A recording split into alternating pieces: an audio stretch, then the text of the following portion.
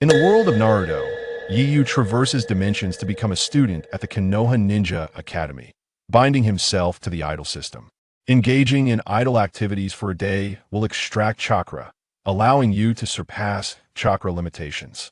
After a month of idling, your physical techniques will reach perfection, granting you the mastery of the 8 gates and the title of Physical Technique Master. After a year, your ninjutsu will be perfected, unveiling the intricacies of ninjutsu and breaking through the shadow-level constraints. After 3 years, you will comprehend the mysteries of yin and yang, transforming the void into reality and forging the perfect sage body. Chakra, physical techniques, ninjutsu, bloodline limits. There is no need for arduous effort. Simply idling will lead to strength. One day, when Yu steps into the realm of the 6 paths, the ninja world will tremble, leaving Jiraiya astounded. You have never trained, yet your ninjutsu is remarkably advanced. Chapter 1. Unfamiliar Classmates. Konoha Ninja School. Yu gazes out the window, observing the fluttering leaves. He reflects, 12 years have passed. I have been in this world for 12 years, and time has flown by so swiftly. Yu is a traveler, having encountered the Nine Tails incident upon his birth. His parents perished in the chaos of the Nine Tails. 6 years later, he successfully enrolled in the Ninja Academy.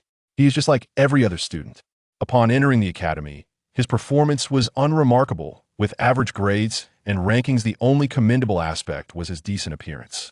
With his mediocre results, he remains inconspicuous in class, unnoticed by his peers. He does not attract attention like Uchiha Sasuke, who consistently ranks first in every exam, nor like Uzumaki Naruto, who is always the last. Yu has not experienced any extraordinary events, leading a mundane life for the past 12 years.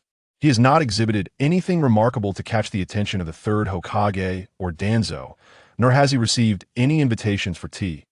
Idol system activated successfully, binding host. Yu is taken aback. A system? Idol system at your service. Yu frowns, momentarily suspecting he has fallen under a genjutsu. He bites the back of his hand, the sharp pain confirming that he is not under any illusion. System, you're 12 years late. Yu states, devoid of any emotional fluctuation. Having come to terms with his past over the past 12 years, he is taken aback by the system's sudden appearance. The idol system does not respond to Yu's remarks. Truly a cold and aloof system, he muses, unaware that the idol system possesses neither emotions nor intelligence. Yu decides to remain silent. He inquires, could you enlighten me on your functionalities? Idol system. This system is an idol system. By idling for a certain duration, you will receive rewards. Yu chuckles, quite straightforward indeed.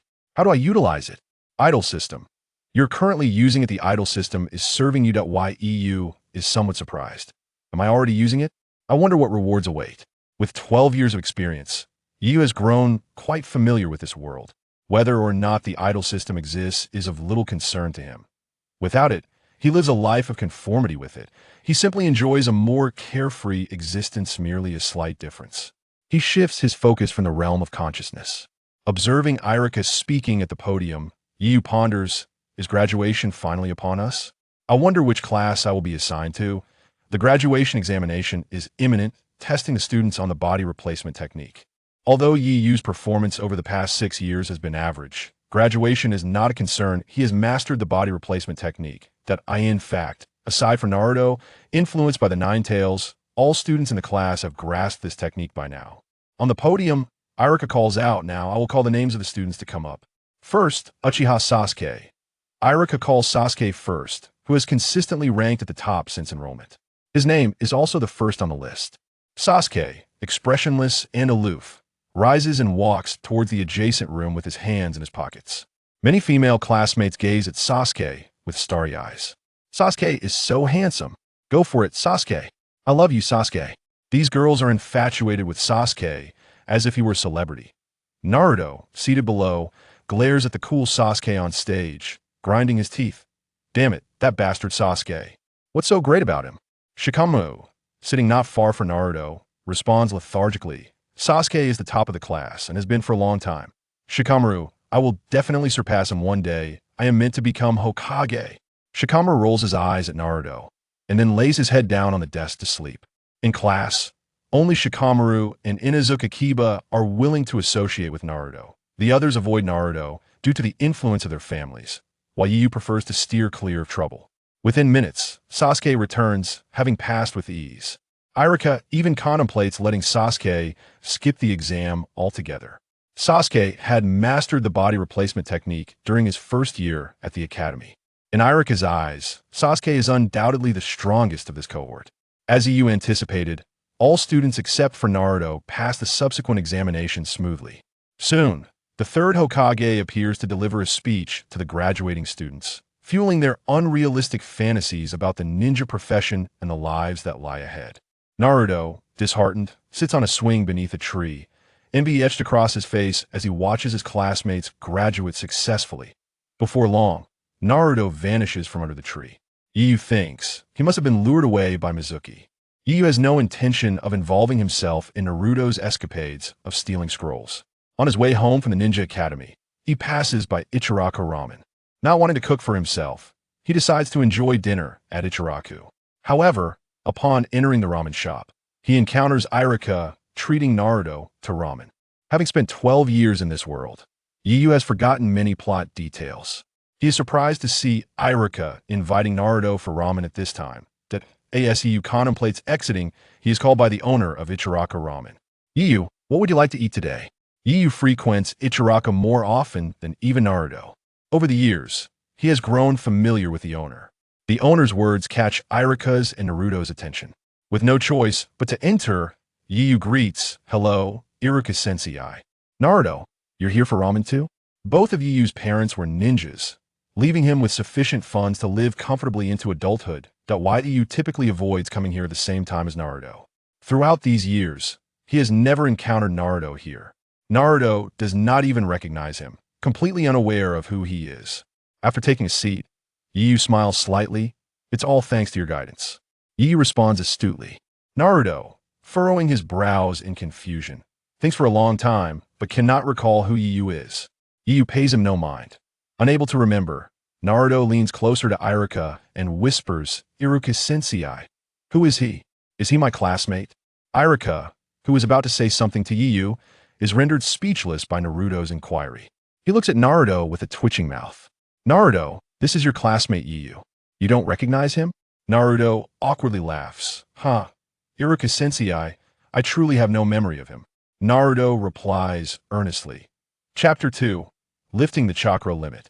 Iruka awkwardly addressed Yu, saying, "Yu, don't take it to heart. Naruto simply has a poor memory." After uttering these words, Iruka felt the reasoning was rather flimsy. After all, it was implausible for someone to forget a classmate they had known for 6 years. To Iruka's surprise, Yu did not appear offended. With a smile, he replied, "It's all right. I am not particularly adept at socializing." "Don't say that it's merely Naruto's poor memory," Iruka stated earnestly. It was at this moment that Naruto first noticed Yu. "Iruka-sensei, did Yu pass the graduation exam?" Iruka turned his head, forcing a smile that did not quite reach his eyes, and replied, "Of course you're the only one in our class who did not pass. What have you been learning all these years?"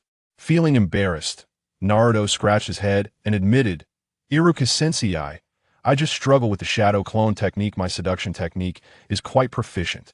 At the mention of the seduction technique, Iruka's face flushed with anger as he exclaimed, "Let's not speak of such lewd ninjutsu." Naruto shrank back, muttering under his breath, "But I saw you bleeding from your nose." "Be quiet, enough of that." Iruka's face turned a deep shade of red after being exposed. Yu, however, remained unfazed. With a smile, he addressed the chef, "Uncle, 1 bowl of tonkatsu ramen, please." As the chef prepared the ramen, he chuckled and said, "Yu has passed the ninja school examination and will soon become a ninja. Today, he'll add 2 eggs for you," he added, reflecting their good rapport. Yu smiled appreciatively. "Thank you, uncle." At that moment, Shopu placed a bowl of beef in front of Yu and cheerfully remarked, "Little brother Yu, I'm very happy as well." Yu, being polite and amiable, left a positive impression on Shopu, especially since he frequented the ramen shop. After Iruka and Naruto finished their conversation, Yu had nearly completed his meal. Due to Iruka and Naruto's presence, he had eaten much faster than usual. Upon finishing, Yu stood up and said, "Iruka sensei, Naruto, please take your time, I shall take my leave." Iruka was taken aback, having not anticipated Yu to eat so swiftly. He glanced at Naruto and came to an understanding. However, he did not blame Yu, for it was natural that Yu harbored no fondness for Naruto, especially considering that his parents had perished during the Ninetales incident. Oblivious to the underlying tension, Naruto laughed heartily as he bid farewell to Yu, saying, "Goodbye, Yu. We should play together sometime." Yu merely smiled faintly, saying nothing as he departed, maintaining a courteous yet distant demeanor. Naruto remained oblivious, but Iruka noticed the subtlety. He is already much better than others, at least the disdain in his eyes towards Naruto is not as pronounced. What Iruka did not realize was that Yu's distance from Naruto stemmed solely from a desire to avoid trouble. Upon returning home, Yu lay on his bed, closing his eyes as he pondered when his reward would arrive. He questioned the legitimacy of the Gaji Shitung AFK system. As he waited until the early hours of the morning, he nearly drifted off to sleep when suddenly the voice of the Gaji Shitung echoed in his mind. "You have been AFK for a day, congratulations. You have lifted the chakra limit." Yu furrowed his brow, uncertain of what this reward entailed. Suddenly, he felt a faint blue light emanating from his body. Having already extracted chakra, Yu recognized that this blue light was indeed chakra. However, he was astonished at its density it had materialized. What an abundant chakra.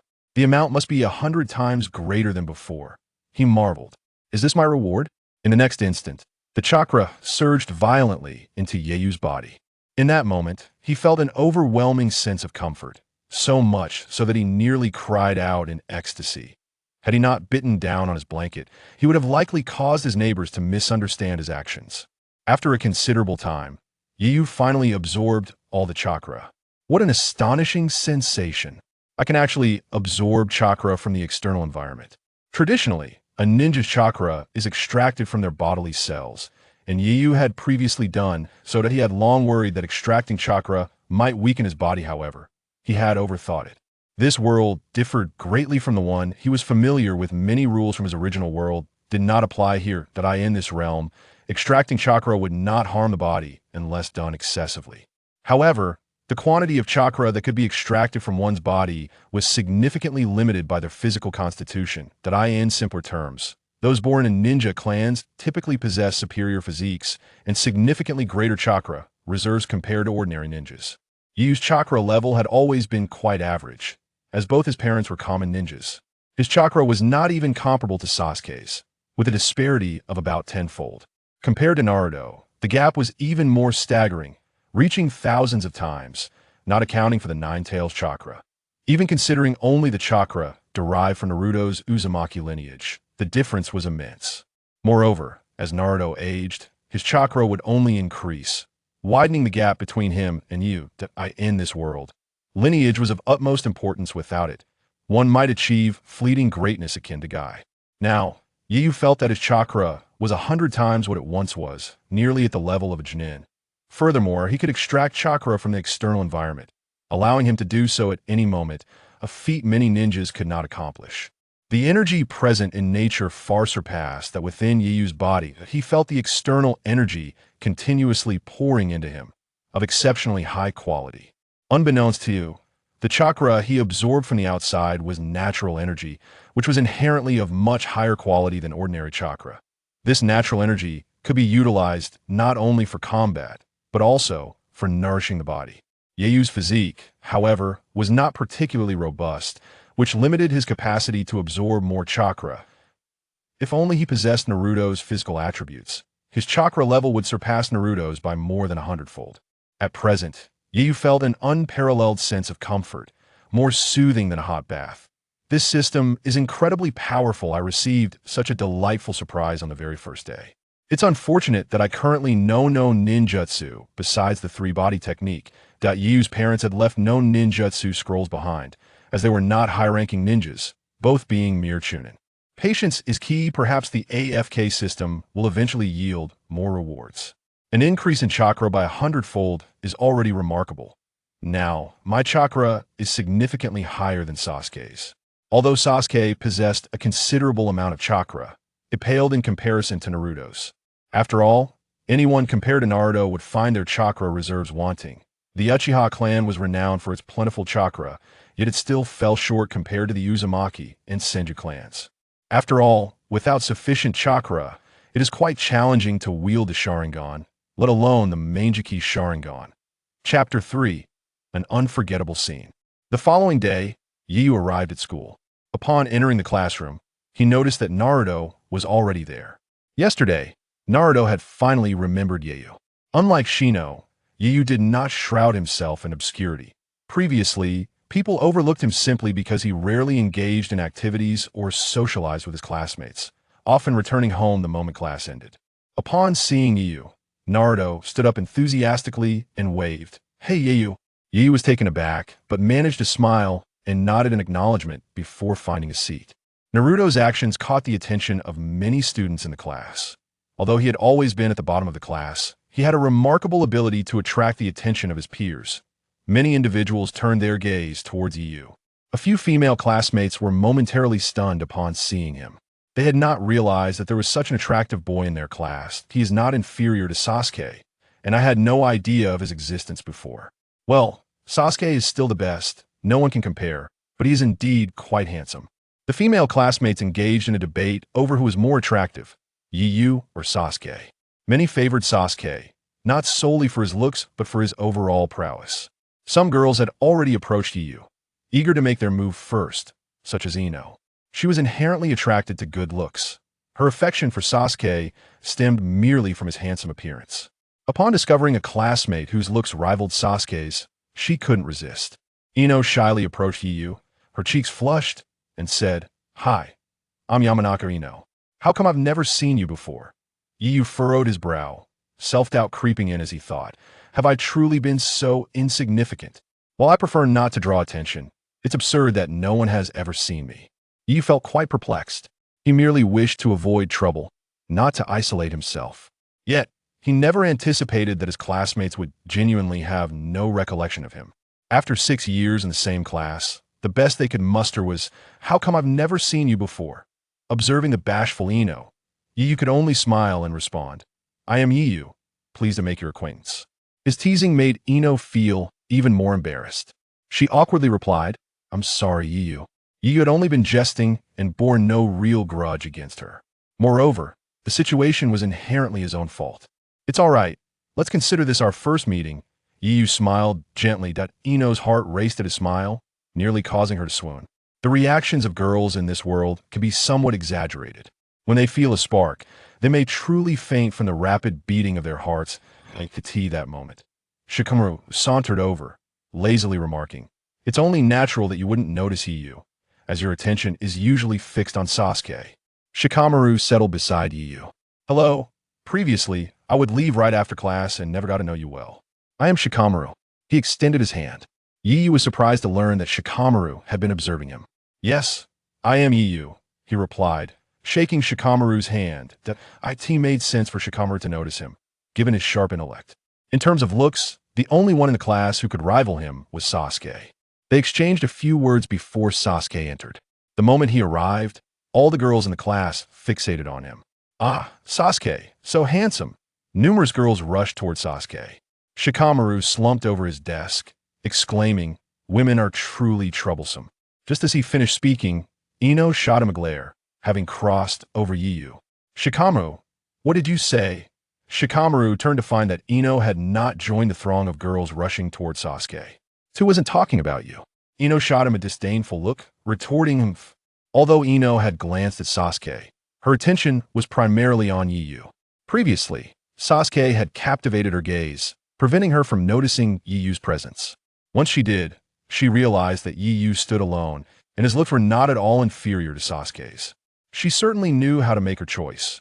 Though Sasuke was admirable, he was surrounded by too many girls, including Sakura, with whom she had to compete. In an instant, Ino reached a conclusion and made her decision. Nearby, Naruto observed Sakura fawning over Sasuke, gritting his teeth in frustration. "Damn it, Sakura only has eyes for Sasuke. I will never let you have her, you bastard." With that, Naruto marched toward Sasuke's position, drawing the attention of many, including Yu. Naruto leaped onto the desk in front of Sasuke, squatting and glaring at him. Sasuke met his challenge, staring back defiantly. The surrounding girls were infuriated by Naruto's audacity. "Idiot Naruto, don't glare at Sasuke like that. Naruto, get down. How dare you stare at Sasuke?" Yu watched the scene unfold, feeling a sense of deja vu. His memories were a bit hazy, but he sensed that something astonishing was about to transpire. Sure enough, in the next moment, someone inadvertently elbowed Naruto, causing him to stumble and lurch toward Sasuke. The ensuing chaos left Yu wide-eyed. The nearby female classmates were heartbroken. "Ah, idiot Naruto, what are you doing? How dare you? Sasuke's first kiss gone. You fool." Yu was equally astonished, his mouth twitching in disbelief. Their relationship must be quite close. Shikamaru, beside him, muttered, "What a fool Naruto is." Ino wore a similar expression as Yu. They both must be inexperienced in love. In the past, Ino would have been irate, but now she felt differently. Unlike Sakura, who genuinely adored Sasuke, Ino's affection was partly motivated by competition and partly due to Sasuke's looks. Thus, her ability to develop feelings for others was swift. Yu believed he would remember the incident between Naruto and Sasuke for a lifetime. Dark thoughts clouded his mind. Could the reason Naruto persistently pursued Sasuke imply they share some special bond? The notion made him feel uneasy. This is absurd. I must quickly dismiss such thoughts. They are deeply unsettling. Both Sasuke and Naruto were left retching from the earlier incident. Sasuke glared at Naruto with disgust. "Naruto, you idiot, what were you thinking?" Naruto, refusing to back down, retorted angrily, "What about you, you bastard? What were you doing?" The two began to bicker, prompting Sakura to intervene. To prevent further conflict, she seated herself between them. From that moment on, Sakura became the vital link in maintaining the equilibrium between the two. Chapter 4. Class allocation. This scene was also witnessed by the esteemed Jonin of the Hokage's office. All of them gazed at the crystal ball with exasperation. Asuma Sarutobi remarked, "So this is the top student of this cohort, Uchiha Sasuke. Based on his achievements, he is exceptionally talented, rivaling even Kakashi in his prime." Kakashi, who had been silently observing the crystal ball, remarked with a hint of detachment, "Perhaps he is even stronger than I was back in the day." He pondered inwardly. After all, he is an Uchiha. The Uchiha clan held great significance in Kakashi's heart, as many of his friends and former subordinates hailed from that lineage. He had witnessed the formidable power of the Uchiha clan firsthand.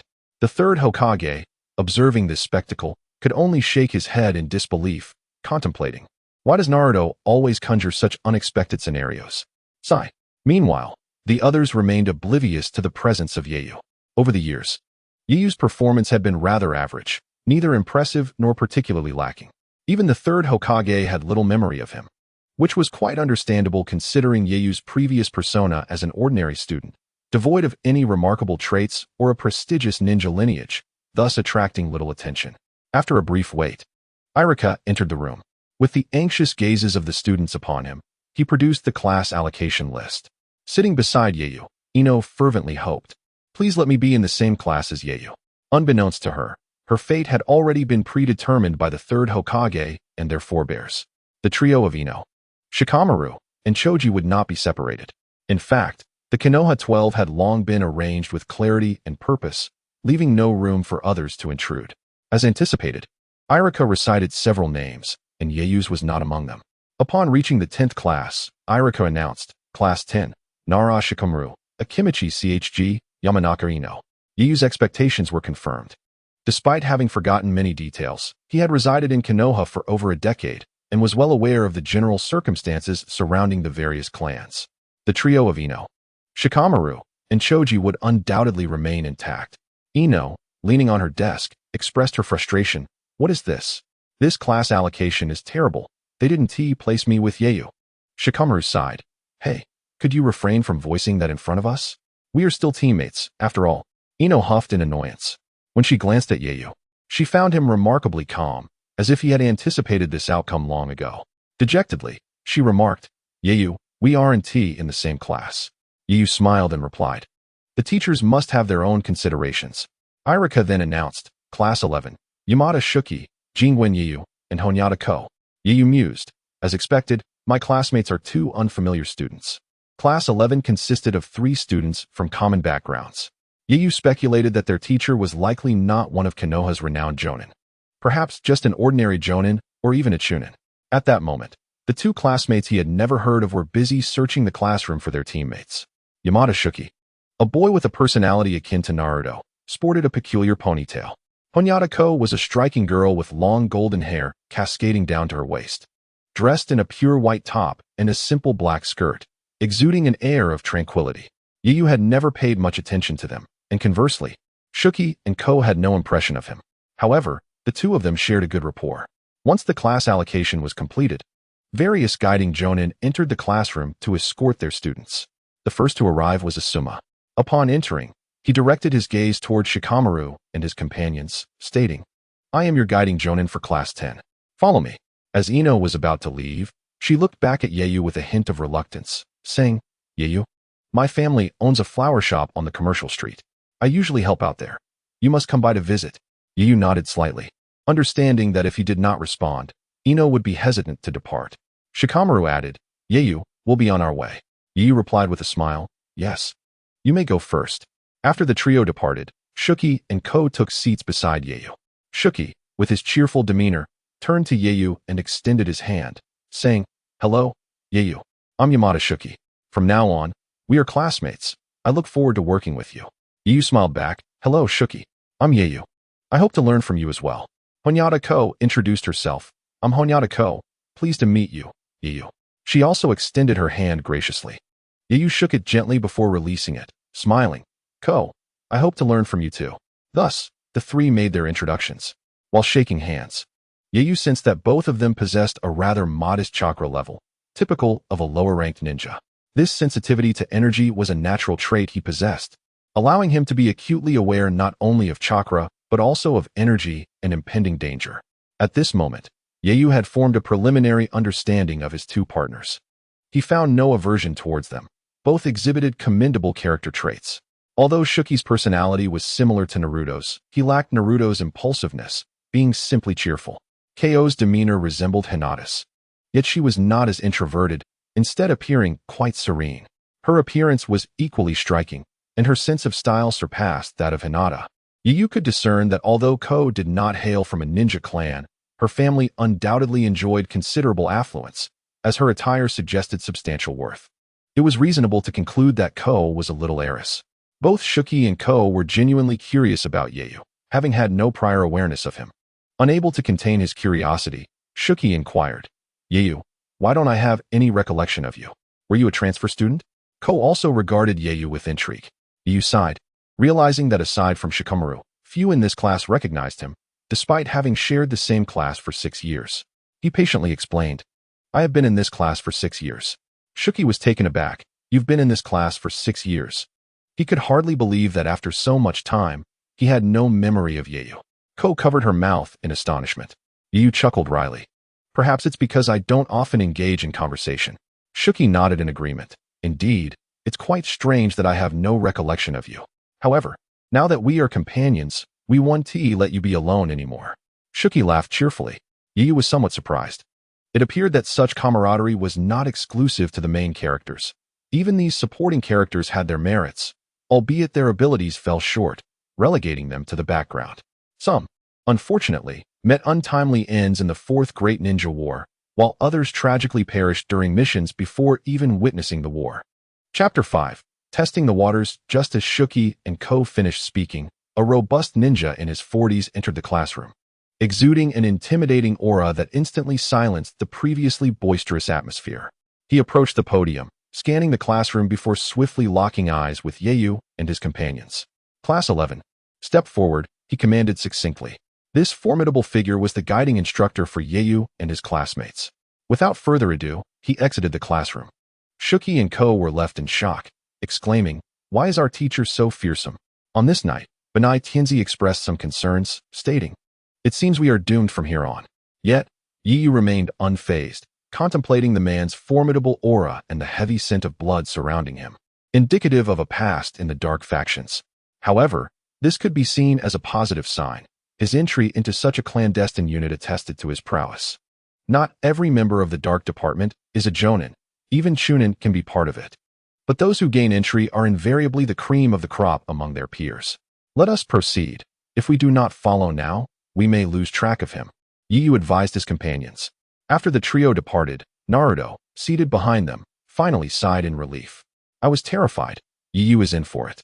His instructor appears rather formidable. He silently mourned for Yiyu's future as a ninja. Sakura, seated beside him, echoed his sentiments. Who exactly is that teacher? It feels as though he could kill.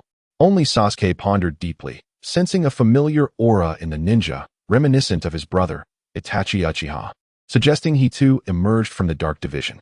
Compared to Naruto and Sakura, Sasuke possessed a broader perspective. After Yiyu and his companions caught up with their instructor, they quietly followed him. Yamada Shumu and Benai Tianzi were overwhelmed by their instructor's presence, while Yiyu remained taciturn. Their instructor also maintained silence. The four exited the Ninja Academy and arrived at one of Konoha's training grounds. There are numerous expansive training areas in Konoha, with the infamous Forest of Death spanning a diameter of 20 kilometers. Standing before their instructor, the trio trembled, except for Yiyu, who seemed unaffected. The instructor cast a glance at the three before fixing his gaze on Yiyu. In that moment, Yiyu felt a heavy force bearing down on him. An uncomfortable sensation he recognized, yet he had no intention of yielding. Despite feeling slightly dazed, he remained composed under the instructor's oppressive pressure, which astonished the instructor. An intriguing little brat, he mused. The pressure exerted on Yiyu had no effect, piquing the instructor's interest, especially since Yiyu had only just graduated from the academy. His calm demeanor under such duress was remarkable, even for a chunin. Haha, you truly surprised me, little one. I expected nothing more than a few greenhorns. Yet here you are, an intriguing character, the instructor remarked. Yamada Shumu and Benai Tianzi, affected by the earlier pressure, appeared pale and trembling, their minds clouded. The instructor, being a ninja from the Dark Division, exuded an aura steeped in terror. Yiyu looked up at him and said, Teacher, I don't believe such a brutal approach is warranted for mere ninja trainees. Though Yiyu withstood the pressure, it did not mean he was indifferent to it. He had momentarily lost focus, and had it not been for the enhancements from the previous night's rewards, he would have succumbed to despair like Yamada Shumu and Benai Tianzi. The instructor was taken aback by Yiyu's words. He opened his mouth to respond, but eventually waved his hand in resignation. Very well. I suppose I am not suited to be your teacher. In the past, you would not have dared to speak to me in such a manner. I would have at least given you a beating. So, you are Yiyu, correct? It appears your instructors at the academy misjudged your potential. You are anything but ordinary. The instructor smiled. Once the oppressive atmosphere dissipated, Yamada Shumu and Benai Tianzi felt somewhat relieved, though they still regarded him with trepidation, having never encountered such terror before. They glanced at Yiyu, astonished that he maintained his composure amid the earlier pressure. Yiyu, too, found the experience unsettling. Previously, he had thought he and his companions were on the same level. Now, the disparity was glaring. They remained unaware that the brunt of the instructor's pressure had primarily targeted Yiyu. Had they known, they would have been even more astonished. The residual effects had nearly caused them to lose consciousness, let alone the strength of Yiyu, who bore the full weight of that pressure. Yiyu did not deny the instructor's assessment. Offering an explanation would have seemed forced. The instructor, however, did not dwell on the matter and appeared pleased. All right, allow me to introduce myself. I am Kibiun Tomoya. You may call me Teacher Tomoya. That was merely a small test, and you performed admirably, especially you, Yiyu. Kibiun Tomoya was quite satisfied, even pleasantly surprised by Yiyu's performance. Now, perhaps you should introduce yourselves. Upon hearing Kibiun Tomoya's cue, Yamada Shumu eagerly raised his hand and exclaimed, Teacher, I am Yamada Shumu. My favorite food is grilled meat, and I detest green peppers. My dream is to become the strongest ninja in the world, and then the most powerful Hokage in Konoha. Yamada Shumu's aspirations closely mirrored Naruto's. Though the dream of becoming Hokage seemed to be a common ambition among many children in Konoha, Kibiun Tomoya smiled. Well, you must put in the effort, after all. There are many strong ninjas in this world, and to become the strongest, one must exert more effort than others. Kibiun Tomoya's demeanor had shifted from intimidating to congenial. Meanwhile, Benai Tianzi had not forgotten the fear he had instilled in her, speaking with a quiver in her voice. I am Benai Tianzi, 12 years old. Her voice was barely audible, and her delicate beauty was accentuated by her long golden hair, cascading down to her waist. Even Yiyu was momentarily taken aback by her stunning appearance. Contemplating the tragedy of a life that might be extinguished on some mission, Yiyu furrowed his brow.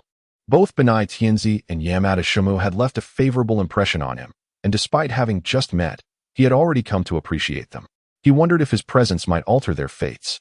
When it was Yiyu's turn, he calmly stated, "I am Jingwen Yiyu, and my dream is to become an exceptional ninja." Yiyu shared a rather ordinary aspiration, as he truly had no specific dreams.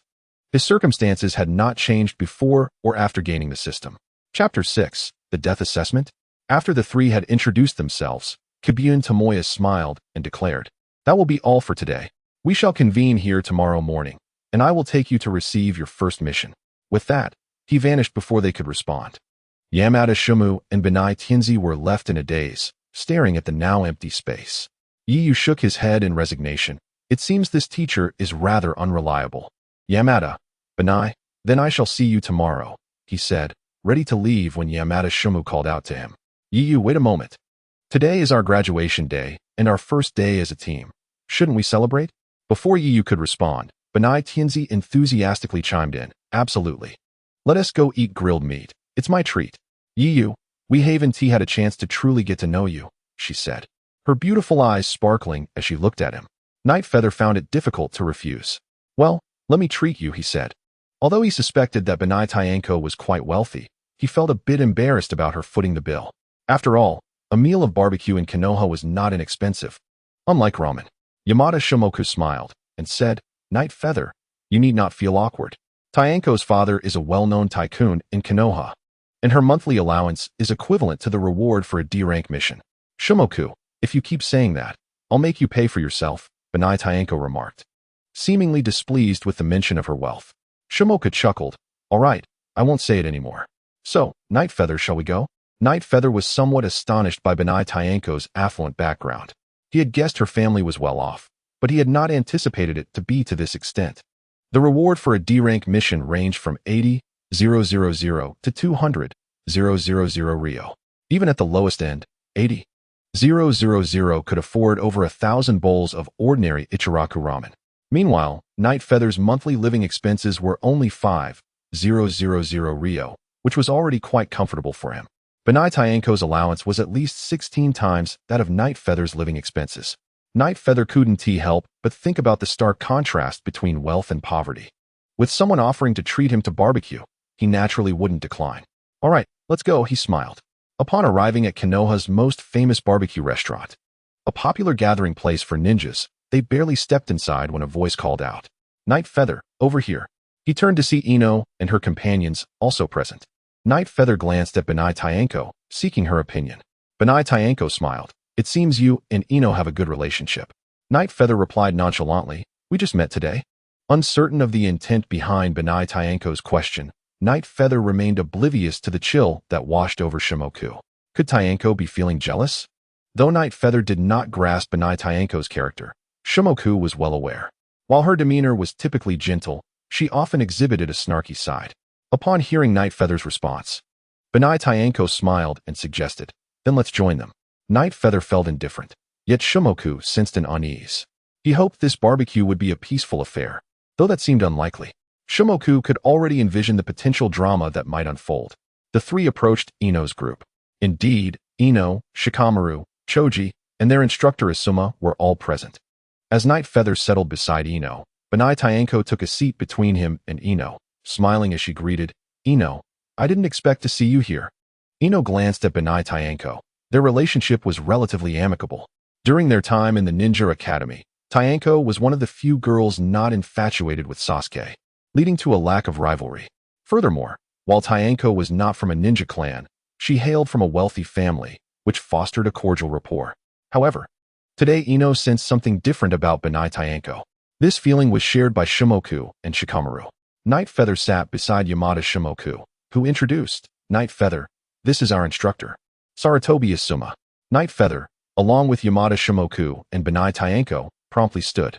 "Asuma-sensei," they greeted, fully aware of his significance. Even without considering his status as the third Hokage's son, his rank as an elite J-nin commanded respect. Elite J-nin were formidable figures in the ninja world, often capable of leading smaller villages. In Konoha, those with elite J-nin strength were few, representing the pinnacle of ninja prowess. Seeing their seriousness, Asuma waved his hand dismissively. No need for formality, sit down. Once seated, Asuma looked at Shikamaru and the others with a hint of exasperation. Look at how well-mannered these students are. You should learn from them. Yet, Shikamaru and his friends paid little heed. Coming from ninja families, their respect for Asuma did not translate into excessive deference, especially since the Inuzuka, Nara, and Akimichi clans were no less prestigious than the Sarutobi clan. Ino ignored Asuma entirely, her gaze fixed intently on Night Feather. Night Feather, how did you finish so quickly? Didn't your instructor assess you? Ino's inquiry, directed over Benai Tyanko, irked her slightly, though she concealed it well. All eyes turned to Night Feather, eager to learn more.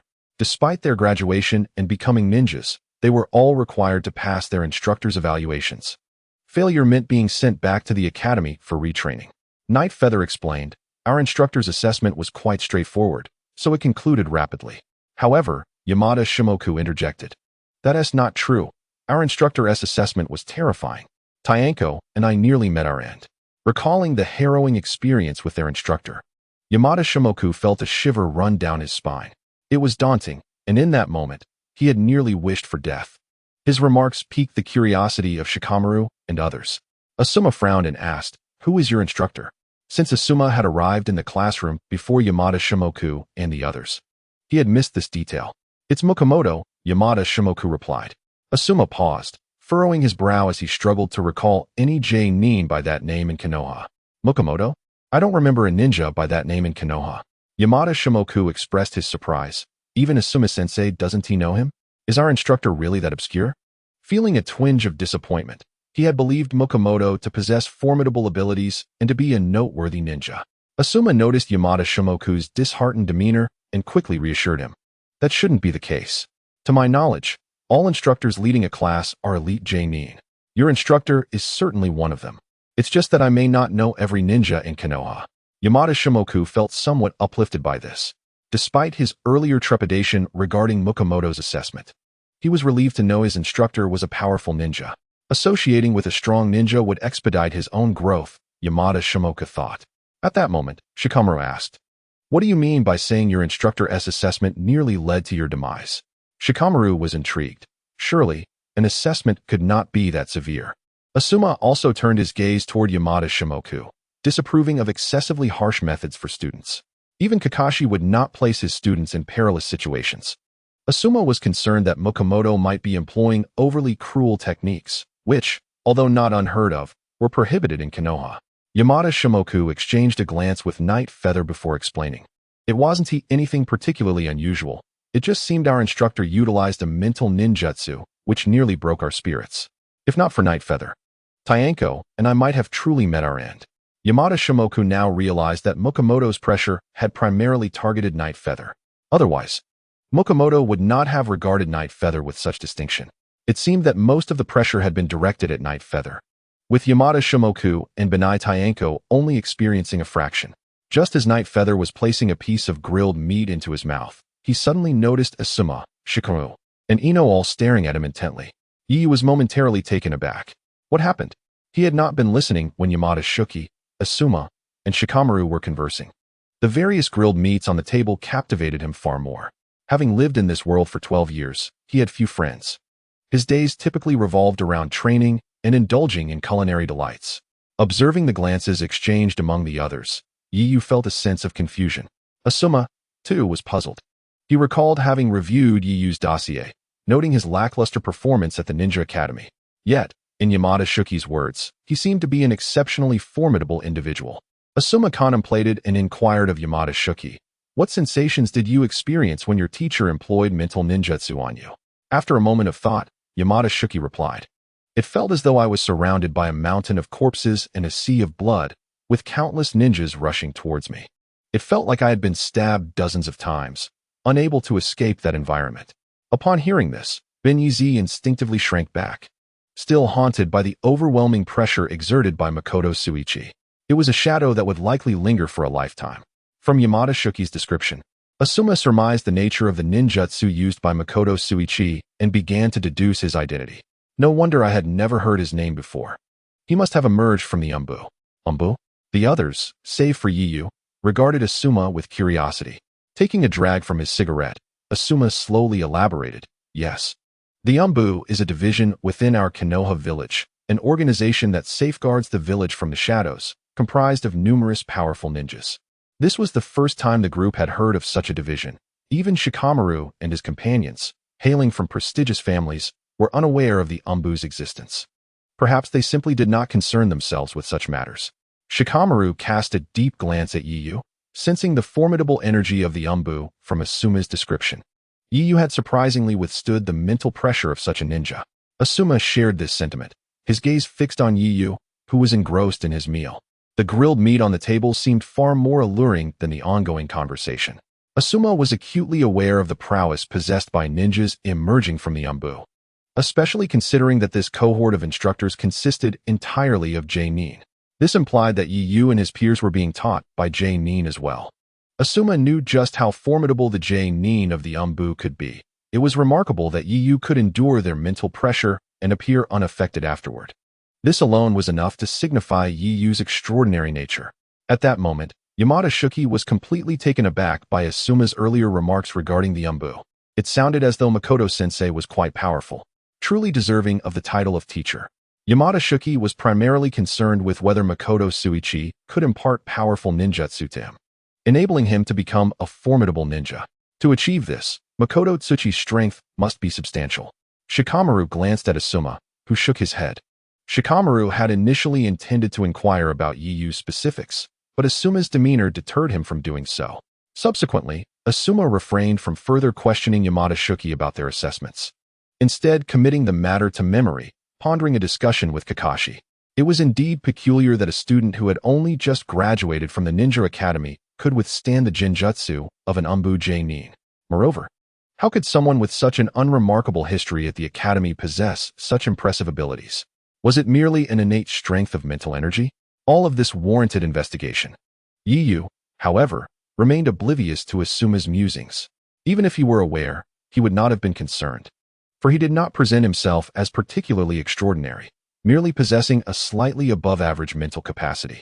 After an enjoyable barbecue, Yiyu, along with Inuzuka, Nara, and Yamada Shuki, became further acquainted.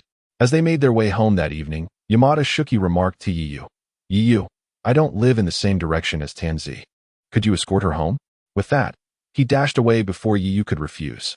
Yiyu was left momentarily stunned, while Ben Yizi's fair complexion flushed with embarrassment. Furrowing his brow, Yiyu wondered, what was that about? He assumed Yamada Shuki must have had an urgent matter at home. Ben Yizi, shyly lowering her head, began to kick the ground with her toes, remaining silent. Turning to her, Yiyu smiled and said, "I'll walk you home. It is nighttime after all. Although you have graduated from the Ninja Academy, you are still a girl from a wealthy family. One can never be too cautious about potential dangers." Ben Yizi shyly nodded. She had developed a fondness for Yiyu the moment she witnessed him standing resolutely against Makoto Tsuchi's oppressive presence during the training exercises. Additionally, Yiyu was quite handsome, and at their age, it was natural for children to start taking interest in the opposite sex. Yiyu, however, regarded Ben Yizi as more of a child, as his psychological age was that of an adult. Even if he briefly found her attractive, it was merely from an appreciative standpoint, thinking how delightful it would be to have such an adorable younger sister. As they strolled down the brightly lit streets, Ben Yizi and Yiyu walked side by side, appearing to others as a pair of golden children. Passers-by occasionally turned to glance at the duo, both of whom possessed striking looks. Some even mistakenly assumed they were a couple. In this world, both genders tended to mature quickly, and it was not uncommon for individuals their age to be romantically involved. Coupled with Ben Yizi's bashful demeanor and slightly flushed cheeks, it was hard not to misinterpret their relationship. After walking for a while, Ben Yizi mustered the courage to speak to Yiyu. "Yiyu, what do you think of Ino?" Yiyu paused, looking at Ben Yizi with curiosity about her question. "What do you mean?" Ben Yizi's face turned crimson, akin to someone with a fever. Yet, she persevered to ask the matter that weighed heavily on her mind. "Do you think she's pretty? After all, she's from the Yamanaka clan, and boys must surely find girls like her appealing." In truth, Ben Yizi was more attractive than Ino, possessing a gentle demeanor that typically endears her to boys. Yiyu, however, was unaware of Ben Yizi's motivations for asking this question. He had always assumed that Yamada Shuki and Ben Yizi shared a unique bond. The reason he was escorting Ben Yizi home was that Yamada Shuki had an urgent matter to attend to. After pondering, Yiyu responded, "As for Ino, she is indeed quite beautiful." Upon hearing this, Ben Yizi felt a wave of anxiety. She turned to Yiyu and asked, "So, do you like her?" Yiyu was momentarily taken aback before answering, "We are friends. Of course, I like her. I don't mean the friendship kind of like. Do you like her in a romantic sense?" Ben Yizi pressed, her voice trembling with anticipation. "Certainly not. I only just met her today." "Why do you ask?" Yiyu inquired, genuinely curious. After hearing Yiyu's response, Ben Yizi sighed in relief, smiling as she said, "I noticed that she seemed to treat you differently than the other boys. I could tell she has a fondness for you." Yiyu chuckled, "You're overthinking it. Ino behaves that way towards all good-looking boys." Ben Yizi was momentarily stunned. She had not anticipated Yiyu would joke. Subsequently, she playfully patted his shoulder and remarked, "So, you think you're quite handsome then?" Yiyu replied with a grin, "Am I not handsome?" "Indeed," Ben Yizi affirmed, smiling brightly. Their eyes met, and they both burst into laughter. Beneath the streetlight, the actions of the two individuals were unmistakably suggestive. At this moment, their relationship had undeniably grown closer. For Yiyu, Ben Yi Tianzi was a companion with whom he could share playful banter. Conversely, Ben Yi Tianzi had begun to perceive a different facet of Yiyu. He was not the aloof and unapproachable person he appeared to be. As they exchanged laughter, they soon arrived at the entrance of Ben Yi Tianzi's home. Observing the grand gate and sprawling courtyard before them, Yiyu jested, "Indeed, this is quite the affluent household." It seems that Shumu's words were not unfounded. "Your family is indeed wealthy, Tianzi." In the heart of Konoha village, where land was at a premium, it was astonishing to find a residence akin to a manor. This was beyond mere wealth. Besides the ninjas, Konoha was home to many ordinary citizens, as ninjas were not engaged in production. The village relied on these citizens for sustenance, and it was not uncommon for affluent individuals or nobility from the land of fire to reside in Konoha for safety reasons. This also accounted for the plethora of low-ranking missions available in the village. Of course, Konoha's primary source of income stemmed from the military expenditure allocated by the Land of Fire. Upon hearing Yiyu's words, Ben Yi Tianzi felt a flicker of concern that he might distance himself because of her family's circumstances. Overcome with anxiety, she grasped Yiyu's hand, exclaiming, "Yiyu, you don't dislike me because of my family's situation, do you?" Yiyu glanced at her delicate hands, momentarily entranced by their smoothness. However, he quickly replied, "Why would you think that? Having a teammate from a prosperous background is a good thing. Why would that lead me to dislike you?" Upon hearing this, Ben Yi Tianzi exhaled in relief and responded, "In the past, many refrained from associating with me upon learning I belong to the Ben Yi family. It has only grown worse as I've aged. They worry about hurting me. Since entering the Ninja Academy, only Shumo has been willing to play with me." Reflecting on this, her tone grew somber. Yiyu patted her shoulder, assuring her, "From today onward, you have gained another friend. After all, we will be fighting side by side in the future, and I hope to entrust my back to you." Sensing the sincerity in Yiyu's words, Ben Yi Tianzi nodded vigorously, declaring, "Yiyu, I will never be a burden to you." She was acutely aware of her limited talent, yet she hoped to work hard and not become a liability within the team. Yiyu smiled and reassured her, "You and Shumu are both quite capable. I should take my leave now. It's getting late, so hurry inside." Ben Yi Tianzi nodded, already considering Yiyu an important person in her life. The innocence of childhood emotions made it easy for her to develop affection for someone, just as it was simple to harbor resentment. Even now, Yiyu viewed Ben Yi Tianzi merely as a child.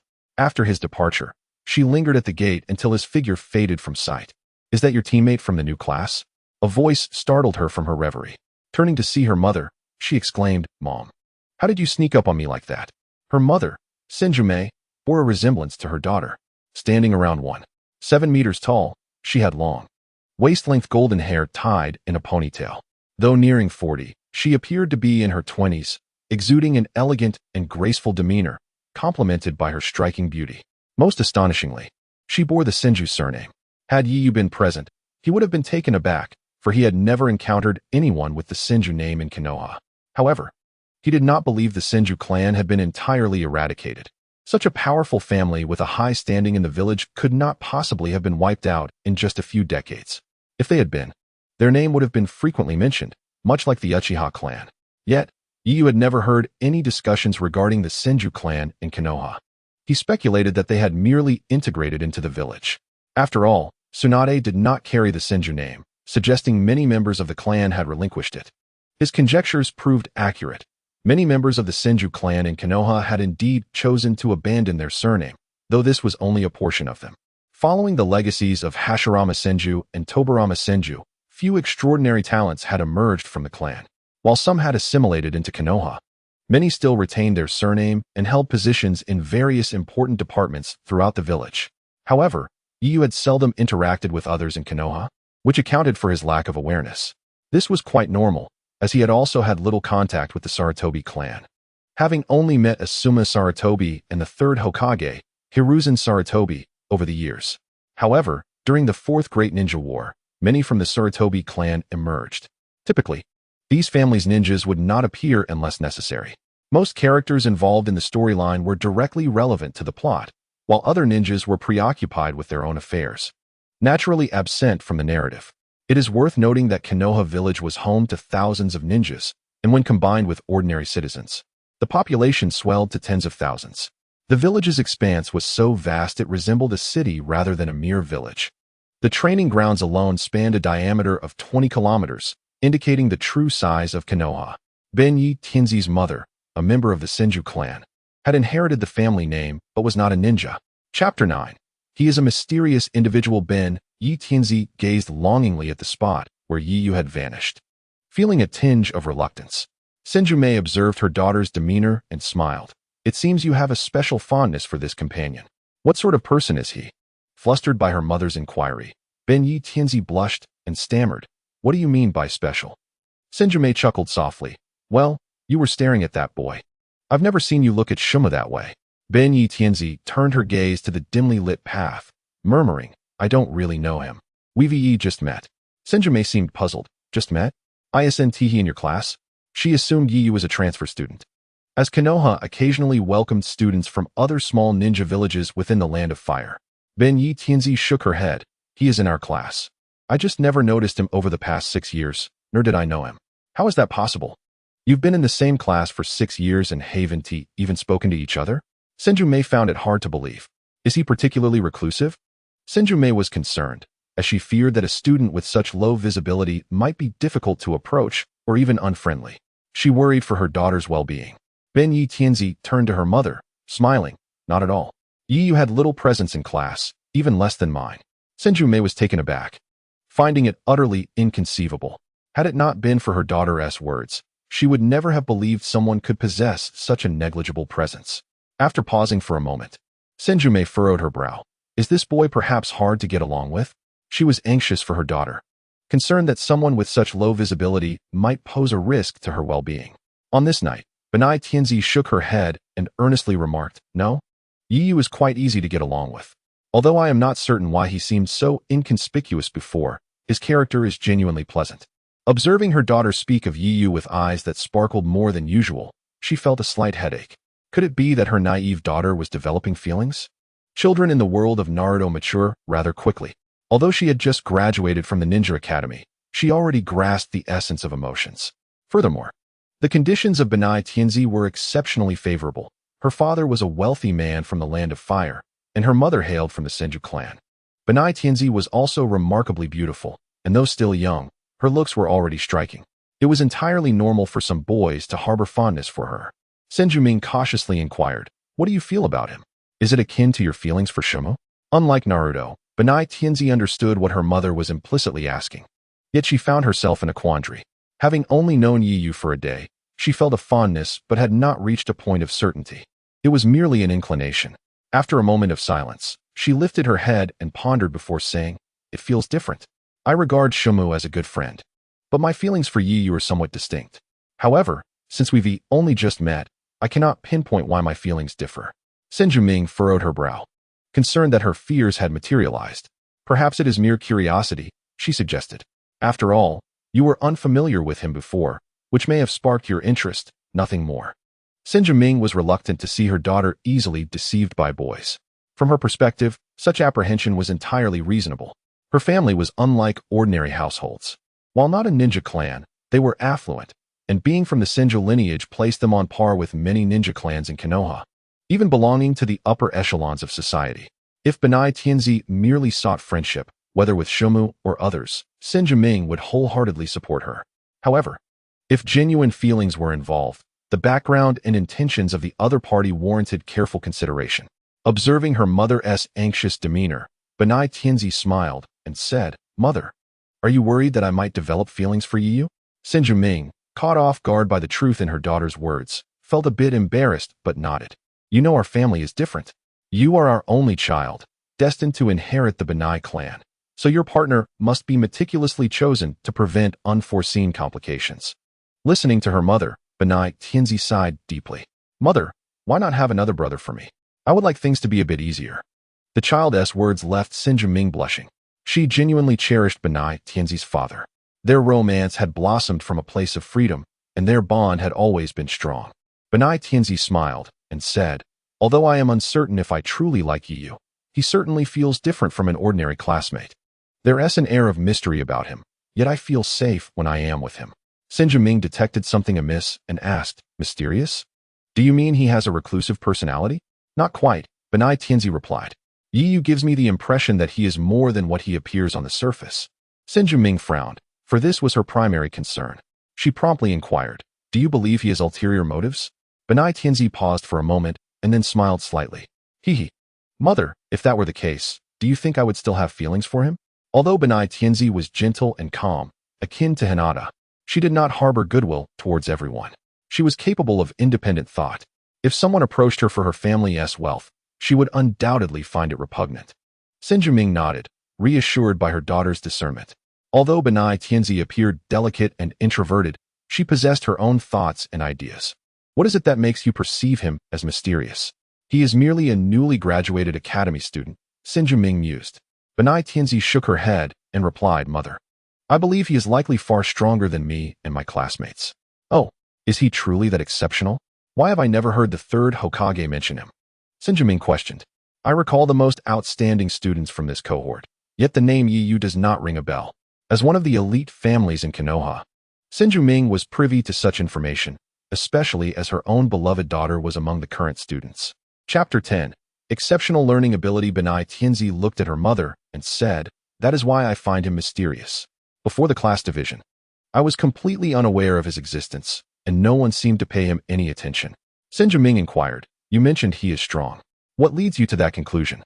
Although not a ninja herself, being from the Senju clan allowed Sinjaming to assess certain information critically. Benai Tianzi reflected on today's evaluations. After the class division, our instructor conducted an assessment involving a mental ninjutsu. Shumu and I nearly succumbed to its pressure, our minds on the brink of collapse. Yet Yiyu appeared unaffected.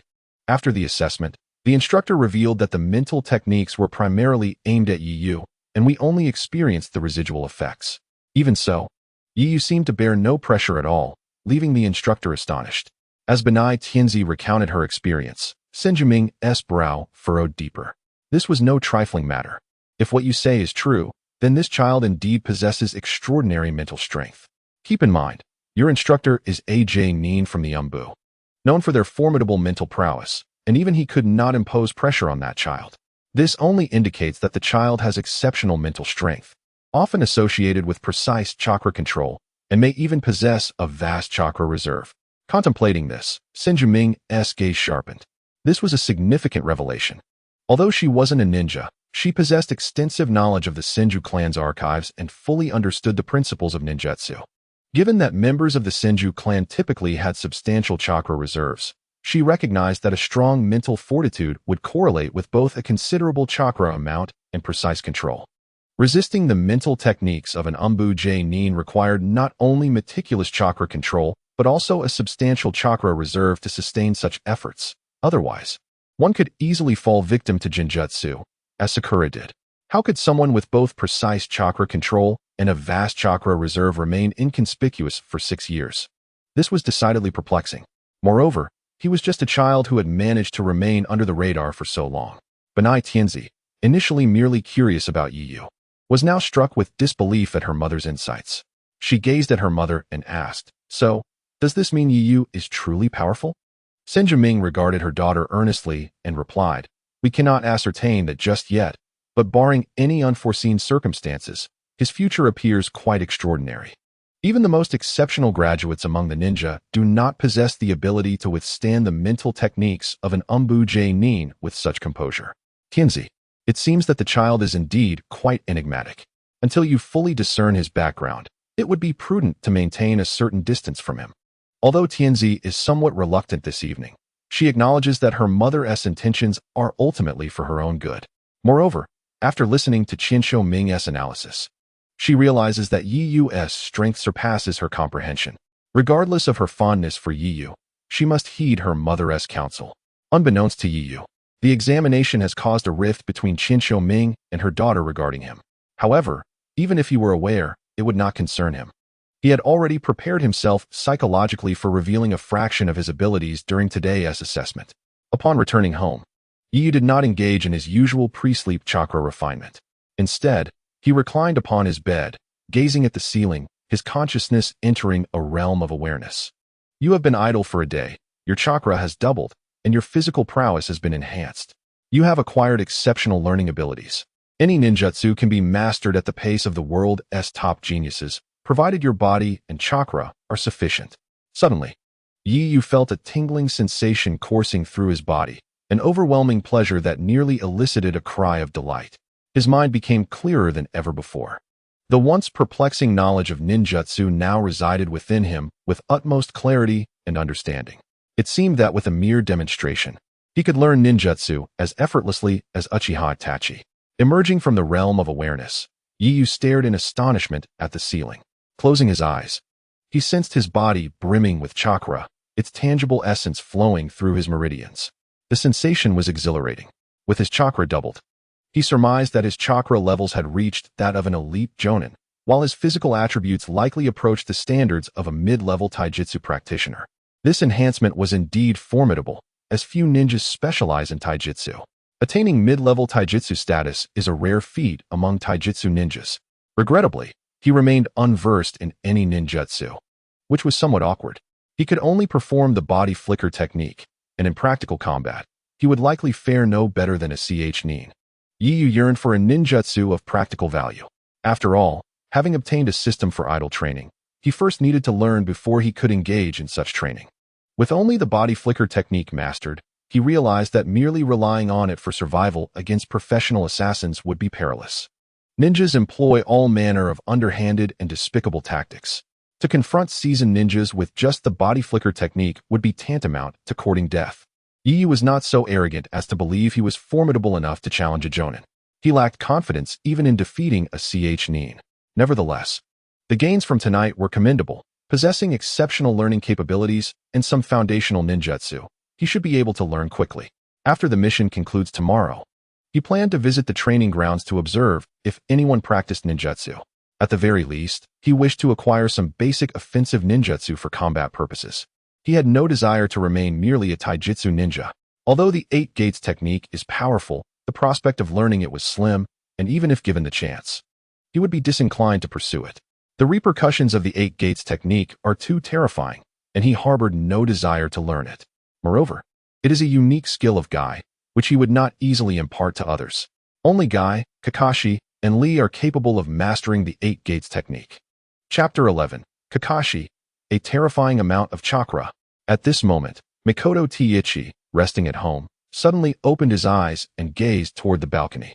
He coldly remarked, "Captain, it appears you are aware of the child's situation." As soon as Teichi finished speaking, a figure appeared on the balcony. "Teichi, I did not expect you to step out from the umbu to become an instructor," the newcomer calmly stated.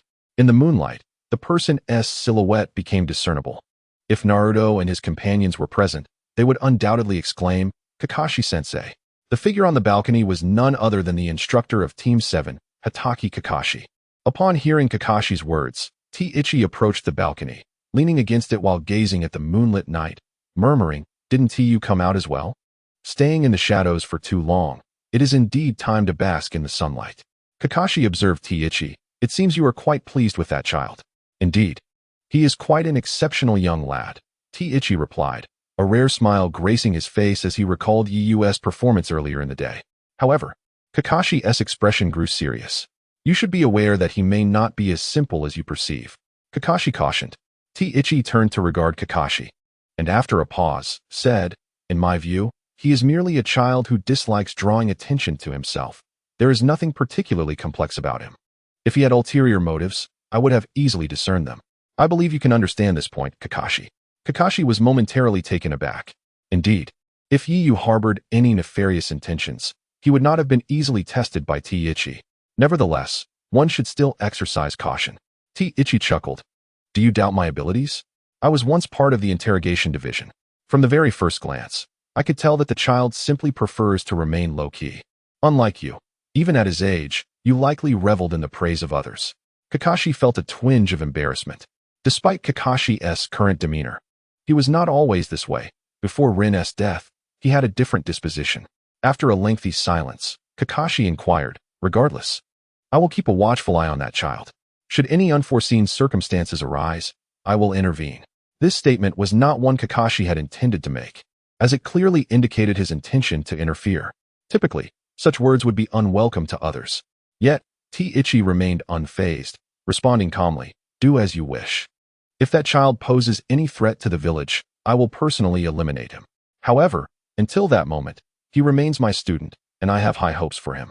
I will cultivate him into a formidable protector of the village. Though T-Ichi had been stern with Yu and his companions during the day, he held great satisfaction with Yu. Initially, he had not intended to take his role as an instructor seriously, but Yu's emergence ignited a desire within him to nurture Yu into a strong warrior.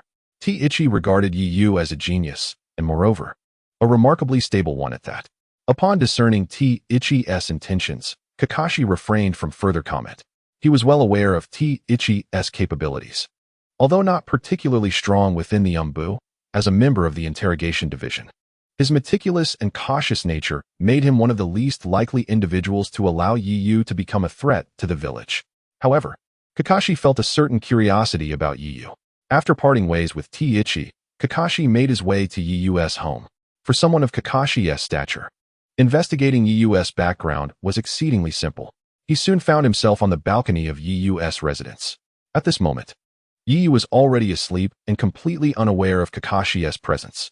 Although Yu's chakra levels were nearly on par with Kakashi's, it was merely a measure of chakra. In terms of combat experience and ninjutsu, he stood no chance against Kakashi. Currently, Yu's strength was at best comparable to that of a mid-level nin. Slightly stronger than an average Genin, he could manage to contend with an ordinary Chunin. At best, thus, it was only natural that he remained oblivious to Kakashi's presence. Standing on the balcony, he gazed at the slumbering Yu within the room. After a moment of observation, Kakashi adjusted his forehead protector, revealing his Sharingan. The three tomo began to whirl within the crimson orb of his eye. In an instant, Kakashi perceived the flow of chakra within Yu's body, and he was utterly astounded. How could this be? The chakra emanating from this child was terrifyingly immense. Kakashi nearly lost his footing and fell from the balcony railing. The overwhelming chakra intensity from Yu instilled a sense of dread within Kakashi. Was it truly appropriate for a 12-year-old to possess such a formidable amount of chakra? Although Naruto's chakra was vastly greater than Yu's, indeed, hundreds of times more, it was crucial to remember that Naruto belonged to the Uzumaki clan and was the host of the Nine Tails, which accounted for his prodigious chakra reserves. Even though the chakra from the Nine Tails that Naruto possessed was merely a fraction leaking from the 8 trigram seal, it still rendered his chakra 100-fold greater than Kakashi's. Naruto's case was exceptional. His lineage and status as a Jinchuriki justified his abundant chakra. For a typical ninja, especially one whose parents were not from a ninja clan, it was inconceivable for Yu to possess such an overwhelming quantity of chakra. Kakashi's expression grew increasingly grave. The amount of chakra Yu possessed was already 60% of his own, approximately 20 times that of Sasuke's. Kakashi thought of Sasuke because his chakra was also extraordinary for a ninja. As a member of the Uchiha clan and the reincarnation of Indra, his chakra reserves were substantial, second only to that of the Uzumaki and Senju clans. Furthermore, as Indra's reincarnation, Sasuke possessed significantly more chakra than an average ninja of his age. He was even capable of performing the fire release, great fireball technique, a jutsu that required a chakra expenditure beyond the means of a typical genin. Yet, astonishingly, Yeiyu's chakra reserves surpassed Sasuke's by a considerable margin, nearly 20 times. Before encountering Yeiyu, Kakashi had merely regarded him as a profound genius. Now, he perceived Yeiyu as nothing short of a prodigy. The sheer volume of his chakra defied all logic. Kakashi scrutinized further and was once again taken aback. It was not just the immense quantity of chakra, but the quality was also remarkable. This chakra possessed an unusual quality, distinctly different from ordinary chakra. Unbeknownst to Kakashi, the chakra within Yeiyu was composed of natural energy. It was not ordinary chakra. Had Jiraiya been present, he would have instantly recognized it as sage chakra.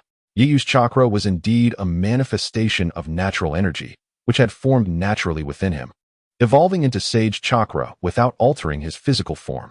Instead, it nourished his body, drawing him closer to the state of a sage. Chapter 12.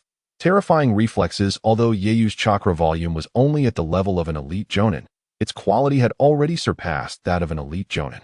Kakashi furrowed his brow, suddenly reminded of something. This child's chakra bore a resemblance to that of Lord Jiraiya. No, it resembled the chakra that Lord Jiraiya exhibited when in a certain state. Kakashi had witnessed Jiraiya entering sage mode before. Now, the chakra emanating from Yeiyu evoked a similar sensation in Kakashi as when Jiraiya was in sage mode. This child truly concealed numerous secrets. Kakashi found himself in a quandary. Logically, he should report Yeiyu's situation to the third Hokage. However, having experienced many events and spent years within the Umbu, Kakashi was well aware that reporting Yeiyu's circumstances would lead to dire consequences for him. Regardless of whether Yeiyu posed a threat to the village, his future would be fraught with difficulties. He might even become a specimen for experimentation. Contemplating this, Kakashi regained his composure. He hoped that Yeiyu did not harbor any intentions that could endanger Konoha. Ultimately, Kakashi resolved to conceal Yeiyu's situation. In Konoha, aside from the Hyuga clan, only Kakashi could discern the unique nature of Yeiyu's chakra. As long as he remained silent, even if Asuma or the third Hokage were to speak of it, the third would remain ignorant of Yeiyu's peculiar chakra. Having made his decision, Kakashi vanished from the balcony of Yeiyu's home. Unbeknownst to Yeiyu, he had narrowly escaped being reported to the third Hokage by Kakashi. However, even if he had known, it would not have concerned him. He was already living a second life. How his path would unfold was of little consequence to him.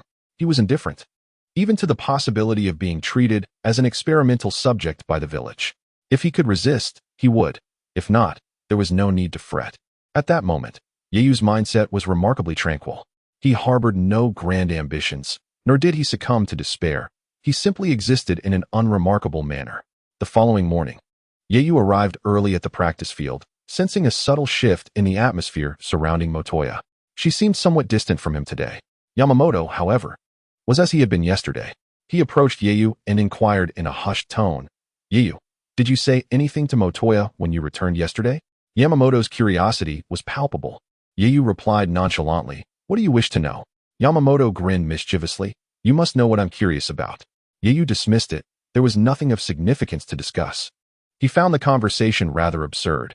Having just met Motoya, how could they have shared anything intimate? Moreover, even if they had, it would not be something he would disclose to Yamamoto. Yamamoto appeared somewhat dejected. "Can't you see that Motoya has feelings for you? You missed such a splendid opportunity yesterday. I'm truly disappointed in you." He added, "You don't think Motoya is unattractive, do you?" Yeiyu was left speechless by Yamamoto's remarks. "What are you talking about? Was there really something going on in your house yesterday?" Yeiyu was skeptical, suspecting that Yamamoto had feigned a family issue. Yamamoto looked at Yeiyu with disappointment. "Don't ask. I'm simply disappointed in you. You squandered such a splendid opportunity." Although Motoya isn't from a prestigious ninja family, she belongs to a prominent family in the Land of Fire. She's beautiful, gentle, and harbors feelings for you. If I were in your position, I would have confessed yesterday. Yamamoto sighed, shaking his head in apparent dismay. Yeiyu was left exasperated. "What are you thinking? Are you truly 12 years old? While I understand that children in this world mature quickly, this is pushing it." Yeiyu suspected that Yamamoto must be in his 20s, considering how much he pondered these matters. Yeiyu had not even contemplated such things. Yamamoto raised his hand, signaling for silence. "I'm too disappointed in you, Yeiyu. truly too disappointed. His demeanor resembled that of an adult, causing Yeuyu's lips to twitch. You should focus your thoughts on training. If you approached your training with the same seriousness, you wouldn't be in your current predicament. Yamamoto's abilities were average among this year's graduates. And the same could be said for Yeyu. However, Yeuyu's strength now far surpasses that of Yamada Shuki. Standing beside them, Ben Yadianzi felt her face flush crimson, almost as if it were bleeding. She was reluctant to voice her discomfort, for Yamada Shuki and Yeyu were conversing in hushed tones, evidently not wishing for her to overhear. Although she remained oblivious to Yeuyu's thoughts, last night, she had nearly confessed her feelings to him, but lacked the courage to speak. While she currently adhered to her mother's wishes and maintained some distance from Yeyu, her affection for him lingered. As the three conversed, Yeyu suddenly sensed something amiss. The sound of metal clashing echoed, a series of buzzing and clanging noises. Positioned before Yamada Shuki and Ben Yadianzi, Yeyu held a kunai in his hand. Several kunai and shuriken lay embedded in the ground on either side of him. Furrowing his brow, he gazed into the distance.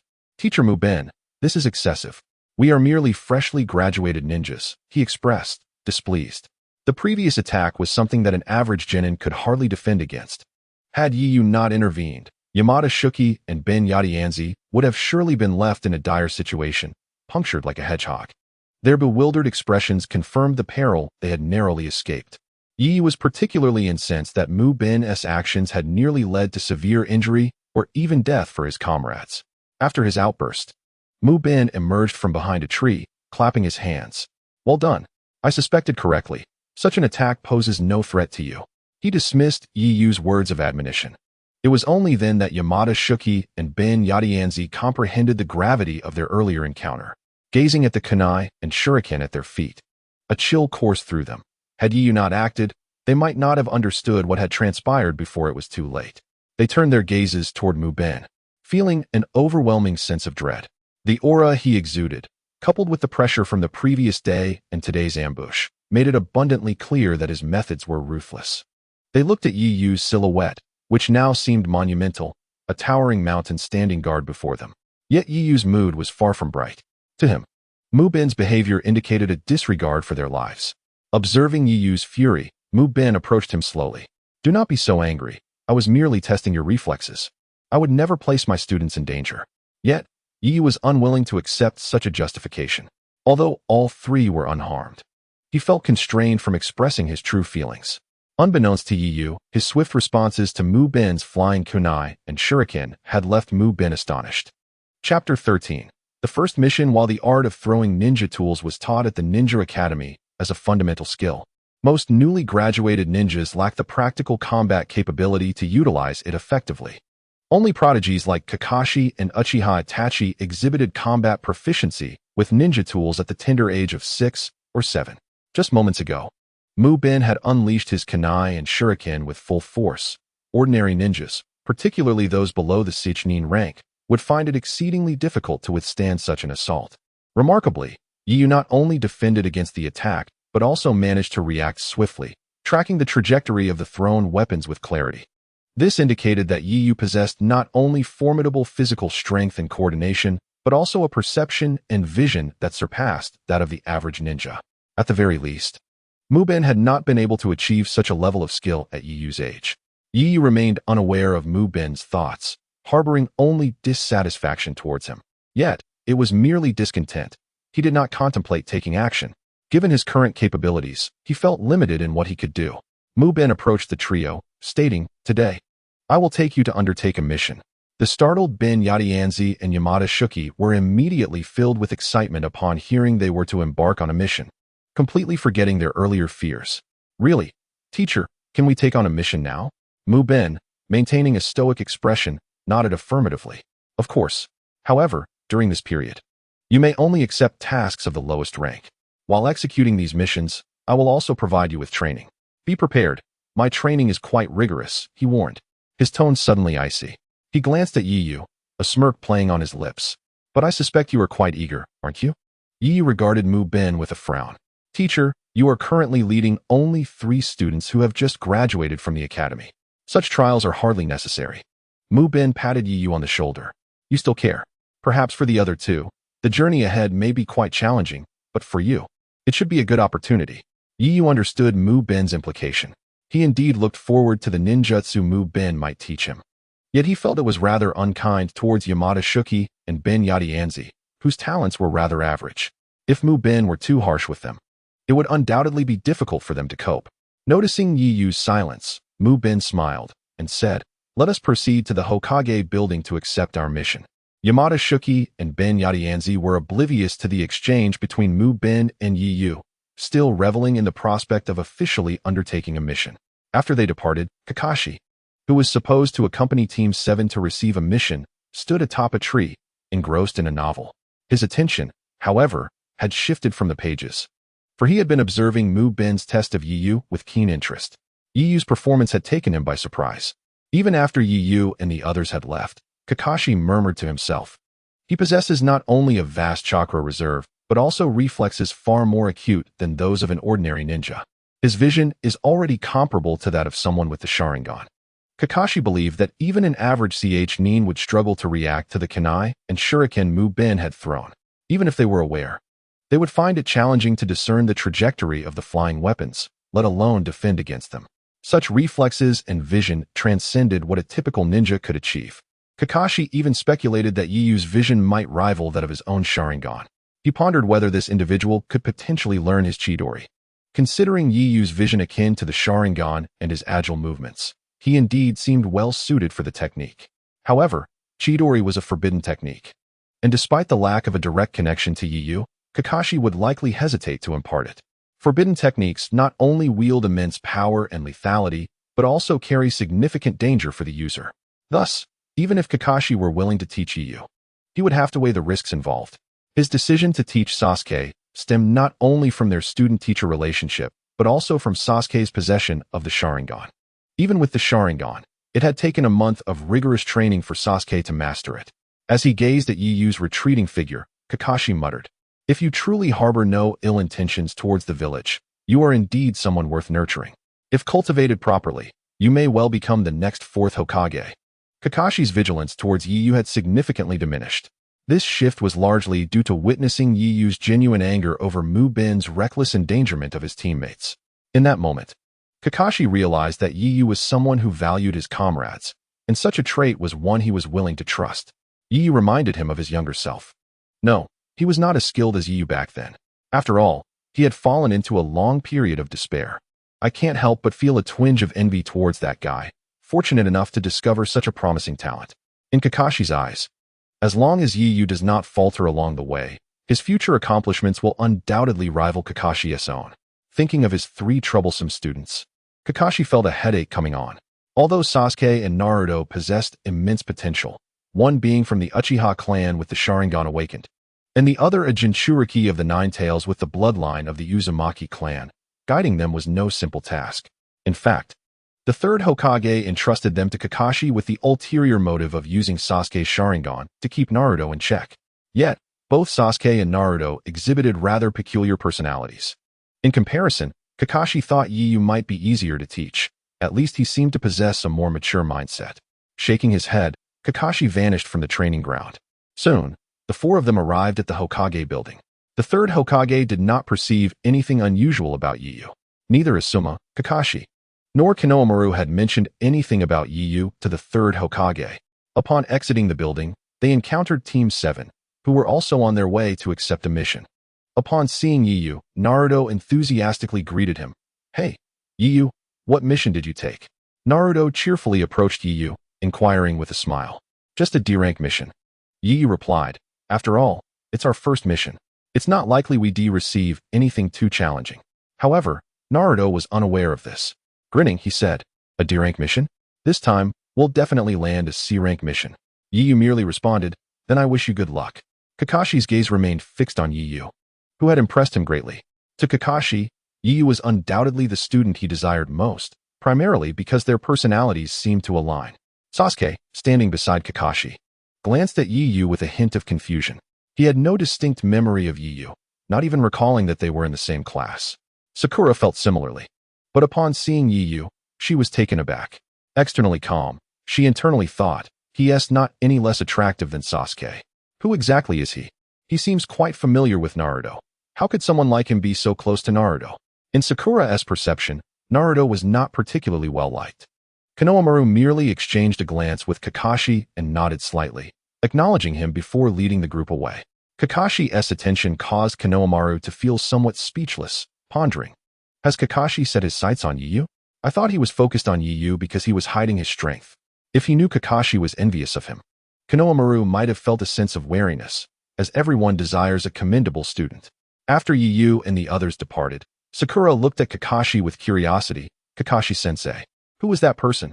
She noticed Kakashi had been fixated on Yiyu and assumed they were well acquainted. Kakashi turned, replying nonchalantly, an interesting fellow. Let us head inside. Kakashi was reluctant to elaborate further to Sakura. Since earlier, Sasuke had sensed an unusual pressure emanating from Yiyu, a sensation he had never experienced before. Previously, he had always been the top of his class at the Ninja Academy, never considering others as rivals. He never imagined that just a brief interaction would make him feel that Yiyu might become a formidable opponent in the future. Kakashi remained silent. But Naruto cheerfully told Sakura, "That's Team 11. The one who is only slightly less handsome than me is named Yiyu. He is my friend." Despite their recent acquaintance, Naruto regarded Yiyu as a friend, seemingly oblivious to Yiyu's emotional distance from him. Hearing Naruto's words, Sakura shot him a withering glance. Thinking, "Idiot Naruto, your confidence knows no bounds." In Sakura's mind, Yiyu's appearance rivaled Sasuke's. If not for Sasuke's special status in her heart, she might have considered Yiyu even more attractive than Sasuke. Meanwhile, Yiyu and his companions arrived at the back mountains of Konoha. Gazing at the magnificent waterfall before them, Yamada and Hadi looked despondent. "Teacher, why did we receive such a task? And how are we supposed to collect the rubbish at the bottom of the waterfall?" Their mission was to clean up the litter around the lake in the back mountains of Konoha. As newcomers, they were naturally not assigned any combat missions. However, the lake before them was fed by a towering waterfall, about 40 to 50 meters high, with rapidly flowing water that posed a significant challenge. The thought of cleaning up the debris below the waterfall was daunting. Konohamaru, with a neutral expression, stated, "Today, I will teach you how to use chakra to walk on the surface of the water without sinking." Upon hearing this, Yamada and Hado, who had initially appeared dejected, instantly regained their enthusiasm. "Really? Teacher, what ninjutsu are you going to teach us?" Yiyu looked at Konohamaru, who was also looking at him. "Walking on water? It is indeed a fundamental yet incredibly useful ninjutsu. Though it is basic, Yiyu had never practiced it due to his average talent. Now, however, he felt a sense of anticipation. Seeing Yiyu's interest, Konohamaru smiled slightly. "Come with me to the lakeside. I will demonstrate for you." They walked to the water's edge. Far from the waterfall, where the water was calm, an ideal location for practice. Konohamaru extended his foot and gently stepped onto the water's surface. "Watch closely. As your feet touch the water, you must control your chakra to adhere to the soles of your feet. Pay attention to the amount of chakra. It must be just right to support your body. Too much or too little will not suffice. You will need to practice and find the right balance yourself." With that, Konohamaru stood firmly on the water's surface, as stable as if he were standing on solid ground. This scene left Yamada and Hada utterly mesmerized. "Wow, teacher, you're actually standing on the water without sinking. That's incredible." Neither of them came from ninja families and had never witnessed such ninjutsu before. Yiyu was equally astonished by the sight of Konohamaru standing steadily on the water. Imagining it and witnessing it were two entirely different experiences. Unable to resist, Yamada took the initiative to try. He approached the lakeside, cautiously gathering chakra beneath his feet. Despite Konohamaru having demonstrated and explained the principles earlier, Yamada still felt a twinge of anxiety as he nervously placed his foot on the water's surface. Just as he prepared to exert force, he misstepped and fell into the water. "This is so difficult. Teacher, how do you make it look so easy?" Emerging from the water, Yamada wiped his hair and looked at Konohamaru with embarrassment. Seeing Yamada's predicament, Hado also began to feel apprehensive. "Is it really that hard? It seems so simple when the teacher did it. The principles don't appear too complicated," Hada queried.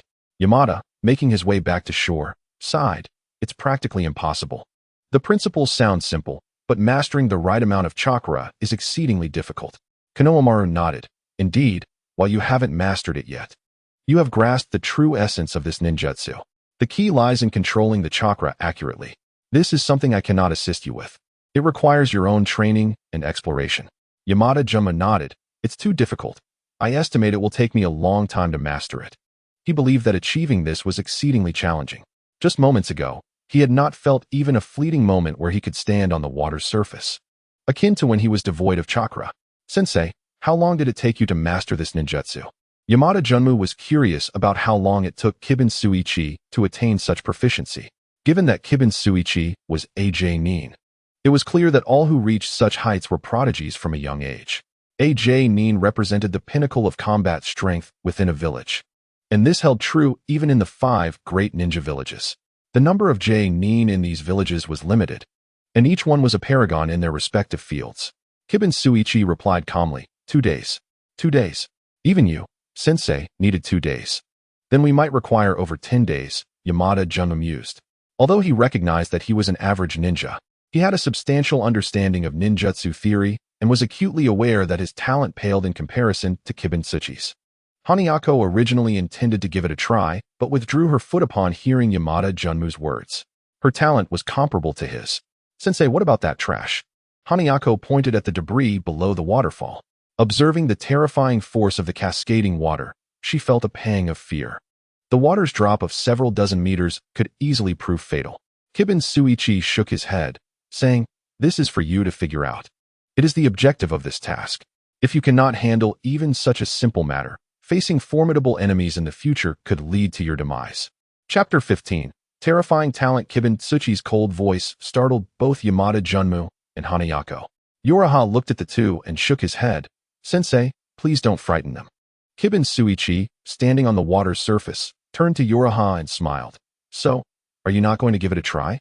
Kibin Suichi was eager to see if Uraha had learned it. Yamada Junmu and Hanayako also looked toward Uraha, already aware that he was slightly stronger than they were. They anticipated whether Uraha could successfully learn this ninjutsu. Uraha hesitated for a moment. He had comprehended the principle entirely when Kibin Suichi had explained it, even calculating the required chakra. Yet, he was uncertain if he could truly execute it. He was also curious to discover if he had indeed mastered it. Kibin Suichi urged, "Give it a try." Uraha nodded, approached the water's edge, and channeled chakra through his body. In an instant, chakra coursed through his meridians. With a focused gaze, Uraha stepped onto the water's surface. With a splash, the once tranquil water surface dipped beneath his foot. Just as the three assumed Uraha would plunge into the water, the depression he created began to rise, supporting his body. Subsequently, Uraha stood firmly on the water, showing no sign of sinking. "Wow, Uraha, have you learned this before?" Yamada Junmu gazed at Uraha in astonishment. Uraha's immediate success made him question whether Uraha had prior experience. Hanayako's eyes sparkled with indescribable excitement. Kibin Suichi was equally stunned. Have you truly mastered it?" Uraha was somewhat taken aback. Although he recognized that his physical capabilities and chakra levels had significantly improved, he did not anticipate succeeding on his first attempt. In that moment, Uraha finally understood the formidable nature of the exceptional learning ability bestowed by the system. It was worth noting that even a genius like Sasuke took an entire day to learn something akin to walking on water, enduring numerous injuries in the process. Though surprised, Uraha quickly regained his composure. "I don't know how I learned it." Hearing Uraha's words, coupled with his innocent expression, the three felt a twitch at the corners of their mouths. Had circumstances permitted, they might have wished to admonish him. Unbeknownst to them, Uraha spoke the truth. The instant Kibin Suichi elucidated the principles, his mind had deconstructed every detail of the ninjutsu, calculating all variables. What remained was merely to output chakra according to the results in his mind. His control over chakra was remarkably precise, enabling him to master it instantly. Kibin Suichi, regaining his composure, felt astonished yet managed to steady his heart. He mused that genius was beyond his comprehension. However, were Kakashi aware of his thoughts, he would surely say, "No, this isn't genius, it's an aberration." Kakashi himself had spent an entire day mastering water walking, despite being merely 6 years old at the time. It is crucial to note that Kakashi hailed from the Hitaki clan and had familial teachings, having started his training from a young age. In contrast, Uraha had just begun his training now, previously only having learned the body flicker technique. Uraha's talent was unfathomable, no matter how brilliant one might be. Mastering a technique requiring precise chakra control could never be achieved in a single attempt. Kibin Suichi trembled as he inquired, "You truly haven't learned this before?" Uraha shook his head. "I only learned the body flicker technique at school. That is the sole ninjutsu I have mastered. It seems your prior experience at the Ninja Academy hindered your development, Kibun Suichi remarked earnestly. He genuinely believed that those years spent at the Ninja Academy had stifled Uraha's growth. Yet, if Uraha had not revealed his talent at the academy, how could anyone have recognized it? Kibun Suichi chuckled ruefully. Yamada Junmu and Hanayako nodded in agreement. Indeed, Uraha was far too inconspicuous during his time at school. Had you showcased your talents, even Sasuke would have struggled to contend with you. Uraha waved his hand dismissively. I had no desire to seek trouble. Did you not see how many people Sasuke had to deal with daily? Listening to Uraha, Kibun Suichi inquired, is this the reason you were reluctant to showcase your talents? Uraha nodded. Exactly. Why create unnecessary complications? I am to remain at the Ninja Academy for 6 years. Of course, this was a mere pretense. The true reason was that Uraha's talent had been rather ordinary, and he had indeed lacked any remarkable abilities. However, even if he had once possessed exceptional talent, he would have behaved as he claimed, avoiding any display of his abilities at the Ninja Academy. He was not concerned about the third Hokage or Danzo being detrimental to him. Rather, he wished to avoid entanglements. This was a sincere sentiment from Uraha, conveyed with such earnestness that Kibun Suichi believed him. Kibun Suichi had not anticipated that the underlying reason for Uraha's concealment of his talent was so uncomplicated. Yamada Junmu and Hanayako found Uraha's demeanor quite extraordinary. Were they to possess his gifts, they would have long since established themselves as the dominant figures at the Ninja Academy. Children often find it challenging to resist the temptation to flaunt their uniqueness before their peers. Kibun Suichi shook his head, wryly reflecting on how far off his previous assumptions had been. Realizing that Uraha's true motives were remarkably simple, he genuinely believed him, for Uraha's sincerity was palpable. Having once worked in the Yambu as an interrogator, Kibun Suichi could discern that Uraha was not lying. Understanding Uraha's perspective allowed Kibun Suichi to lower his guard. He truly regarded him as his student. All right, since you have mastered it, go try walking on the flowing water, Kibun Suichi said, eager to ascertain Uraha's limits. Yamada Junmu and Hanayako looked at Uraha with anticipatory expressions. Although they had not yet mastered the technique, they were eager to witness Uraha's growth, hoping to have a strong ally during future missions. Uraha nodded and slowly made his way toward the flowing water. The moment he approached the area with rushing water, a myriad of data flooded his mind. These data points were instantaneously computed by Yiyu's brain, reflecting various locations. Simultaneously, his body emitted the same chakra. The 3 individuals standing on the shore watched in astonishment as Yiyu approached the flowing water and stood firmly upon its surface. They were utterly dumbfounded. Even Mu Ben Tong gazed at Yiyu with incredulity. This guy, is he some kind of monster? Although Yamamoto Shuki and Ben Yi Tianzi were unaware of the extent of Yiyu's absurdity at that moment, they could still sense his formidable prowess. Teacher, is it not more difficult to stand on the surface of flowing water than on still water? Mu Ben Tong Yi's lips twitched slightly. Needless to say, you should consider that standing on flowing water requires dynamic chakra. It can be said that maintaining one's balance on a flowing surface is tenfold more challenging than on a still one. Even I, in my earlier days, spent nearly 10 days merely managing to stand on flowing water. This guy is truly a monster, Mu Ben Tong thought gravely. He sensed that it would not be long before he could no longer teach Yiyu. Given how swiftly Yiyu mastered such a challenging ninjutsu, learning other techniques would undoubtedly be easier for him. The ability to walk on water necessitates precise control of chakra, a feat far more arduous than mastering a basic level of ninjutsu. The magnitude of Yiyu's terror was evident. Chapter 16. The 5 Elements of Chakra in Harmony. Yiyu did not pause in the middle of the lake, but instead proceeded towards the base of the waterfall. He too wished to test the limits of his abilities. However, when Mu Ben Tong saw Yiyu moving towards the waterfall, he was alarmed and rushed to halt him. Yiyu, enough? Do not go any further. It is too dangerous. Yet, Yiyu did not relent. As he drew closer to the waterfall, the thunderous sound of water crashing against the lake and the splashes heightened his heartbeat. Still, he summoned his courage to discern where his limits lay. Seeing Yiyu's unwavering resolve, Mu Ben Tong ran towards him, but halted a few meters away. Recognizing the seriousness of Yiyu's demeanor, he understood Yiyu's intent. Though concerned, he respected Yiyu's determination. Booming, booming. Listening to the thunderous roar of the waterfall striking the water's surface, the splashes had already drenched Yiyu's clothing. Yet, he continued to approach the impact zone of the waterfall with an expressionless face. At that moment, his body swayed with the tumultuous waves. Yet he remained steadfast upon the surface. Beneath his feet, chakra clung tightly to the water's surface.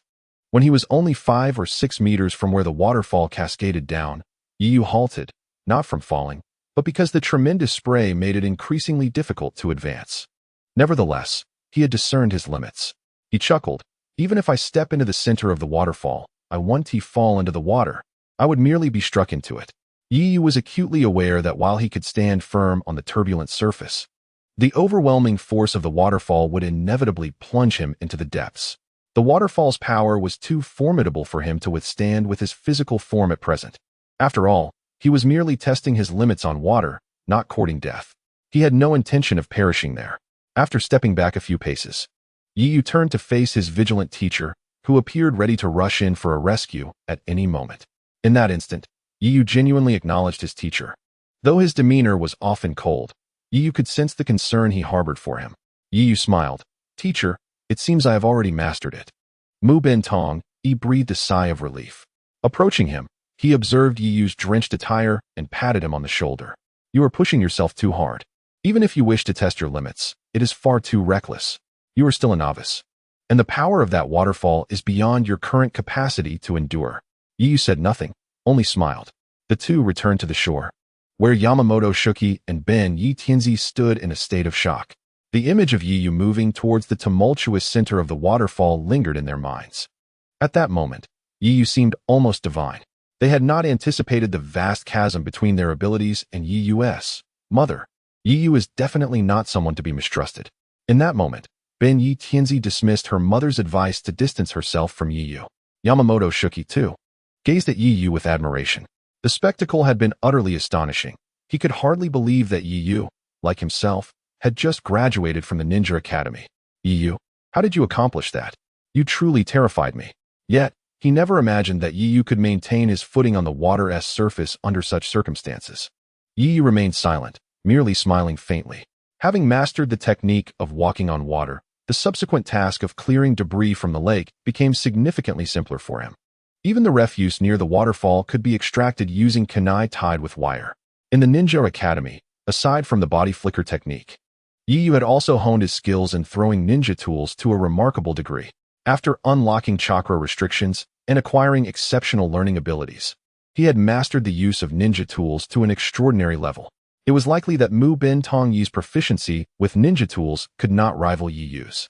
After a busy afternoon, they finally cleared the lake of debris. The three sat beneath a tree on the shore to rest. Yamamoto Shuki and Ben Yi Tianzi were drenched in sweat, while Yu felt no fatigue aside from his wet clothes. He could have completed today's task even more swiftly alone, yet it was imperative for all three to work together to achieve their objectives. Feeling tired? This task was relatively straightforward and posed minimal danger. When you receive combat missions, you'll truly understand the hardships of being a ninja.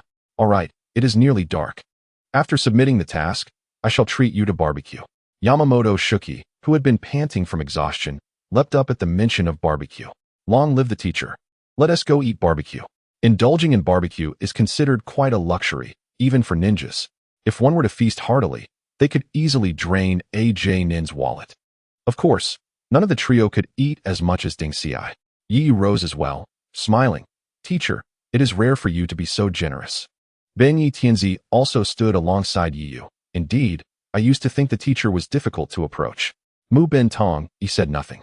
In the past, he had indeed been a hard person to engage with, quite stern.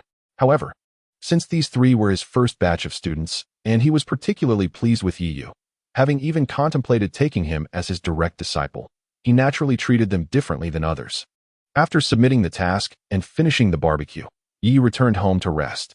Lying on his bed, Yu plunged his consciousness into the realm of awareness. Your control over chakra has doubled. Today, you have acquired 5 elemental chakras. Upon hearing the reward, Yu nearly leapt from his bed. Wow, 5 elemental chakras. This reward is exceedingly generous. Does this mean I have chakras of all elements? He was merely lacking the yin and yang attributes, yet even without those, possessing 5 elemental chakras was a rare treasure. In the entire ninja world, very few ninjas possessed chakras of all elements. Otherwise, Kakuzu would not have slain so many ninjas merely to obtain them. Yu Yu could hardly contain his excitement at having acquired them all at once. Previously, Yu Yu was unaware of his chakra attributes, but that has become inconsequential now.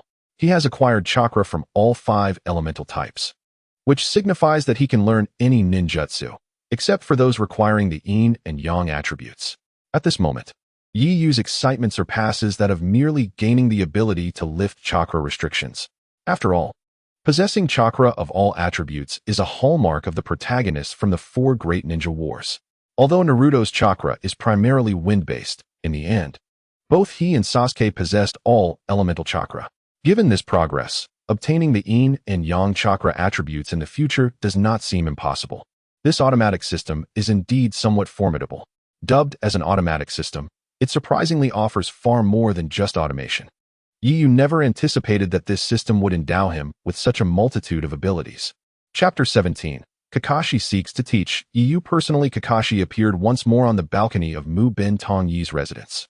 Observing the figure on the balcony, Mu Ben Tong Yi shook his head, saying, "Kakashi, my home has doors, you know." Kakashi paid no mind to Mu Ben Tong Yi's sarcasm. Gazing at the moonlit night, he asked softly, "It seems you hold that boy in high regard. I've never seen you partake in gatherings before." Mu Ben Tong Yi ascended to the balcony, replying, "It appears you are quite attentive to that lad. But you must understand, he is my student." Mu Ben Tong Yi regarded Kakashi. Kakashi chuckled, "Why so tense? Are you worried I might take him away?" "I genuinely do worry, especially since that boy exceeds my expectations by a considerable margin." "I suspect the person I encountered in the woods today was you," Mu Ben Tong Yi remarked, having sensed Kakashi's presence earlier. After all, Mu Ben Tong Yi was a former Umbu elite, albeit from the interrogation division, and his perceptive abilities were formidable. Using shadow clones to train students might sadden your pupil if he finds out. Moreover, each of your students is quite extraordinary. Mu Ben Tong Yi's just did not face Kakashi. "Haha, that boy has changed you significantly. The old you would not have spoken so," Kakashi mused. "Indeed, that boy has made me realize that if I do not teach him well, I shall regret it for a lifetime." Mu Ben Tong Yi did not refute this. Kakashi was somewhat taken aback, not expecting Mu Ben Tong Yi to admit this so candidly, nor could he have foreseen Yu Yu's esteemed position in his heart. However, recalling the fearless manner in which Yu Yu approached the waterfall today, unperturbed by the possibility of being struck by the torrent, Kakashi acknowledged his envy towards Mu Ben Tong Yi. "That lad's talent far surpasses even my own," he lamented. Kakashi had once been hailed as a prodigy of Konoha, graduating from the Ninja Academy at the tender age of 5, advancing to CH Nin at 6, and attaining J Nin status by 12. Subsequently earning a formidable reputation as the copy ninja Kakashi in the ninja world. He was undoubtedly a peerless genius, even outshining Uchiha Itachi. Still, he pales in comparison to you. After all, you became AJ Nin at the age of 12, while he is merely a newcomer, Mu Ben Tong Yi remarked. "Come now, had he access to my resources, he too would have likely become AJ Nin by now." "Those 6 years in the Ninja Academy were a setback for him," Kakashi countered. Kakashi had always believed that Yu Yu's choice to conceal his talents during his time in the Ninja Academy was unwise. Yet, considering Yu Yu's ability to remain humble at such a young age and hide his gifts so effectively, it was something even Kakashi could not have accomplished. "What do you plan to teach him? Are you going to instruct him in ninjutsu now?" Kakashi inquired, eyeing Mu Ben Tong Yi. After a moment of contemplation, Mu Ben Tong Yi replied, "I have not yet made a decision. I believe my ninjutsu may not be suitable for him. Most of my techniques pertain to interrogation, and I do not wish for him to enter the Umbu in the future." He sighed, wishing to impart powerful combat ninjutsu to Yu Yu, yet recognizing his own limitations. Aside from a few basic elemental techniques, he lacked the formidable combat skills required. "I truly do not know what I can teach him after the basics," he lamented. Observing Mu Ben Tong Yi's dilemma, Kakashi remained silent for a moment before saying, "If you wish, I can assist you." Mu Ben Tong Yi was taken aback, regarding Kakashi with astonishment. "You would help me? Aren't you concerned about the Hokage's opinion? After all, the third Hokage entrusted you with Naruto and Sasuke to teach them properly. If Kakashi were to become distracted by Yu Yu, the third Hokage would undoubtedly voice his discontent. Then let him remain unaware, for the time being. We will mostly be undertaking missions within the village. With that boy's talent, I am confident that by the time he is ready for field missions, he He will possess the strength of AJ Nin, Kakashi asserted. Mu Bentong gazed at Kakashi, struggling to believe it. He understood that Kakashi had high hopes for Yu, but he never anticipated him going to such lengths. After all, Kakashi was also known as the copy ninja, possessing the ability to master thousands of jutsu through his Sharingan. Yet, he still wished he could be the one to teach Yu ninjutsu. However, considering that all his advanced techniques were related to interrogation, Yu would gain little from them. Do you have any requests? Mu Bentong inquired. Fully aware that there is no free lunch in the world, my request is quite simple. When we undertake missions, I will occasionally need to borrow him, Kakashi replied. Mu Bentong paused. You don't mean to take him on dangerous missions, do you? Kakashi nodded. You should understand well that one cannot cultivate strength in a greenhouse. When I was 12, I accompanied the 4th Hokage on missions. He is he, and you are you. You underwent training, and despite his exceptional talent, he is still just a novice, freshly graduated from the academy. What kind of missions have you taken on that are below the rank of CH Nin? I do not wish for my student to face such risks, Mu Bentong said, growing increasingly agitated. Kakashi's unreliability was evident. The tasks Kakashi referred to were certainly not those that Naruto and the others would undertake, but rather the elite missions that Kakashi himself accepted. As one of Konoha's elite J-Nin, he was among the strongest, and even ordinary J-Nin would find such missions perilous. Although Yu possessed remarkable talent, he had yet to learn any jutsu and had never participated in a genuine battle. There was no way Mu Bentong would consent to letting him accompany Kakashi into danger. Yet Kakashi had his own rationale. Tongi, you must realize that exposing him to genuine danger early on will benefit his growth in the long run. He should have been allowed to venture out long ago. In fact, it might already be somewhat late. Mu Bentong remained resolute. I cannot agree. I prefer a gradual approach, ensuring he possesses sufficient strength before allowing him to venture out. Kakashi shook his head. Your thinking is misguided. He is not like ordinary individuals. A gradual approach will only render him mediocre. Do you wish for him to become an ordinary ninja? Yet I would rather not see him perish before me. Mu Bentong retorted, his eyes wide with determination. He genuinely regarded Yu as his student, even if his approach might lead to mediocrity. He simply could not bear the thought of Yu undertaking life-threatening missions with Kakashi. Chapter 18. Encountering an attack. Calm yourself. With me here, he will be safe, Kakashi said, feeling helpless as he witnessed Mu Bentong's overwhelming emotion for the first time. He could understand. For Mu Bentong, he truly regarded Yu as his disciple. How many colleagues perished alongside you? Although the ninjas of the Umbu should have reached enlightenment one day, I am reluctant to allow him into their ranks. My desire is for him to grow into a protector of the village, living freely beneath the sun. Kakashi remained silent. The words of Muto Toharu reminded him of Uchiha Obito and Noara Rin. A knot in his heart accumulated over the years. Unlike others, I brought him along for his growth, not merely to treat him as a comrade for missions. If a perilous task arose, I would not take him along. And surely that should suffice. Kakashi had already taken a step back, but Muto Toharu shook his head. Impossible. Do not entertain such thoughts. I will not allow him to venture out without the ability to protect himself. Toharu, you have changed significantly. The old you would not have acted this way. Muto Toharu looked at Kakashi. Have you not changed? You are entirely different from your days in the Umbu. After this exchange, both fell into silence. Indeed, they had both transformed. Because of Yeyu. Both understood that with Yeyu's talent, given proper guidance, he would undoubtedly become a formidable force in safeguarding the village. The disagreement lay in their methods of teaching. Yeyu remained oblivious to it all. Naturally, I would not take him on missions until he possesses adequate self-defense capabilities. Let us make a pact. When he has the power to defeat you, I will take him out. Kakashi looked at Muto Toharu earnestly. After pondering, Muto Toharu nodded in agreement. His consent stemmed from the fact that Muto Toharu was not a combat-type ninja. In terms of battle, he was merely at the level of an average J-Nin. However, should Yeyu manage to defeat him, it would at least signify that Yeyu possesses the strength of a J-Nin.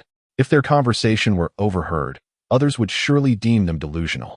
After all, Muto Toharu was a J-Nin, while Yeyu had just graduated from the Ninja Academy. Setting aside whether Yeyu could defeat Muto Toharu, the question of whether he could even become a J-Nin was uncertain. After all, in any ninja village, J-Nin are the elite among ninjas. Not everyone can achieve that rank. Once one becomes a J-Nin, Regardless of whether they are a combat specialist, they generally possess the strength of a typical J-nin. The ninjas who ascend to this rank are indeed few and far between. Even among the 5 great ninja villages, the number of J-nin is scarcely over 100. Thus, Kakashi implied that he expected Yeyu to acquire the strength to defeat a J-nin in less than a year. This was nothing short of fantastical. Any rational person would consider it a mere fantasy. Yet, Kakashi and Muto Toharu, who recognized Yeyu's potential, found it perfectly reasonable. They both believed Yeyu could attain the strength of a J-nin by the time he was ready to undertake missions. Generally, new teams in Konoha could venture outside the village for missions after 3 months of assignments within the village. The following day, after completing a C-rank mission, Yeyu mastered the tree climbing technique. The pressure Yeyu exerted motivated Yamada Shimoku and Hongo Yatatsu to work diligently. However, both possessed average talent. Thus, they were unable to grasp the techniques Muto Toharu had imparted thus far. While walking home one evening, Yeyu abruptly halted on a deserted street. With his acute sensory abilities, he surveyed the empty surroundings with a grave expression. Despite the absence of any figures, Yeyu sensed that proceeding forward could be perilous. Just as he prepared to turn back, dozens of shurikens and kunai hurtled toward him. The whistling sound of the weapons struck dread into Yeyu's heart.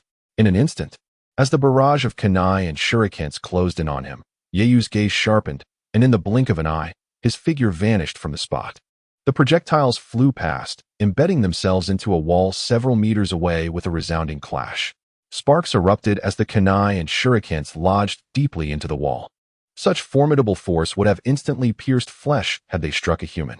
Now several meters away, Yeyu turned to observe the aftermath of the attack, gasping in shock. Had he been hit, it would have been fatal.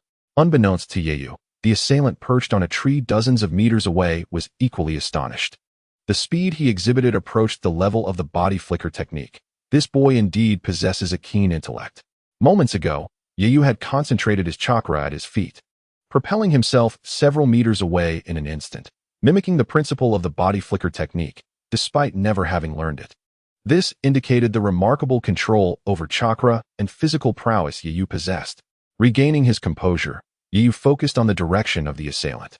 With no one around, he drew a kunai and assumed a defensive stance. He knew he could not linger here. He needed to find an opportunity to escape. From the earlier attack, it was clear that the opponent's strength far surpassed his own. In an instant, Yeyu assessed the disparity between them. However, he dared not turn his back. Doing so would leave him vulnerable to a potential strike from behind. Yeyu had no intention of engaging the assailant. He currently lacked any ninjutsu and was not particularly skilled in taijutsu either. Relying solely on the basic techniques he had learned would be futile against this adversary. He recognized this reality from the outset. The question now was how to escape, which required careful consideration. The surroundings fell into a tense silence, broken only by the evening breeze. The absence of streetlights cast the area into darkness, evoking a chilling atmosphere. Yeyu's gaze remained fixed on the assailant's location. He had sensed the general position of the attacker, but dared not make any hasty movements. Suddenly, Yeyu detected a surge of chakra behind him. So swift, he froze. In an instant, the assailant appeared directly behind him. He had no time to react. Just as quickly, Yeyu regained his focus. This time, he refrained from teleporting away. He understood that the assailant's speed surpassed his own. Attempting to teleport again would be tantamount to courting death. In that fleeting moment, Yeyu executed a spinning kick. A dull thud resonated as the figure behind him was sent flying, dissipating into a plume of white smoke. A clone, Yeyu realized with alarm. Earth release, swamp technique. Yeyu suddenly felt the ground beneath him give way. The street transformed into a mire, its sticky grasp pulling him down into its depths. Half of his body was quickly submerged, and he felt himself sinking further. Chapter 19. What is Kakashi's true objective? In mere seconds, only Yeyu's head remained above the surface. Yet, the shadowy assailant did not reveal themselves. Just as the swamp engulfed Yeyu's head, a plume of white smoke erupted. The Yeyu trapped in the swamp transformed into a piece of wood. A substitution technique. He had indeed mastered the application of the ninjutsu he had learned. Yeyu's true self now stood several meters away, but he was far from at ease. With a grave expression, he scrutinized the direction of the assailant. This adversary is too formidable. I am no match for them. Who could it be? I should have no enemies. In fact, I hardly know anyone in the village. Who aims to harm me? Yu felt vexed. The recent techniques employed against him had clearly been aimed at his demise. What grievances could there possibly be? He could not recall having offended anyone of such strength. As Yu was immersed in contemplation, pondering the identity of his assailant, a shadow emerged from the depths of the darkened forest. Indeed, it seems you possess the strength of a Nin, remarked the figure, heightening Yu's anxiety. The obscurity of the surroundings, coupled with the assailant's masked visage, rendered his identity unrecognizable. However, the aura radiating from this individual was overwhelmingly powerful, far surpassing that of Yu's mentor. If this person truly intended to end his life, Yu surmised he would not still be standing there. Yet, what could their motive be? This was a village. Would someone dare to commit murder in broad daylight? While ninjas often undertake assassination missions, the village maintained order. And even ninjas would think twice before inflicting harm indiscriminately. Moreover, given the formidable strength of this figure, it would be a trivial matter to eliminate him without such theatrics. Yu understood all too well that this individual could dispatch him in an instant. As Yu pondered these thoughts, the figure approached him directly. "I don't believe I have wronged you," Yu said, refraining from making a move, eager to ascertain the assailant's identity. The attacker cast a brief glance at Yu and nonchalantly instructed, "Follow me," before turning and walking away. In that fleeting moment, Yu felt an overwhelming urge to flee, yet the stark disparity in their abilities quelled that instinct. He reasoned that if this person intended to kill him, he would have already done so. But what could their purpose be? Unable to comprehend the situation, Yu hesitated for a moment before deciding to follow. There was no other option. He was no match for this individual, who could effortlessly eliminate him. Resistance would be futile. Furthermore, Yu was genuinely curious about the identity and intentions of this mysterious figure. Under the cloak of night, the two traversed the landscape, maintaining a distance of several meters apart, eventually arriving at the back mountains of Konoha. Although Yu had initially hesitated to follow, he ultimately decided to proceed. Sensing that this person did not harbor murderous intent, they reached the lake that Yu and his companions had cleared the day prior. Under the moonlight, the assailant's white hair caught Yu's attention, prompting him to wonder, could this be Kakashi Hatake? As he scrutinized the figure, the resemblance became undeniable. Surely, I have not offended him, Yu mused. Could it be that my teacher wronged him during his time in the Umbu? Is this a lesson meant to exact revenge on my mentor? After entertaining the thought that this individual might indeed be Kakashi, Yu concluded that the confrontation stemmed from a grievance involving his teacher, Mokub Teiichi. However, now that he suspected this person to be Kakashi, Yu felt assured that he was not in any danger. Indeed, it was Kakashi. Earlier that day, he had been accompanying Naruto and Sasuke on a mission, merely observing while they completed the task at hand, engrossed in a novel. Kakashi, an ardent admirer of Jiraiya's works, approached the lake and removed his mask. Yu exhaled in relief. It was indeed Kakashi. With this confirmation, he chose to remain silent, eager to learn about the underlying tensions between Kakashi and his mentor. Had Kakashi's previous assaults been directed at a typical genin, the latter would have undoubtedly met a dire fate. Yet, Yu bore no ill will toward Kakashi. He understood that if this was indeed Kakashi, then the attacks were motivated by his mentor's past actions. Kakashi was not a villain. Curiosity stirred within Yu as he contemplated the history between his teacher and Kakashi in the Umbu. An awkward silence enveloped them as neither spoke for an extended period. Finally, Kakashi broke the silence. "Jingwen Yu, your performance earlier was commendable." Yu remained silent, observing Kakashi, who stood pensively by the lakeside. Kakashi, not receiving the response he sought, felt a twinge of awkwardness, but being an elite jonin, he quickly regained his composure. "Are you not curious why I confronted you?" Yu nodded, recognizing that Kakashi would not act out of mere boredom to toy with him. Kakashi felt a hint of embarrassment. Yu appeared unfazed, exhibiting a calmness that surpassed even that of Sasuke, who often masked his emotions with pride. Yu's tranquility stemmed from an innate understanding that he was in no real danger, given Kakashi's reputation and character. Kakashi's expression shifted as he turned to face Yu under the moonlight, his silver hair glinting. "My earlier attacks could easily overwhelm an average Nin, indicating your strength exceeds that of a typical Nin. However, that is where your advantage ends. Should I increase my intensity, you would surely be defeated." Yu nodded in agreement. "Indeed, Kakashi-sensei, I can sense your superior strength. In your presence, I possess no means to resist." This realization was clear to Yu. If Kakashi wished to subdue him, he would have no opportunity to retaliate. The disparity between a nin and a jonin was vast. A lesson Yu had learned during the mission in the Land of Waves, where two nin had appeared as mere jesters before Kakashi, who had dispatched them effortlessly. Chapter 20: Becoming a jonin within 6 months? Kakashi smiled slightly, nodding in acknowledgement. Indeed, you possess a clear self-awareness. With that, Kakashi's demeanor shifted to one of seriousness. Your teacher and I were once colleagues. Are you aware of this? Yu remained silent, deducing the implications. Kakashi did not pursue the matter further, but instead conveyed the decision regarding Yu and Mokuba Teiichi. What are your thoughts on this? Though they could dictate Yu's future, Kakashi sought to understand his perspective. After contemplating, Yu replied, I believe I have no option to refuse. No. I wish to hear your thoughts. Your perspective is significant, Kakashi insisted.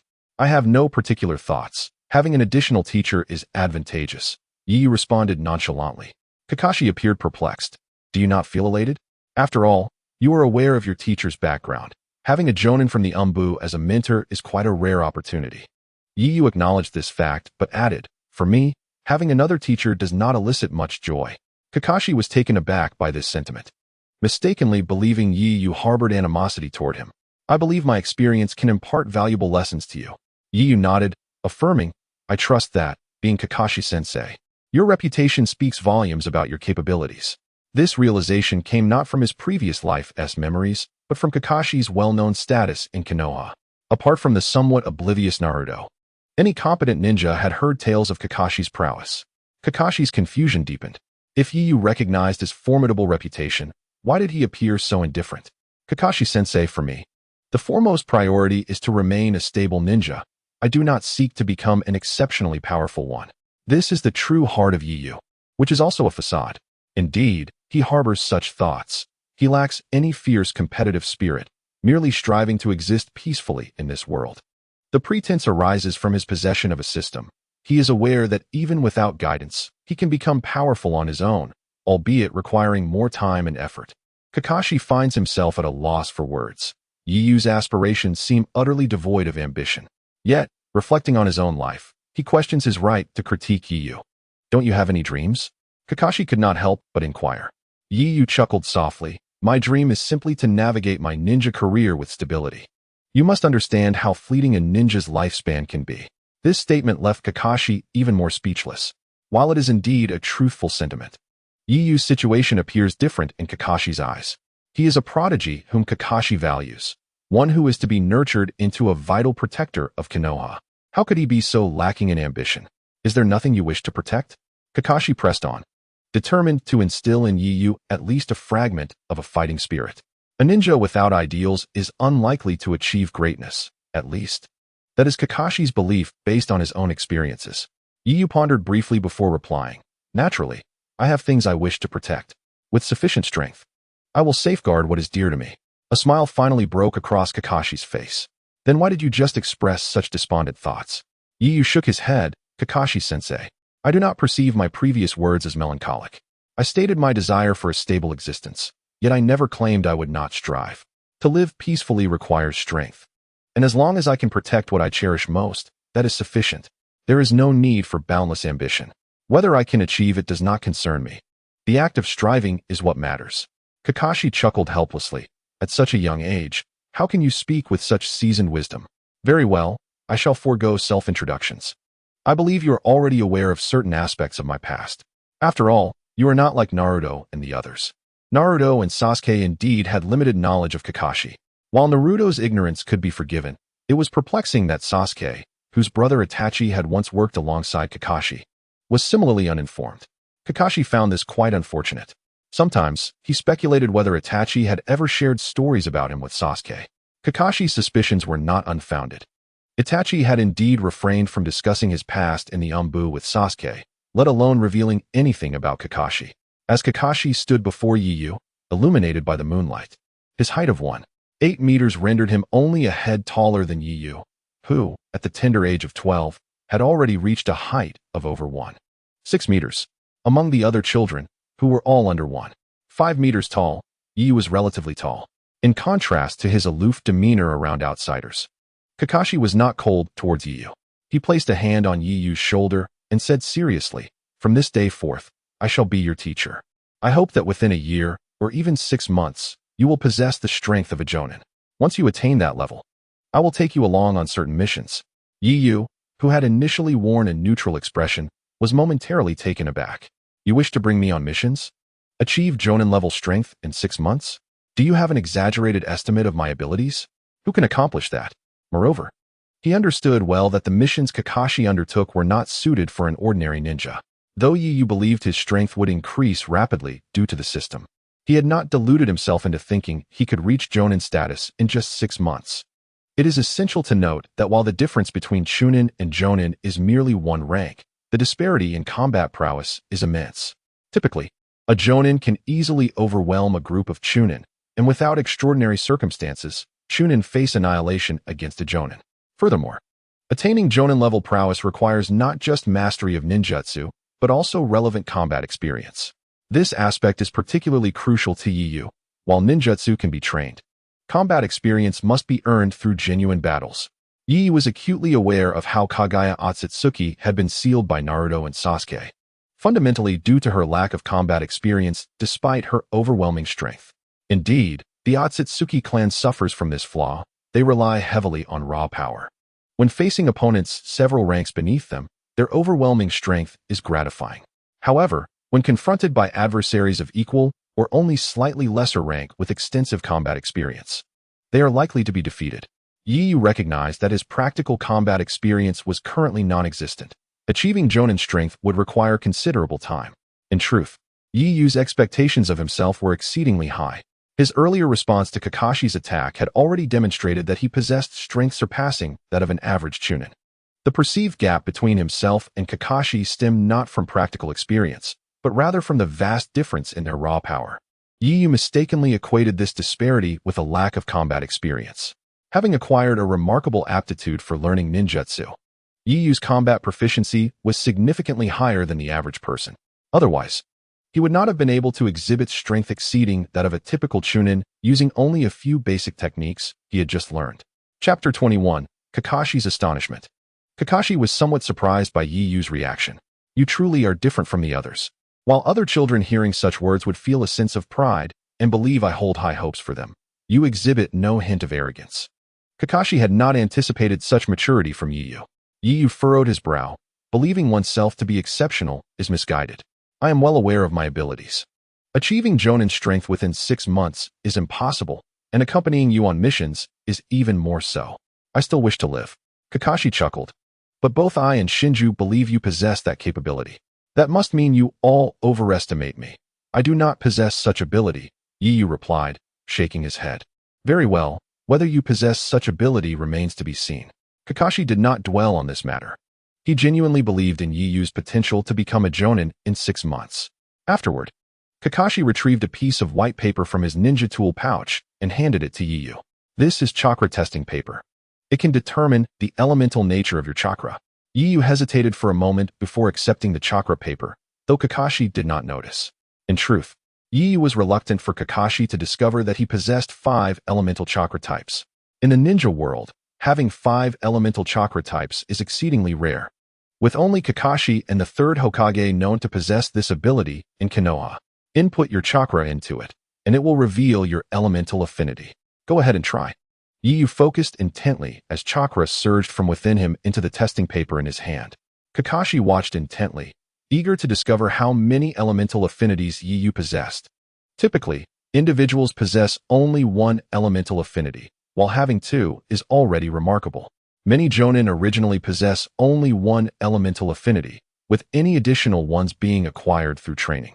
However, chakra obtained through training is naturally inferior to that which is innate. Kakashi harbored the hope that Yi Yu would possess lightning nature chakra, thus enabling him to teach the Chidori to Yi Yu. At the moment Yi Yu infused his chakra into the chakra test paper, it was instantaneously bifurcated, one half becoming drenched with moisture, while the other crumpled into a ball, subsequently ignited by a flame that burned a hole through it, leaving the remainder shattered into dust. Kakashi was left awestruck, speechless. Yi Yu, also taken aback, recognized that he possessed 5 chakra natures, yet this was the first time he had verified it in practice. Once he regained his composure, Kakashi gazed at Yu with astonishment, exclaiming, You actually possess 5 chakra natures. This is truly unexpected. It has been years since Konoha has seen a ninja with such a rare capability. You are destined to become a ninja as great as the 4th Hokage. Yu, observing Kakashi's fervent excitement, felt somewhat speechless. Although possessing 5 chakra natures was indeed shocking, it seemed unnecessary for Kakashi, who himself boasted the same attribute, to be so exhilarated. Moreover, Kakashi had audaciously compared himself to the 4th Hokage, while Yu believed he would ultimately surpass the 4th Hokage. The latter still felt like an unreachable figure to him at present.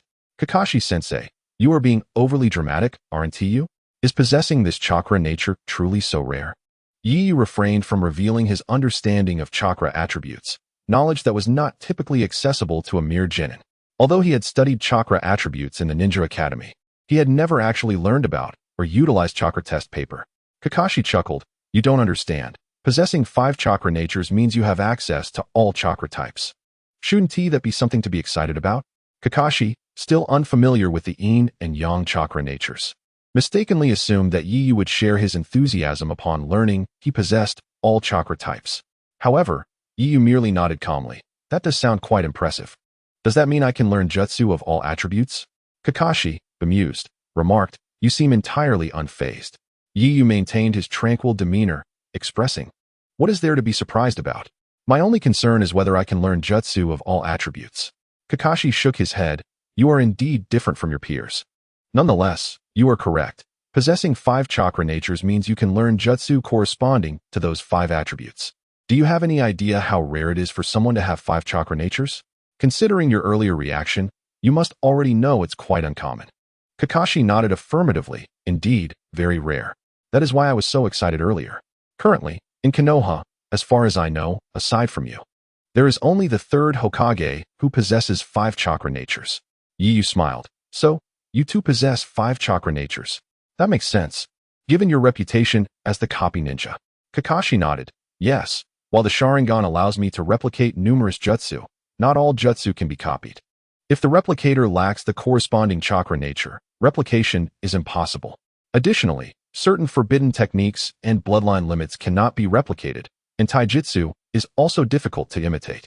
At that moment, Kakashi's regard for Yu deepened, as he elucidated the characteristics of the Sharingan, a topic generally unknown to ordinary ninjas, and certainly not to a genin like Yu. It was evident how much trust Kakashi placed in Yu. Kakashi, feeling gratified, patted Yu on the shoulder, declaring, From today onward, I will subject you to the most rigorous training, enabling you to master the necessary jutsu in the shortest time possible. Be prepared. Yu nodded. I'm indifferent, but I can only do my best. Kakashi smiled, his spirits lifted, recognizing Yu's exceptional potential, akin to a precious gem that required only slight refinement to reveal its brilliance. Chapter 22. Doubling chakra growth. While Kakashi was elated, Yu inquired, Kakashi-sensei, do you truly have the time to teach me? Aren't you still the instructor for Naruto and the others? Kakashi waved his hand dismissively. Don't worry. I will coordinate the schedules as best as I can. Yu chose not to ponder how Kakashi would manage this. That's good. Let us agree that starting tomorrow, you will come here every evening. I will await your arrival unless something urgent arises. Can you guarantee that? Kakashi scrutinized Yu, who nodded affirmatively. I have no issues with that. After all, I have no other commitments or friends. After conversing for a while longer, they parted ways. On his way home, Yu felt a sense of enchantment, pondering, Kakashi is actually going to teach me. Have I somehow benefited from being under the same tutelage as Kakashi? Yu assumed that had it not been for the connection between Kakashi and his mentor, he would never have received such an opportunity. Yet, he was mistaken, unaware of the profound impact his talent had on Kakashi. Kakashi's willingness to take on Team 7 was largely due to the 3rd Hokage's request. After all, Kakashi had once been a disciple of the 4th Hokage and had served as the captain of the 4th Umbu unit. Moreover, he had been entrusted with the protection of Naruto's mother, Kushina Uzumaki, during her pregnancy.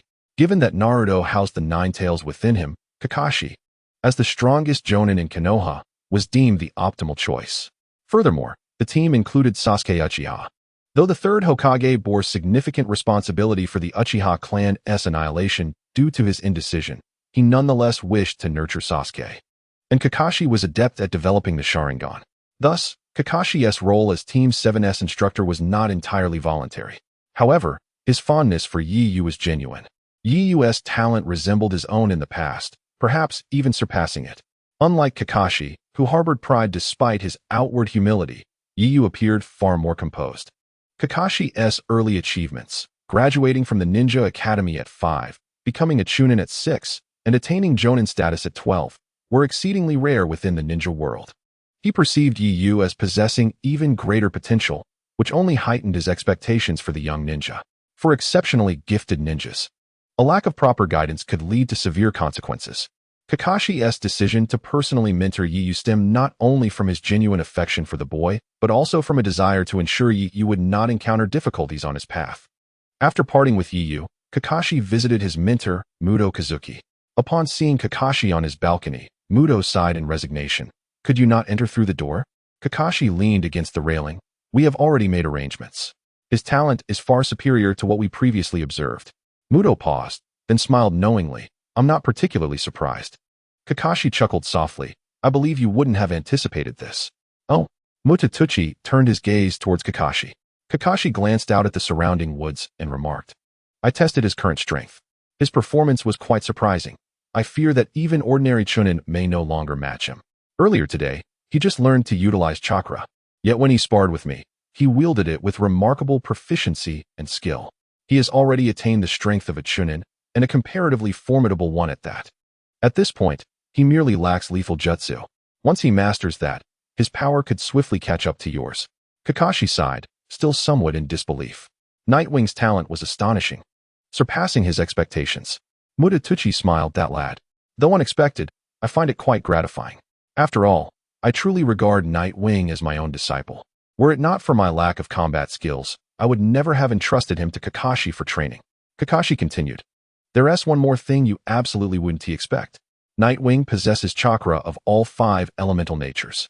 The smile on Mutatuchi's face froze in shock. "What? He has chakra of all attributes?" Mutatuchi was astounded. While he was surprised by Kakashi's assertion that Nightwing had Chunin-level strength, it was not beyond imagination. However, possessing all elemental chakra was exceedingly rare. Generally speaking, this ability is innate to those with specific bloodlines. And the rarity of having all elemental chakra is even less common than some Kekkei Genkai users. Currently, only Kakashi and the 3rd Hokage in Konohagakure possess such a trait. In fact, one could argue that possessing all elemental chakra is itself a form of Kekkei Genkai. Mutatuchi narrowed his eyes slightly. "You haven't disclosed this to anyone else, have you?" Kakashi shook his head. "I am well aware of how sensitive this information is. I would never share it. While possessing all elemental chakra is advantageous, its rarity makes one a target." Both Kakashi and Mutatuchi had experience in the Umbu. Well aware that Konoha harbors not only the sunlight visible on the surface, but also the darkness buried beneath its roots. Furthermore, since Nightwing is merely a commoner without the protection of a clan, one cannot predict whether someone might attempt to abduct him for nefarious experimentation. Mutatuchi breathed a sigh of relief. "When you train him, be cautious. It would be best for him to utilize only 2 elemental jutsu in his daily practice." Kakashi nodded. "I will advise him accordingly." On this matter, both Kakashi and Mutatuchi shared the same intention. Until Nightwing possesses the means to protect himself, it is imperative that no one discovers he has chakra of all attributes. Upon returning home, Nightwing reclined on his bed and delved into his consciousness space. Soon, a voice echoed in his mind. "You have been inactive for a day. Chakra has doubled, physical strength has increased by 1%, and speed has also doubled." As he regained his senses, Nightwing felt an overwhelming sense of comfort. Upon reflection, a smile crept across his face. The increase in chakra was astonishing. It was now nearly on par with Kakashi's. "Is the doubling of my speed due to my rudimentary grasp of the body flicker technique?" Typically, the body flicker technique is relatively simple to learn, relying on the principle of channeling chakra to the feet to enhance movement speed. Thus, its learning difficulty is rated as low, easily mastered by even genin. Chapter 23, Kakashi Treats. What astonished Nightwing the most was the surge in his chakra. His chakra volume was already approaching that of Kakashi, who is known to possess a significant amount of chakra even among jonin. The reason Kakashi often appears to lack chakra during battles stems from his incompatibility with the Sharingan due to his lack of Uchiha blood, which prevents him from turning off the Sharingan, leading to excessive chakra consumption. Without the drain from the Sharingan, Kakashi's chakra would rival that of any Kage-level ninja. At the age of 12, he could casually perform the Earth-style, Earth Wall technique, covering a considerable area. It is easy to imagine how vast his chakra pool would be without the Sharingan string.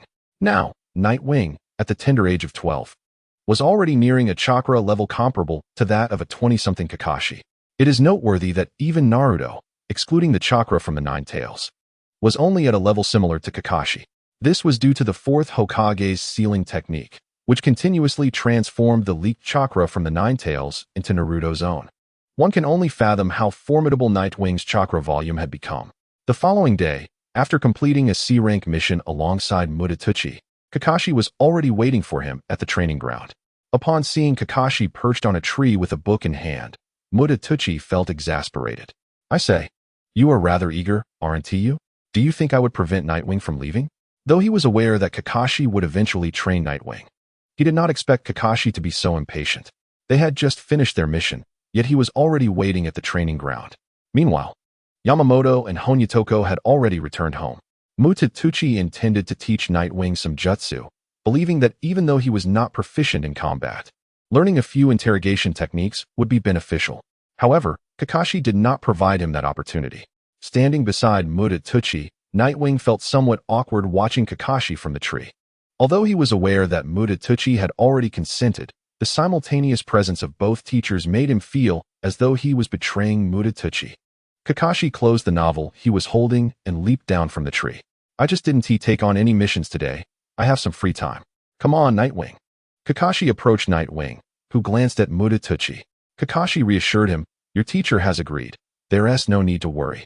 Though Mutatuchi felt somewhat resigned, wishing to teach Nightwing a jutsu, he could only let Nightwing go since Kakashi was present. He patted Nightwing on the shoulder. "Learn well. This fellow may appear laid back, but his strength is indeed formidable. In Konoha, apart from the third Hokage, he is the strongest ninja." With Tsunade and Jiraiya absent from Konoha, Mutatuchi's assertion held considerable weight. After speaking, he turned and vanished from sight, fearing he might be unable to part with Nightwing if he lingered any longer. Watching where Mutatuchi had disappeared, Nightwing remarked, "Teacher Tuchi holds Kakashi-sensei in high esteem." Kakashi smiled faintly. He hopes you will soon possess formidable strength and become a pillar for the village's protection. Seizing the opportunity, Kakashi offered a few words of wisdom. Nightwing did not mind and nodded. "I will strive not to disappoint him." "Kakashi-sensei, did you not take on any missions today?" Kakashi nodded. We just completed a mission, so I allowed them some time to rest. Now, before we begin training, let me take you out for a meal. One cannot train effectively on an empty stomach." Yu looked at Kakashi in astonishment. "Kakashi-sensei, you don't expect me to treat you to dinner, do you?" Yu was well aware of Kakashi's frugality. Kakashi was momentarily taken aback, observing Yu's expression of surprise, feeling somewhat embarrassed. It seemed his reputation for being stingy had been noticed by Yu. However, he had never intended for Yu to pay. "Why would you think that? Come on, it's on me." Yu's lips twitched slightly. "I hope so." It wasn't that treating someone was a burden, but Yu was also living off the inheritance left by his parents. Having just completed a rank-level mission, his finances were not abundant. Nevertheless, since Kakashi was to teach him ninjutsu, it was indeed fitting for him to treat. Kakashi, feeling helpless, remarked, "Is this how you perceive me?" Yu laughed without a smile and walked on. Soon, they arrived at Ichiraku Ramen. Upon seeing Kakashi, the owner, Shoyuta, greeted him with a smile. "Oh, Kakashi, it's been a while." Kakashi was quite well known in Konoha. However, upon noticing Yu, Shoyuta was somewhat surprised, as there had been no prior interaction between them. "Yu, what would you like to eat today?" Shuba, who was beside Shoyuta, casually asked, smiling at Yu. "I'll have a bowl of tonkatsu ramen," Yu replied with a smile. Kakashi, sitting beside him, inquired, "Is one bowl enough?" Yu nodded. Since he did not extract chakra from his body, he did not need food to replenish energy. Kakashi, however, had his doubts.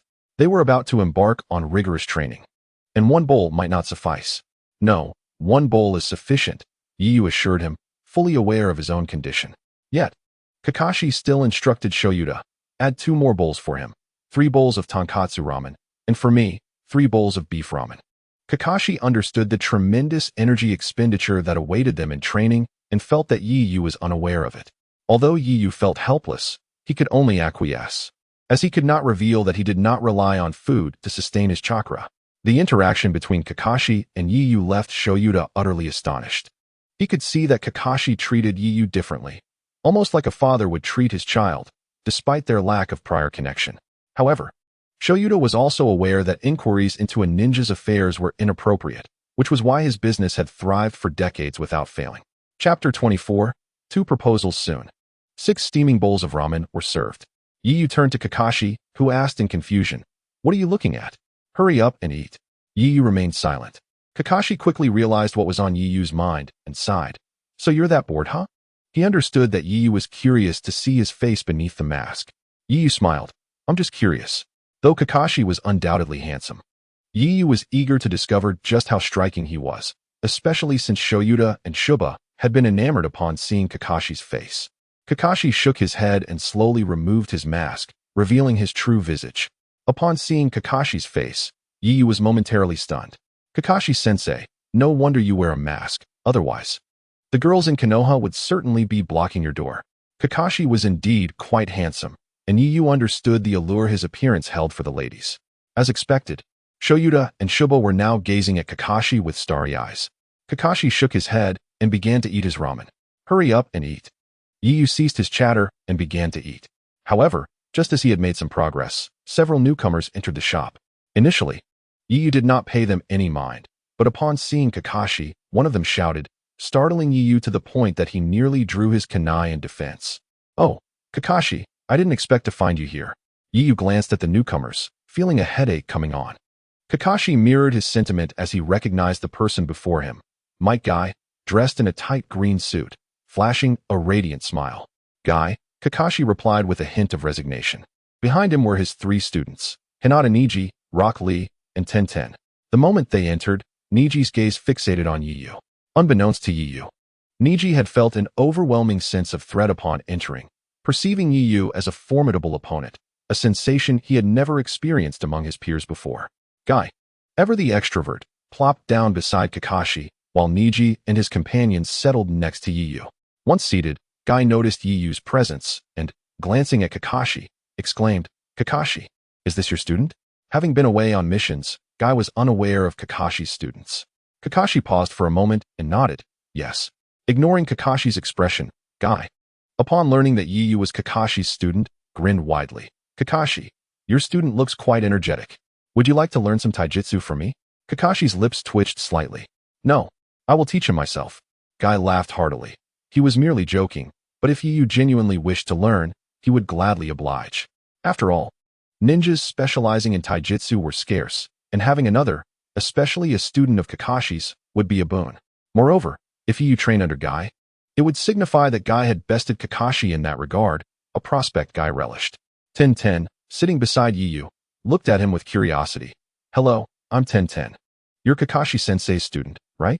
"Hello, I'm Yiyu," he replied. As Tenten greeted him, Lee and Niji approached as well. "I'm Rock Lee, a student of Guy-sensei, determined to defeat talented ninjas." Lee flashed a bright smile, revealing his gleaming white teeth, a mirror image of Guy. Yiyu felt a pang of awkwardness. Meanwhile, Niji coolly stated, "I'm Hyuga Niji. You seem somewhat different." Niji spoke plainly. Yiyu exuded an unusual aura. Yiyu did not engage further, merely responding with a casual, "Is that so?"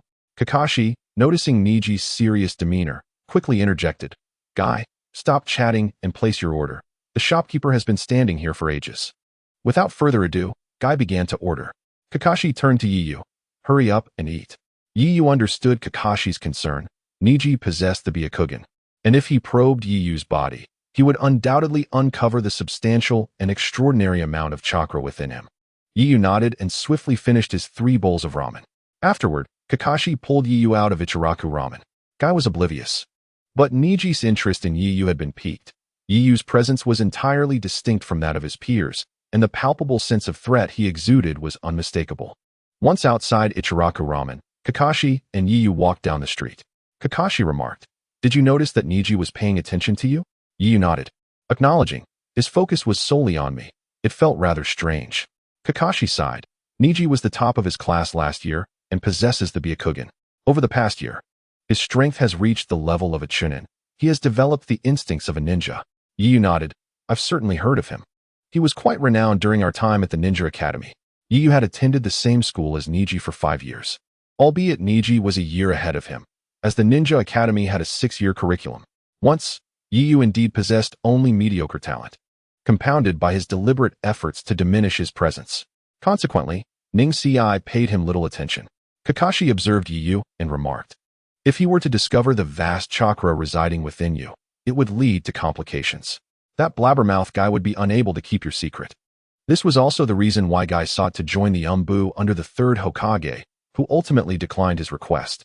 Guy was suited for straightforward missions, but was generally not entrusted with tasks requiring discretion. Yu nodded. I can sense that. However, the urgency with which you just emerged suggests that it would be difficult for Ning Ci not to notice. Kakashi sighed. There's no choice. If I linger any longer, I fear Ning Ci may truly activate his Byakugan. Yu chuckled. In truth, even if he were to find out, it wouldn't matter. I believe Ning Ci's character would prevent him from indiscriminately speaking of it.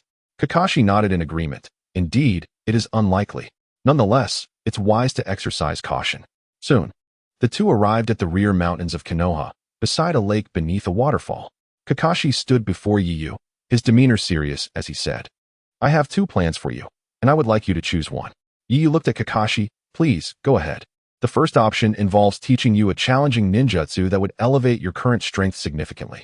The second option entails starting with fundamental techniques and gradually increasing the complexity. After speaking, Kakashi silently awaited Yu's response. After a moment of contemplation, Yu raised his head and calmly declared, I choose the first option. He anticipated Kakashi might be displeased, yet to his surprise, Kakashi smiled and said, as I expected, you would choose the first option. I too hope you would make that choice. After all, you are not like an ordinary person. Conforming to their pace would be detrimental to you. Kakashi patted Yu on the shoulder and turned to the lake. Do you believe I could attain a degree of renown in the ninja world solely through my Sharingan? Yu approached Kakashi and gazed at the lake. Surely, there must be a highly destructive ninjutsu that complements it. After all, as a jonin, one cannot lack powerful techniques. Kakashi smiled at Yu. Precisely. I once developed a ninjutsu that, without the Sharingan, would be exceedingly perilous. However, with the Sharingan, it transforms into a technique of immense lethality. Reflecting on the initial development of Chidori, Kakashi recalled how dangerous it was without the Sharingan's assistance, as a moment's carelessness could lead to being countered by an opponent. He sighed. Had it not been for a dear friend who transplanted this Sharingan to me, I would not have reached my current stature. Although the Sharingan consumed a considerable amount of Kakashi's chakra, it undeniably raised his potential. His innate combat talent compensated for the chakra expenditure, allowing him to maximize the advantages of the Sharingan as long as he carefully monitored his chakra usage. Observing Kakashi, Yu sensed Kakashi thought he was curious about the identity of the person who had transplanted the Sharingan. Kakashi explained, Would you like to know who provided me with this eye? He smiled. Typically, he would not easily disclose such information to others. However, since he intended to take Yu as his disciple, he felt no need to hide anything from him. In a certain sense, Kakashi valued Yu's potential even more than that of Sasuke and Naruto. Yu momentarily paused, having merely drifted off into thought. However, since Kakashi had misinterpreted his silence, he chose not to clarify and nodded. Indeed, I am somewhat curious. Kakashi sat by the lake and patted the ground beside him, inviting Yu to sit. Once Yu was seated, Kakashi continued, After graduating from the Ninja Academy, my youthful age hindered my ability to bond with my teammates. It wasn't until my fellow classmates graduated that I finally formed a team. In some respects, I did not graduate early.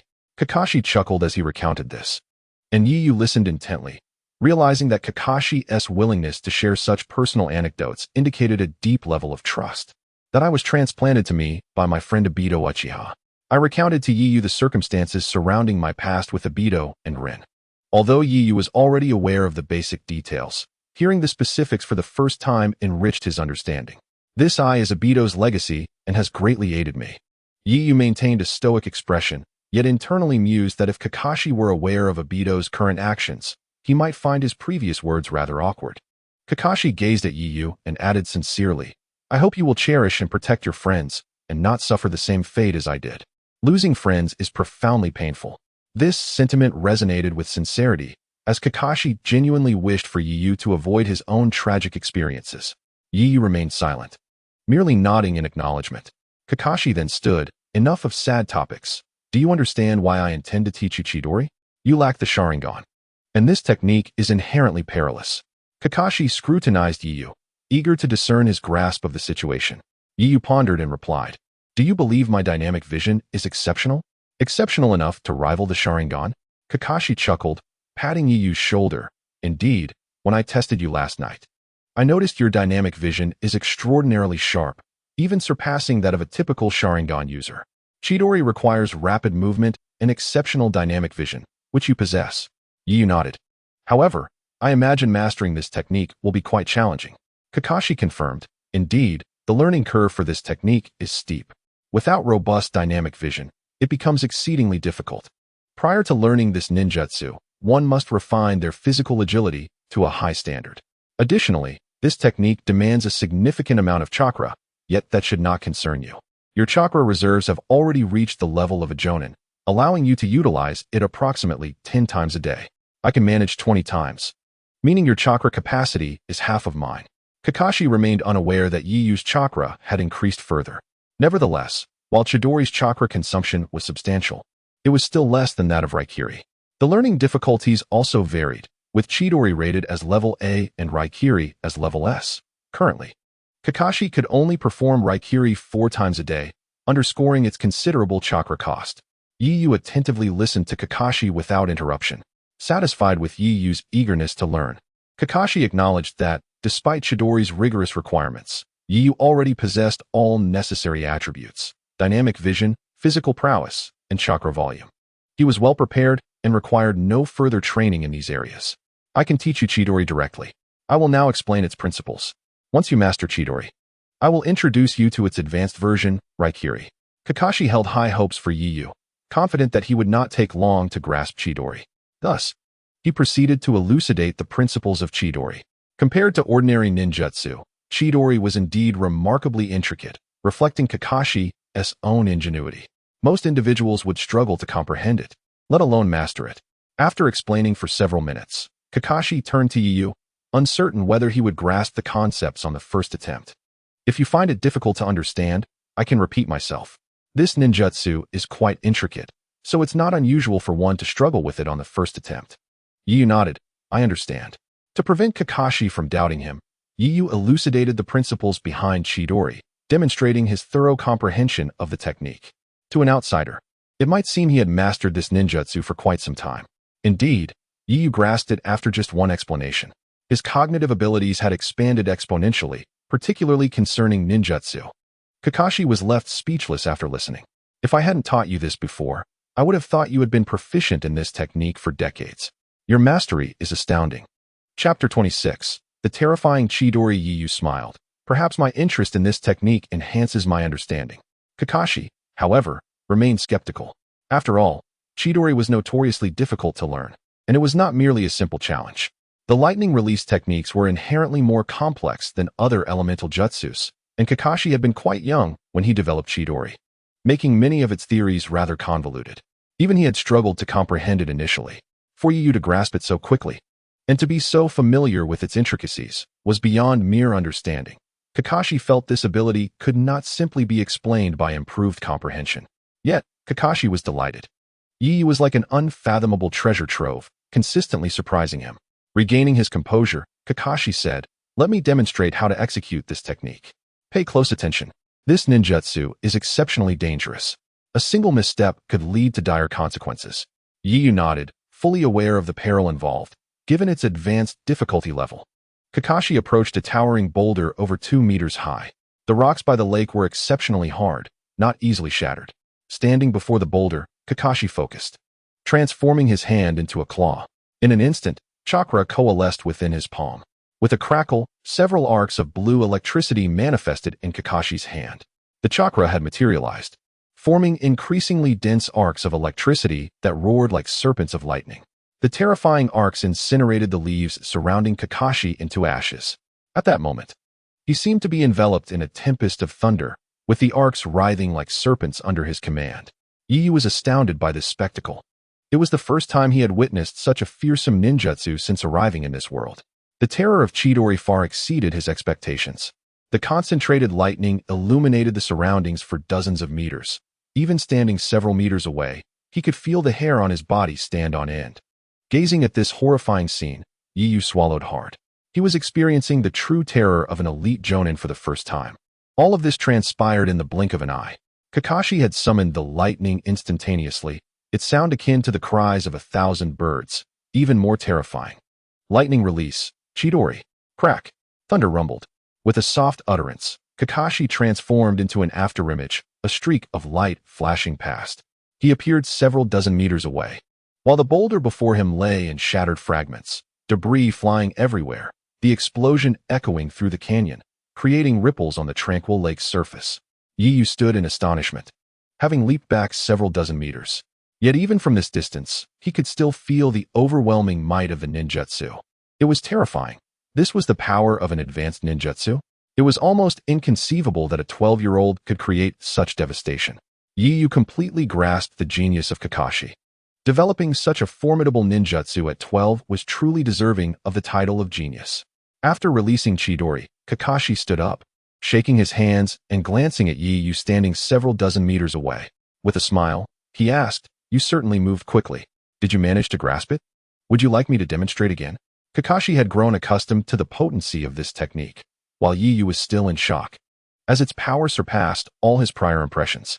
Chidori's destructive force could affect areas within dozens of meters from the epicenter of the explosion. And that was merely from the residual impact. One could only imagine the despair of being directly struck by the technique. Anyone caught in its path would likely be reduced to mere fragments. Regaining his senses, Yu leaped down from the tree, having feared being caught in the blast. He had utilized body flicker technique to move to a tree several dozen meters away at the moment Kakashi attacked. Observing the boulder reduced to rubble, Yu marveled. The power of this ninjutsu is overwhelmingly fearsome. It must consume an immense amount of chakra. A typical chunin would likely deplete their chakra reserves after just one use. Kakashi explained, and Yu nodded in agreement. Kakashi then inquired, "So, have you gained any insights?" Yu closed his eyes, and when he opened them again, a glimmer of clarity shone within. Despite the complexity of this ninjutsu, he understood how to unleash it. He looked at Kakashi and nodded. Kakashi paused for a moment, then shook his head with a wry smile. Perhaps this technique is indeed challenging for others, yet it may not pose the same difficulty for you. Focus on mastering it today, and feel free to ask me any questions. Kakashi leaned against a tree, watching Yu practice. Yu approached another boulder, aware that such stones were plentiful by the lakeside. Kakashi's eyes were fixed on Yu, eager to see if he could learn the technique that evening. Yu himself was uncertain of his capability, yet he felt he had grasped the essence of the technique completely. He even sensed a familiarity, as if he had mastered this ninjutsu for decades. However, Yu kept this feeling to himself, suspecting it might be mere illusion. Standing before the boulder, he began to gather chakra into his right hand. In an instant, the chakra within him coalesced into his palm. Suddenly, a crack echoed, and with a crackle, dozens of thick bolts of lightning surged around Yu, far thicker than the ones Kakashi had conjured. While Kakashi's lightning was the thickness of chopsticks, the bolts surrounding Yu were as thick as an adult's arm. Moreover, the color of the lightning was entirely different.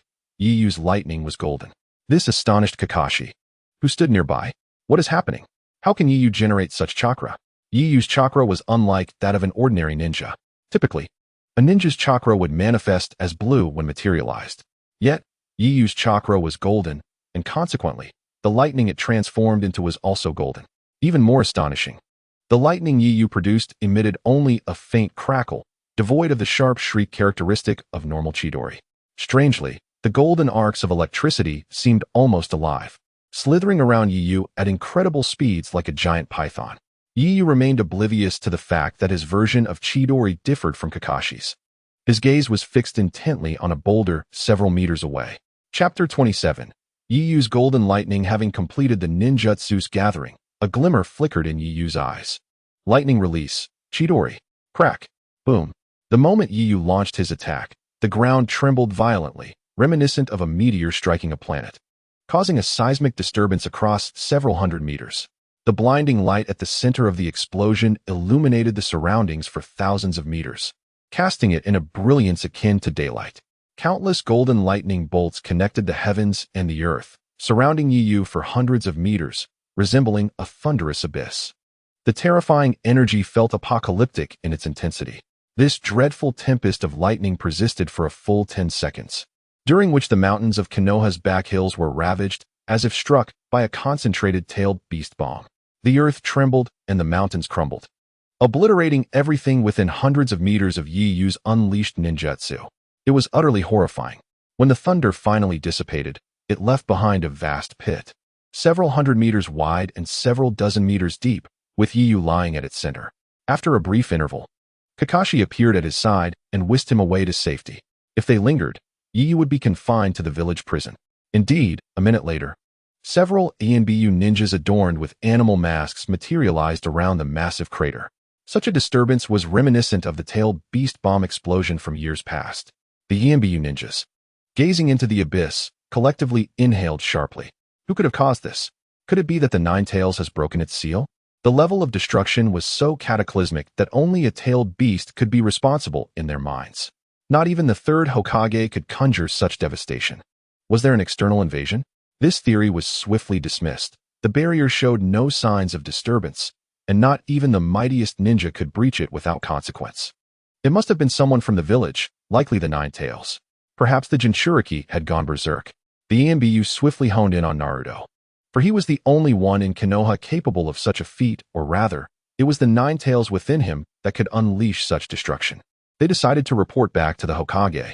In an instant, the ANBU vanished from the crater's edge. Meanwhile, the night had deepened, with ninjas leaping across the rooftops of the village. The commotion caused by Yiyu was tremendous, akin to the initial chaos of the Nine Tails rampage.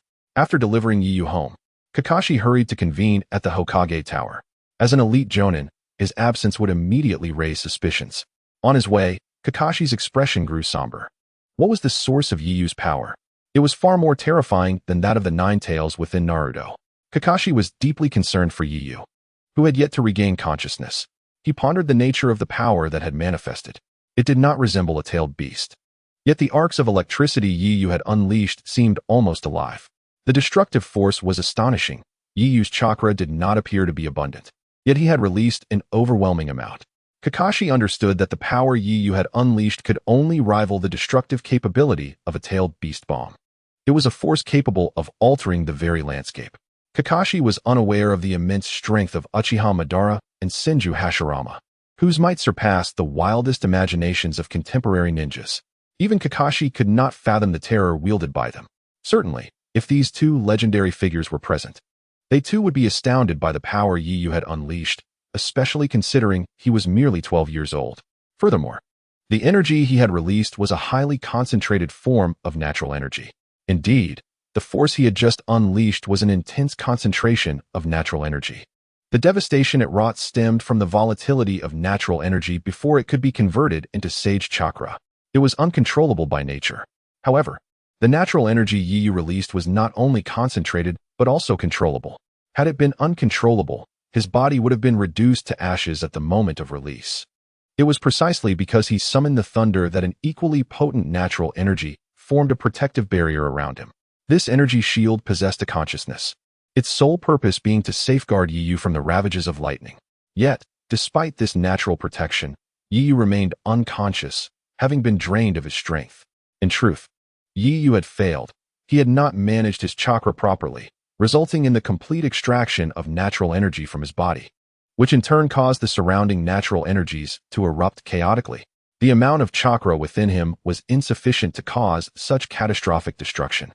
The catalyst was his excessive output of natural energy, which influenced the natural energies in the vicinity. Kakashi, however, was unaware of this. He believed Yiyu harbored some hidden power. He also recognized that Yiyu's chakra was akin to the sage chakra possessed by Jiraiya in sage mode. After some contemplation, Kakashi deduced, it is likely that Yiyu is inherently endowed with sage chakra, which is significantly more potent than ordinary chakra.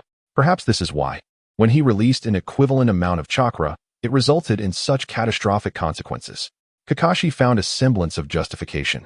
Yet he remained oblivious to the fact that even if all of Yiyu's chakra were sage chakra, it would still be incapable of producing such overwhelming force. Not even Jiraiya could achieve this, let alone Yiyu himself. Soon, Kakashi arrived at the summit of the Hokage Tower, where dozens of ninjas had already gathered, all of whom were at least special Jonin rank. Upon seeing Kakashi, Guy approached him, his expression grave, clearly troubled by the fearsome power just witnessed. Kakashi, what do you think it is? Upon encountering Guy, Kakashi hesitated, contemplating whether to disclose Yiyu's situation to the third Hokage. He was uncertain whether the power within Yiyu posed a threat to the village. However, recalling their earlier conversation, he chose to keep the third Hokage in the dark. After all, he had kept a watchful eye on Naruto, believing he could do the same for Yiyu, especially since Yiyu was far more stable than Naruto. It was highly likely that a formidable intruder had breached Konoha's defenses. Guy shook his head. I don't believe that's the case, for the village's barrier has shown no signs of disturbance. Furthermore, why would an intruder refrain from attacking the village? Chapter 28. Who could have done this? Kakashi glanced at Guy. So what do you think it is? Guy replied with a grave demeanor. I suspect it could be the Nine Tails. At this moment, Guy remained unaware that Naruto was Kakashi's student. Kakashi fell silent, well aware that it was not Naruto. Kakashi, I believe the Nine Tails Jinchuriki has gone berserk. Kakashi shook his head. I don't think that's the case. Guy appeared puzzled. Who else could cause such devastation? The recent explosion altered the terrain of the back hills of Konoha. No one other than a tailed beast bomb could accomplish such a feat. If only Guy knew of Uchiha Madara and Shinju Hashirama, he would not have spoken so. While the two conversed, the third Hokage approached. Kakashi, what is the current status of Naruto? The third Hokage also suspected that Naruto might have gone berserk. Such occurrences were not uncommon among the 5 great shinobi villages. The phenomenon of Jinchuriki going out of control was frequent, as not every Jinchuriki could achieve perfect mastery. After contemplating, Kakashi responded, Hokage-sama, I don't believe it to be Naruto. The third Hokage frowned upon hearing this. He suspected Kakashi was shielding Naruto. He did not blame Kakashi, for he held high hopes for Naruto, as evidenced by placing him in Team 7. According to the third Hokage's vision, it is inevitable that one of Kakashi's 7th squad will eventually ascend to the position of Hokage. Although Naruto is the host of the Nine Tails, the third clearly holds him in high regard. In fact, the next Hokage, in the third's mind, was already chosen when he assigned Kakashi to mentor Naruto and his companions. Essentially, the selection is to be made between Naruto and Sasuke, as this has been the precedent set by previous Hokage.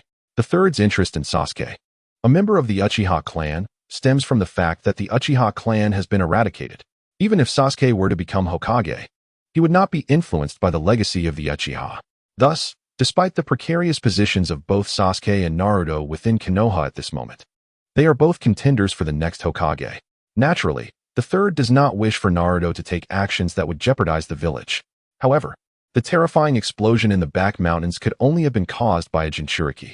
Even if the third does not wish it to be Naruto, the evidence overwhelmingly points in that direction. The third gazed sternly at Kakashi, urging him to comprehend the gravity of the situation. Kakashi, however, shook his head. Lord Hokage, if it is indeed Naruto, then who could have intervened? Aside from you, no one in Konoha has the capability to stop a rampaging Naruto. The release of such a terrifying jutsu indicates that Naruto was completely out of control. The Nine Tails is on the verge of breaking free. Yet, aside from that explosion, there have been no further incidents.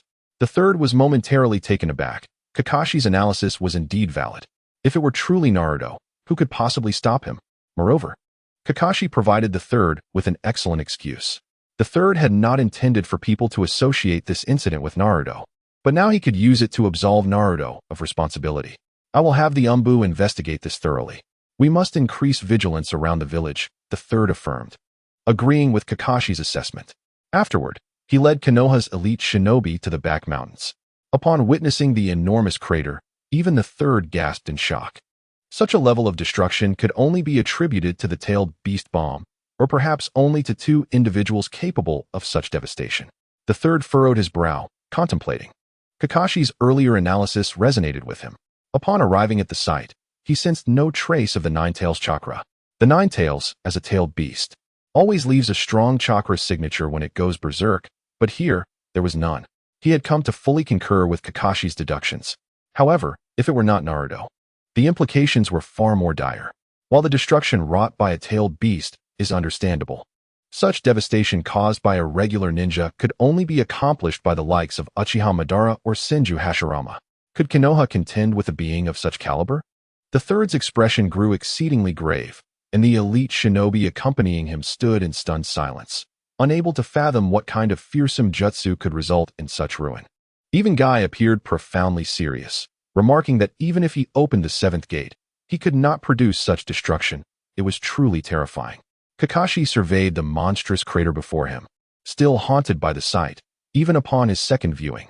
Yaa had somehow survived amidst such a jutsu, indicating that he must possess some form of powerful hidden strength, though even he himself was unaware of it. Had he known, he would not have unleashed it. Asuma, Kurenai, and the others gazed at the crater with solemn expressions, lost in silence. The scene before them rendered them at a loss for words. The third shook his head, pondering whether the culprit was from within the village or outside. Let us hope it is someone from within. If it is an outsider with such terrifying power, the ninja world may soon witness another who dares to rival those two, he mused. Although a ninja from within the village causing such destruction would also signify a significant threat, the third preferred the notion of it being an internal issue, as at least they could still negotiate. An external ninja unleashing such devastation would surely harbor no goodwill towards Konoha. After a moment's contemplation, the third turned expressionlessly to the Umbu shinobi beside him. Maintain strict surveillance over the back mountains for the time being, and keep tonight's events confidential. We shall claim it is an experiment of a certain jutsu by the Umbu. The Umbu members acknowledged his directive with nods. The third then glanced at Kakashi, saying, "Kakashi, come with me." Kakashi nodded, and soon the two vanished from Konoha's back mountains. Many villagers, waiting anxiously for news late into the night, felt relieved upon learning it was merely the Umbu conducting an experiment, allowing them to return home to rest. They had feared an attack on the village. Yet, such an excuse might deceive ordinary villagers and shinobi, but it would not fool Danzo. At the headquarters of Root, leaning on his cane with one eye bandaged, Danzo scrutinized the shinobi kneeling before him. Has the Ninetales Jinchuriki gone berserk? Danzo's voice inquired. The Root shinobi replied. There were no traces of the Ninetales chakra at the scene. However, the level of destruction could only be caused by a tailed beast bomb. Danzo raised an eyebrow in surprise. Not the Ninetales. Given the absence of its chakra, it should not be. Rising to his feet, Danzo's expression grew grave. If it is not the Ninetales, then who could it be? What threat does this individual pose to Konoha? As these thoughts raced through his mind, Danzo could no longer remain seated. What in the world is Hiruzen doing? Has he developed some secret weapon? Danzo harbored fears that the third Hokage might unveil a powerful weapon that could threaten his own standing. Chapter 29, Genius. Danzo has always eyed the position of Hokage with great ambition. He believes his chance at becoming Hokage lies in his control over Konoha's roots. Within Konoha, his authority ranks just below that of the third. If the third were to develop a formidable weapon, Danzo's influence within Konoha would undoubtedly diminish significantly. Of course, Danzo's apprehension stems from the third's prior indecisiveness. In truth, with the third's prestige and strength, had he resolved to eliminate Danzo, there would be little resistance from him. Meanwhile, the third and Kakashi arrived at Naruto's residence. Naruto remained blissfully asleep, undisturbed by the night's commotion. Observing Naruto's peaceful slumber, the third was entirely convinced that tonight's events had nothing to do with him. After stealthily leaving Naruto's home, the third and Kakashi made their way to the back of Hokage Rock. Standing there, overlooking the entirety of Konoha, the third's voice echoed softly, "Kakashi, that individual is connected to you, is he not?" The third spoke with calmness, but Kakashi sensed the certainty in his tone. A chill ran down Kakashi's spine. The third's realization intensified as he noted Kakashi's unusual demeanor this evening. He appeared remarkably composed. In the face of such circumstances, Kakashi would typically exhibit more turmoil. Thus, the third surmised that it might pertain to Kakashi.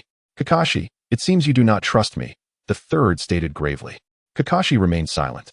Yet the thought that he had been an Umbu shinobi previously allowed the third to comprehend. Kakashi had indeed learned far too much about him. The third continued, "Kakashi, you must understand that since I have already deduced this, you cannot conceal it for long. Should the individual pose no threat to the village, I will certainly protect him. Although I do not wish for discord within our community, However, that does not mean I will compromise my principles without limit. As long as that individual poses no threat to the village, I can assure his safety. Even in the face of Danzo, I will not compromise. The third Hokage turned to gaze at Kakashi, his tone grave.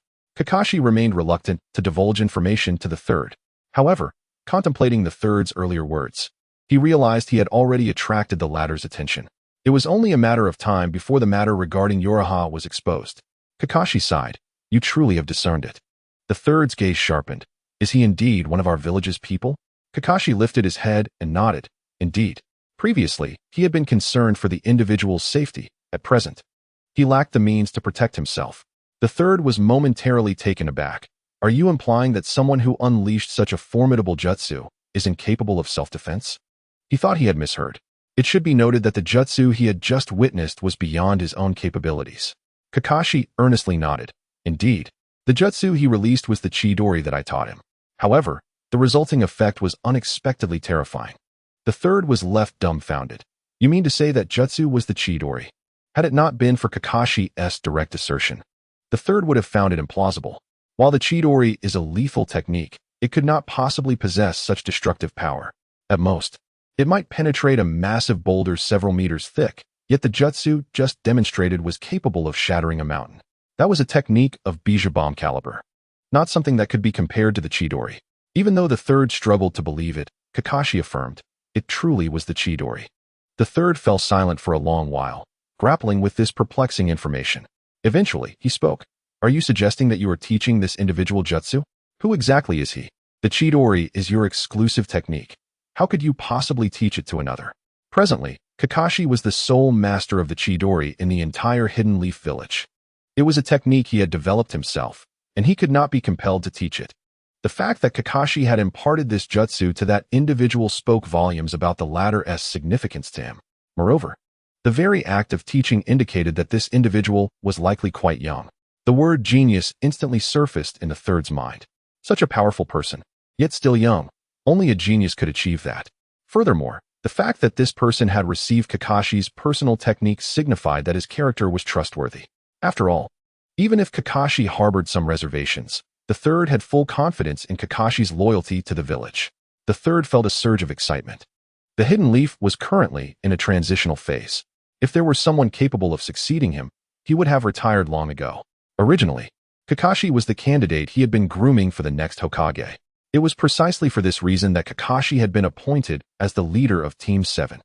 Naruto and Sasuke were considered candidates for the future Hokage. The succession of the Hokage position typically followed this pattern. It was an unspoken secret.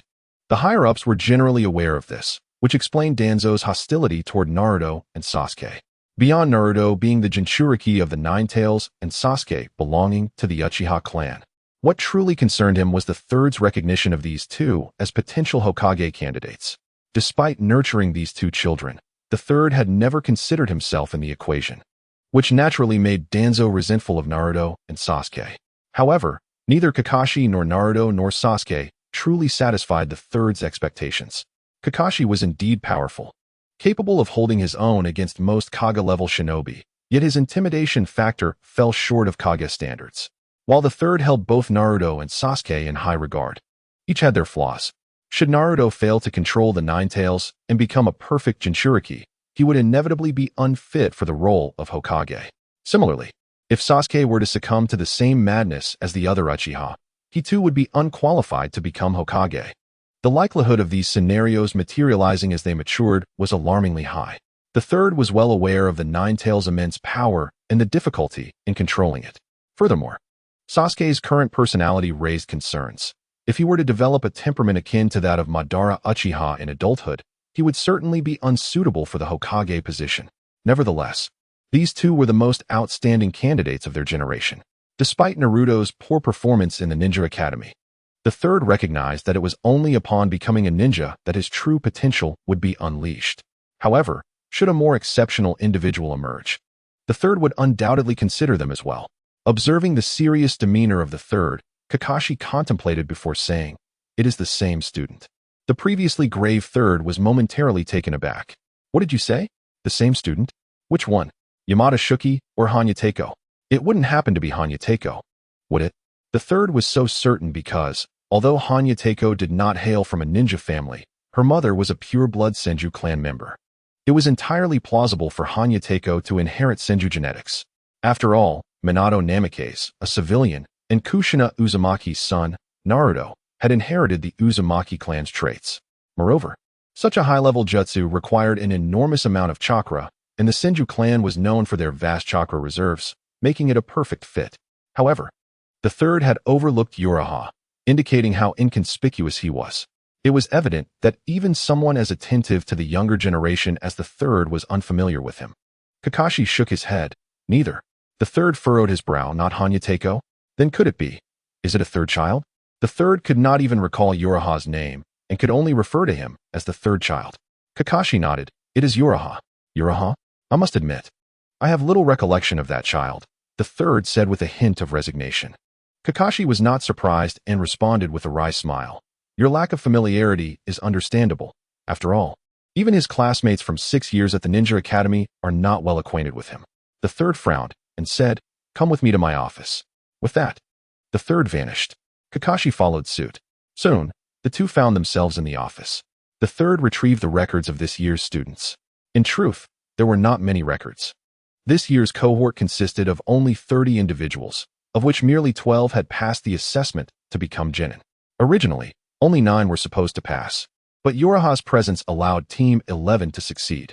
This meant that, in the original timeline, had it not been for Uraha, neither Yamada Shuki nor Hanya Teiko would have been able to graduate as ninjas. The reason for the low graduation rate at the Ninja Academy each year is that many ninjas do not ascend through the academy. Numerous clan ninjas can become ninjas simply by passing the village's assessments, sparing them the 6 years of academy time. The third quickly located the records for Team 11. When Uraha's information was presented before him, the third initially thought he had misread it. The details were exceedingly sparse and ordinary. Are you truly speaking of this child? The third questioned Kakashi with skepticism. Kakashi nodded. Yes, he has been concealing his talents throughout his 6 years at the Ninja Academy, resulting in his abilities going unnoticed. Why would he hide his talents? How could such a young child possess such thoughts? The third expressed his doubts. Kakashi explained, this child is rather precocious in thought, and his personality is somewhat, how should I put it? He is rather laid back. The third's mind instantaneously conjured an image of Shikamaru. Laid back? Kakashi affirmed. This child prefers not to be disturbed by his classmates at school. He dislikes being the center of attention.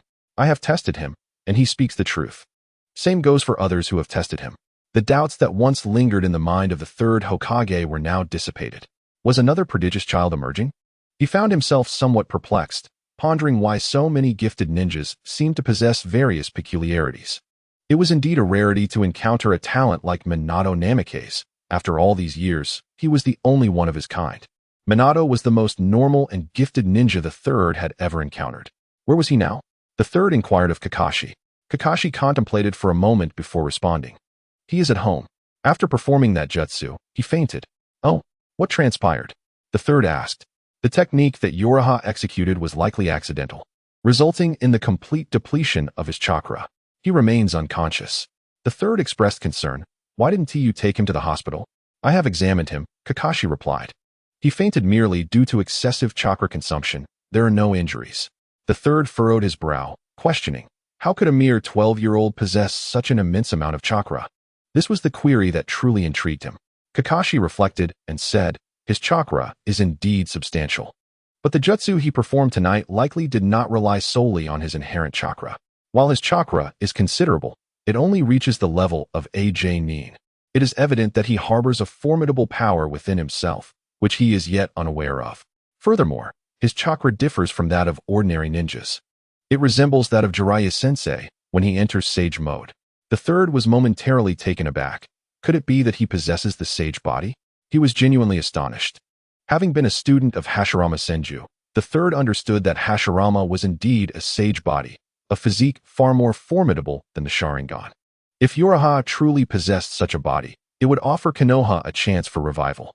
The third was acutely aware that even among the Senju clan, only Hashirama had this unique body. Kakashi, however, was oblivious to the concept of the sage body. Lord Hokage, what is the sage body? The third pondered and explained. The sage body is a natural physique possessed from birth, granting the ninja an extraordinary amount of chakra, far exceeding that of ordinary ninjas, along with superior vitality. Additionally, they can instinctively utilize sage techniques, filled with sage chakra.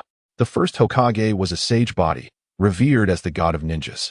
His ninjutsu was devastatingly powerful, capable of altering the very terrain. In those days, only the Uchiha clan's ninjas could rival him. Their battles were cataclysmic, akin to mountains crumbling and seas filling. Kakashi was left speechless. Are there truly individuals of such caliber? His disbelief was palpable, as he had never encountered anyone of that nature. However, he reconsidered. The jutsu Uraha had unleashed that night had already achieved such an effect. The third remarked, indeed, such individuals exist. There might once left the entire ninja world in awe. If Konoha were to witness another first Hokage, it could ensure our village's peace for decades. Turning to Kakashi, the third asked, how long have you known him? What do you think of his potential? He was filled with anticipation.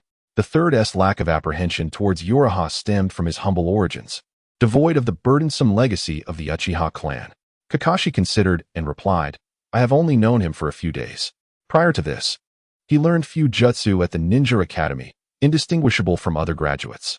Before I taught him Chidori, he only knew the body flicker technique and how to use ninja tools. He learned water walking and tree climbing remarkably quickly, mastering them after a single demonstration. Tonight was my first formal lesson with him. Had it not been for this incident, he would have truly learned. Moreover, he possesses chakra of all attributes. The third was astonished. He has chakra of all attributes. Kakashi nodded. Chapter 31. The conscious Thunder the Third was taken aback. To possess chakra of all attributes was an extraordinary talent. The fact that he could master a technique like Chidori in a single attempt was indicative of his exceptional learning ability. His chakra reserves were immense, hinting at the possibility of him one day matching the first Hokage's legacy. Kakashi, while not fully aware of the first Hokage's greatness, recognized the reverence the third held for him, suggesting he was indeed formidable, perhaps even surpassing the third himself. After all, the third had mentioned that the first Hokage's ninjutsu could reshape the land, a power Kakashi could only associate with tailed beasts. In truth, the third was the most astonished of all. He had high hopes for Naruto and Sasuke, which was why he entrusted Kakashi to guide them. Little did he know that Konoha might be harboring a ninja capable of rivaling the first Hokage. In the third's eyes, Konoha's revival might soon be at hand. Observing the third's calm demeanor, Kakashi felt a sense of unease. Lord Hokage, I believe we should keep Uraha out of public view until he can safeguard himself. Kakashi worried that other villages, or even individuals within their own village, might target Uraha. Despite the relative peace in the ninja world, Kakashi, having experienced the third great ninja war, understood that other villages would not hesitate to eliminate any potential threat to their existence. He feared that Uraha might one day reach the level of the fourth Hokage, who alone had once instilled fear in other ninja villages. Should they discover Uraha's existence, they would undoubtedly resort to any means necessary to eliminate him. This was a scenario Kakashi wished to avoid. Furthermore, there would be those within the village who might wish to see Uraha gone, such as Danzo, who would never permit the rise of someone who could threaten his own ambitions. The third recognized this concern and nodded. I understand your apprehensions. I entrust Uraha to your care, hoping you can cultivate him into a pillar of support for Konoha. Additionally, uncover the nature of the power he possesses and assist him in mastering it. The third had no intention of personally teaching Uraha. Doing so would only draw attention to his uniqueness. Upon hearing the third's arrangement, Kakashi felt a wave of relief. He had been concerned that the third might bring Uraha closer, which would place him in grave danger. Even if the third did not intend harm, Danzo would certainly not allow him to thrive. Very well, go check on him. I must attend to the ramifications of this incident, the third instructed. After Kakashi departed the Hokage Tower, he hurried to Uraha's home. Standing by the window, the third gazed out at the night enveloping Konoha, reflecting on the events of 12 years prior. He wondered what path that child would ultimately tread. Would he become another Hashirama or descend into the darkness like Uchiha Madara? If he were to become Madara, there would be no first Hokage to counterbalance him in this era. Despite the third's high regard for Uraha's potential, if he were to attain the power of Hashirama Senju, Konoha would find itself devoid of any means to contain him. Should Uraha turn into a figure akin to Madara, the village would undoubtedly face peril. It was indeed a gamble. The third's expression grew solemn. For he was uncertain of Uraha's future, whether it would be a boon or a bane, often hung in the balance of a single thought. Kakashi, I hope your judgment is not misplaced. Naruto, Sasuke, do you believe you will ever match his strength in the future? The third Hokage holds high expectations for both Naruto and Sasuke. In time, Naruto will fully master the Nine Tails, becoming the perfect Jinchuriki, while Sasuke will awaken his Mangekyou Sharingan, wielding godlike power. Together, perhaps you two may balance him out. Alternatively, should either of you falter, Night could serve as a counterbalance.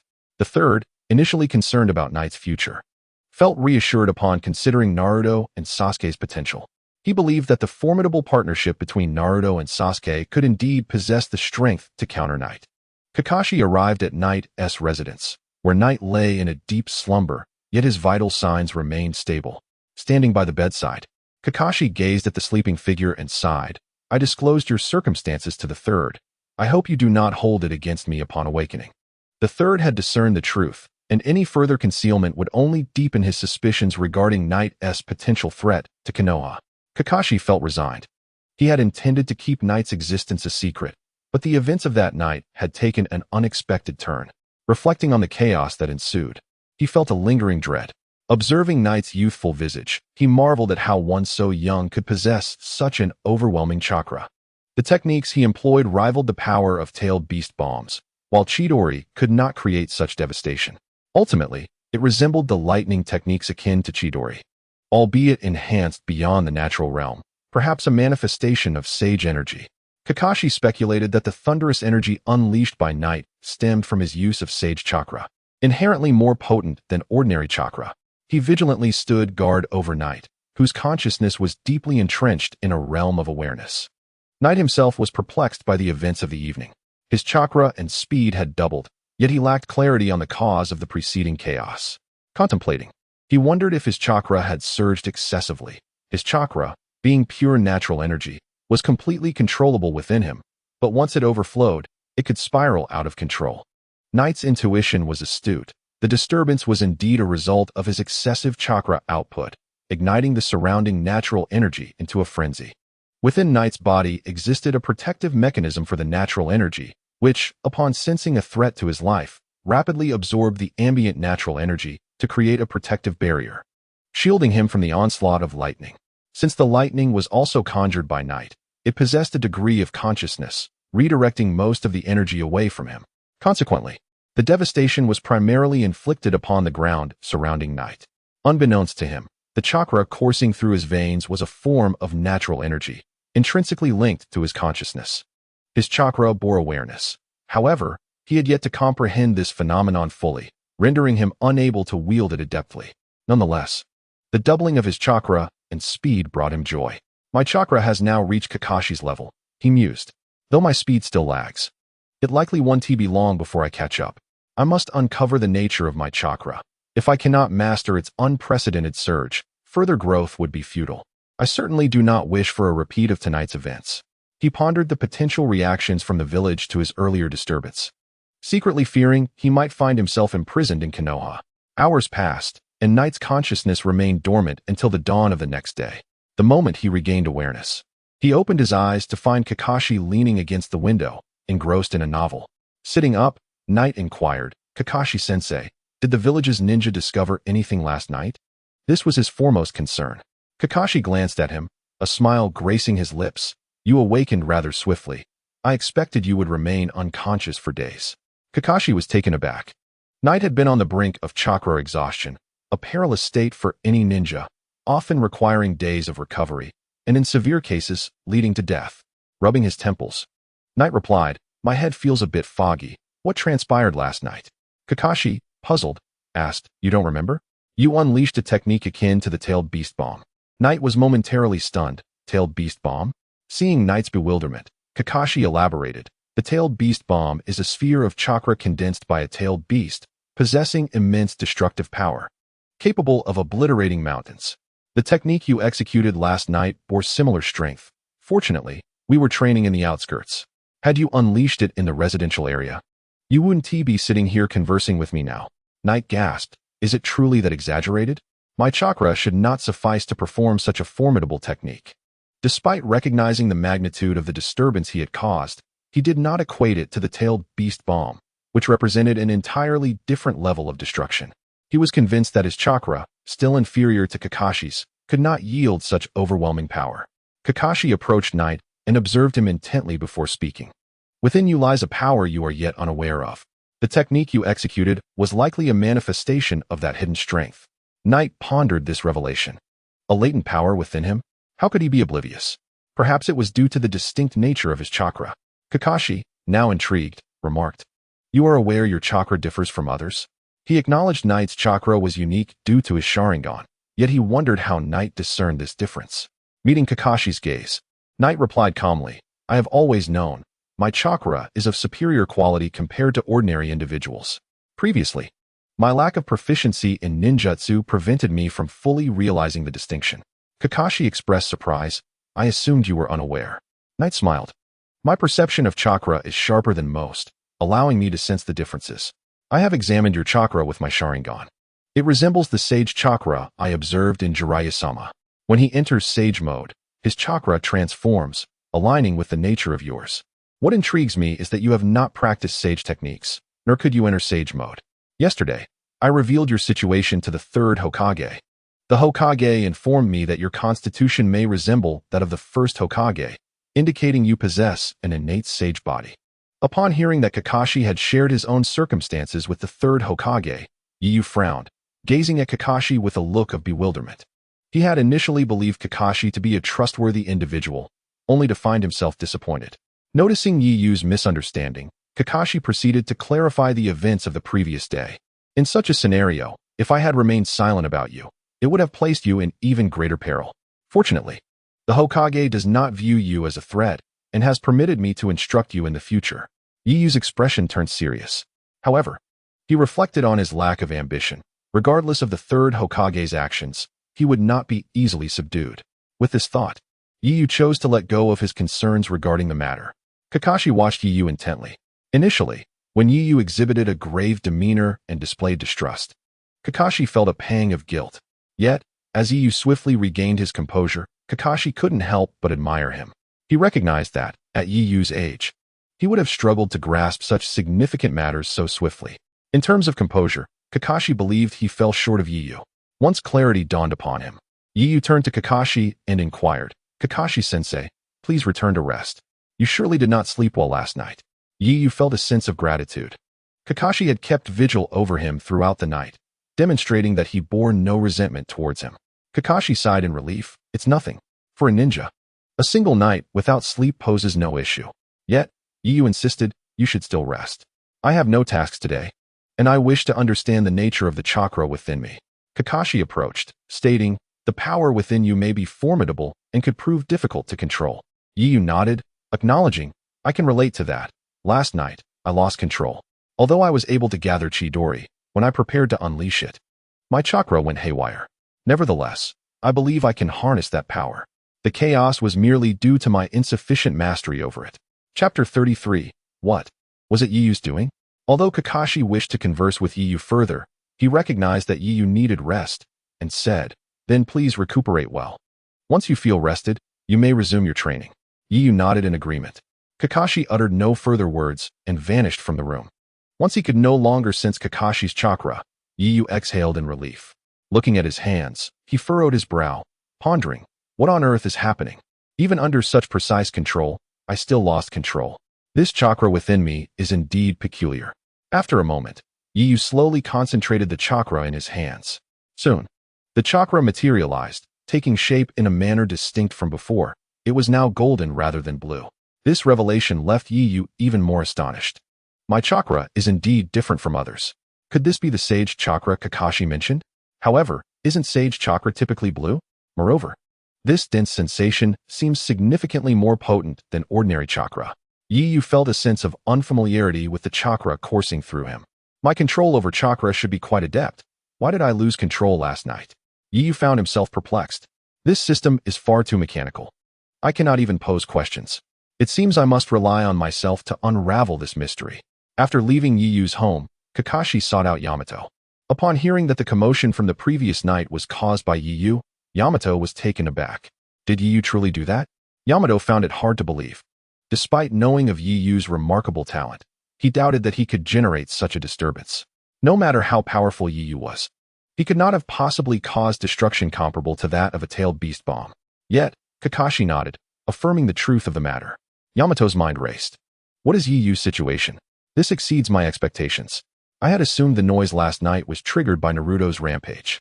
Although the third Hokage stated that the Umbu had been conducting ninjutsu experiments, the elite ninjas of Konoha were generally aware of the events that transpired. Almost all of them believed that the Nine Tails had gone berserk. The third Hokage had sealed the information to protect Naruto, as the Jinchuriki was already despised by the villagers. If the villagers were to learn that the commotion stemmed from Naruto's rampage, they might take hostile actions against him. Such occurrences had befallen other Jinchuriki, like Killer Bee, who had even been attacked by his own villagers. In comparison to Killer Bee, Naruto's treatment had been far better. After all, no one had thrown eggs at him, nor had anyone attempted to assassinate him. At worst, he had only faced social distancing. It was important to remember that during the Nine Tails rampage, many villagers lost loved ones to its wrath. As the Jinchuriki of the Nine Tails, Naruto symbolized that very beast, making him a target of their hatred. Despite this, Naruto was not without friends, as Shikamaru, Choji, Shino, and Kiba remained steadfast companions who would even skip classes with him. Even the owner of Ichiraku Ramen, Tucci, and his daughter, Ayame, bore no ill will towards Naruto. Compared to Killer Bee, Naruto's situation was relatively normal. However, if the villagers were to discover that Naruto had gone berserk, even the third Hokage's favoritism would not suffice to shield him. Who would willingly approach someone who posed a potential threat? They would likely urge the third Hokage to confine Naruto. In such a scenario, even if the villagers learned that Naruto was the son of the fourth Hokage, it would matter little. Minato Namikaze had only served as Hokage for a few years, and his standing in the eyes of the villagers was not particularly high, despite being hailed as the hero who saved the village. Yet, no one would gamble their lives on the son of a potential mass murderer. Consequently, the elite ninjas of Konoha believed that the third Hokage was deliberately suppressing the information to prevent unrest among the villagers. Little did they know that the individual responsible for such a significant disturbance was his own disciple. Yamato's mind struggled to process this information. Simultaneously, he felt a surge of anxiety. Who else was aware of this news? Yamato's greatest concern was that others might learn of Yi Yu's situation. Should that occur, Yi Yu's treatment would likely not differ much from Naruto's. Kakashi hesitated before stating, "Only the third Hokage and I are privy to this matter." Yamato looked up, glaring at Kakashi. "You informed the third Hokage?" Yamato was incensed. He was acutely aware of the implications of the third Hokage's knowledge regarding Yi Yu's fate. He was on the verge of confronting Kakashi physically. Kakashi quickly clarified, "Rest assured, the third Hokage did not take him away. In fact, he holds great expectations for him. So you need not worry so much." However, Yamato was not easily swayed. You know how unreliable the third Hokage's promises can be. As a member of the Umbu, Yamato had considerable exposure to the darker sides of Konoha. Kakashi, feeling helpless, replied, "Given the circumstances yesterday, do you believe it would have been beneficial for Yi Yu if I had continued to conceal the truth? Had I remained silent, and the third Hokage discovered it himself, Yi Yu would likely have to live under the scrutiny of the Umbu for the rest of his life. The only way for him to gain some semblance of autonomy is to master the power within him and demonstrate his worth to the third Hokage. Only then can he truly exist in the light." Kakashi's emotions were somewhat stirred. Normally, he maintained a composed demeanor. However, when it came to matters concerning Yoru, his feelings would fluctuate significantly.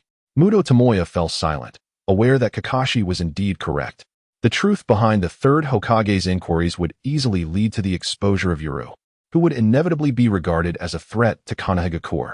Even if he were not imprisoned, it was likely that he would be continuously monitored by the Umbu. Should Yoru exhibit any signs of deviation, the Umbu would swiftly intervene.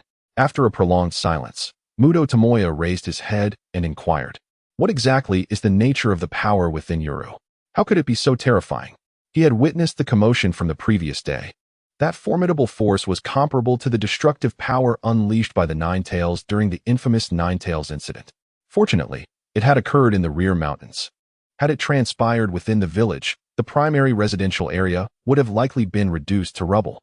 This was no exaggeration.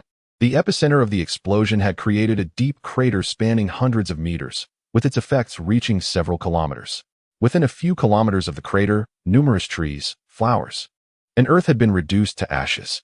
Such a terrifying force could only be matched by a tailed beast bomb. Indeed, many elite ninjas had initially thought that the explosion was the result of the Nine-Tails rampaging, believing it to have been caused by a tailed beast bomb. Chapter 34. Did you witness that explosion? Kakashi remarked, the power within Yoru is likely Senjutsu chakra. When Lord Jiraiya enters Sage mode, he too possesses this type of chakra. Senjutsu chakra is far more potent than ordinary chakra. However, Yoru has not learned Senjutsu. The third Hokage suggested that Yoru might possess an innate sage body, with his chakra naturally being Senjutsu chakra. Coupled with Yoru's immense chakra reserves, if all of his Senjutsu chakra were to be drained, it could potentially generate such an expansive ninjutsu. Kakashi himself found this notion rather implausible. He had witnessed Jiraiya's sage mode firsthand. While undeniably powerful, no ninjutsu had a range as vast as the devastation Yoru unleashed the previous night. Furthermore, Yoru's ninjutsu had directly obliterated everything within several kilometers of the explosion's epicenter. Clearly, the destruction Yoru had wrought surpassed that of Jiraiya. Yet, apart from this explanation, Kakashi struggled to rationalize the terrifying power Yoru had exhibited the night before. Muto Tomoya, having never witnessed Yoru's ninjutsu in action, accepted Kakashi's words. That kind of power was akin to that of a tailed beast. If Yoru were to master such power, he would possess strength rivaling that of a tailed beast, wouldn't he? Muto Tomoya gazed at Kakashi, who frowned in contemplation. It may not be so simple. Yoru has yet to gain control over that power. In fact, he does not fully understand its nature. However, it is somewhat reassuring that while Yoru's power may run rampant, he remains lucid at all times. He does not lose consciousness completely like a Jinchuriki might when overtaken by a tailed beast. Therefore, I believe that the power within Yoru is merely a vast chakra concealed within him. As long as Yoru continues to cultivate, he will undoubtedly master that chakra, though it may not be achievable in the short term. I will assist him. Upon hearing this, Muto Tomoya exhaled in relief. As long as that power differed from that of a tailed beast, he was less concerned about it seizing Yoru's body.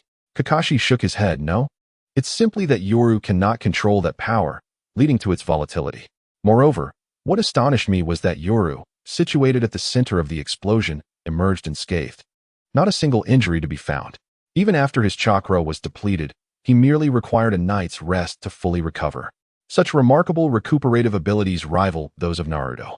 No, even Naruto may not possess such formidable healing capabilities. Kakashi mused.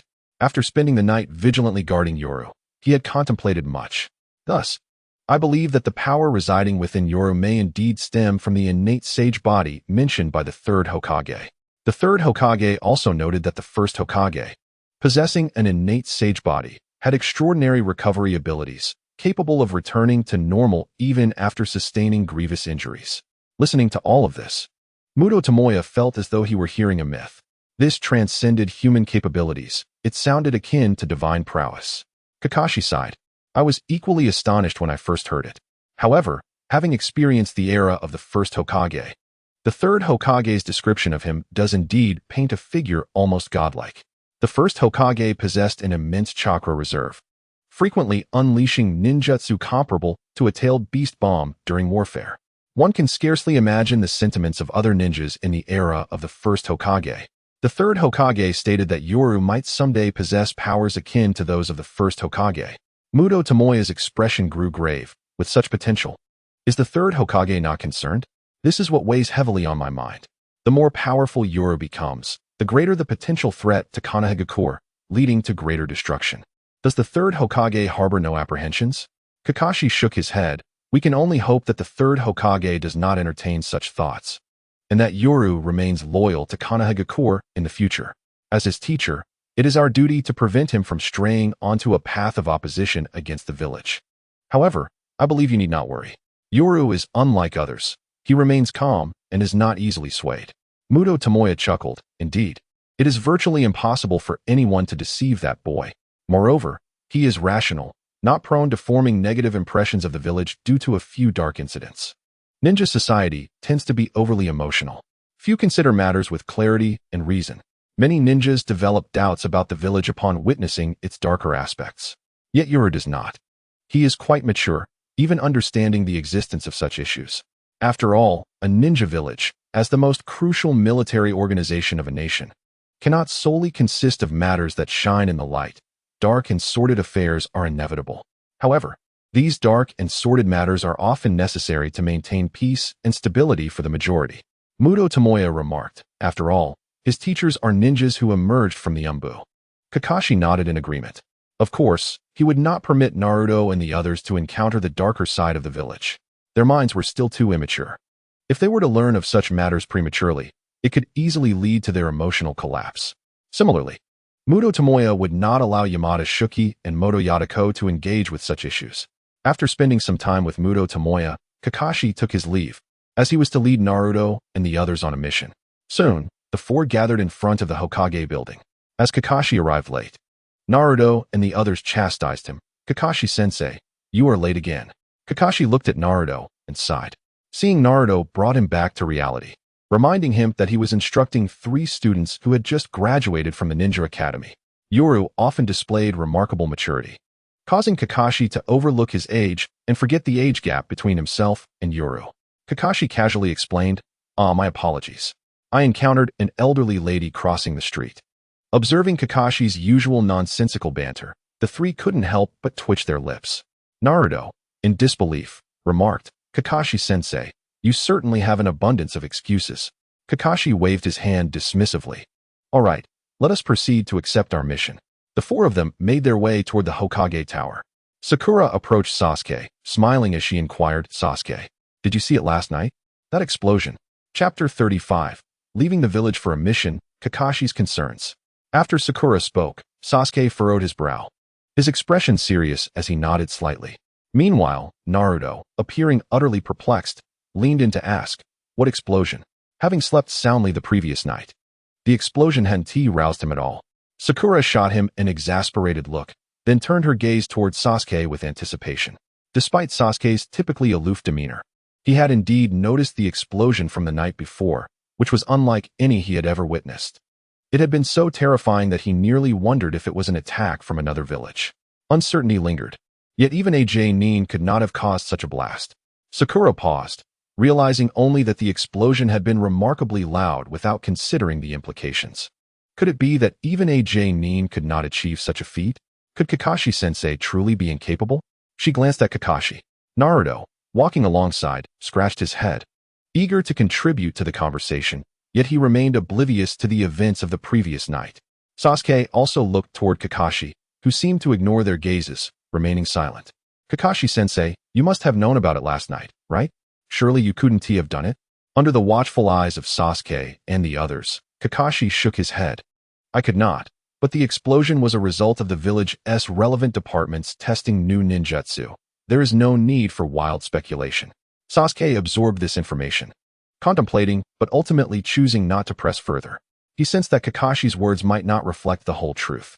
After all, it was a matter concerning the village's higher-ups, and he preferred not to pry. Sakura, noticing Sasuke's silence, opted to remain quiet as well. Meanwhile, Naruto continued to look bewildered, completely unaware of the situation. Upon arriving at the Hokage's office, they found themselves in Kakashi's team. The 3rd Hokage glanced at Kakashi, who nodded slightly, both understanding the unspoken implications. As soon as Naruto entered the office, he rushed to the 3rd Hokage, complaining, Old man Hokage, please don't burden us with those tedious, low-level missions anymore. The 3rd Hokage sighed as he regarded Naruto. You are still merely a newly graduated genin, and you must gradually accumulate experience through lower-level tasks. Furthermore, as newly minted genin, you are only permitted to undertake D-rank missions. Naruto shook his head defiantly, but those D-rank missions are incredibly dull. I want to embark on higher-level tasks. Though the 3rd Hokage spoke the truth, Naruto had no desire to endure the drudgery of D-rank missions, resorting to childish stubbornness. On the other hand, although Sakura and Sasuke remained silent, their thoughts mirrored Naruto's sentiments. They too were disinclined to engage in low-level tasks. Kakashi, resigned, thought to himself. I knew he would resort to tantrums. At that moment, he recalled Nightwing, wondering how the boy was faring after having his chakra drained just the night before. As Naruto continued to plead, the 3rd Hokage found himself at a loss and finally conceded. Very well, I understand. I shall assign you a C-rank mission. Upon hearing this, Naruto leaped up in excitement. Really? What is the mission? The third Hokage chuckled at Naruto's eager expression. You are to protect someone. Upon learning it was a bodyguard mission, Naruto's imagination ran wild. Who are we protecting? A feudal lord? Or perhaps a princess? Kakashi, observing Naruto's exuberance, felt a mix of amusement and exasperation, knowing that protecting a feudal lord would hardly qualify as a mere C-rank mission. While Sasuke and Sakura did not share Naruto's fanciful thoughts, they too felt a sense of anticipation. They were not keen on undertaking any more mundane tasks of searching for lost pets. The third Hokage, not answering Naruto's question, called out toward the door, please come in. In an instant, all four turned their attention to the entrance. Moments later, the door swung open, revealing an elderly man clutching a bottle of sake, who leaned against the doorframe and surveyed the group. Taking a swig from his bottle, he grumbled, what do we have here, a bunch of kids? Especially that short one. He looks utterly foolish. Are you even a ninja? Hearing the old man's words, Naruto laughed heartily. Ha! Who are you talking about? The short one who looks the silliest? As he spoke, Sakura and Sasuke quietly positioned themselves behind Naruto. In contrast, Naruto's grin swiftly faltered as he realized the comparison. You old fool, who are you calling silly? I'll take you down, Naruto exclaimed, ready to charge. But Kakashi held him back. Do you intend to harm the person we are meant to protect? Foolishness. Ignoring Naruto's outburst, the old man declared, I am the renowned bridge builder, Tazuna. While I construct the bridge, you are to ensure my safety.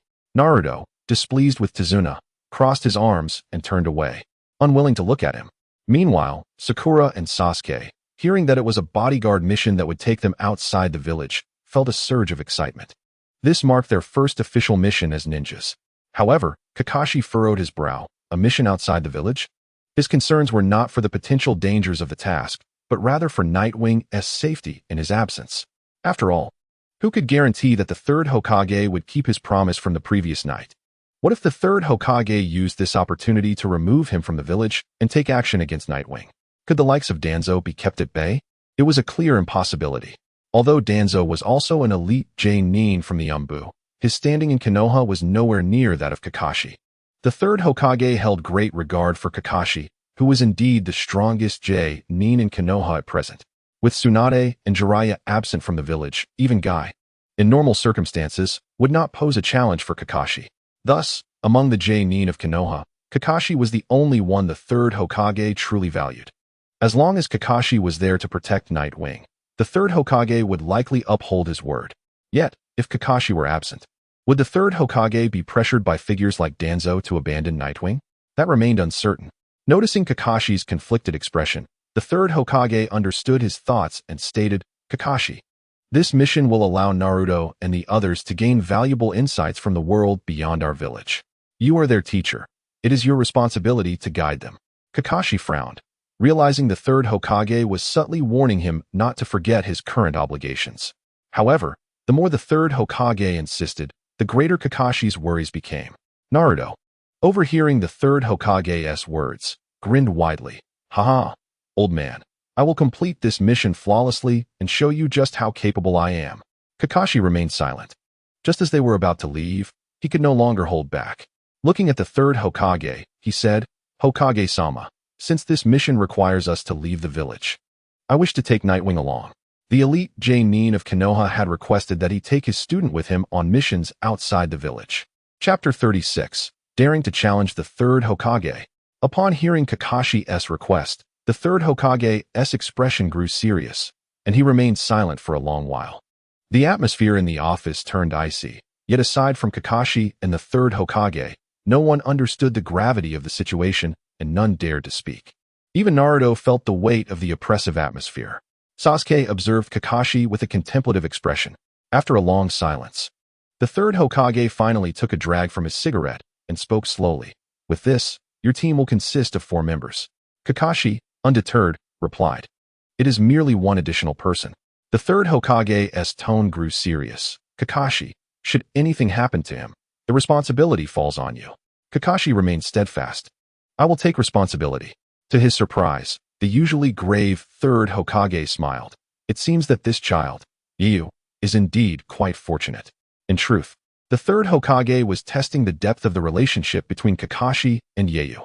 To his astonishment, The typically reclusive Kakashi was willing to defend Yeiyu to such an extent, nearly coming to blows. Far from feeling threatened, the third Hokage was pleased. He knew Kakashi's character well, and that anyone so valued by him was unlikely to be a problem. Kakashi met the third Hokage's gaze, who nodded in acknowledgement. It appears your mission's reward will now be shared by one more. Kakashi sighed in relief. Thank you, Lord Hokage. The third Hokage nodded again. You may summon him now. Kakashi signaled to the third Hokage before departing with Naruto and the others.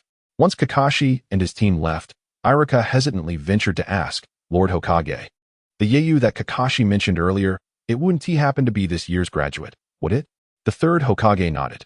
Iruka was perplexed. Surely Yeiyu could not have instigated the tense atmosphere they had just witnessed. It was a tension Iruka had never encountered before, especially between the village's strongest jonin and the Hokage himself. Kakashi had always struck him as composed and mature. How could he have clashed so intensely with the third Hokage? What had Yeiyu done to provoke such a confrontation? Lord Hokage, what exactly has Yeiyu done that seems to displease you? The third Hokage glanced at Iruka. I harbor no discontent towards him. Iruka remained silent, but his eyes betrayed his disbelief. The third Hokage chose not to elaborate further. Seeing the third Hokage's reticence, Iruka cautiously inquired, Isn't Yeiyu under the guidance of the same jonin? Why would Kakashi request to bring him along? The third Hokage replied coolly, That matter is not for you to probe, Iruka. Faced with the third Hokage's expression, Iruka dared not press further. After exiting the Hokage building, Naruto could no longer contain his curiosity. Kakashi-sensei, why did it seem like you and the Hokage were on the verge of fighting just now? Naruto's question resonated with Sakura and Sasuke, both equally eager for answers. In that tense atmosphere, they had not dared to inquire. Sasuke felt that Yeiyu might be more complex than he appeared. Kakashi cast a glance at Naruto, choosing not to divulge details. You misunderstood, he merely stated. Naruto pouted, Kakashi-sensei, do you think I'm foolish? It looked like you two were about to throw punches, and you say I misinterpreted? He continued, why are you bringing Yeiyu along? You are our teacher. Naruto expressed his displeasure. After all, Yeiyu was not in their class. Kakashi's decision to include Yeiyu seemed to imply a lack of trust in their abilities. Sasuke, however, saw things differently. He believed Yeiyu was far from ordinary and that Kakashi was aware of his true potential. Most importantly, he sensed an unusual bond between Kakashi and Yeiyu. Otherwise, why would Kakashi confront the third Hokage on Yeiyu's behalf? This thought left him feeling a touch envious. Kakashi was their guiding jonin, and yet he had nearly clashed with the third Hokage for the sake of a ninja from another class. Sasuke feared that Yeiyu might hold a higher place in Kakashi's esteem than they did. While Sasuke often harbored thoughts of revenge, he was, at heart, just an arrogant youth. After contemplating Naruto's words, Kakashi finally remarked, Yeiyu has also become my student. The trio was taken aback. What? Yeiyu has become your student? They could hardly believe it. Although they often expressed disdain for Kakashi, it was merely superficial. They had acknowledged his strength during their training, and, through CHG and the others, understood that Kakashi was among Konoha's most formidable jonin. Thus, while they might not voice it, they felt a sense of pride in his abilities. Now, the revelation that Yeiyu had also been taken on as Kakashi's student, and the apparent esteem Kakashi held for him, stirred feelings of inequity within them. Naruto exclaimed, Oh, that crafty Yeiyu. Kakashi-sensei, you must have taught him a plethora of jutsu, right? You haven't taught us anything yet. How infuriating. Though Sakura and Sasuke remained silent, their expressions reflected their dissatisfaction. Kakashi, however, maintained a calm demeanor, responding, I haven't taught him any jutsu. I've known him for much less time than I have known you. The trio remained unconvinced. Naruto scoffed. Humph, Kakashi-sensei, are you trying to deceive us? Kakashi shrugged. If you don't believe me, there's nothing I can do. As they conversed, they arrived at Yeiyu's home. This was the first visit for Naruto, Sakura, and Sasuke. Inside, Yeiyu was absorbed in studying his chakra when Kakashi and the others' sudden appearance took him by surprise. Kakashi placed a hand on Yeiyu's shoulder. We have received an A-rank mission that requires us to leave the village.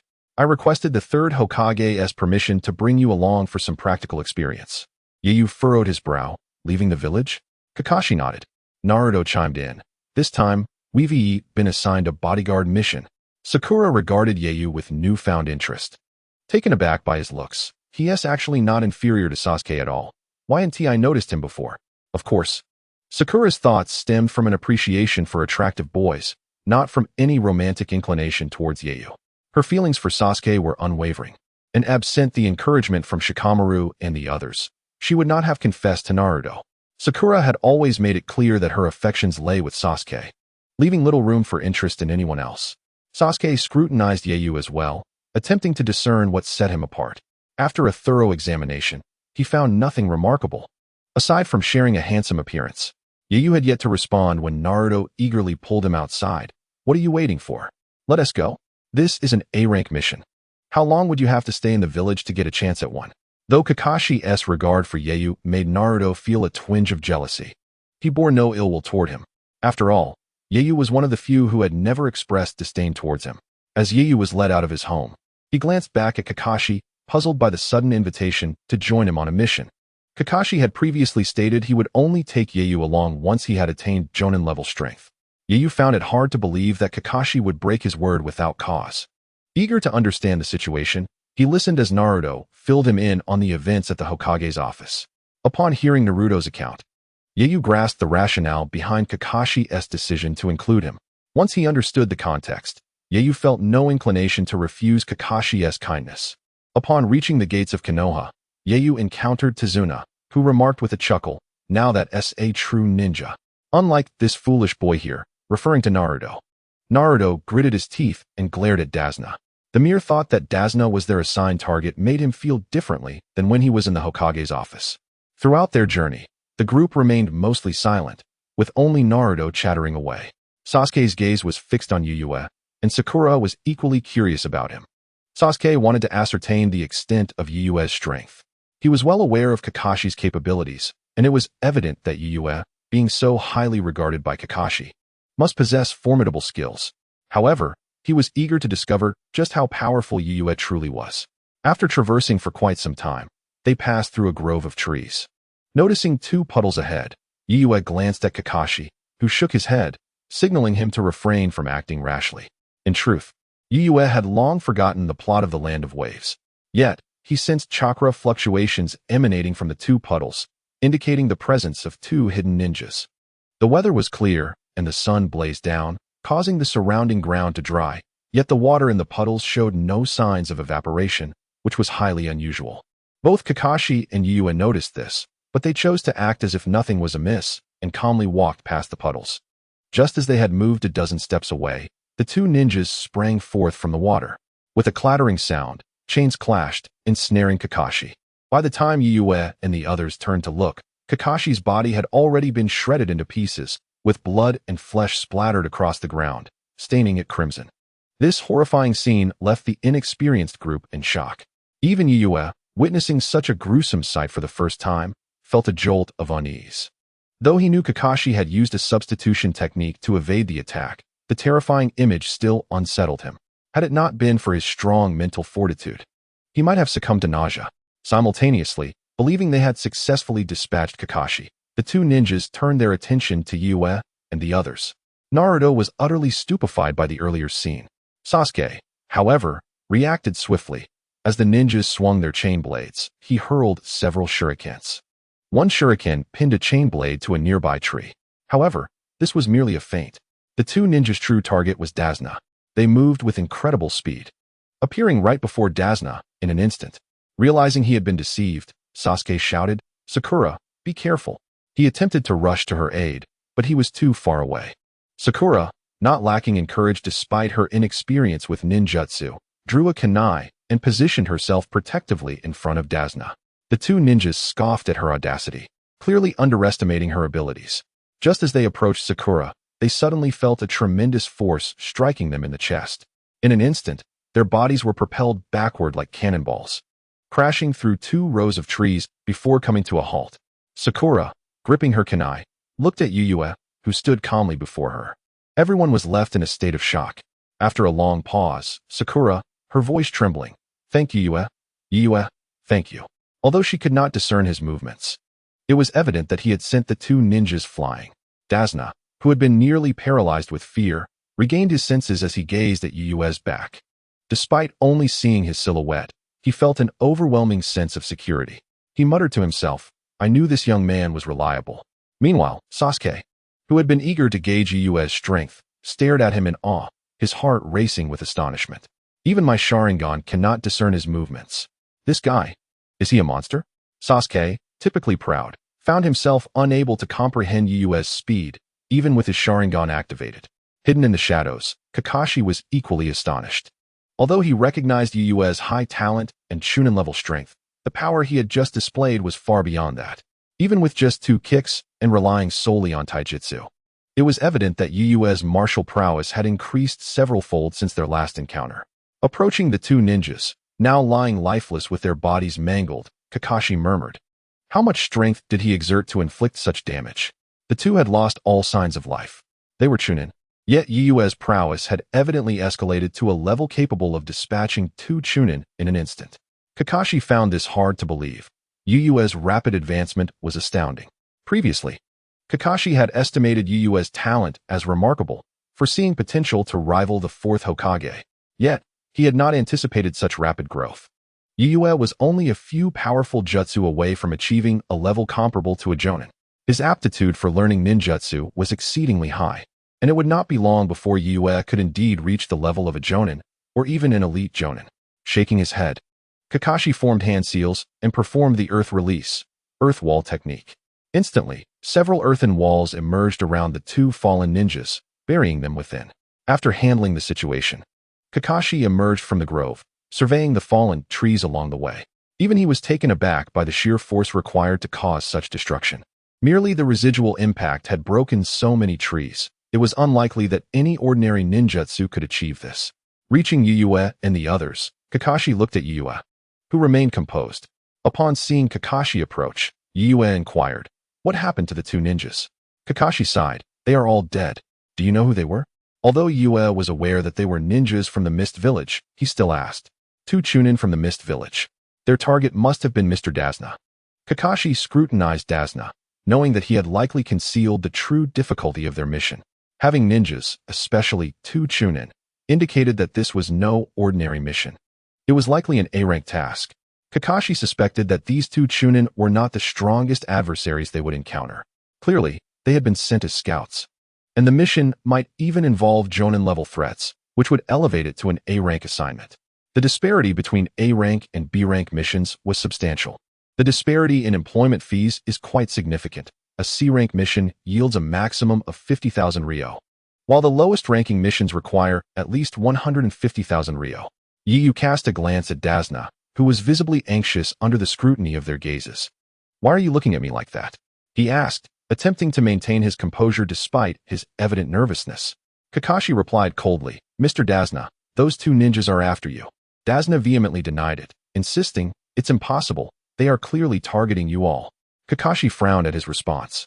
Noticing Kakashi's growing displeasure, Yu interjected, "Mr. Dazna, if you do not clarify the specifics of this mission, we cannot guarantee our continued involvement. There is no need for you to withhold the truth. I believe these 2 ninjas are certainly not the last of their kind. If we abandon this mission, what fate awaits you?" Yu felt compelled to press Dazna for the truth, lest Kakashi decide to withdraw from the task. Initially reluctant to disclose the truth, Dazna sighed upon meeting Yiyu's earnest gaze and finally revealed the reality of the situation. After sharing his story, he looked at Yiyu and Kakashi, saying, "Our land of waves desperately needs that bridge.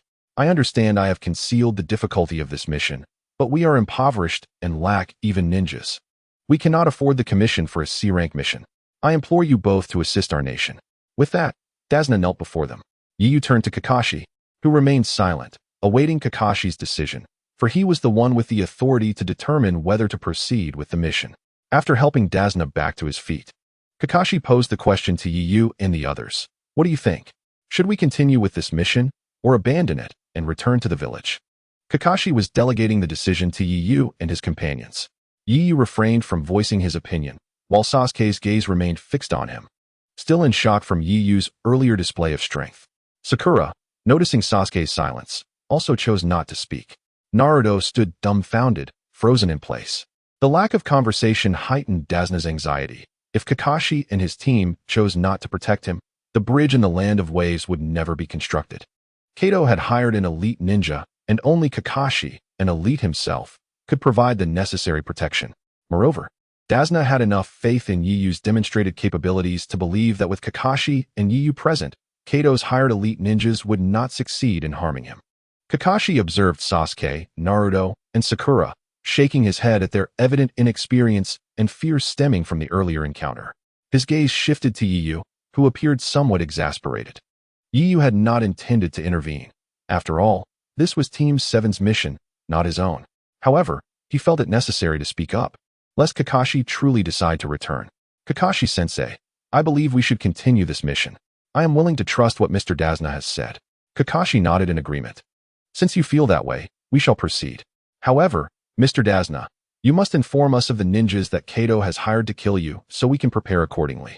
Dasna was elated at Kakashi's willingness to continue, promptly detailing Kato's situation, mentioning that he had hired a powerful elite ninja from the Mist Village. Kakashi muttered to himself, as expected, there truly is an elite ninja. His expression turned grave. He was leading 4 Genin into this perilous situation. Although he had confidence in Yiyu, he was genuinely concerned for Naruto, Sasuke, and Sakura, who were undeniably novice ninjas with little chance of survival against an elite. Kakashi looked to Yiyu, stating, Yiyu, I entrust Mr. Dasna's safety to you. Regardless of what happens, you must ensure his protection. Sasuke, Naruto, and Sakura, stay close to Yiyu. If you become separated, you could easily be picked off by the enemy. Though Sasuke was reluctant, realizing Kakashi implied that Yiyu was stronger than them, he begrudgingly nodded. Sakura, having been saved by Yiyu moments earlier, felt no hesitation in following suit. Meanwhile, Naruto stood still, lost in thought. Kakashi turned to him, sighing, Naruto, what about you? His words snapped Naruto back to reality. I have no objections, he stammered, acutely aware of the gap between himself, Yiyu, and Sasuke. Despite Sasuke's performance being inferior to Yiyu's, he was still the best among the trio. Naruto, on the other hand, had done nothing but stand by, feeling ashamed of his cowardice. Next time, I will stand in front of Sasuke and Yiyu, I will surpass them. With that resolve, Naruto drew a kunai and stabbed it into his palm. Everyone was taken aback by his self-inflicted wound. Kakashi nodded. Though your earlier performance was lacking, it's good to recognize your shame.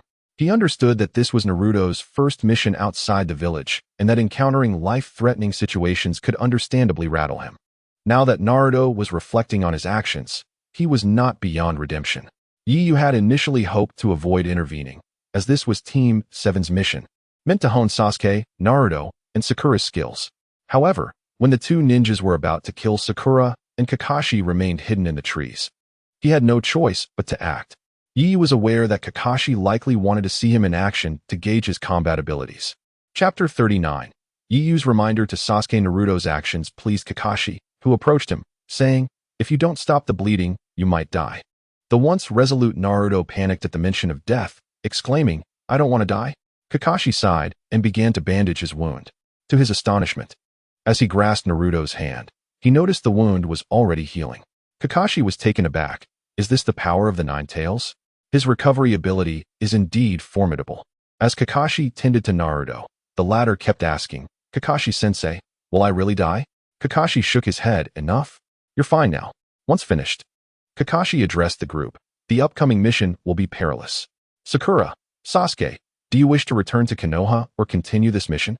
Sasuke glanced at Yiyu and, as if to challenge him, declared, of course we will continue. Although hesitant, Sakura, who had been frightened by the earlier encounter, found courage in Sasuke's words and stated, whatever Sasuke decides, I will do. Naruto approached with newfound determination, saying, next time, I absolutely will not be like before. Kakashi nodded, very well. Then we shall proceed with the mission. The group resumed their journey, with Sasuke's gaze fixed on Yiyu. Yiyu's performance had far surpassed his own, and despite Sasuke having been the best performer among the 3 during their first real combat, the gap between him and Yiyu felt insurmountable. This individual, lacking the Sharingan, possessed remarkable speed, dispatching 2 Chunin with ease, and despite being of the same age, Sasuke felt he could not compare. As things stand, how could I possibly defeat that individual? The thought of Uchiha Itachi intensified Sasuke's ambition. The shock that Yiyu had just delivered to him was too profound. Perhaps if I can conquer Yiyu, I could also vanquish that man. To Sasuke, Yiyu possessed a talent akin to that of his brother from years past. At merely 13 years of age, Uchiha Itachi had the prowess to annihilate the Uchiha clan. He wielded power comparable to that of a Kage at such a tender age. Should Yu discover that Sasuke regarded himself and Uchiha Itachi as equally gifted, he would certainly disagree. He lacked the confidence to attain Kage-level strength within a year. After all, he had yet to master even a single highly destructive jutsu. His first attempt at Chidori seemed successful at first glance, but to Yu, it was a complete failure due to his lack of control. Sakura had also been observing Yu with great curiosity. During their time at the Ninja Academy, she had been unaware of Yu's exceptional capabilities. In fact, she didn't even know of his existence back then, as he had been remarkably inconspicuous. Yet, Yu's current display of strength indicated that he had concealed his true abilities during their academy days. What kind of mindset allows one so young to suppress the desire to flaunt their talents in front of peers? Sakura found it incomprehensible. Walking alongside Yu, she inquired with intrigue, "Yu, why did I have no impression of you during our time at the Ninja Academy?" As he walked, Yu replied nonchalantly, "Perhaps I was too ordinary." Sakura shot him a disbelieving glance. "How could you be ordinary? I think your strength now rivals that of Kakashi-sensei." In Sakura's eyes, Yu and Kakashi were nearly on par, especially after witnessing Yu effortlessly defeat 2ch Nin. Yu waved his hand dismissively. "You clearly do not understand Kakashi-sensei's true strength. He is currently the most formidable Nin in our Konoha village. Despite his seemingly laid-back demeanor, he possesses a fearsome reputation in the ninja world, having become a Nin at our age and already achieving remarkable feats in battle." His teacher was none other than the fourth Hokage. Hearing Yu's words left Sakura astonished. Although she had gathered some information about Kakashi from Ino, she had only known him to be strong. Ino had never mentioned that he was the mightiest Nin of Konoha. Sasuke, too, was taken aback by Kakashi's prowess. Naruto, however, wore a skeptical expression. "No way. Kakashi-sensei is a Nin, but how could he possibly be that strong? And his teacher was the fourth Hokage?" The fourth Hokage was Naruto's idol. Although he was unaware that the fourth Hokage was his father, he revered him as a hero for sealing the Nine Tails and saving the village. Hearing tales of the fourth Hokage inspired Naruto's lifelong dream to become Hokage himself, to be a hero like the fourth and earn the acceptance of the entire village. Thus, he was utterly shocked to learn that Kakashi was a disciple of the fourth Hokage. Yu glanced at Naruto and stated, "This information is not classified. Kakashi-sensei was promoted to Nin at the tender age of 12, just like us, due to his military accomplishments, earning him the title of Copy Ninja, which instills fear in the ninja world." Indeed, the fourth Hokage was Kakashi-sensei's mentor. During the Third Great Ninja War, Kakashi-sensei had already gained significant recognition on the battlefield. He graduated from the Ninja Academy at 5 and became a Nin at 6. As Yu recounted these achievements, Sasuke, Naruto, and Sakura stared at Kakashi in disbelief. The seemingly lethargic man before them was, in fact, immensely powerful. They simply could not fathom it. However, the trio recognized that Yu had no reason to deceive them. Even the protected Dazna appeared to be reveling in the situation. Realizing that he had secured such a formidable ninja as his bodyguard for the price of a mere C-rank mission. With Kakashi present, he felt that the Nin hired by Kato would pose no threat to him. Kakashi, on the other hand, felt a headache coming on. "Alright, let's not dwell on the past," Yu chuckled. In truth, Yu's words were primarily directed at Sasuke. Sasuke had long sought power, willing even to ally himself with Orochimaru and risk being possessed for the sake of strength. Yu aimed to convey to Sasuke that he could become powerful under Kakashi's guidance. In Yu's view, what Sasuke truly needed was not a cursed seal, but rather the development of his Sharingan. Without proper mastery of the Sharingan, no matter how formidable the cursed seal, it would ultimately cap at Kage-level strength. Although that level was already formidable for ordinary ninjas, it would be insufficient in light of the impending Fourth Great Ninja War. Chapter 40. Enemy Attack? Sasuke was indeed swayed by Yu's words. At that moment, he looked at Kakashi, his eyes filled with a yearning for power. He believed that Kakashi could truly make him immensely strong. Sakura was equally curious about Yu, wondering how he knew so much about Kakashi. "Kakashi-sensei, did you share all this with Yu?" Sakura asked, glancing at Kakashi with a hint of jealousy. Kakashi's lips twitched as he looked at Yu, whose expression was a mix of amusement and mischief. "Not entirely. Much of the information he obtained on his own," he replied. Sakura huffed, "Humph. It must have been Kakashi who told him." Clearly, in Kakashi-sensei's eyes, Yu is more important than us. Naruto chimed in, disdainfully gazing at Kakashi. Yeah, Sakura is right. Kakashi-sensei is so biased, only telling Yu and not us. Sasuke remained silent, but he too felt a twinge of dissatisfaction. After all, Kakashi was their teacher, and logically, they should hold more importance than Yu. It was surprising to learn that Kakashi had divulged so much information to Yu without informing them. Kakashi felt overwhelmed, knowing that Yu was undoubtedly doing this on purpose. Dasna, observing the situation, added fuel to the fire. Kakashi, it seems being a teacher is quite challenging. Kakashi could only explain, that's because we haven't had the time to truly get to know each other. Moreover, most of the information is what Yu discovered on his own, not something I shared with him. Yet, Sasuke and the others remained unconvinced by Kakashi's defense. Naruto exclaimed, "No way. Kakashi-sensei, you can't be biased. You need to teach us ninjutsu too. I want to learn the jutsu Yu used to defeat those two ninjas." Sakura nodded in agreement. Right? Naruto is absolutely right. Sasuke felt somewhat exasperated. He knew that Yu hadn't even used any jutsu during that encounter. Kakashi sighed. Yu didn't use any ninjutsu. He employed taijutsu. Besides, I haven't taught him any taijutsu. Yet, Naruto and Sakura refused to believe it. That's impossible. If Kakashi-sensei didn't teach him, how could he be so strong? Kakashi, looking at Yu, felt helpless. Yu remained silent. Kakashi could only say, "When we have time, I'll take you all to train together." Hearing Kakashi's promise, Naruto and Sakura were overjoyed. Sasuke, too, felt anticipation. As Kakashi's talent was arguably on par with Uchiha Itachi's in his prime, if not slightly stronger. After walking for a considerable time, they finally entered the Land of Waves. This is a small nation on the fringes of the Land of Fire, with a sparse population and a notable absence of ninjas, indicating the dire poverty of this realm. However, the environment is quite pleasant, boasting abundant lakes and forests, making it an ideal location for the development of tourism. Furthermore, due to its coastal position, the fishing industry presents another viable opportunity. After all, the small nation of the Land of Waves could sustain itself through these two industries alone. Mr. Dasna, your country has quite favorable conditions, praised Yu. Dasna was momentarily taken aback, initially interpreting Yu's words as sarcasm.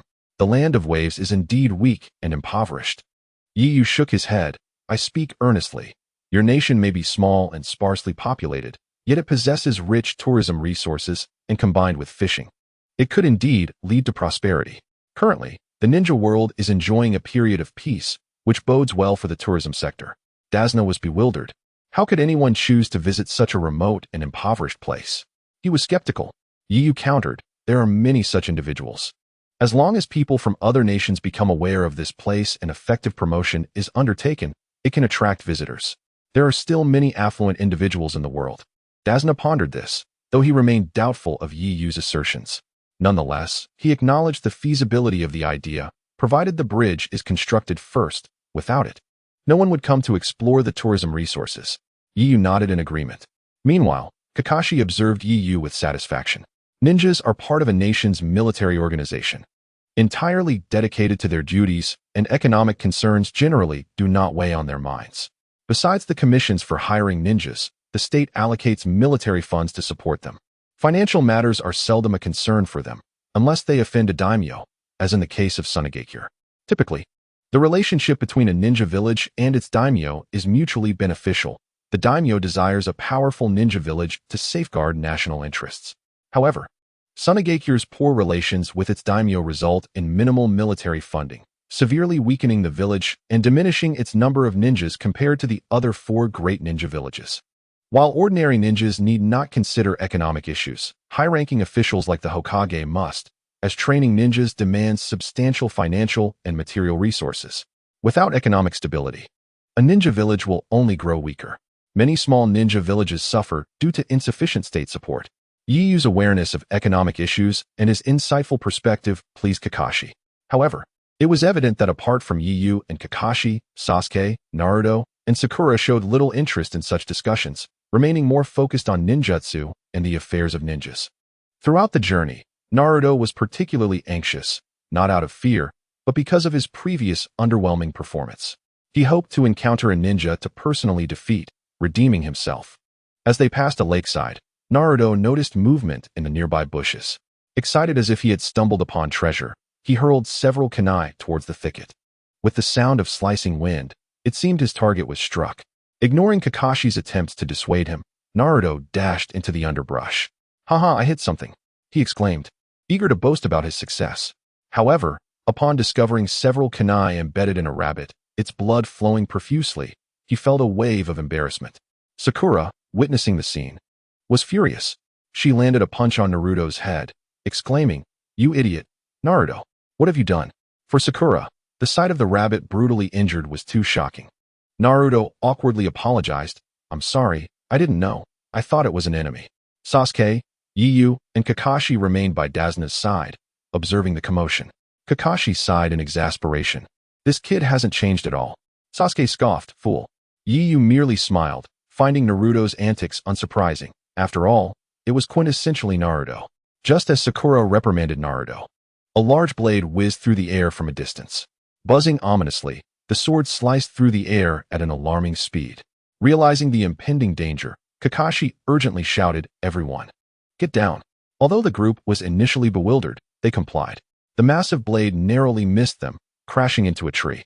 In the next moment, a ninja donning the forehead protector of the Mist Village stood atop the blade, facing away from them. The sudden appearance of the ninja left everyone bewildered and alarmed. Kakashi stepped forward, his expression grave as he recognized the rogue ninja, Zabuza Momochi, from the Mist Village. This encounter promised to be troublesome. Naruto, upon spotting Zabuza, drew his kunai and yelled, charging at him. "Finally, I found him. This time, I won't lose to Sasuke or Yu," previously dissatisfied with his performance. Naruto saw this as an opportunity to prove himself. He rushed forward, only to be intercepted by Kakashi, who sternly warned, "Don't interfere. He is not an opponent you can handle." Frowning, Naruto protested, "Kakashi-sensei, I promise I won't be like before." Kakashi's concern deepened. Zabuza was an elite genin, not an adversary to be taken lightly. Even he needed to exercise caution, as a single misstep could lead to fatal consequences. Zabuza, observing Kakashi, seemed to steel himself. "So, it's the copy ninja, Kakashi Hatake. No wonder those two brothers failed." Hearing this, Sasuke was taken aback. "The Sharingan? Kakashi possesses the Sharingan?" After the Uchiha clan's massacre, Sasuke believed he alone remained in Konoha. Sakura was oblivious to the significance of the Sharingan, as Sasuke had never demonstrated it before her. "What is the Sharingan?" she asked.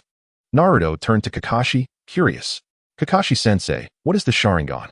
Kakashi remained silent, prompting Sasuke to explain. "The Sharingan is a unique ocular technique that can perceive ninjutsu, jinjutsu, and taijutsu." Zabuza glanced at Sasuke, adding, "Indeed, the Sharingan possesses that capability, and it can even replicate an opponent's techniques." Kakashi Hatake, I have seen your profile in the ninja handbook distributed during my time in the Mist Village.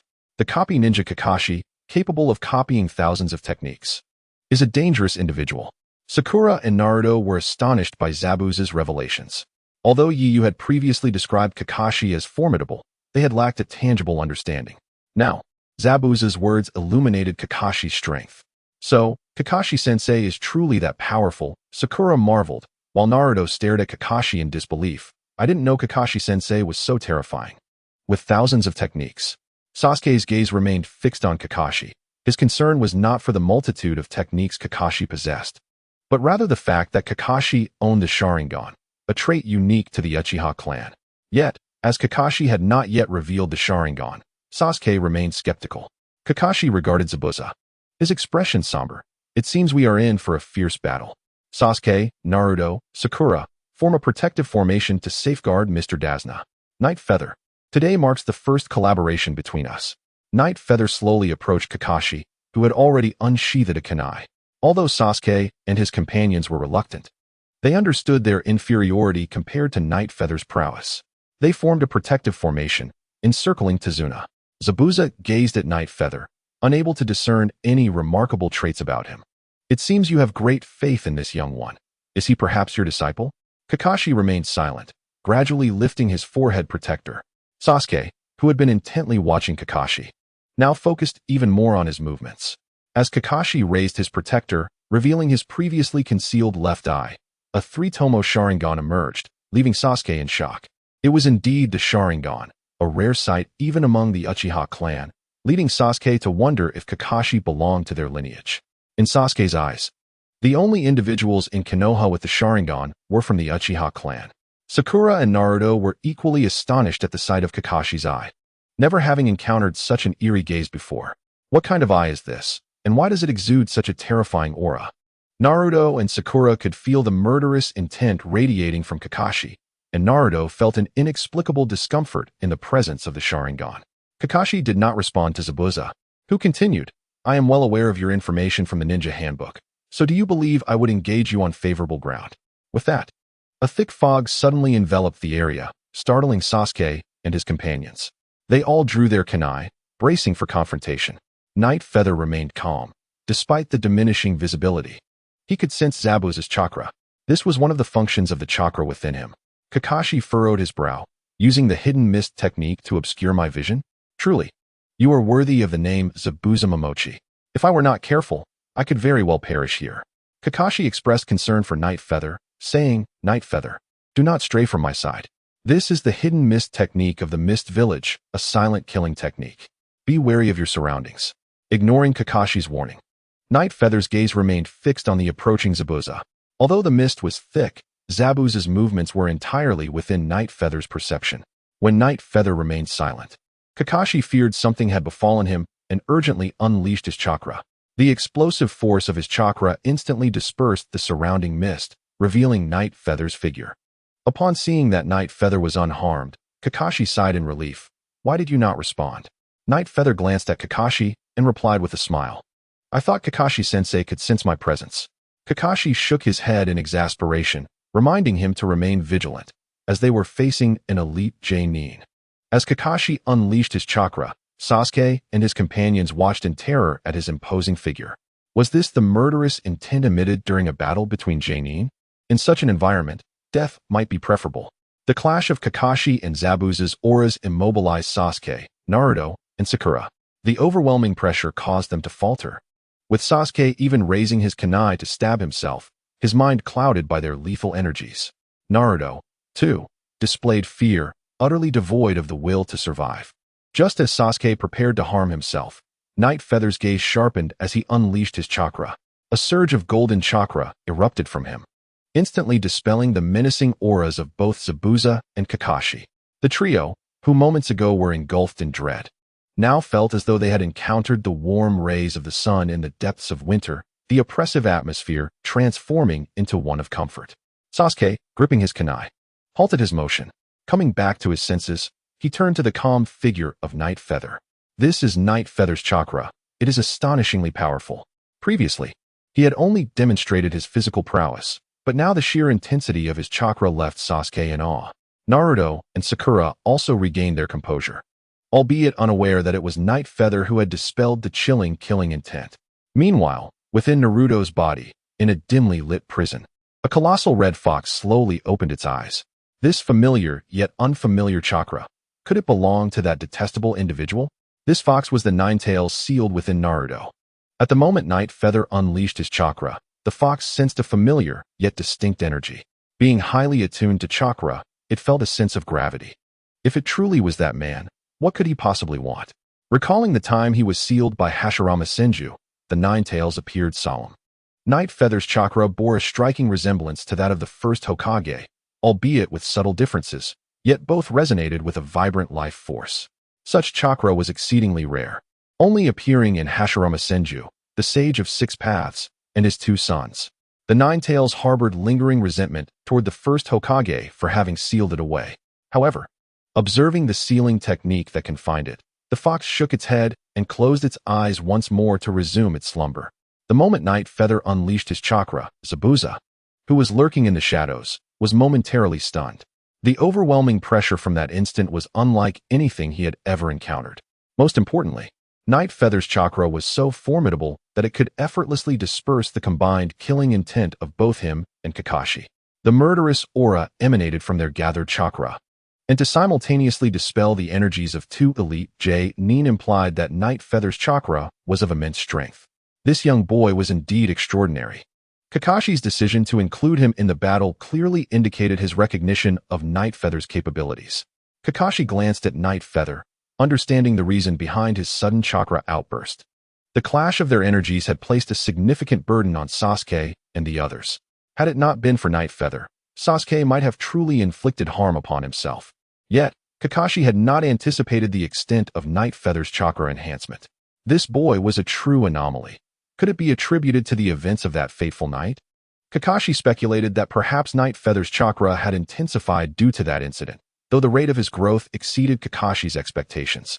Night Feather looked toward Zabuza, hidden in the distance within the mist, and said, "Kakashi-sensei, you take the lead. I will support you from the side." Kakashi turned to Night Feather. "Can you detect his location?" Night Feather nodded. "I can sense his chakra." Kakashi was taken aback. A sensing ability. To perceive Zabuza's chakra is a characteristic of sensory-type ninjas.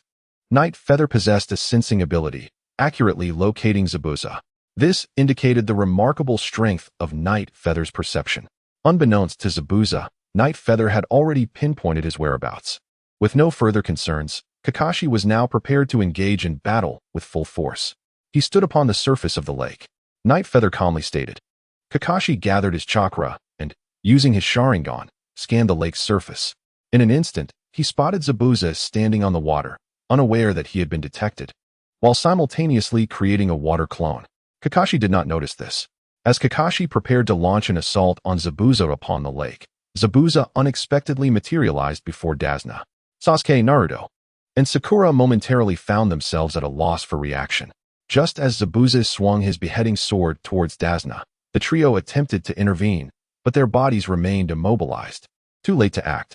The oppressive killing intent emanating from Zabuza, a seasoned jonin, completely paralyzed them.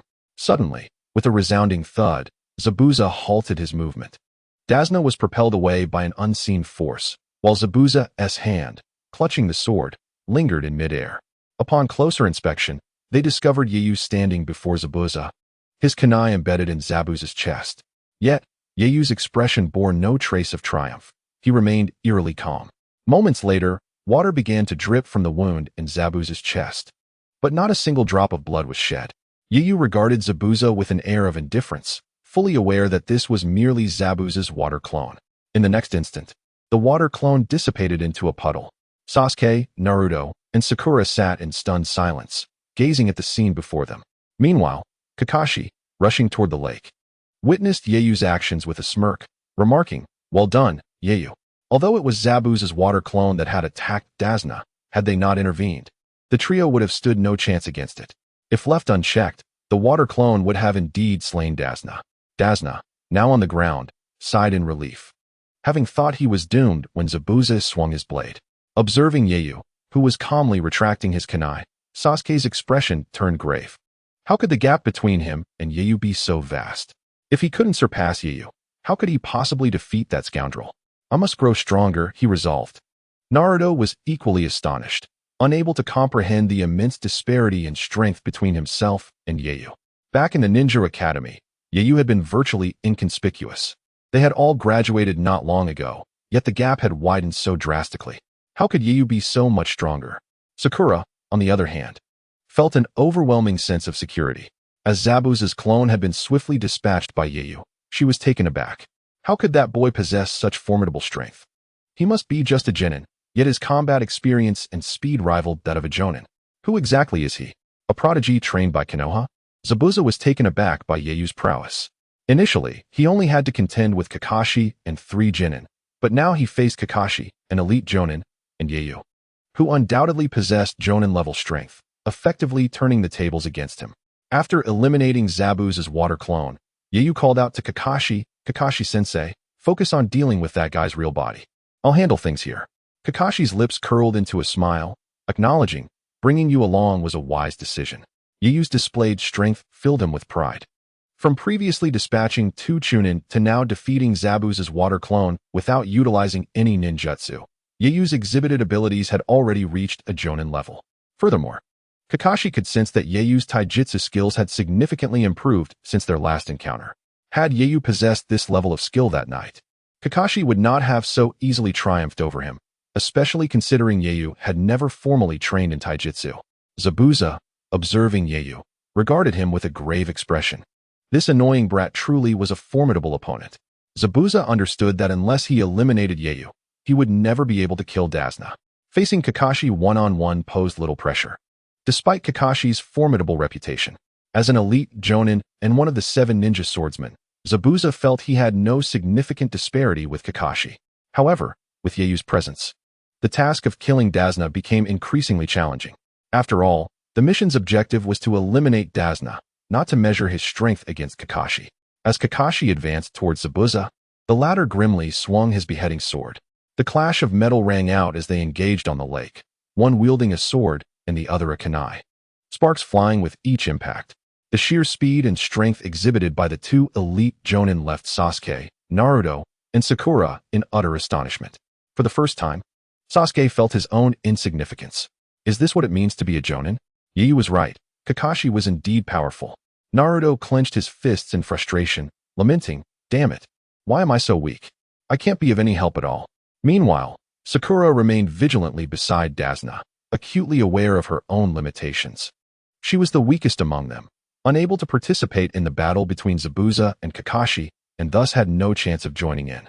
Her gaze, however, remained fixed on Yeiyu, whose astonishing feats had left her in awe. Having previously dispatched 2 Chunin to save her, he had now eliminated a Jonin's water clone, rescuing all 4 of them. Yeiyu's strength had surpassed theirs by leaps and bounds, despite his initial inconspicuousness in the Ninja Academy. Yeiyu's focus was entirely on the conflict between Zabuza and Kakashi. This battle offered him immense opportunities for growth. After all, witnessing a duel between 2 elite jonin, even if only a pure taijutsu contest, provided Yeiyu with invaluable insights, allowing him to learn some taijutsu techniques. Previously, he had relied solely on his physical attributes in combat, lacking any formal training in taijutsu. As Zabuza observed Kakashi intensifying his assault, he realized that if this continued, he would be unable to kill Dazna, regardless of the outcome. With a powerful swing of his beheading sword, he sent Kakashi flying. Zabuza then leaped back, swiftly forming hand seals in midair, completing the necessary seals for a ninjutsu in an instant. Water release, water dragon bullet technique. A dragon's roar echoed from the water's surface as several water columns shot upward, swiftly coalescing into a massive water dragon spanning several meters. The dragon surged toward Yeiyu at an astonishing speed. Kakashi, recovering from being struck, felt a wave of alarm wash over him. Not good. Yeiyu still doesn't know any ninjutsu. The water dragon approached with blinding speed, mere moments away from crashing into Yeiyu and the others. As Zabuza completed the technique, a smirk graced his lips. No matter how strong your taijutsu, it will be difficult to withstand this ninjutsu. The water dragon roared, its terrifying velocity threatening to engulf Yeiyu and his companions. Kakashi attempted to intervene, but it was too late. Yeiyu gazed upon the roaring water dragon with a furrowed brow. What a powerful ninjutsu indeed. In an instant, Yeiyu's hands began to move rapidly. Water release, water dragon bullet technique. Just as Zabuza's dragon was about to strike Yeiyu and the others, Yeiyu completed his hand seals. In that moment, droplets of water began to coalesce around him, swirling at an incredible pace. In the blink of an eye, a massive water dragon, even larger than Zabuza's, materialized above Yeiyu, poised to leap into action. As if a terrifying dragon had erupted from the sea, it roared towards the water dragon unleashed by Zabuza. The thunderous clash of the 2 water dragons reverberated through the air. The impact generated a violent tremor, causing the ground within several dozen meters to crack like a spider's web. In that fleeting moment of collision, the colossal water dragon conjured by Yoru swiftly obliterated Zabuza's water dragon, reducing it to mere splashes. Remarkably, Yoru's gigantic water dragon remained entirely intact. The dragon seemed to possess a life of its own as it surged towards Zabuza with a deafening roar. In an instant, its massive jaws opened wide, aiming to devour Zabuza.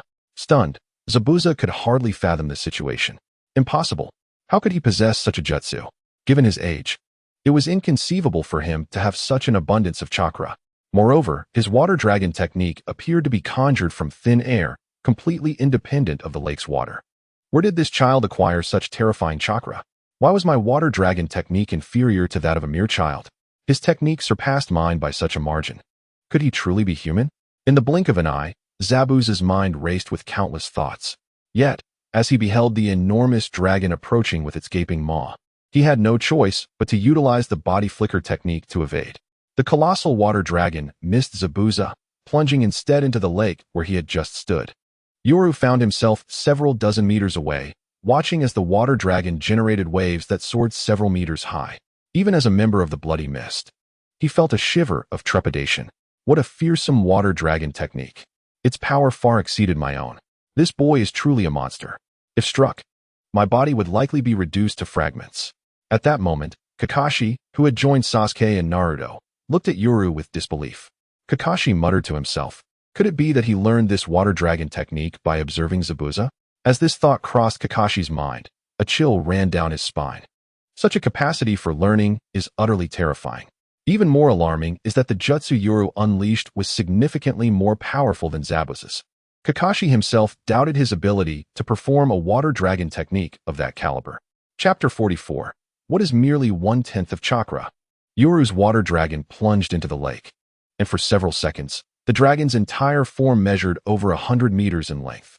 The terrifying roar of the dragon echoed for hundreds of meters around, as if a true dragon had descended upon the land.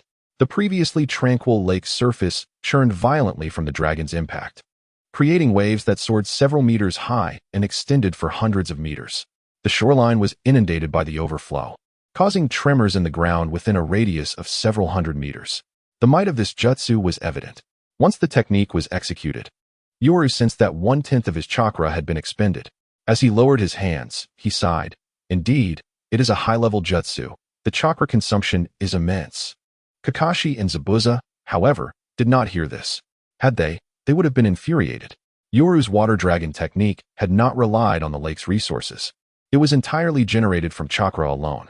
The sheer volume of water he conjured likely drained the chakra of a typical J-nin entirely. During the encounters between the second and third Hokage, the mere formation of a water barrier had astonished the Umbu J-nin. Yet, Yoru's water dragon technique surpassed the difficulty, scale, and power of the second Hokages, all crafted from chakra alone. The second Hokage had needed to rely on chakra to summon water due to a lack of nearby sources. But Yoru's reliance on chakra stemmed from his inexperience with the technique. Even so, Yoru's water dragon was far more formidable than Zabuza's. If not for the fact that Yoru's chakra was primarily derived from natural energy, requiring far less than conventional chakra, the expenditure would have been more than just 1/10. Nevertheless, Yoru still perceived this jutsu as quite demanding. It truly is disheartening to compare oneself to others. As Yoru muttered to himself, Sakura was left in awe. Yoru, your jutsu is far stronger than Zabuza's. When Yoru executed his technique, a wall of water enveloped Sakura and Tazuna. The walls were formed from the dragon's body, allowing Sakura to witness the entire display. Zabuza, an elite J-nin, had been outperformed by Yoru's water dragon technique. Sakura was at a loss for words. Initially, she believed Yoru excelled only in physical combat, but now it was evident that he surpassed them in ninjutsu and chakra as well. Even without understanding the intricacies of the water dragon technique, the sheer pressure emanating from Yoru's jutsu indicated an immense chakra expenditure, given the massive size of the dragon. Moreover, Yoru's water dragon appeared almost lifelike, starkly contrasting Zabuza's. Curiosity about Yoru deepened within Sakura. How could someone so powerful have remained inconspicuous during their time at the Ninja Academy? It was one thing to be low-key, but she had not even realized there was a classmate named Yoru until graduation. Shaking his head, Yoru replied, "It's simply that I was inexperienced with this jutsu during my first attempt." Sakura was taken aback. "You mean that was your first time using it?" Yoru nodded. "How is that possible? You executed those hand seals so quickly and skillfully. It couldn't possibly be your first use." Yoru chose not to elaborate further. He felt no need to explain himself to Sakura, who was still struggling to comprehend. As he remained silent, Sakura's astonishment only grew. She realized that Yoru could not possibly be deceiving her. Given his character, he had no reason to lie. After all, he had always been so discreet at the academy. He couldn't suddenly be so ostentatious now. Yet, the more she thought about it, the more incredible it became. To achieve such immense power on the first attempt was astonishing. And if he claimed he was still mastering it, what would it look like once he had fully grasped it? Could he potentially execute it without hand seals? The implications were increasingly terrifying. Despite being of the same age, she could hardly keep up with his shadow. The chasm between them was staggering. Kakashi approached Yoru, remarking, "Your control has improved significantly. At least the power is now manageable and not so uncontrollable. It seems you are progressing rapidly." Yoru nodded. "Perhaps it is due to the lower difficulty of this technique." allowing for less stringent control. Yuru understood Kakashi's meaning. Although the water dragon technique he had just unleashed was indeed powerful and had astonished Kakashi, it was nowhere near the level of shock experienced when Yuru had used Chidori that night. Had he unleashed that same power just now, it was likely no one besides Yuru would have survived. The force could have obliterated everything within a radius of several hundred meters. That night, had Kakashi not fled in time, he would have either perished or been severely injured. While the power of Yoru's water dragon technique was still formidable, it had become entirely controllable, holding significant practical value. Yet, for Yoru to claim that the water release technique was easy was baffling. It was an elite jutsu, typically mastered only by J-nin, and even a standard CH-nin would likely be drained of chakra after a single use. In the midst of battle, even elite ninjas would only dare to utilize the water dragon jutsu a few times, relying on the advantage of terrain. After all, one must ensure that their chakra reserves are adequate to sustain combat, and the water dragon jutsu is exceedingly draining on chakra. However, the water dragon jutsu unleashed by Yi was not only immensely powerful, far surpassing the ordinary version, but also entirely constituted from his own chakra. Such a technique could only be executed 2 or 3 times even by Kakashi, whose chakra levels were substantial yet continuously depleted by the use of his Sharingan. Without the burden of the Sharingan, Kakashi's chakra would undoubtedly reach the level of a Kage. This was evident after the Fourth Great Ninja War, free from such constraints. He wielded various large-scale ninjutsu with remarkable ease. Moreover, the water dragon jutsu is no trivial endeavor. It poses a significant challenge even for a chunin. Yet, Yi astonishingly mastered it on sight, displaying a level of proficiency during his inaugural attempt. Reflecting on Yi's prior acquisition of the Chidori, which he also learned with remarkable speed, it became apparent that if not for that fateful night, when Yi's chakra ran rampant, he would have succeeded then as well. Kakashi observed Yi with a knowing smile, remarking on the considerable chakra expenditure. Yi nodded earnestly, acknowledging, indeed, it consumed a substantial portion. It drew upon 1/10 of my chakra. Kakashi was taken aback. Only 1/10? Yi, puzzled, responded, isn't 1/10 considerable? This reply left Kakashi somewhat speechless, his mouth twitching as he remarked, I had anticipated it would deplete at least 1/3 of your chakra. If that were the case, it would be utterly terrifying. Yi found it difficult to comprehend.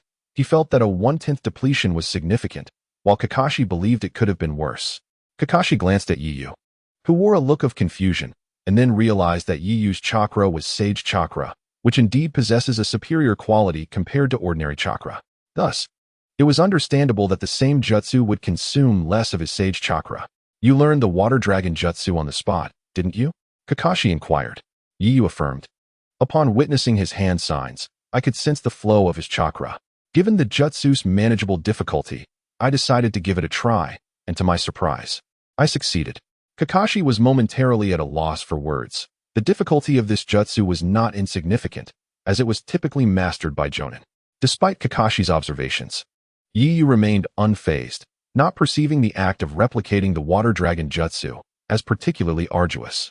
In fact, he could distinctly sense the chakra flow within Zabuza.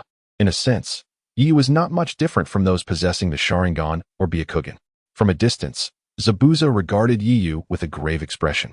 This young boy was indeed a formidable opponent. Should he and Kakashi join forces, this mission would be exceedingly challenging. To eliminate Tazuna, Zabuza recognized that he must first deal with Yi. Even if he could vanquish Yi, Kakashi would undoubtedly intervene. Contemplating this, Zabuza decisively abandoned the assassination attempt. Next time we meet, I shall ensure your demise, he declared ominously before vanishing from the lake's surface. Yi watched the surface of the lake where Zabuza had disappeared, murmuring to himself, when next we meet, perhaps it will not be you who kills me. Yi detested being threatened, and through this skirmish, he had already gauged Zabuza's approximate strength, confirming his status as an elite jonin. If it were a one-on-one confrontation, Yi recognized that he might indeed be the one to perish. However, with Kakashi's presence, in a 2-on-1 scenario, Yi felt assured that Zabuza would be the one to meet his end.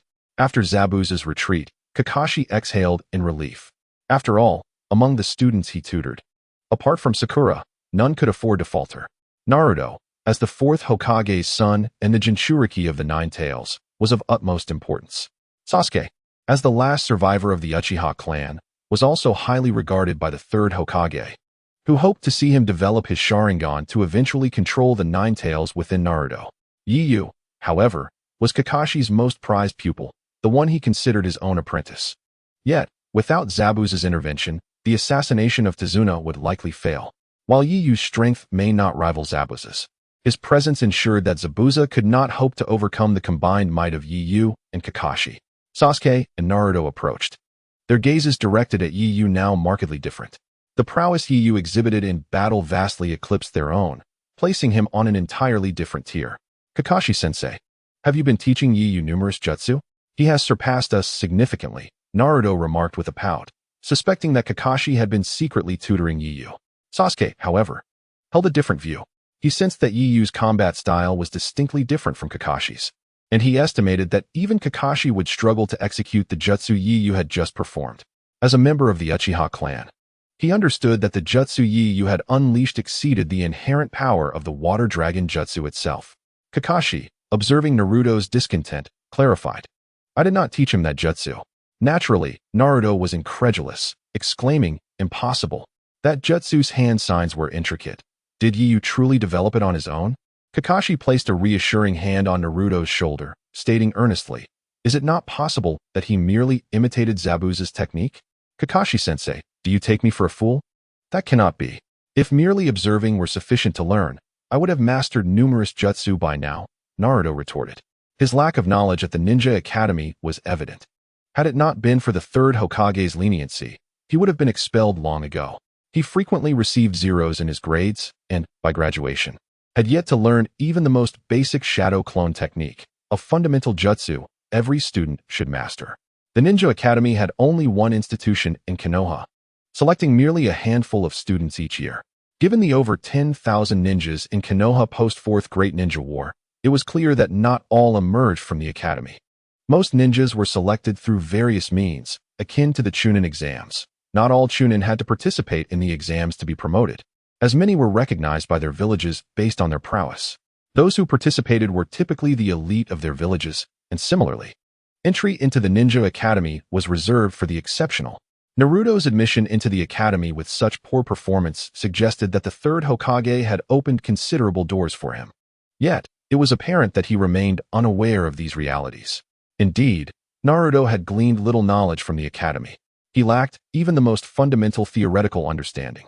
In contrast, Sakura was a true prodigy, excelling in theoretical knowledge to the extent that even Sasuke could not compare.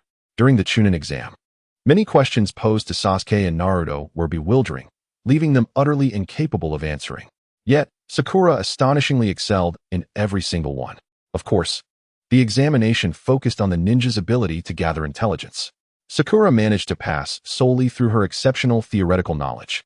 Consequently, Naruto concluded that the notion of mastering ninjutsu merely by observation was utterly preposterous. Sasuke, however, was acutely aware of the contrary. He had witnessed it firsthand. The individual in question was none other than his brother, Itachi Uchiha, the very person he had longed to vanquish. Itachi had once observed their father demonstrate a technique and was able to replicate it effortlessly, while Sasuke required extensive practice to achieve the same feat. Gazing at Yaiba, Sasuke felt as though he were looking at a younger Itachi. Did Yaiba possess a talent akin to that man's? No, perhaps Yaiba's gifts surpassed even his. After all, Yaiba had learned a high-level ninjutsu amidst battle, and the potency of his technique was already greater than that of his mentor. If I can defeat Yaiba, I am certain I can also conquer that man. Sasuke clenched his fists. Initially, he felt a twinge of jealousy towards Yaiba, but now he had come to regard him as a target to surpass. Chapter 46. Is there confidence in defeating Zabuza? Seeing Naruto's complete disbelief, Kakashi ceased further explanation. After all, Yaiba's circumstances were indeed unique. Turning to Dazna, Kakashi inquired, Mr. Dazna, how many jonin has Gato employed, aside from Zabuza? Dazna pondered briefly before replying. I'm not entirely certain. I have only heard rumors about Gato hiring jonin, but I don't know which ones. Kakashi fell silent for a moment, contemplating whether to proceed with the mission, as one Zabuza was already a substantial headache. If another jonin were to join the fray, it could prove exceedingly difficult. Kakashi glanced at Yaiba, seeking his input. Yaiba nodded. At this juncture, we must continue. During this time, I will strive to at least hold off one jonin. I believe with your strength, Kakashi-sensei, as long as I can delay one, you should be able to defeat Zabuza. If they only have Zabuza as their jonin, we can join forces, and Zabuza will stand no chance. Kakashi contemplated for a moment before agreeing. Very well, if that is the case, we shall proceed with the mission. During our time protecting Mr. Dazna, I will make the most of it to teach you some ninjutsu. You now possess the strength of a jonin, and your combat experience is commendable. Adding a few lethal techniques will truly make you a jonin in every sense. Kakashi's assessment of Yaiba's abilities was devoid of exaggeration. I will. Yaiba concurred with Kakashi's proposal. Naruto chimed in. Kakashi-sensei, don't forget about us. We are your students too. Kakashi regarded Naruto and replied, I am well aware, but you are not yet ready to learn ninjutsu directly. You must first establish a solid foundation. Naruto looked puzzled. What foundation? Kakashi-sensei, do you not wish to teach us? He believed Kakashi was merely making excuses for not wanting to instruct them. Kakashi felt a sense of helplessness. They must first solidify their basics. They hadn't even mastered chakra control, let alone learning ninjutsu. Yaiba had already demonstrated proficient control over chakra, so further lessons in chakra mastery were unnecessary for him. Naruto still believed Kakashi favored Yaiba. Sasuke, however, regarded the situation thoughtfully, differing from Naruto in that he aligned with Kakashi's reasoning. Sakura looked at Yaiba with admiration. He was so powerful, yet remained so composed, while Naruto sulked, turning away with a pout. Kakashi felt exasperated. He truly bore no bias, although he placed greater emphasis on Yaiba. Naruto was still the son of the fourth Hokage, and someone the third had entrusted to him for special training. In every regard, Kakashi had shown no favoritism. The truth was, Naruto's foundational skills were virtually non-existent. What could he possibly teach him? Even if he did, it was likely Naruto would struggle to comprehend it. After all, Naruto had found even the shadow clone technique to be a challenge. It took considerable effort from the third Hokage to ensure Naruto mastered it. The fact that such a vital ninjutsu scroll could be so easily pilfered by him was telling of the third's frustration, as countless ninjas were dispatched in search. Yet none succeeded in locating him. One could only imagine the effort the third had expended. Those ninjas sent out to find Naruto likely feared that if they inadvertently captured him, they themselves would face punishment. Kakashi felt powerless, yet he knew Naruto would remain unconvinced. So he chose to refrain from further explanation. The group continued on their journey until they finally arrived at Dazna's home. Inside Dazna's residence were three individuals, his daughter Tsunami and his grandson Inari. Inari eyed Kakashi and Yaiba with skepticism. During dinner, Dazna relayed the events of their journey. Inari, who had initially harbored doubts about Kakashi and his companions, now gazed at the two with a glimmer of hope. Can you really defeat Gata's ninjas? Inari couldn't help but ask Kakashi. Kakashi scratched his head and replied, we should be able to. Upon witnessing Kakashi's lack of confidence, Inari's previously burgeoning faith crumbled. Was it truly impossible? Those ninjas were so formidable. How could anyone hope to defeat them? Hearing this, Naruto grew indignant. Don't be so disheartened. I am going to become Hokage. Even if Zabuza is powerful, I will definitely defeat him. However, Inari showed little interest in Naruto's impassioned declaration and retorted, if even your teacher lacks confidence, how can you possibly succeed? Naruto clenched his fist, determinedly asserting, just Zabuza. I can defeat him. Sakura and Sasuke exchanged glances, bemused by Naruto's fervor. In the previous battle, Naruto had not displayed the heroism he now professed. Inari, wholly unconvinced, scoffed, Gato is far more powerful than you realize. Anyone who stands against him will surely perish. His voice grew agitated, as if recalling some painful memory. Naruto was momentarily taken aback by Inari's outburst. He couldn't fathom why Inari, whom they were here to assist, would adopt such an attitude. After his tirade, Inari dashed out. Dazna sighed. Kakashi remarked, that boy must have endured something tragic, particularly concerning Gato. Dazna confirmed, his father was killed by Gato while resisting him. Ever since witnessing his father's murder, Inari has lost faith that anyone can defeat Gato, deeming those who aspire to heroism as foolish. Inari had always held his father in high regard, but the incident had dealt him a devastating blow. After hearing Dazna's explanation, Naruto, who had initially intended to confront Inari, fell silent. Tsunami, seated beside Dazna, sighed. That child longs for someone to rise and vanquish Gato, yet sadly, no one has succeeded over the years. In fact, Not only Inari but the entire land of waves yearned for someone to overthrow Gatu. Naruto looked earnestly at Dasna and declared, I will defeat Gatu and change Inari's perspective. However, upon hearing this, Dasna did not look at him but instead turned to Kakashi and Yaiba. Kakashi, Yaiba, do you truly have the confidence to defeat that Zabuza? Naruto was furious. Yet, he recognized that in their previous battle, Kakashi and Yaiba had indeed demonstrated formidable power. He realized he had not performed particularly well. Yaiba remained silent, feeling it was not his place to speak.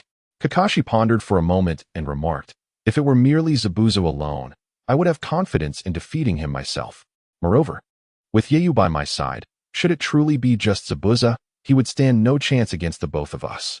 However, if Kato hires another Jonin, the outcome would become uncertain. Upon hearing Kakashi's words, Tazuna expressed his concern. Securing the services of both Kakashi and Yeyu with merely a C-rank mission's reward was already exceedingly rare. He felt it inappropriate to make further demands. After conversing with Tazuna for a while, Kakashi summoned Yeyu, Sasuke, Naruto, and Sakura for a meeting. In the room, Kakashi sat before the four and stated, for this escort mission, I need to make some arrangements. As we must protect Mr. Tazuna while also focusing on our training, I plan to divide you into two groups, alternating in the protection of Mr. Tazuna. When one group is safeguarding him, the other will train with me. Upon hearing Kakashi's plan, Naruto immediately raised his hand and declared, Kakashi-sensei, I want to be in the same group as Sakura. Sakura grimaced, expressing her disdain, I don't want to. Her direct refusal saddened Naruto. But Sakura, we should be in the same group, he insisted. Despite Sakura's persistent rejection and her preference for Sasuke, Naruto remained undeterred. At that moment, Sakura was the goddess in his eyes, and his behavior bordered on obsessive admiration. Yet, the more Naruto tried to be close, the more Sakura distanced herself, reiterating, I don't want to. She quickly added, I want to be in a group with Sasuke. Sasuke, indifferent to the grouping, had no particular preference. Yeyu felt similarly. Kakashi, observing the interaction between Naruto and Sakura, felt a headache coming on. All right, it's settled. Sasuke and Naruto will be one group, and Yeyu and Sakura will be the other. Upon hearing this arrangement, Naruto erupted in anger. Why? I refuse to be in the same group as Sasuke. Frustration etched across his face. He declared that Sasuke was the person he disliked the most. Sakura was momentarily taken aback. She didn't mind Yeyu, but she preferred to be with Sasuke, leaving her somewhat unsatisfied. However, she glanced at Yeyu's calm demeanor and chose not to voice her discontent. Sasuke, noticing Naruto's disdainful finger pointing at him, retorted, do you think anyone wants to be in a group with the bottom of the class? Naruto clenched his fists and shot back. You jerk, Sasuke. We're not in the Ninja Academy anymore. Do you think you're still stronger than me? Though Sasuke longed to retort, he ultimately fell silent, not out of fear, but because he found further entanglement with Naruto tiresome. Seeing Sasuke's silence, Naruto turned his frustration towards Kakashi. Kakashi-sensei, you're being biased. Why is Yeyu in a group with Sakura? They aren't even on the same team. Yeyu remained composed, indifferent to which group he was placed in, perhaps even preferring to be with Sakura.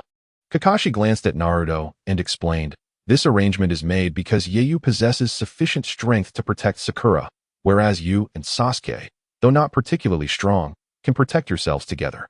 Naruto paused, glancing at Sasuke. I refuse to team up with Sasuke. Nevertheless, he felt pleased as Kakashi acknowledged his strength. Sasuke nodded in agreement with the division. However, Sakura expressed her dismay. Kakashi-sensei, are you implying that I am the weakest? Although this was indeed the truth, as evidenced during the battle with Zabuza, where Naruto had performed better, Sakura was acutely aware of her own limitations in combat.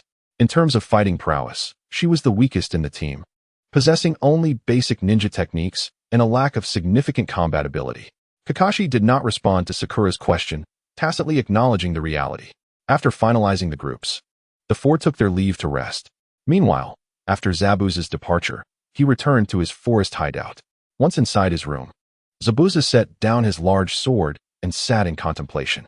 After a considerable time, the door opened, and a strikingly beautiful figure entered. Upon seeing this individual, Zabuza stated, next time, you must take action as well. You witnessed the entire battle, did you not? The person nodded, maintaining a calm demeanor. This individual was Zabuza's assistant, Haku, who, despite appearing as a lovely girl, was, in fact, a boy, a ninja from the Yuki clan of Kirigakure, possessing the bloodline limit of ice release. And his strength was undoubtedly at the Jonin level. Had it not been for his temperament, he would be considered formidable among Jonin. Haku approached Zabuza and said, "I saw it. That person's strength is formidable and certainly on par with mine." Zabuza's expression darkened. "Indeed, his strength rivals yours.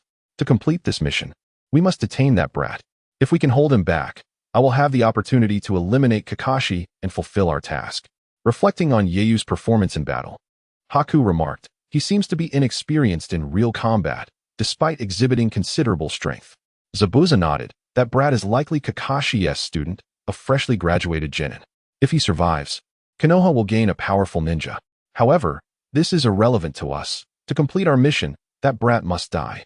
Haku remained silent, unwilling to take a life, especially since he bore no grudge against Yeiyu. Zabuza, recognizing Haku's character, insisted, "Haku, you must understand, if that brat lives, we cannot accomplish our mission. We must see this task through. Your compassion should not be wasted on him." Haku remained silent, yet he was still reluctant to engage in murder. Nonetheless, he comprehended the necessity of completing the mission, as they had been relentlessly pursued by the Umbu of Kirigakure, making it difficult to remain in one place for long. To survive, they had to fulfill Kato's orders. Haku knew that ultimately, he would be left with no choice. Just as Haku and Zabuza were conversing, the door was abruptly kicked open. Two warriors wielding long blades appeared at the entrance. Zabuza frowned at the intrusion, displeased by the forceful entry. The two warriors, sensing Zabuza's icy glare, trembled involuntarily, acutely aware of his formidable reputation.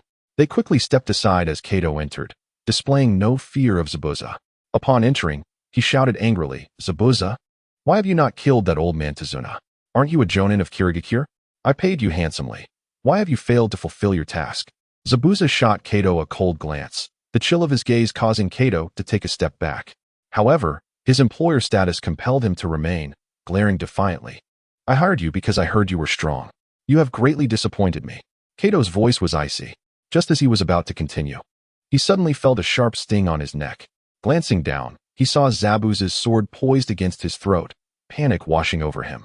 Trembling, he stammered, "Why you? What do you intend to do? Are you truly considering killing your employer?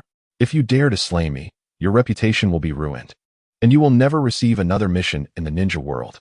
Zabuza replied coldly, "If you dare to prattle on, I will sever your head from your shoulders right now." Feeling the intense killing intent emanating from Zabuza, Kato swallowed hard, gripped by genuine fear. He sensed that Zabuza truly intended to take his life. Chapter 48. Kakashi's provocation. He did not wish to perish here. Beside him, Haku intervened, having noticed the murderous glint in Zabuza's eyes. If Kato continued to prattle, Zabuza would indeed strike. After all, Zabuza was the employer. A fleeting glance from Zabuza silenced Kato, who dared not utter another word. He lowered the executioner's blade. Yet the chilling aura surrounding him made Kato acutely aware of the terror associated with the 7 ninja swordsmen. Kato retreated a few steps and declared, "If you do not eliminate him before the bridge is completed, do not expect the remainder of your payment." Having delivered this threat, Kato hastily exited Zabuza's dwelling. Though Kato himself was a nefarious character, he paled in comparison to Zabuza, who had graduated from the Ninja Academy only to slaughter his classmates. Once outside, Zabuza turned to Haku and asked, "Why did you stop me from killing that fool?" Haku approached Zabuza and explained, killing him would undoubtedly incite chaos, leading to a pursuit by the Umbu of the Mist Village. Zabuza remained silent. Meanwhile, in the forest behind Tazuna's house, Kakashi stood before Nightshade, Sasuke, Naruto, and Sakura, instructing them, "It is time for your training." A highly effective method for chakra training is tree climbing. As soon as Kakashi finished speaking, Naruto laughed. "Kakashi-sensei, who can't climb a tree? Is that really training?" Kakashi ignored Naruto, walking to the base of a large tree and stepping onto it. Gradually, he placed his other foot on the trunk, positioning himself vertically against the tree. The sight astonished Sasuke, Naruto, and Sakura. Kakashi-sensei had adhered to the tree. Naruto exclaimed in disbelief, while Sasuke contemplated thoughtfully. Kakashi ascended the tree, even hanging upside down from the trunk. The spectacle left Naruto, Sasuke, and Sakura dumbfounded.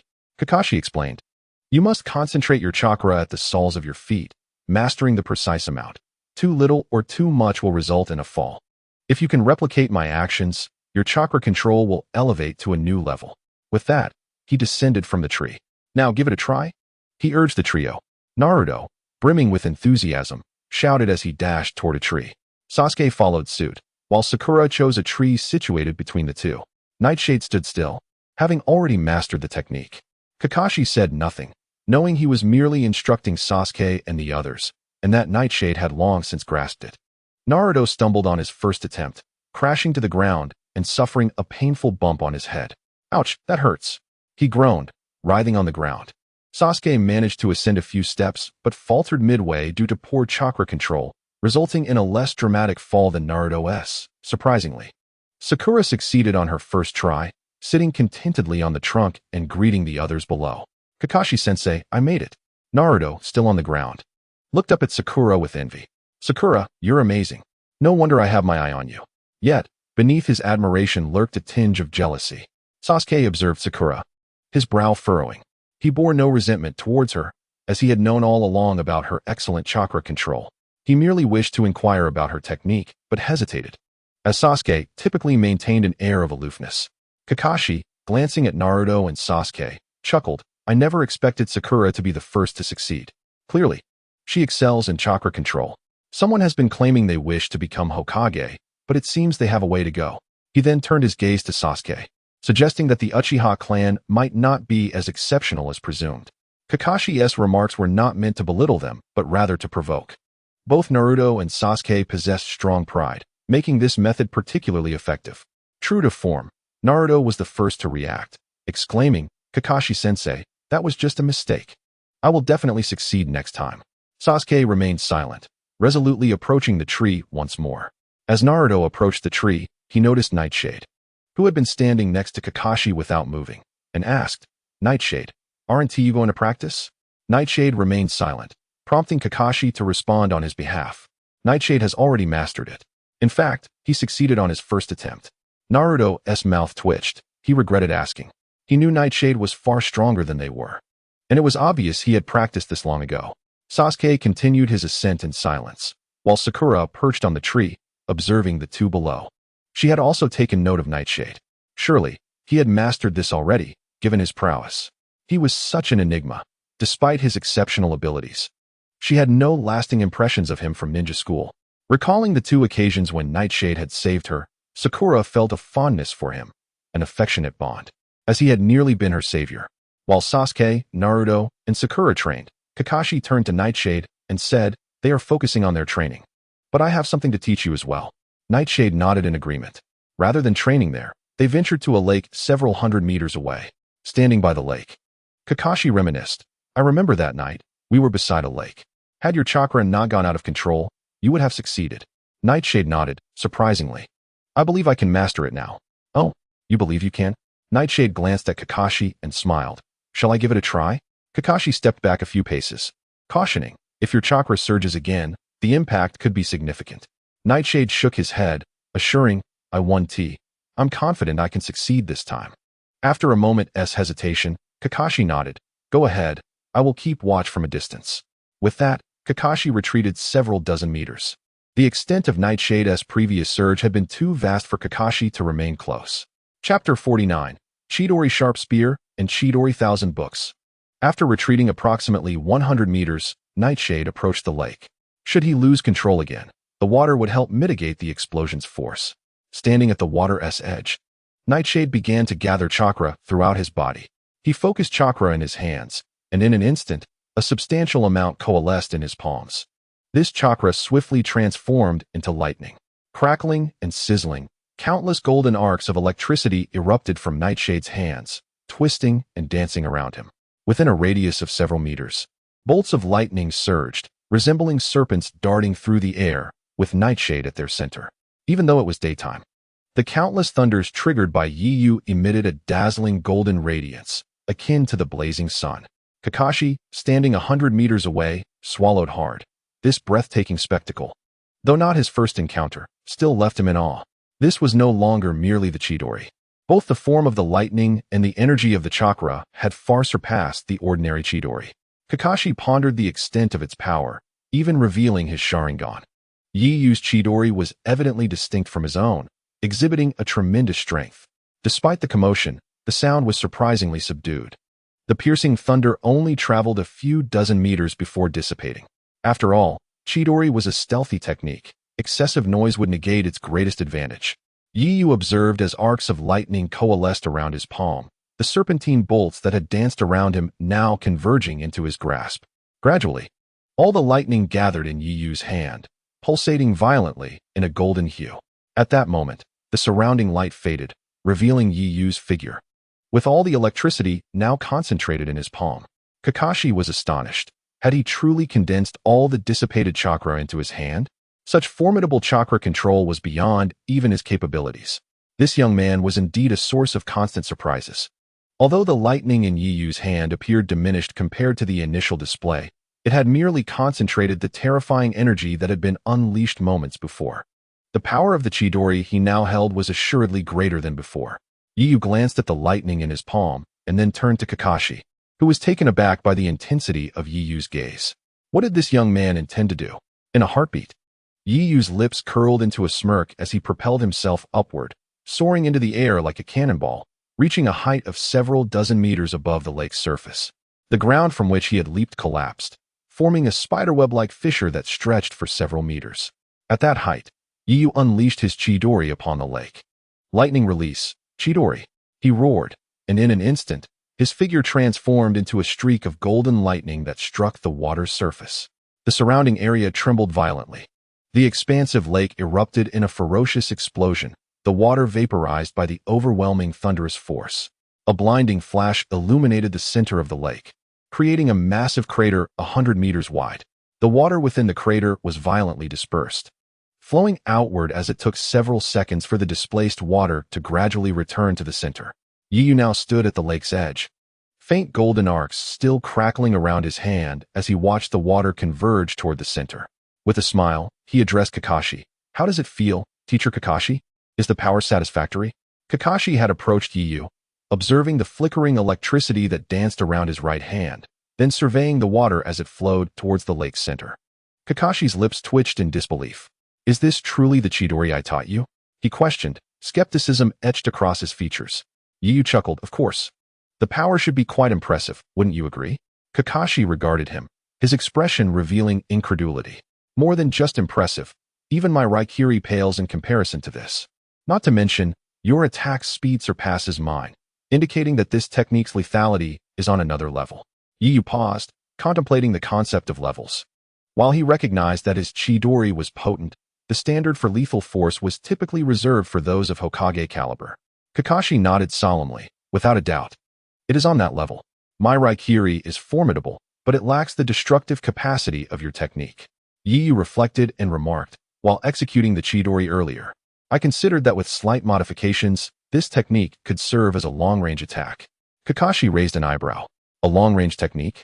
Yu nodded, sharing his thoughts. He quickly recounted Sasuke's Chidori Sharp Spear and Chidori Senbon. Kakashi acknowledged the feasibility of Yu's idea, though he cautioned, however, such modifications may diminish the Chidori's power.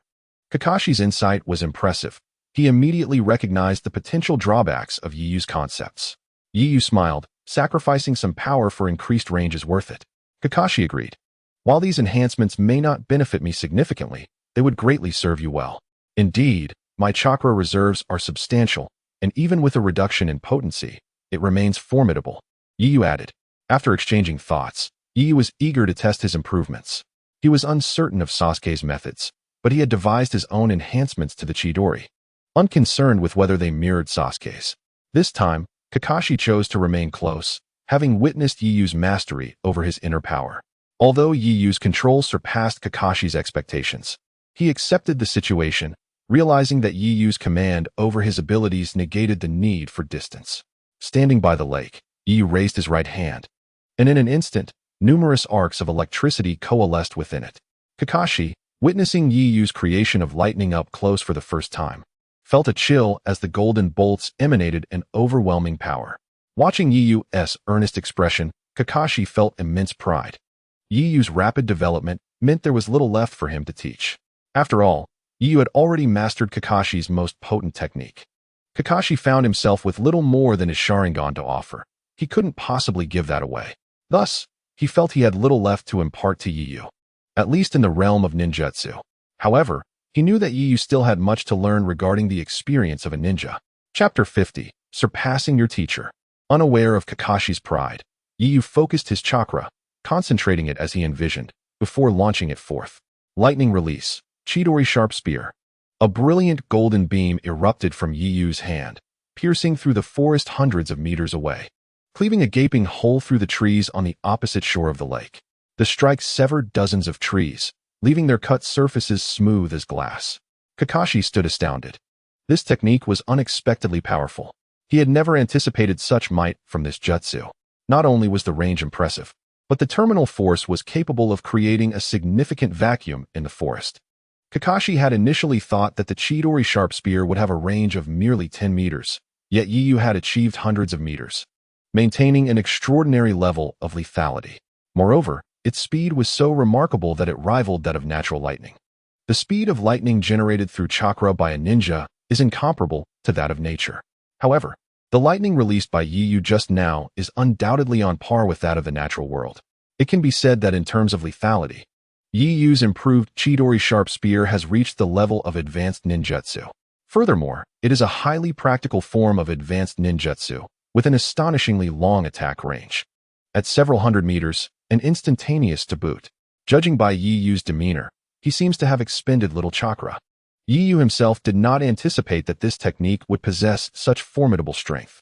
He even feels that its practicality far exceeds that of the original Chidori. After all, who would prefer close combat when they can attack from a distance? The power has indeed taken me by surprise, Yiyu remarked with a furrowed brow. Kakashi chuckled. You don't seem particularly pleased? Yiyu shook his head. I am pleased, but it feels rather surreal. My control over my powers is still inadequate. I cannot yet gauge the true might of the ninjutsu I unleash. Such a flaw could prove fatal in battle. Kakashi paused, taken aback by Yiyu's expression of distress, unsure of how to respond. If another ninja possessed such overwhelming power, they would likely be boasting about it. Yet here is Yiyu, unassuming and instantly aware of his weaknesses. No wonder he has been so reserved during his 6 years at the Ninja Academy. Mastery does not come overnight. You have ample time, so there is no need to rush, he reassured. Yiyu nodded, recognizing that he had been overly fixated on his shortcomings. How could he possibly master all his abilities at once? And what about chakra? The subsequent ninjutsu is also quite chakra-intensive, Kakashi inquired with concern. Yiyu had already unleashed 2 high-level techniques in succession. If it were him, a single technique would have drained all his chakra.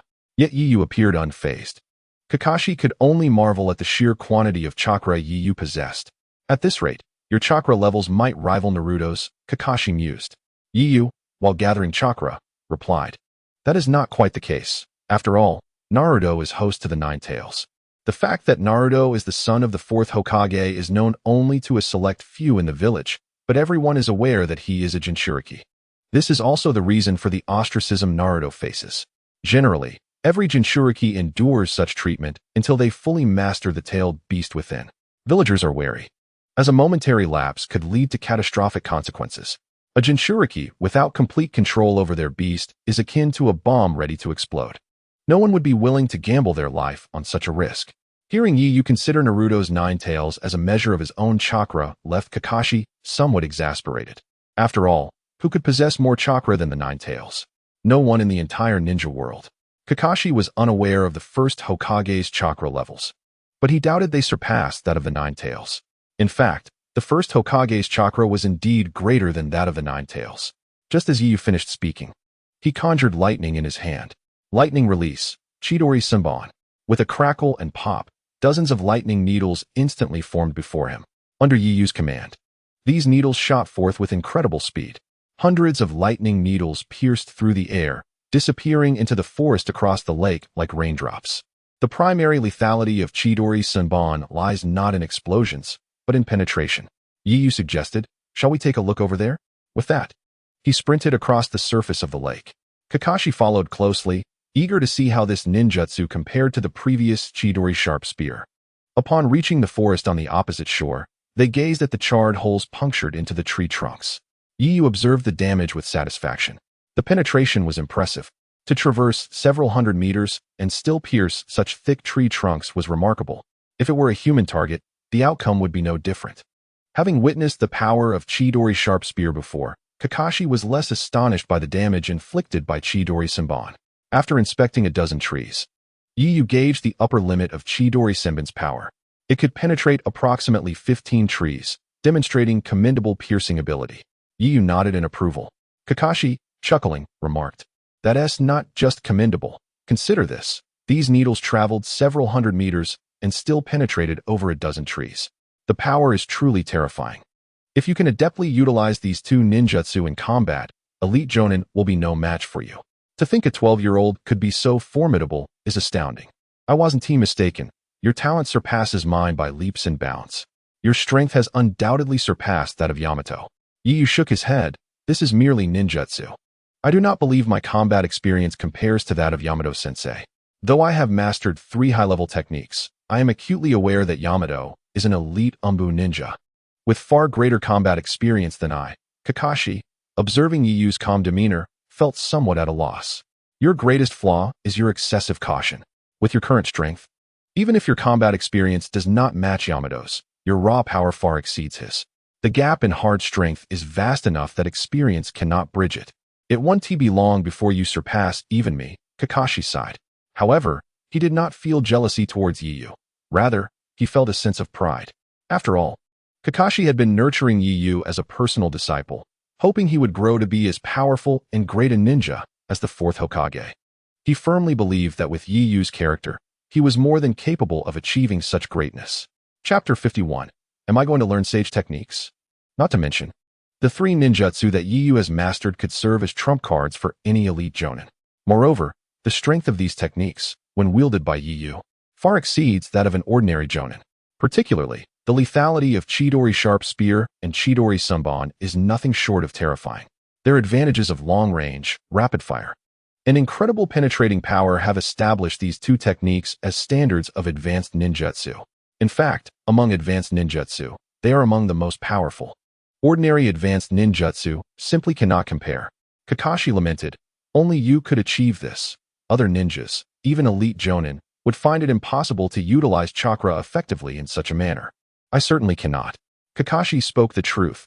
The ninjutsu employed by Yu is derived from natural energy.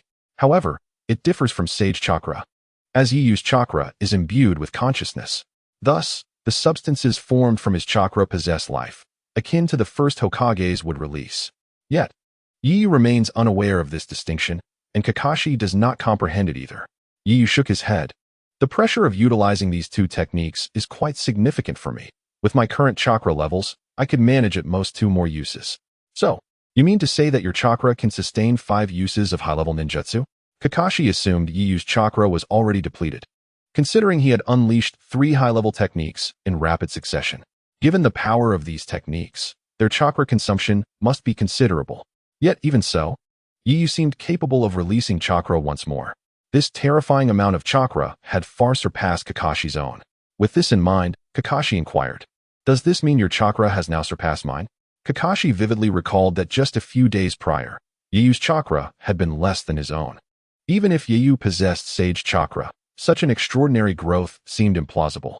Yu assessed his energy and remarked, "My chakra should now exceed that of teacher Kakashi by a slight margin." Kakashi was taken aback, uncertain of how to respond. "How did your chakra increase so rapidly?" Yu pondered for a moment. "Perhaps it's because I harbor a greater reservoir of chakra within me."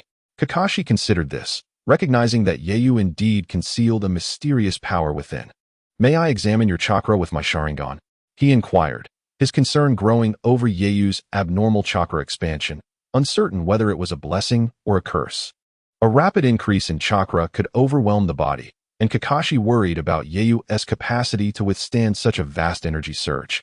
Yu nodded, assuring Kakashi that he had no secrets to hide. His chakra had indeed multiplied several times over in recent days. Even if he were to refuse, Kakashi, with his Sharingan, could not be deterred from his inquiry.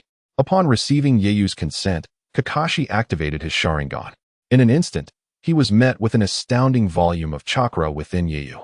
"This is terrifying," he thought, struggling to comprehend. "Your chakra is approaching that of Naruto's." It was known that Naruto's chakra was not only his own, but also included the chakra of the 9 tails. Despite the majority of the Nine-Tails chakra being sealed by the fourth Hokage, the 8 trigram seal allowed for the conversion of the Nine-Tails release chakra into Naruto's own. Over the years, this additional chakra had significantly enhanced Naruto's reserves. At merely 12 years of age, Naruto's chakra already surpassed Kakashi's by more than double. When factoring in the Nine-Tails chakra, the disparity would be immense. Yet, Yeyu's chakra was now alarmingly close to Naruto's, suggesting that it was roughly double Kakashi's own. Just days earlier, Yeyu's chakra had merely matched that of an average J-nin. It was astonishing how swiftly this transformation occurred, especially considering Yeyu had just executed 3 high-level jutsu, each far exceeding the power of his Raikiri. Had Yeyu not performed those techniques, his chakra would have already surpassed that of Naruto without the Nine-Tails influence. What level of power was this? It was undoubtedly at the level of a Kage, and Yeyu was only 12. Yet, the more remarkable this was, the more Kakashi worried. According to Kakashi's understanding, chakra requires the body to sustain it. Could Yeyu's body endure such a rapid expansion of chakra? Kakashi gazed at Yeyu. Concern etched across his face. Are you experiencing any discomfort? With such a sudden increase in chakra, your body must be struggling. Yeyu smiled at Kakashi's worried demeanor, reassuring him. Don't worry, my physical condition has improved significantly since that night when my chakra erupted, leading to this surge. Yeyu understood that without a plausible explanation, Kakashi would surely harbor suspicions. After contemplating, Kakashi found Yeyu's reasoning satisfactory. He had always sensed a formidable power within Yeyu, and perhaps that night's eruption had awakened it. Such phenomena were not uncommon in the shinobi world, where various peculiar physiques existed. However, Yeyu's strength was indeed rare. Still, Kakashi remained apprehensive. I fear if your chakra continues to grow unchecked, your body may not withstand it. I will seek out Jiraiya-sama. Perhaps he could guide you in mastering sage techniques, which might help you control the power within you. Yeyu was taken aback. Jiraiya-sama? Noticing Yeyu's puzzled expression, Kakashi assumed he was unfamiliar with the legendary figure. Though Kakashi had often mentioned Jiraiya, it was understandable that Yeyu, being from a different era, might not recognize the name of one of the legendary Sannin. In truth, Yeyu merely wondered why Kakashi believed Jiraiya would be inclined to teach him sage techniques. Yeyu had no familial ties to Jiraiya, and he doubted the Sannin would be willing to instruct him. Jiraiya's mentorship of Naruto was due to Naruto being the son of his student, making it a reasonable connection. Kakashi elaborated, Jiraiya-sama is one of the legendary Sannin of Konoha, renowned throughout the shinobi world. During the Second Shinobi World War, he, along with Orochimaru and Tsunade, were acknowledged as the Sannin. All 3 possess power on par with that of a Hokage. Jiraiya was a disciple of the 3rd Hokage and the teacher of the 4th. He wields formidable sage techniques. The 3rd Hokage once mentioned that your physique may be naturally suited for sage training. The chakra within you likely consists of sage chakra. I believe that if you learn sage techniques, you will be able to control your chakra effectively and prevent any harm from it. Chapter 52. Reluctance to become a rogue shinobi. Yeyu gazed at Kakashi, momentarily at a loss for words. Though he found Kakashi's optimism naive, believing that Jiraiya would actually take him under his wing was far-fetched. Yet, he sensed the sincerity in Kakashi's words. He genuinely wished for Yeyu to harness his inner power and express true concern for his well-being. In that moment, Kakashi treated Yeyu as a cherished disciple. Yeyu fell silent. Kakashi, believing Yeyu did not comprehend, reiterated his point. Yeyu waved his hand dismissively. Teacher Kakashi, I understand your intentions, but I truly doubt that Jiraiya-sama would be willing to teach me sage techniques. Given that you assert sage techniques are a powerful force, and few have mastered them, do you genuinely believe Jiraiya would take me as a student? We have no familial connection. Observing Yeyu's skeptical expression, Kakashi chuckled. Jiraiya-sama is quite passionate. He recognizes your immense potential. For the sake of the village's future, he would not refuse. Yeyu turned to Kakashi, a wry smile gracing his lips. But what if he perceives my power as a threat to the village? I suspect the 3rd Hokage would not remain calm if he were aware of my current abilities. Kakashi paused, momentarily taken aback. He had been so focused on Yeyu's chakra that he had neglected the implications for the 3rd Hokage. Based on his understanding of Jiraiya, it was indeed plausible that Jiraiya would view Yeyu's rapid growth as a potential danger to the village. After a prolonged silence, Kakashi spoke. However, the Nin exams are approaching, and the 3rd Hokage will undoubtedly become aware of your situation. Yeyu shrugged nonchalantly. Then we shall leave it to fate. He could not devise a better plan. Konoha possessed numerous means to detect the anomaly within Yeiyu's chakra, from the Hyuga clan to sensory ninjas. Concealing himself was impossible. Thus, Yeiyu had no intentions of hiding. He accepted the reality. Unless driven to desperation, he would not resort to defection. After all, he had no desire to wander the shinobi world. Kakashi, observing Yeiyu's indifferent demeanor, grew increasingly concerned. It seems we cannot allow the third Hokage to learn of your mastery over those jutsu. Though I trust the third, I doubt he would feel entirely at ease with you. Although your chakra is immense, as long as the third Hokage isn't proficient in those devastating jutsu, he shouldn't pose much of a threat to you. Rest assured, in Konoha, both I and the others stand by your side. If the third Hokage were to act against you, we would certainly not condone it. Hearing Kakashi's words, Yeiyu merely smiled. He understood that Kakashi prioritized the village above all. He did not believe that Kakashi would betray the village for his sake. Nevertheless, Yeiyu remained indifferent. If he could not stay in Konoha, even if he did not wish to become a rogue ninja, he would have no choice but to do so. Although he harbored no grand ambitions, he did not wish for his life to come to an untimely end before it had even reached its midpoint. Kakashi, who had just outlined a detailed plan for Yeiyu's future, now found himself devoid of ambition, consumed only by the desire to protect Yeiyu. He wished for Yeiyu not to endure a fate akin to Yamado's, spending his life within the Umbu, or to live the rest of his days under constant surveillance like the host of the Nine Tails.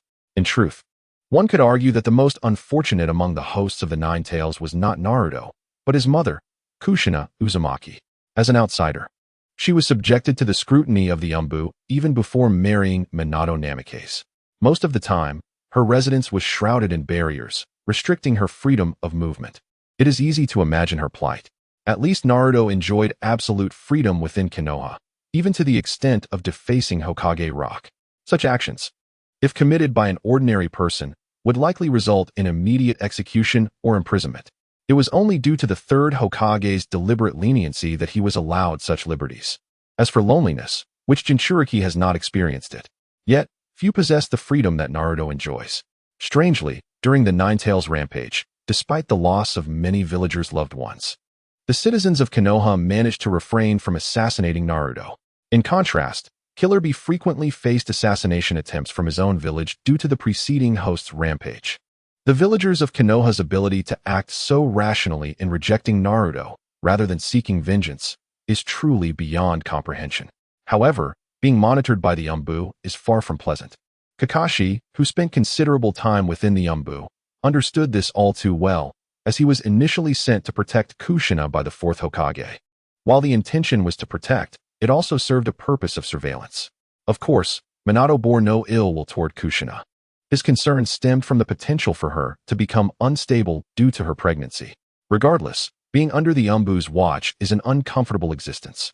Kakashi wished for Yeiyu to avoid such a life. Yet, he found himself at a loss for how to assist Yeiyu. All he could do was keep the third Hokage unaware of Yeiyu's mastery of 3 powerful jutsu. However, Yeiyu was not overly concerned. After all, he was a ninja of Konoha. As long as he did not express intentions to oppose the village, the third Hokage would not take action against him.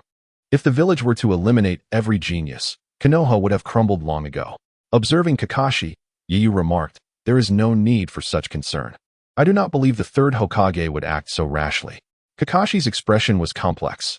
He did not share Yeiyu's confidence in the third Hokage. Having spent too long in the Umbu, he was acutely aware of the Hokage's darker side. Nevertheless, Yeiyu was correct. He was indeed a ninja of Konoha. Aside from the Uchiha clan, the third Hokage had not shown extreme tendencies toward other ninjas of Konoha, at least not to the extent of Danzo. Danzo's extremism was primarily directed at the Uchiha clan. He ignored others as long as they did not threaten his position as Hokage.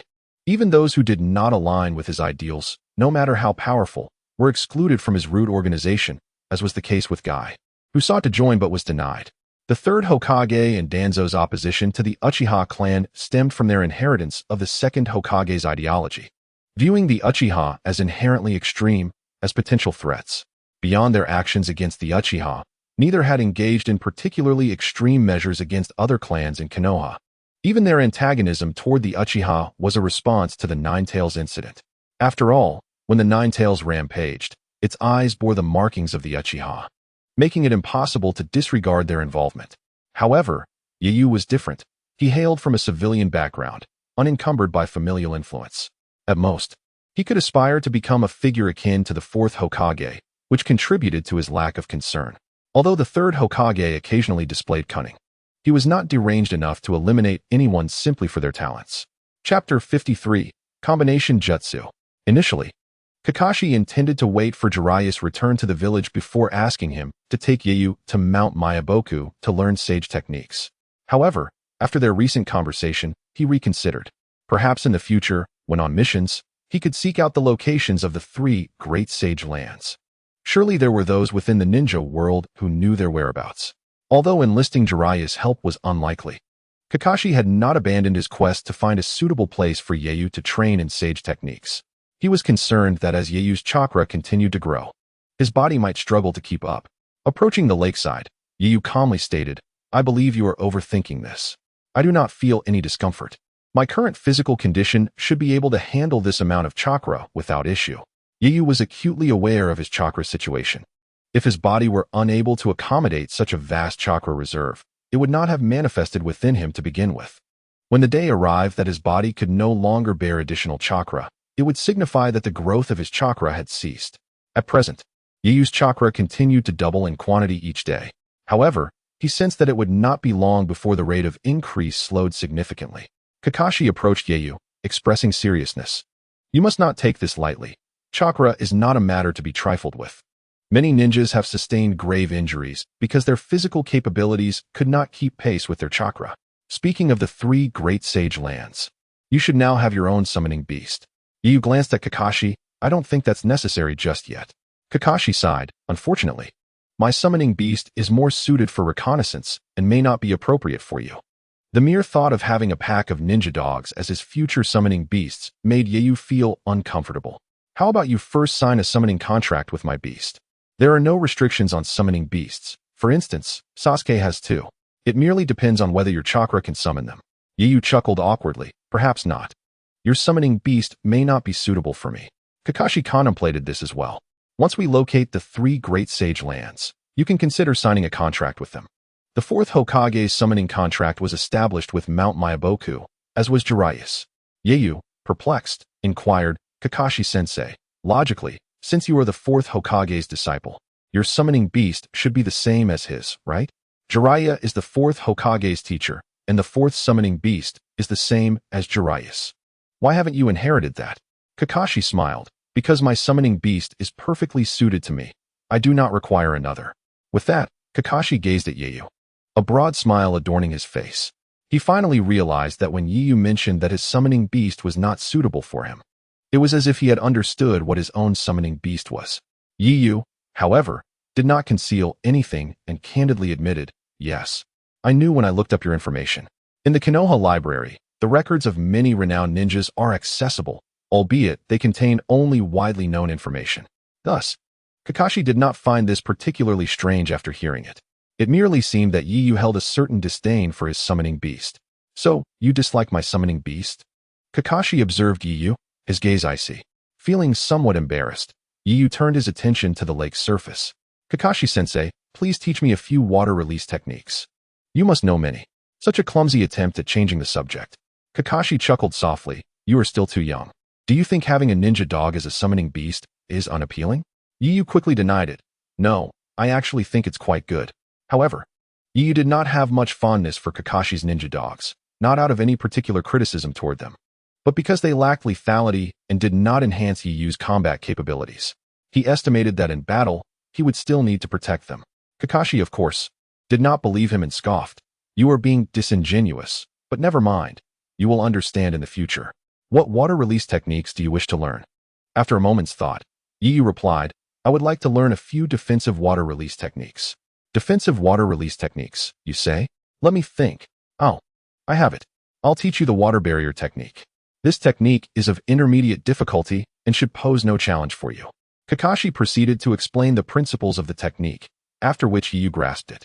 Instead of demonstrating it himself, Kakashi asked, "If I don't demonstrate, do you think you can figure it out by yourself? Given your abilities, I believe you can manage." Kakashi was curious just how strong Yu's talent truly was. especially since Yiyu had previously learned the water dragon bullet technique on the spot with Zabuza. Yiyu nodded in agreement and walked to the lakeshore. Standing by the lake, he focused intently, gathering the chakra within him. Suddenly, he clapped his hands and swiftly formed the needed seals. Water release, water barrier technique. As Yiyu activated his chakra, the lake water seemed to be drawn toward him.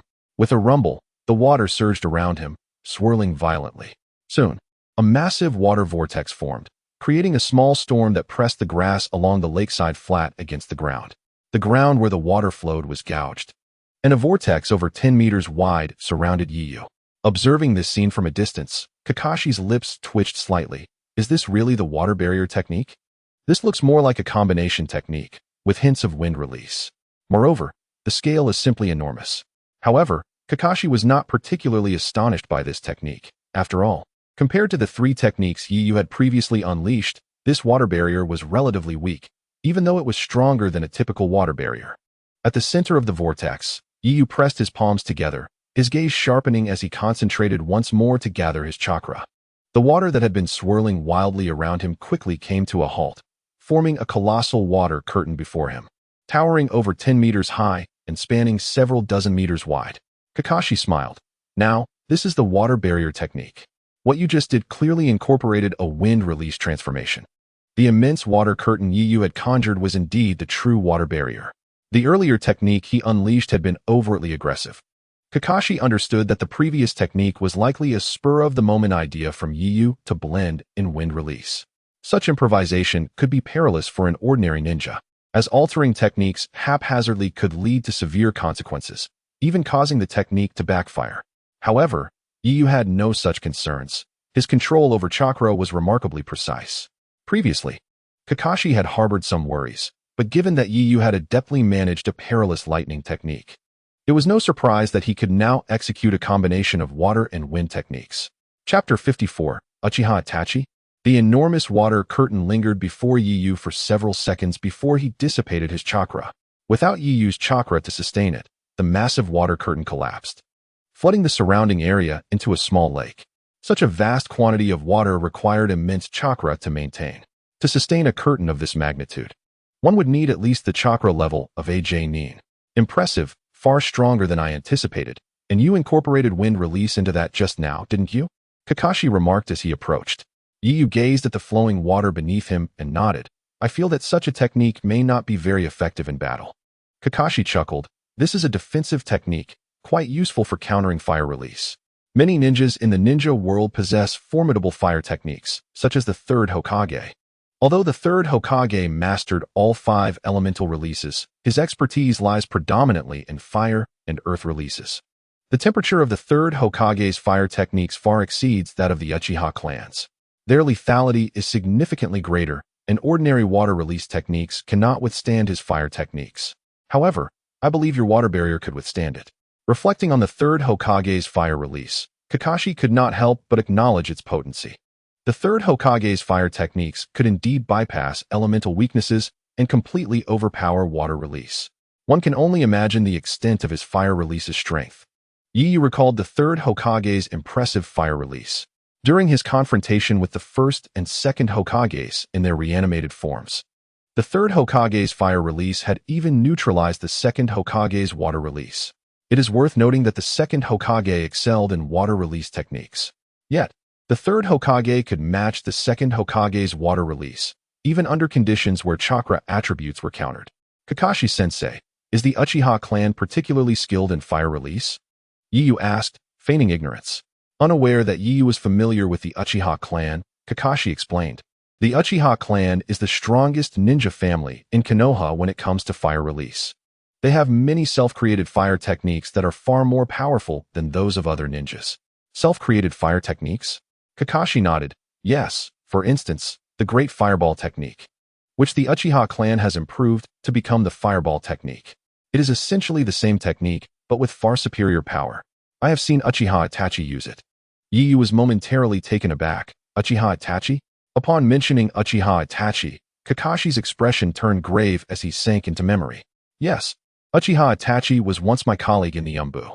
He was an exceptionally gifted ninja, but unfortunately, he ultimately betrayed the village and his family. Kakashi was unaware of the reasons behind the Uchiha clan's massacre, although he knew the truth was far more complex than what the village's higher-ups claimed. He was not part of the Uchiha clan and thus did not delve deeper. It was simply a pity, as the Uchiha clan was Obito's family, and Uchiha Itachi was a ninja he had regarded highly. Had Kakashi known that it was Obito and Uchiha Itachi who collaborated to massacre the Uchiha clan, he might have regretted expressing regret. Yu pondered for a moment and said, "I wonder why Uchiha Itachi spared Sasuke. At that time, Sasuke should have had no ability to resist, right?" Kakashi glanced at Yu and remarked, "It is precisely because Sasuke is Itachi Uchiha's younger brother that he harbors such profound hatred for him. When I previously inquired about his dreams, he confessed that his sole aspiration is to personally end Itachi's life." Yu fell silent, at a loss for words. It is indeed tragic for Sasuke. Had the Uchiha clan not been annihilated, he would not have developed the personality he possesses today. Before the massacre, Sasuke was a bright and cheerful soul, albeit somewhat aloof in school, but entirely different from his current self. His previous aloofness was a facade stemming from his status as the most outstanding student in class, marked by pride.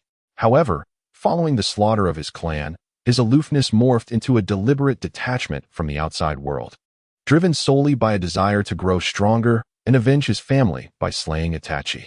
He buried his emotions, compelled to do so. At heart, Sasuke remains a kind individual. In a certain sense, Naruto's situation is far more favorable. At the very least, Naruto has always had the care of the third Hokage, along with friends like Shikamaru, Choji, and Kiba, who willingly accompany him in skipping classes. Sasuke, on the other hand, has never experienced familial affection, rendering him oblivious to what it feels like to have a family. Even in sorrow, his resolve remains unaffected.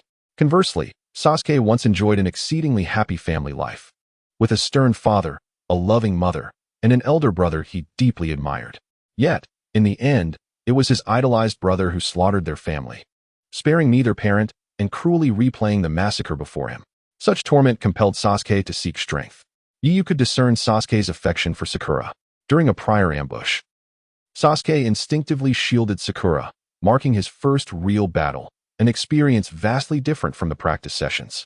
His quick reaction, devoid of contemplation, demonstrated a latent feeling for her. Despite his usual indifference, Yu empathized with Sasuke's suffering. Unable to fathom how he might cope under similar circumstances, he feared he would succumb to extremism. Initially, upon entering this world, Yu found excitement in growing alongside Naruto, having been deeply moved by Naruto's fervor in his previous life. However, after spending 6 years alongside him, Yu's interest in Naruto waned. He once admired Naruto for not succumbing to darkness amidst a grim environment, but after witnessing Naruto's actions and those of his friends, Yu found it difficult to empathize. He had encountered countless individuals like Naruto in his past life, many of whom lacked the favorable conditions Naruto enjoyed, such as the constant attention of the third Hokage. As a host of the Nine Tails, Naruto enjoyed a level of freedom and the ability to cause significant mischief, even daring to vandalize the Hokage monument. Yu had previously admired Naruto for resisting corruption, but after 6 years as his classmate, he realized such resilience was not particularly remarkable. Surrounded by friends, unburdened by financial woes, frequently skipping classes, and consistently receiving failing grades without expulsion, these were privileges befitting the prince of Konoha. In contrast, Sasuke witnessed Itachi murder their parents and replay the horrifying scene of their clan's demise. The terror, despair, and confusion etched on the faces of his family members as they met their end shattered the 6-year-old Sasuke repeatedly. While Naruto did not witness the Nine Tails take his parents, Sasuke bore witness to Itachi's merciless slaughter of those who cared for him. In that blood-soaked night, Yu feared he would have spiraled into darkness. Kindness. After enduring such trauma, Yu felt that the only goal worth pursuing would be to gain the power to kill Itachi, regardless of the number of lives lost. Such experiences render rationality elusive. Yu knew he could not retain his inner goodness. Yet, Sasuke managed to do so. He deeply loved his family and clan, compelling him to pursue strength fervently, even at the risk of being consumed by Orochimaru. However, during his time with Orochimaru, Sasuke never resorted to indiscriminate killing, sparing even those uninvolved. Most notably, his ability to maintain such integrity despite Orochimaru's influence speaks volumes of his inherent kindness, though he lacked a mature guide on his path. Kakashi's perspective was indeed mature, yet he lacked the strength to effect change. Before arriving in this world, Yu held admiration for Naruto. But now he found himself in greater awe of Sasuke. Nevertheless, he had no desire to meddle in Sasuke's journey. True meaning in life stems from personal experiences, and the lessons learned must be etched in one's memory. Observing Yuyu's demeanor, Kakashi placed a reassuring hand on his shoulder, saying, "Do you now understand why Sasuke is the way he is? I still hope you can help him." Yuyu was taken aback, looking up at Kakashi with confusion. "Me?" Kakashi nodded affirmatively. "Indeed. When I was lost, it was my comrades who pulled me back. I hope you can do the same. And you possess the strength to do it. Sasuke is a proud individual. Your words will resonate differently than if spoken to Naruto." Yuyu shook his head. "I would be willing to assist, but I do not believe interfering with Sasuke's choices is wise. Especially at this age, the more one interferes, the more likely they are to rebel. I can only guide him. Excessive interference may push him further away." Kakashi sighed. "I am well aware of this. Yet I dread the path he may choose. In his quest for power, he might resort to actions that violate village regulations." Yi remained silent. Knowing that Sasuke would indeed one day betray Konoha, he was surprised to discover Kakashi harbored such thoughts, indicating his deep understanding of Sasuke. Compared to Naruto, Kakashi's concern for Sasuke was evidently greater, which Yu understood, given that Kakashi's combat style and ninjutsu were better suited to Sasuke. Moreover, the influence of Obito Uchiha made Kakashi's focus on Sasuke entirely reasonable. Not long after, during the Chunin exam, Jiraiya returned to the village. Yu did not believe Jiraiya's return was merely coincidental, nor that he would take Naruto under his wing simply due to a few words. If another ninja sought out Jiraiya for training, he would likely dismiss them with characteristic brusqueness. In the midst of the Chunin exams, Jiraiya returned to the village. Fully aware that Naruto had graduated from the Ninja Academy and was eager to mentor him personally. Kakashi, however, seemed hesitant to release him. Observing Kakashi's worried expression, Yu chuckled. "Kakashi-sensei, you are overthinking it. Given Sasuke's character, even if he were to breach the regulations of Konoha in the future, it would not be of a heinous nature. His disposition remains rather normal." Kakashi sighed. "I sincerely hope that is the case. Speaking of Sasuke, I must instruct you on how to counter the Sharingan. Beyond its ability to replicate ninjutsu, the Sharingan's capacity to unleash jinjutsu is paramount. This knowledge is crucial. Even if your ninjutsu prowess is formidable, ignorance of how to counter illusions may lead to unforeseen downfall." Yu nodded in agreement, acknowledging Kakashi's wisdom. Indeed, evading jinjutsu is an arduous task, particularly those cast by the Sharingan. He vividly recalled how Yugao, a master of jinjutsu, was swiftly overwhelmed by Itachi Uchiha.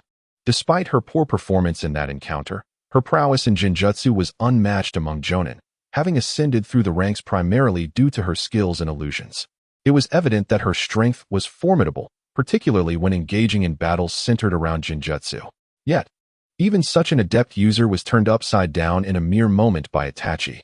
This battle not only showcased Itachi's mastery of jinjutsu, but also highlighted the overwhelming capabilities of the Sharingan. Not only Itachi, but the Sharingan has always been a source of concern within the ninja realm, compelling many villages to devise strategies to counter it. The trepidation that ninjas feel towards the Sharingan underscores its formidable nature. Yu possessed an extensive and potent chakra, having already mastered ninjutsu of formidable levels.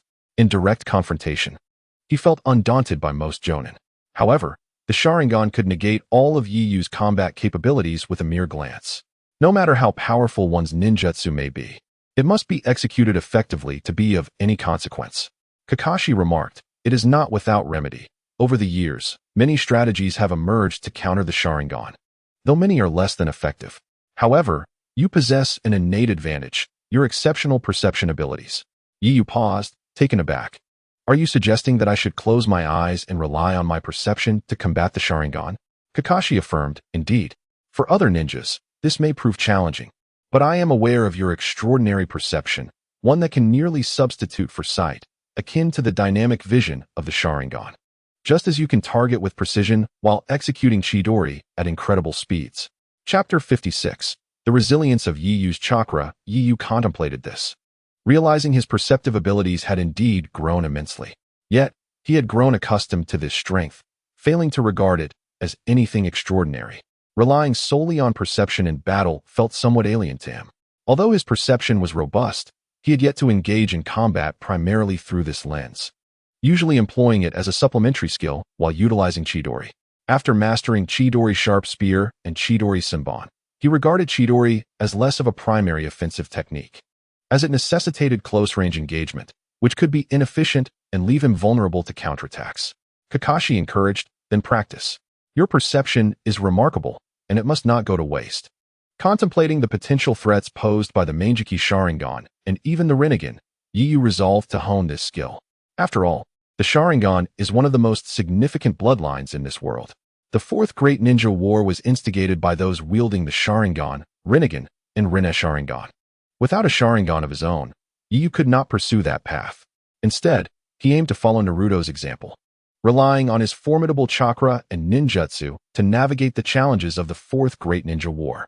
Though he lacked the power of the Sage of Six Paths, Yu believed that, during the Fourth Great Ninja War, he would not necessarily be weaker than Naruto. He placed his faith in the capabilities of his system. Yu nodded, addressing Kakashi. I will do so, Kakashi-sensei. Please continue to teach me various elemental ninjutsu. Satisfied by Yu's receptiveness, Kakashi appreciated this aspect of him. He was devoid of the peculiarities that characterized Naruto and Sasuke. Yu possessed a remarkably normal disposition, free from any eccentric thoughts. The two engaged in training by the lakeside for several hours, concluding only as darkness enveloped the sky.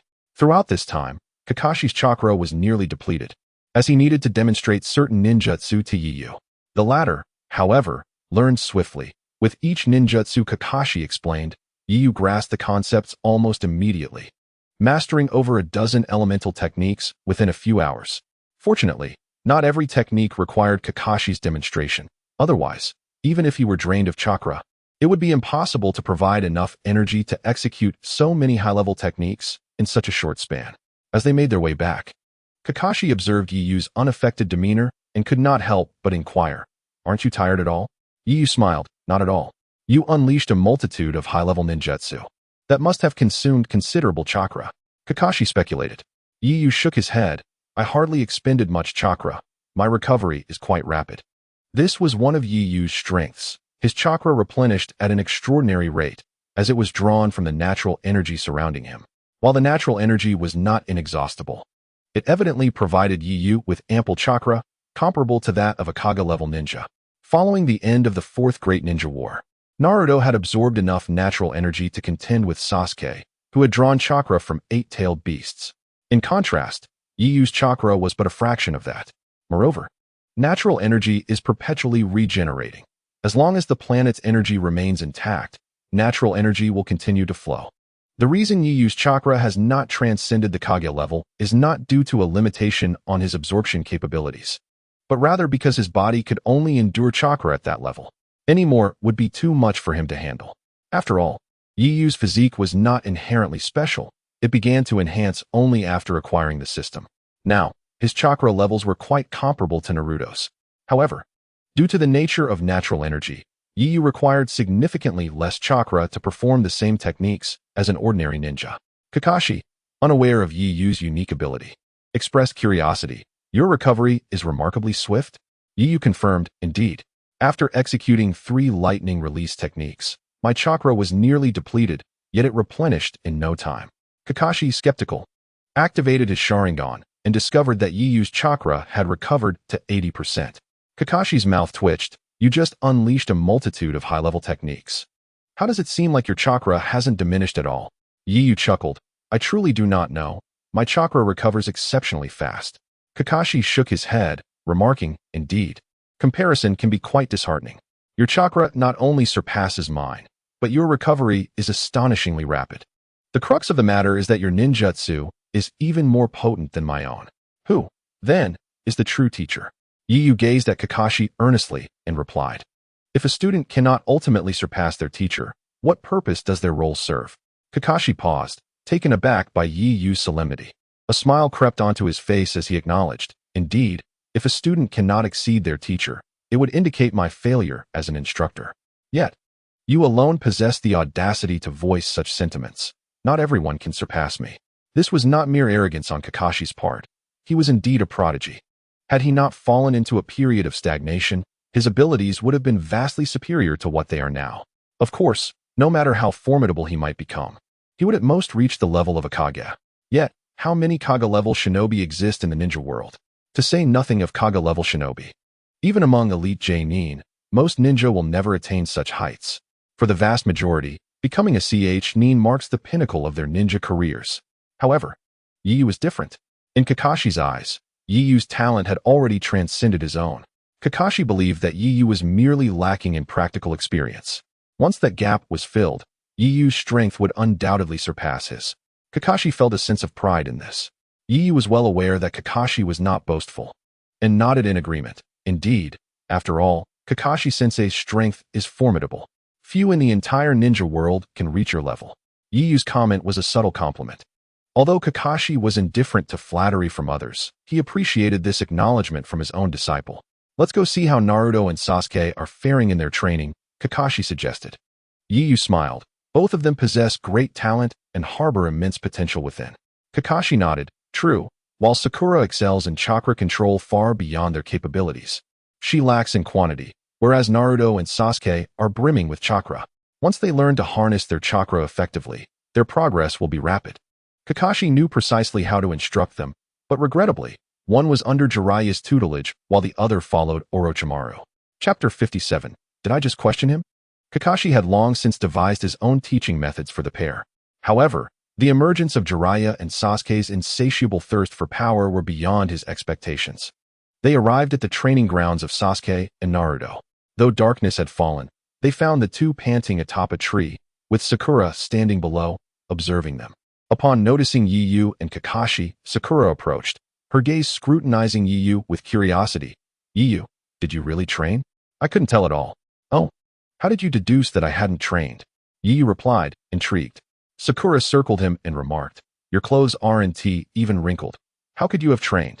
You didn't slack off with Kakashi-sensei, did you? That won't do. While you may be strong, if you don't put in the effort, you'll be surpassed by Sasuke or even Naruto. Yiyu chuckled, but chose not to respond. Kakashi interjected, how have they been faring? Sakura smiled. They both have grasped it. Even Naruto has been diligently training. As she spoke, her eyes were fixed on Yiyu, clearly directing her words towards him. She bore no ill will towards Yiyu, but was genuinely concerned about his potential complacency. Yiyu recognized her intentions, but deemed it unnecessary to address them. Kakashi lifted his gaze to the panting Naruto and Sasuke, who were clearly in competition. How impressive! Not only Sasuke, but Naruto has also mastered it so swiftly. Sakura looked at Kakashi, her curiosity piqued. Kakashi-sensei, you didn't take a break somewhere, did you? Although she suspected Yiyu might be slacking, she refrained from confirming it. Kakashi replied nonchalantly, do you think he would? Even if I wished to rest, he wouldn't allow it. Sakura glanced at Yiyu, puzzled. But why does Yiyu show no signs of training? Kakashi also turned to Yiyu, just now noticing the lack of any evidence of exertion. Even his own attire bore several rips. Kakashi muttered, indeed, there are no signs of training whatsoever. This illustrates the disparity. Kakashi mused aloud, leaving Sakura bewildered. As she observed Kakashi and Yiyu, the precision with which chakra could be controlled was astounding, surpassing even her own abilities. Kakashi turned to Yiyu with a smile. But Yiyu remained silent, simply offering a faint smile in return. Sakura sidled up to Yiyu and whispered, what exactly is Kakashi-sensei talking about? Yiyu replied, Kakashi-sensei merely indulges in his usual cryptic musings. Sakura glanced between Yiyu and Kakashi, feeling that the two were concealing something from her. Not wishing to dwell further on the matter, she leaned closer to Yiyu and inquired, where exactly did you two train? There were several sudden tremors earlier. I nearly thought Zabuza had returned. Had it not been for the magnitude of the disturbance, I might have believed it was him. Yiyu was taken aback. Tremors? Sakura nodded. Yes, they were quite pronounced. Given the distance between their training location and Sakura, along with the forest that obstructed her view, she remained unaware that the tremors were the result of Yiyu unleashing his Chidori and several earth release techniques. Although earth release is primarily a defensive ninjutsu, its activation does create considerable commotion, consuming a significant amount of chakra. This explains why Kakashi's chakra had depleted so rapidly, as the earth release techniques were particularly draining. Naruto and Sasuke, atop the tree, sensed the arrival of Kakashi and Yiyu and intended to descend. However, Both had forgotten that their chakra had been entirely exhausted. As they attempted to descend, they found themselves unable to proceed after just a few steps. Naruto, Sasuke. Sakura cried out in alarm as she witnessed the two leaping from the tree. Kakashi glanced at Yu, who nodded in affirmation. Just as Naruto and Sasuke felt their minds blanking, on the verge of fainting, Kakashi and Yu vanished from their positions. In the next moment, Yu appeared beside Naruto, while Kakashi materialized next to Sasuke. They swiftly caught the two mid-fall. Instantly, Kakashi transformed into a bolt of blue lightning, landing on the ground, while Yu became a streak of golden lightning, following suit. After setting Naruto and Sasuke down, Kakashi remarked, "Your speed has surpassed even mine." Only then did Naruto and Sasuke realize what had transpired. They exchanged glances, feeling a wave of embarrassment wash over them. Initially, they had intended to showcase their afternoon training achievements before Kakashi and Yu, but their misstep had thwarted that plan. Naruto looked to Yu, marveling at how he had merely blinked and found himself on the ground. This moment marked Naruto's first genuine experience of Yu's formidable prowess. Even Sasuke was taken aback by the astonishment in Yayu's gaze. Just moments ago, he had witnessed Yayu appear beside Naruto in an instant. That golden flash of lightning was so swift that he had never seen Yayu display such a state before. Sasuke had already recognized that he was not yet a match for Yayu, but now it seemed that the disparity between them was insurmountable. The gap was indeed vast. Sakura was equally dumbfounded. She could understand Kakashi's prowess, as he was an elite jonin, but Yayu had just transformed into a streak of golden lightning, moving even faster than Kakashi. He was so swift that she could only see the afterimage of the golden flash. Sakura murmured to herself, could it be that he just learned this jutsu from Kakashi-sensei? It must be a lightning release technique. He had never exhibited it before. I foolishly claimed he had not trained. How could he be lazy? Sakura, you are truly naive. If he were that kind of person, he wouldn't surpass us by such a margin. Sakura felt rather foolish for doubting Yayu. Remembering how Yayu had merely smiled moments ago made her feel like a jester, and she now found it quite embarrassing. For a time, Sasuke, Naruto, and Sakura all fell silent. Neither Yayu nor Kakashi noticed the trio's state. Kakashi looked at the two and said, "Your chakra consumption has been excessive. Your previous actions were exceedingly dangerous." Chapter 58. What jutsu did Kakashi teach you? Kakashi's admonishment made Sasuke and Naruto lower their heads in shame. Initially, the two had intended to boast to Kakashi and Yayu, but it had backfired, exposing their embarrassing display to Yayu. However, Naruto soon stood up and pointed at Yayu, saying, "Kakashi-sensei, did you teach Yayu some powerful jutsu? The technique he used to save me was something I had never seen before." Sasuke also stood up, brushing off the dust from his clothes. But his attention was wholly focused on Yayu.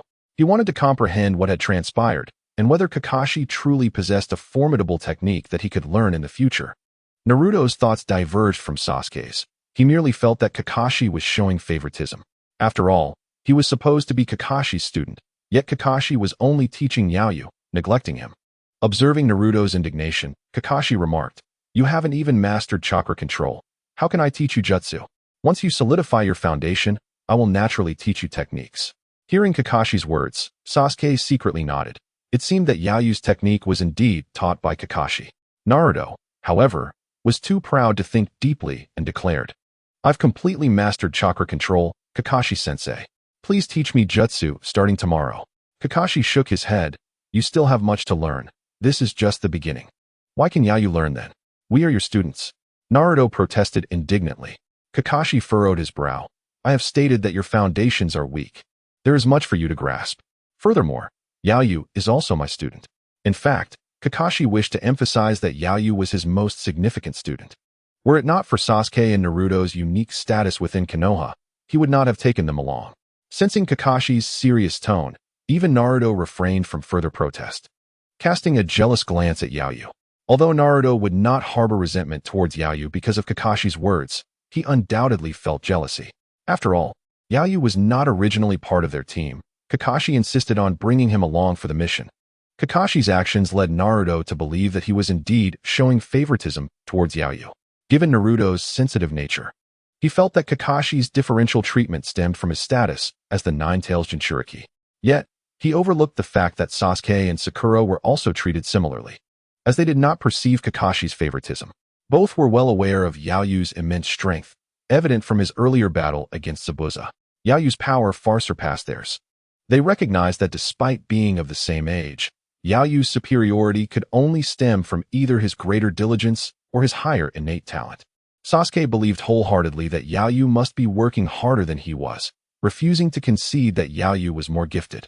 Sakura, on the other hand, felt that Yaoyu possessed exceptional talent and was equally diligent. Naruto, however, simply thought that Kakashi was being biased. Kakashi was one of the few high-ranking ninjas who did not shun him and was also his teacher, which led Naruto to have high expectations of Kakashi. He cared more about Kakashi's feelings towards him than his strength. When Yaoyu heard Kakashi's serious words, he felt a headache coming on. He understood that Kakashi was merely trying to uphold his reputation, but such words would likely make Naruto feel even more slighted, potentially harboring resentment toward Yaoyu. Reluctantly, Yaoyu chose not to speak up.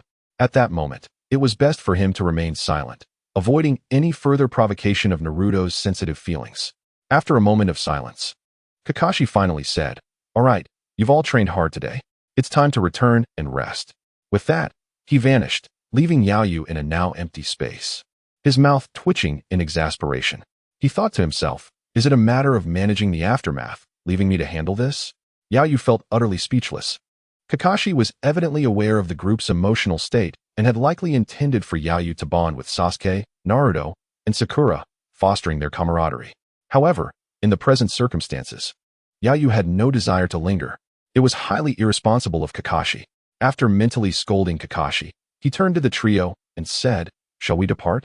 Though he wished to use body flicker technique to leave, he knew that doing so would only exacerbate Sasuke and Naruto's feelings of imbalance. Noticing the awkward tension, Sakura quickly agreed, "Yes, let us go. We're all quite tired." Within the team, there was no entanglement between Sakura and Yaoyu. At that moment, both Sasuke and Naruto viewed Yaoyu as a surpassing target, particularly Naruto, who was determined to grow stronger and defeat Yaoyu, proving to Kakashi that he was the superior student deserving of recognition. Being so young, Naruto believed that Kakashi's favoritism towards Yaoyu stemmed from Yaoyu's greater strength. He thought that once he surpassed Yaoyu through hard work, Kakashi would acknowledge him. This was a very authentic thought, one that most boys of his age would likely entertain. The group walked through the forest in silence, the atmosphere tranquil, interrupted only by the occasional sounds of birds and beasts. After a while, sensing the tension, Sakura broke the silence. This afternoon, Sasuke and Naruto were very earnest. They mastered chakra control in just one afternoon. "Yaoyu, what jutsu did you learn with Kakashi-sensei? It must be an incredible technique." Both Sasuke and Naruto, engrossed in their own thoughts, perked up at Sakura's words, though they remained silent. Yaoyu casually replied, "Just a few water release techniques. Are they really powerful techniques?" Sakura asked curiously. Yaoyu glanced at the two, who feigned indifference but were clearly eager to hear more. He replied nonchalantly, "How powerful can water release techniques be?" Hearing this, Sakura's lips twitched. "Aren't water release techniques powerful? The one you used against Zabuza was incredibly strong. If he hadn't dodged, he would have been done for. It is not as if he was hit. After all, Zabuza is a seasoned elite ninja, comparable to Kakashi-sensei. And it is not so simple to defeat him. You only notice that he almost got hit, but in reality, he was far from being defeated. If elite ninjas were so easily vanquished, there would not be only a handful in each village. Some villages do not even have that many." Yi was speaking the truth. Elite ninjas are the strategic backbone of a village, capable of participating in the pursuits of the village leader. The leader of a village is chosen from among these elite ninjas.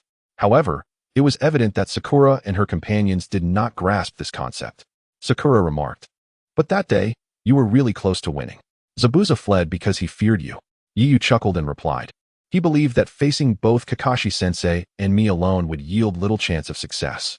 If it were just me, he would not have been able to escape." Sakura nodded, somewhat understanding. Meanwhile, Sasuke remained indifferent, as he had mastered several fire-style jutsu, all learned from the Uchiha clan's ninjutsu materials. Sasuke did not perceive Yiyu's water-style jutsu as significantly superior to his own fire techniques. To him, whether it be water, fire, or earth-style, none were decisive ninjutsu. Naruto, on the other hand, felt quite displeased. At present, aside from the shadow clone technique, he could scarcely employ any ninjutsu. The shadow clone technique was something he had pilfered from the Forbidden Scroll during graduation, not something Kakashi had taught him. Currently, Naruto had yet to master a single combat technique. Thus, he pouted and grumbled, "Kakashi-sensei is indeed biased, as if we aren't his students." Yu glanced at Naruto, understanding his feelings. After all, he was merely a 12-year-old child. The pangs of jealousy and rivalry were particularly intense at this age. "Kakashi-sensei hopes you will solidify your foundation before learning advanced techniques. He is your guiding jonin, and since you have passed his tests, he truly regards you as his disciples. As a teacher, he would not want you to be overly impetuous. Ask Sasuke if, when he learned ninjutsu, he first mastered a solid foundation." Sasuke was taken aback, not expecting Yu to direct the question at him. Naruto looked up at Sasuke, who was reluctant to respond. Yet, it was Yu's request. And despite viewing him as a surpassing goal, Sasuke acknowledged that Yu was currently much stronger than him. Thus, he acquiesced, nodding, "Indeed. It is necessary to master a great deal of foundational knowledge." However, it was merely a brief explanation. Naruto, of course, did not take it to heart. "What foundational knowledge?" "I learned the shadow clone technique in just one night." Yu smiled. "That is because the shadow clone technique is exceptionally suited for you, or rather, it is practically tailor-made for you. During your time in the Ninja Academy, you couldn't even master the basic clone technique for 6 years. How did you suddenly learn the shadow clone technique in a single night? You do realize that the shadow clone technique... Oh, wait. Do you know why the multi-shadow clone technique is classified as a forbidden technique?" Naruto appeared bewildered.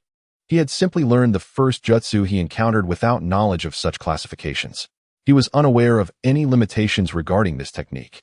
Sakura and Sasuke looked at Yu, particularly Sasuke, who was unclear on how Naruto had suddenly mastered the shadow clone technique, given that he had previously struggled even with the basic clone technique.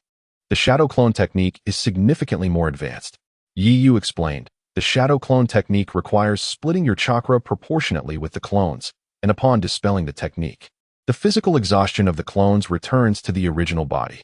For ninjas with limited chakra or poor physical constitution, using the shadow clone technique can be exceedingly perilous, let alone the multi-shadow clone technique. However, you are the Jinchuriki of the Nine Tails, possessing a vast amount of chakra and a robust constitution due to the Nine Tails, allowing you to withstand the drawbacks of the multi-shadow clone technique. Conversely, if one wishes to learn other elemental techniques without mastering the foundational knowledge, recklessness can lead to self-harm. The backlash of ninjutsu can indeed be deadly, especially when one's theoretical understanding is lacking. Why do some individuals take years to learn a technique while others master it in mere days? Aside from a disparity in talent, it also hinges on one's foundational knowledge. Reflect on what you learned during your 6 years in the Ninja Academy. Do you believe your foundation is solid?" Sakura understood and laughed. "Not only is it not solid, but he hasn't learned anything at all. He scored 0 on every exam. I have no idea how he managed that. Just reading a bit should have prevented such scores." Sasuke glanced at Naruto, pondering, so he learned the shadow clone technique because of the Nine Tails. However, Sasuke was not well acquainted with the Nine Tails. After all, he had been born shortly after the Nine Tails attack. Following the massacre of his clan by Itachi, it was even less likely that anyone would inform him about the Nine Tails. Naruto touched his stomach, his expression somber. He believed Yu's words. In fact, he had once gone berserk as a child, but that instance was swiftly suppressed, causing little impact on the village, leading most villagers to remain unaware. However, Naruto himself was aware of that power. He recognized it as both wicked and formidable. Naruto looked at Yu and asked, "Why was the Nine Tails sealed within me? If it weren't for the Nine Tails, the villagers wouldn't treat me this way." Due to his identity as the Jinchuriki of the Nine Tails, Naruto had been ostracized since childhood. Although not as dire as the experiences of others like Killer Bee, his status as an orphan rendered him emotionally sensitive. Even without assassination attempts or egg throwing, the mere distance from others caused him great distress. At his age, Naruto could not comprehend why the villagers rejected him so vehemently. He could only attribute it to the Nine Tails within him and the villagers' dislike for him. Yu placed a comforting hand on Naruto's shoulder and explained, "The Nine Tails is a strategic asset for our village, Konoha. In other words, you are exceptionally important to Konoha." Naruto shrugged off Yu's hand, fuming, "But I don't want that. If I am so important, why do the villagers reject me so? You have no idea what I've endured all these years. They treat me like a monster. No one likes me. No one acknowledges me." Perhaps Yu's words triggered Naruto's emotions, prompting him to release years of pent-up grievances, even shedding tears. Sakura and Sasuke observed Naruto, realizing at that moment the immense pressure he had been under. Even Sakura, who often teased Naruto, looked at him with sympathy. Sasuke, too, felt a sense of empathy. While he had not faced rejection from the villagers, indeed, his Uchiha clan identity made him quite popular. Losing his entire clan and witnessing his parents' deaths at the hands of his beloved brother inflicted wounds on him that were perhaps deeper than Naruto's struggles. In that moment, Sasuke and Naruto shared a similar emotional experience. Sakura softly said, "Naruto, you are not without friends. Iruka-sensei, Shikamaru, Choji, and Kiba, they are all your friends, aren't they? In the past, seeing you play so well with Shikamaru and the others, I thought you were just difficult. I had no idea you had been through so much." This statement left Naruto momentarily stunned. Reflecting on it, he realized, yes, I do have many friends. It seems I am not so unfortunate after all. Perhaps I have been too fixated on my own troubles. The villagers may reject him. Yet as long as his friends do not, isn't that sufficient? Observing that Naruto's emotions had calmed, Yi remarked, "Is it possible that the villagers' disdain towards you is not solely due to your status as the Nine-Tails Jinchuriki, but rather because of your frequent mischief that often disrupts the village? Their annoyance might be the reason for their rejection." Naruto was taken aback. Yiyu's hypothesis was not without merit. Although the villagers might fear Naruto due to his identity as the Nine-Tails Jinchuriki, leading to a certain distance, their dislike stemmed from Naruto's own behavior. He believed that his antics would draw the villagers' attention, but in reality, they only exacerbated their stereotypes, reinforcing the belief that he was indeed malevolent due to being the Nine-Tails Jinchuriki. This was evident during the Chunin exams. Whenever Naruto showcased his abilities without resorting to pranks, the villagers could fully accept and acknowledge him. While other ninja villages might harbor genuine loathing for Jinchuriki, even going as far as assassination, Konoha was evidently different. The previous generations of Jinchuriki in Konoha rarely faced attacks from their own village's ninjas. After all, the first Jinchuriki was the wife of the first Hokage and seldom ventured out. The second Jinchuriki, Kushina Uzumaki, endured more hardships than her son Naruto before marrying Minato Namikaze. She was under constant surveillance by the Umbu and had defensive barriers erected around her, yet she never encountered assassination attempts from fellow villagers. In contrast to Kushina's plight, Naruto's circumstances were vastly improved. He had never faced restrictions like being confined within barriers. Throughout his life, he roamed freely in the village. And even when he defaced the Hokage rock, he was merely punished with a cleanup, a leniency surely afforded by the third Hokage. The Hokage rock symbolizes the legacy of Konoha's leaders, and Naruto's actions were akin to dancing atop a grave of profound significance, yet his punishment was remarkably light. For anyone else, the consequences would have been dire, potentially resulting in execution or imprisonment. Thus, in Yiyu's view, Naruto's rejection by the villagers primarily arose from his extreme methods of seeking attention, which only intensified their preconceived notions about him. Naruto found himself at a loss for words. Consider this. If the villagers fear you due to your identity as the Nine-Tails Jinchuriki, isn't it natural for them to distance themselves? However, if you moderated your behavior and ceased your pranks, wouldn't the villagers perceive you as less troublesome? Yiyu continued, "Think about Shikamaru, Iruka-sensei, Sakura, and Sasuke. Surely they are aware of your identity as the Nine-Tails Jinchuriki, yet they accept you. This is because they have spent time with you and recognize that you do not wish harm upon others. The villagers, however, have not had the same opportunity, and their impression of you is based solely on fleeting moments, which unfortunately are often colored by your antics. Their distancing is a natural response, and I believe that their lack of aggression towards you reflects their inherent kindness." Listening to Yiyu's words, Naruto fell silent. Yiyu continued, "Thus, if you can master the Nine Tails within you, transforming that power into a force to protect Konoha, who would still reject you?" Naruto was taken aback. "Master the Nine Tails within me? But that is the Nine-Tails fox. How could it possibly be controlled? I want nothing to do with such a malevolent creature." Yiyu was somewhat exasperated. That was indeed the Nine Tails, the mightiest of the tailed beasts. "Do you comprehend the magnitude of the power that resides within you?" Naruto nodded, "I do." His expression turned complex. "I recall a time when the Nine Tails power erupted. I still remember that evil and formidable force." Yiyu was surprised that Naruto could recollect his feelings during his rampage. Tailed beasts are strategic assets for every ninja village, and Jinchuriki are crucial figures. However, a Jinchuriki is perpetually at risk of losing control to the tailed beast which is why villagers generally fear them, leading to their alienation. Other villages' Jinchuriki often face even harsher realities. Your freedom of movement is a significant advantage compared to others. While the villagers may distance themselves out of fear, some Jinchuriki from other villages have even been assassinated by their fellow ninjas.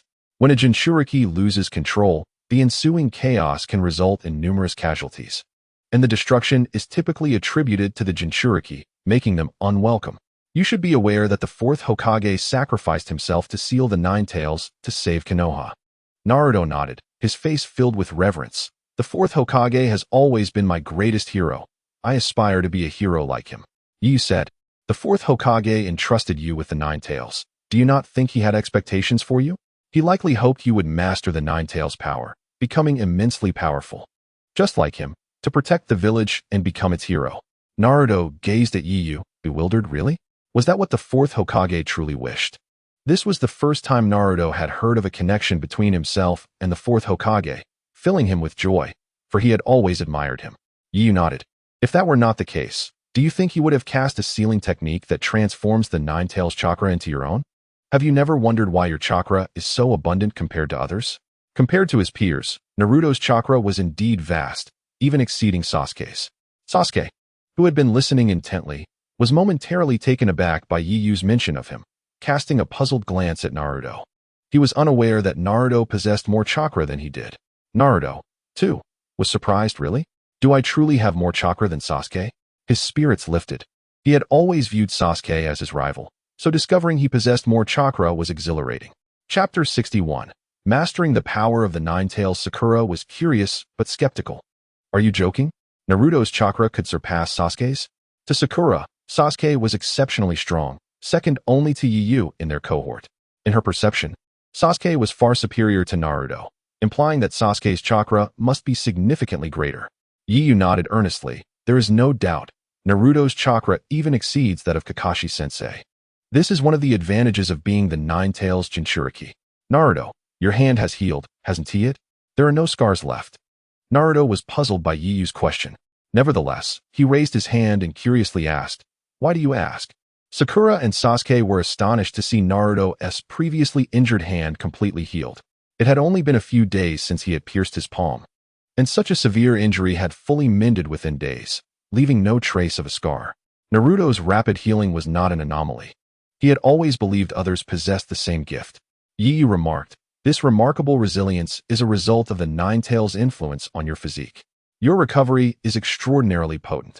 A normal person, sustaining such severe injuries, would require several months for their wounds to heal, and even then, scars would remain. Yet, do you see any scars on your palm? Naruto examined his hand and replied, indeed, there are none. Is it not the same for everyone? Before Yu could respond, Sakura interjected, of course not.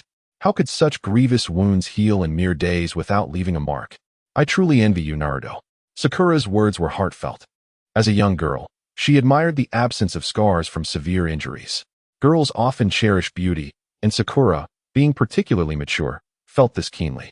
Sasuke's gaze was fixed on Naruto's hand, equally astonished. He had not anticipated that Naruto possessed such formidable abilities. This fool harbored such incredible strength, a capacity Sasuke himself lacked. This power was indeed fearsome, especially for ninjas who danced on the edge of danger. On the battlefield, it was akin to having multiple lives. Feeling the scrutiny from Sakura and Sasuke, Naruto swelled with pride and joy, exclaiming, really? Sakura envies me? Am I truly that impressive? Haha. Observing Naruto's foolish grin, Sakura's envy dissipated, replaced by acceptance. After all, such abilities came at a cost. She felt no jealousy. Yu shook his head in bemusement, noting Naruto's swift emotional transitions, from sorrow to delight. After a moment of laughter, Naruto inquired, how can I harness the power of the Nine Tails? Once I do, will my strength rival that of the fourth Hokage? Sasuke and Sakura turned their attention to Yu, equally curious. Naruto had been the weakest in their team, and although he had surpassed Sakura slightly, he still lagged behind Sasuke, who was unwilling to be eclipsed by someone like Naruto. Yu waved his hand dismissively. How would I know? Don't misunderstand. I'm just like you, a newly graduated ninja from the academy. The knowledge I possess was imparted to me by Kakashi-sensei. As for mastering the Nine Tails, even Kakashi-sensei is uncertain. If he knew, the third Hokage would have taught you long ago. However, I have heard that the previous Jinchuriki of the Nine Tails mastered its power through sealing techniques. The last Jinchuriki was the fourth Hokage's wife, and, like you, she belonged to the Uzumaki clan. Naruto paused, contemplating this revelation. Am I truly of the Uzumaki clan? Although his surname was Uzumaki, he had never known of the clan's existence. He believed it was merely his last name. Yu nodded affirmatively. Indeed, the Uzumaki clan was once an ally of Konoha. However, they were eradicated long ago. Otherwise, they would still be a formidable force. Naruto was taken aback. Isn't the Uzumaki clan a family of Konoha? Sakura and Sasuke shared his curiosity, having previously believed Uzumaki was solely Naruto's last name. Upon hearing of the clan's destruction, Sasuke glanced at Naruto with sympathy, assuming Naruto was akin to him, a survivor of a fallen clan. Meanwhile, Naruto felt a sense of belonging, only to have Yu shatter that illusion by stating the clan had been wiped out and was not even part of Konoha. Yu continued, no? The Uzumaki clan was a ninja family from the land of whirlpools, highly skilled in sealing techniques. They were particularly suited to becoming Jinchuriki, which led to their demise as major nations sought to conquer them and seize their sealing arts. While some members were slaughtered, others scattered across the world. For instance, there are still Uzumaki clan members in Konoha. I recall that the first Hokage's wife was from the Uzumaki clan, as was the fourth Hokage's wife. Both served as Jinchuriki of the Nine Tails. This information was not a breach of confidentiality. It was documented in Konoha's public library, though few paid it heed. People were primarily focused on the Hokage, who would concern themselves with the Hokage's wife. Yet, due to their significance, they were included in Konoha's historical records. Yu looked at Naruto, saying, thus, I believe that mastering the sealing techniques of the Uzumaki clan could enable you to control the Nine Tails within you, much like the previous Hokage's wives. Naruto fell silent for a moment before asking, but I don't know where to find the Uzumaki clan's sealing techniques. You mentioned they were annihilated. How can I obtain the sealing arts? Yu shrugged. I am of little help in that regard, as I'm not much stronger than you. Moreover, I suspect that sealing techniques are village secrets, not easily accessible to the average person. However, I believe the sealing technique the fourth Hokage placed upon you is already quite potent and beneficial. You simply need to grow stronger and make effective use of the fourth Hokage's sealing technique. Sooner or later, you will undoubtedly master the power of the Nine Tails. You must understand, the Nine Tails is immensely powerful. While it wreaked havoc upon our village, it also demonstrated the vastness of its strength. Once mastered, it could elevate your power to that of a Hokage. After all, the Nine Tails is a formidable beast that the fourth sacrificed his life to seal away. And merely the chakra it emanates could augment your chakra reserves beyond even Kakashi-sensei's. Imagine if you were to fully harness the Nine Tails chakra. Your chakra levels would likely surpass even that of the Hokage. Naruto's eyes sparkled with determination. He yearned for strength, to surpass Yu and gain Kakashi's acknowledgement. The prospect of wielding the power of the Nine Tails, and perhaps even surpassing the fourth Hokage, ignited a fire within him. Chapter 62. You must know about the Uchiha clan, right? Sasuke, observing Naruto's self-satisfied expression, furrowed his brow. If Naruto were to master the Nine Tails' power, he would undoubtedly surpass him. Historically, Naruto had been the lowest achiever in the Ninja Academy, but the thought of Naruto eventually eclipsing him was unbearable for Sasuke, whose pride would not allow it. Sasuke turned to Yu, asking, did you just use the jutsu that Kakashi taught you? Yu paused momentarily before realizing Sasuke was grappling with the idea of Naruto potentially surpassing him, hence his inquiry about Kakashi's teachings. Naruto quickly picked up on this too, glancing at Yu with curiosity. Sakura mirrored their interest. They were all eager to learn what jutsu Kakashi had imparted to Yu. After a moment's thought, Yu replied, it's the body flicker technique. This jutsu simply requires you to master precise chakra control. The rest will come naturally. The three of them frowned, puzzled by Yu's explanation. The principle behind the body flicker technique was straightforward, akin to the training for tree climbing. It involved concentrating chakra beneath one's feet to facilitate rapid movement.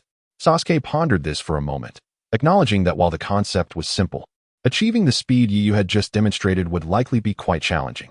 Sasuke was indeed not mistaken, for Yu employed the thunder body flicker technique, which necessitates the incorporation of lightning release chakra. Currently, Yu's thunder body flicker can approach the velocity of lightning, surpassing Kakashi's technique by a slight margin. Naturally, Yu could not concede this and merely stated, if one practices diligently, mastery is assured. However, Sasuke remained unconvinced, scrutinizing Yu intently. Your speed just now surpassed even Kakashi's. Moreover, the colors of the lightning generated by your body flicker techniques are entirely different. Sakura, standing nearby, nodded in agreement. Indeed, Yu's speed exceeds that of Teacher Kakashi, and the lightning accompanying you is of two distinct hues. Teacher Kakashi resembles a blue flash, while Yu emanates a golden one. Naruto chuckled. Are you trying to deceive us? I have no need to deceive you. The difference in color arises solely from our differing chakra, Yu replied. In due time, you will come to understand. Sasuke inquired. How could Teacher Kakashi possess a Sharingan? Is he not also of the Uchiha clan? If Kakashi were indeed an Uchiha, it would imply that he and Sasuke share lineage. Naruto turned his gaze towards Yu as well. Yu felt a twinge of discomfort. He had only hoped to steer the conversation away from Kakashi's tutelage on ninjutsu. Who would have thought Sasuke would broach such a sensitive topic? The Uzumaki clan's lore was readily available in the library, which Yu had perused previously, so speaking of it posed no peculiarities. However, matters concerning the Uchiha clan were shrouded in secrecy within the village, and Yu was reluctant to divulge. Sasuke looked at Yu with eager anticipation. He secretly wished that Kakashi belonged to the Uchiha clan, for it would alleviate his solitude as the sole surviving member of the Uchiha in Konoha. Noticing Yu's evident discomfort, Naruto asked, Is there something difficult to discuss? Not exactly. Yu replied, I simply lack clarity on Uchiha matters. However, I can assure you that Teacher Kakashi is not of the Uchiha clan. Sasuke, once filled with anticipation, was suddenly engulfed in disappointment. Sakura, perplexed, asked, If Teacher Kakashi is not of the Uchiha clan, how does he possess a Sharingan? Is there another family in Konoha with Sharingan? I cannot say for certain, Yu responded, unwilling to elaborate further. Sasuke interjected, In Konoha, only the Uchiha clan possesses Sharingan, and among them, only a select few can awaken it. So why does Teacher Kakashi have one? Naruto queried with curiosity. Sasuke surmised, it must be an implant. Yet, he felt a wave of discomfort. After all, it was his clan's eye that Kakashi now possessed. Furthermore, who could ascertain how Kakashi acquired that Sharingan? Yu glanced at Sasuke, sensing that he had misconstrued Kakashi. Although Yu was reluctant to discuss the Uchiha clan, he did not wish for Sasuke to harbor misunderstandings about Kakashi. After a brief internal conflict, Yu decided to clarify the matter. The Sharingan that Kakashi possesses was transplanted from a comrade during the Third Great Ninja War. Kakashi's team fell into an ambush, resulting in one of Kakashi's eyes being injured. His comrade, an Uchiha ninja, had suffered severe injuries from an enemy's earth release technique. Before succumbing, that Uchiha requested the medical ninja of the team to transplant his other, unharmed eye to Kakashi.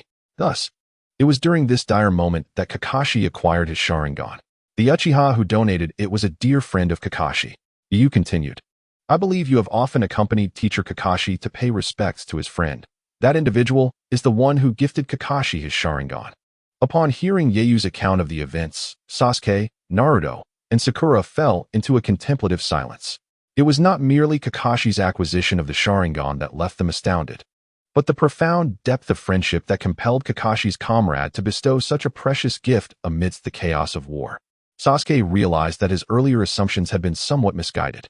The fact that Kakashi could achieve noteworthy renown in the ninja world, wielding a transplanted Sharingan, confirmed Yu's assertion. Kakashi was indeed an exceptional ninja. Naruto remarked, That is certainly true. Teacher Kakashi has been a prodigious ninja since his youth, having attained the rank of Jonin at our age. Moreover, he earned that title through the crucible of war, a testament to his formidable strength. Sasuke remained silent, yet his esteem for Kakashi had deepened considerably. He pondered what formidable jutsu Kakashi might impart in the future. Most importantly, Kakashi possessed experience with the Sharingan, which could potentially guide Sasuke in unlocking its powers. Sasuke turned to Yu. Yu, do you possess knowledge regarding the Uchiha clan? You must be well informed. Considering your awareness of Teacher Kakashi's background and the secrets of the Uzumaki clan. Sasuke's inquiry stemmed from his own lack of understanding regarding the Uchiha clan, particularly in regard to the development of the Sharingan. Chapter 63. You Will Die. Sakura and Naruto also looked at Yu. Their curiosity about the Uchiha clan piqued. They had long heard tales of the Uchiha's prominence in Konoha, and Sasuke's status as the last surviving member of the clan had garnered him considerable attention. Naruto frequently overheard others mention Sasuke alongside the Uchiha clan, suggesting that the clan was indeed formidable.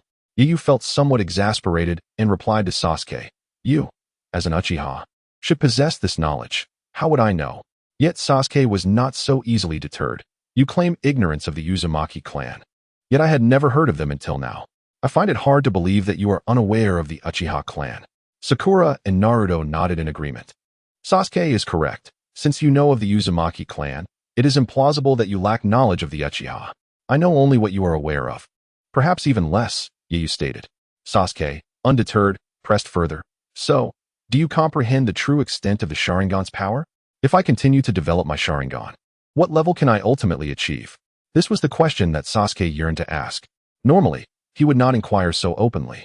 But he had already recognized Yeiyu's prowess and felt no embarrassment in seeking his counsel. Naruto and Sakura shared in his anticipation, particularly for Sasuke. After realizing the vast potential that lay before him, he envisioned a time when he would surpass his current limits and decisively defeat Sasuke, thereby earning Sakura's admiration. He had always assumed that Sakura favored Sasuke due to his superior strength. Yeiyu waved his hand dismissively. "I cannot say for certain. However, given the apprehension the ninja world exhibits towards the Sharingan, it must indeed be formidable." Furthermore, the Uchiha clan once wielded significant influence in Konoha, suggesting that their power and status were considerable. Yet, Yeiyu's words did not satisfy Sasuke's curiosity. "But precisely how powerful is it?" Yeiyu sighed. "I truly do not know. The most potent Sharingan I have encountered belongs to teacher Kakashi." This was, in fact, the truth. Since arriving in this world, Yeiyu had only ever seen Kakashi's Sharingan and had yet to witness Sasuke's. Although Sasuke was dissatisfied with Yeiyu's response, he realized that pressing further would likely yield no additional insights. He was uncertain whether he truly did not know or if there was something hidden he did not wish to reveal.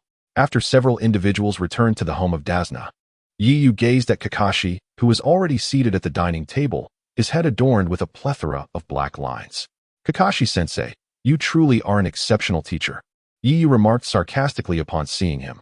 Kakashi was naturally aware of Yeiyu's insinuation, which was a complaint about having been left to handle the issues concerning Sasuke and the others. Fortunately, his mask concealed his expression. Kakashi greeted the four. "Ah, you're back. Come quickly to dine. Miss Tsunami has prepared a sumptuous dinner for you." Tsunami, standing beside Kakashi, shyly added, "It's just humble fare. I apologize for any shortcomings." Despite his dissatisfaction with Kakashi's actions, Yeiyu exchanged a few polite words with Tsunami. Dazna, upon seeing Yeiyu, smiled and commented, "Young Yeiyu, you truly are diligent, practicing until such a late hour." Following the earlier battle, Dazna felt that only Kakashi and Yeiyu were reliable. He believed that as long as they were present, even if Zabuza were to return, he could not be assassinated. Regarding Sasuke and his companions, he perceived them as complete novices, incapable of safeguarding themselves, let alone others. Consequently, he was particularly warm towards Yeiyu. After Yeiyu and the others took their seats, Inari, hiding behind Tsunami, peeked out to observe them, his gaze filled with derision. "A bunch of fools. They are bound to meet the same fate as that person." Yeiyu naturally overheard, but chose not to respond or ponder who Inari was referring to. Although he retained some memories of the mission, the specific details were murky, leaving him unaware of Inari's motivations. Kakashi also caught wind of this, lost in thought. He was not angry. Rather, he pondered why Inari would make such a statement and who that person could be. Kakashi stole a glance at Yeiyu, noticing his calm demeanor as he ate. Seemingly oblivious to Inari's earlier comments, Kakashi mused, "This kid is remarkably composed. Yet, I am certain he is contemplating who that person might be." Without further action, Kakashi maintained his usual expression and continued his meal. However, Naruto had heard everything. Although Inari spoke softly, Naruto caught his words and immediately felt displeased. He stood atop his chair, shaking his fist at Inari. "Who do you call a fool? Speak clearly." Sasuke and Sakura remained silent, but wore displeased expressions. After all, they had continued with the mission out of goodwill, only to be insulted by Inari. Despite her outward calm, Sakura's inner turmoil was palpable. Naruto's outburst only fueled Inari's anger. He even lost his fear, emerging from behind his mother to confront Naruto, shouting, "I'm talking about you. Who do you think your opponents are?" Those are ninjas who can easily kill a group of people. You think you can defeat them with just the 4 of you? That is sheer folly. What else could you be but fools? Especially you, blonde idiot. Tsunami, realizing the gravity of the situation, quickly pulled Inari back. Inari, you are being extremely rude. Apologize to the ninjas at once. Inari, tears streaming down his face, stubbornly declared, I will not apologize. I speak the truth. There is no way these people can defeat those ninjas. They are merely fodder for the blades. The more he spoke, the more agitated he became, until he finally ran out, leaving the atmosphere awkwardly tense. Naruto, rolling up his sleeves, was ready to confront Inari. That little punk. How dare he say such things? I must go set him straight. With that, Naruto dashed out. Tsunami and Dasna hurriedly apologized to Kakashi and the others. We are truly sorry, Kakashi-sensei. Inari did not mean to say that. Please forgive his rudeness. I apologize on his behalf. As Dasna and Tsunami prepared to bow, Kakashi quickly helped them up. There is no need for that. Children often speak without thinking. We are not so petty as to hold it against a child. Yet, it seemed there was more to the story. Chapter 64, Mastering the Most Powerful Strength. Will I change? Dasna sighed, recalling that the child's father had been killed for attempting to stop Gato. He had once idolized his father, never imagining such a fate awaited him.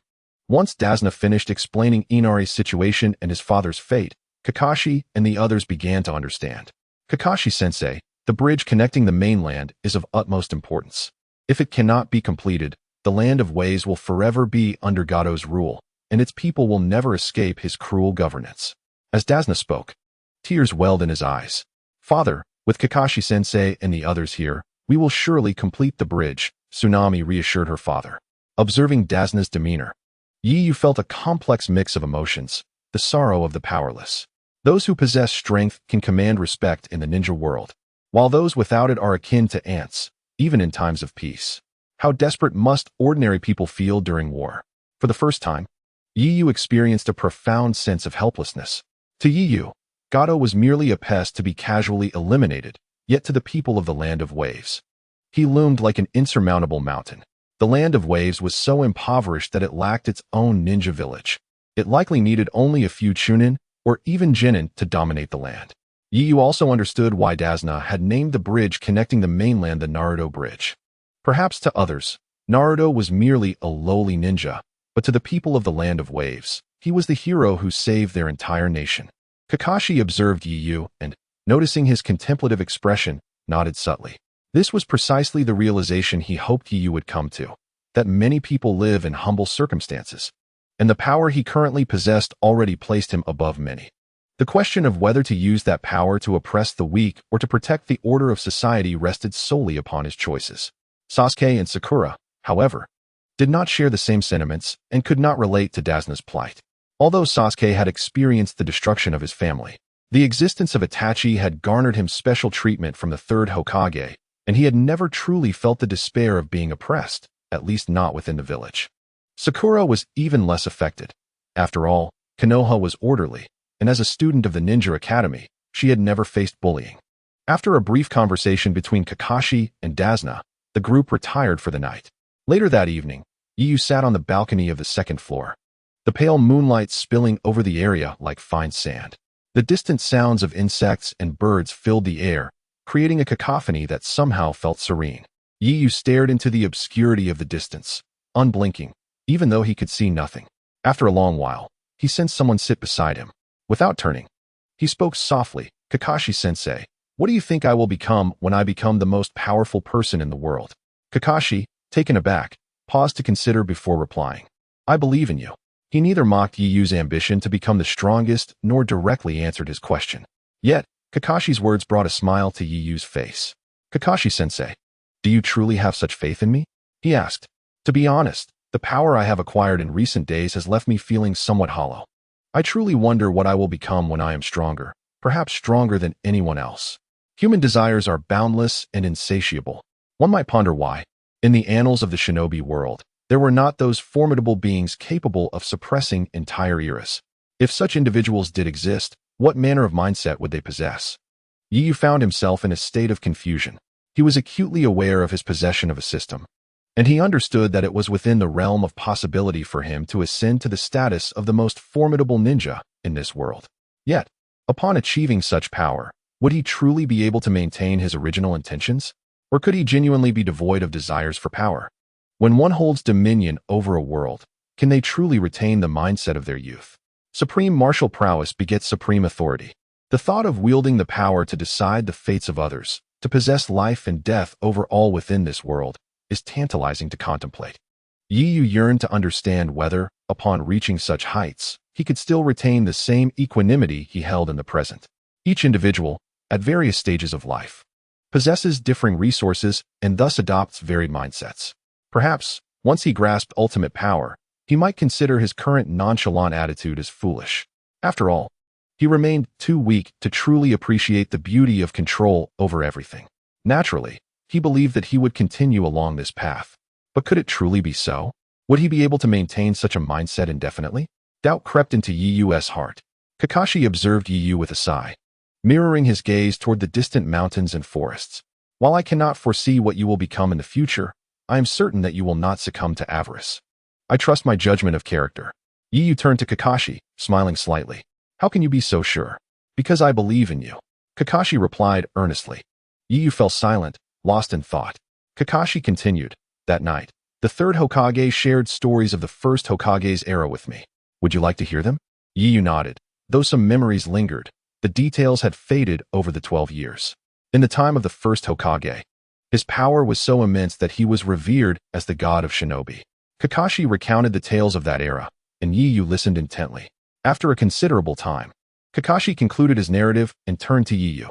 Yi Yu, I believe you will become like the first Hokage. I once worried that the power within you might threaten the village, but I am more inclined to believe that you will wield it wisely, becoming a hero who protects the village rather than a demon who destroys it. Thus, I shall impart all my knowledge to you. I stake everything on you. Yi Yu chuckled. If I were to become the latter, Kakashi-sensei, you would have quite the predicament. Kakashi replied, that is a risk I am willing to take.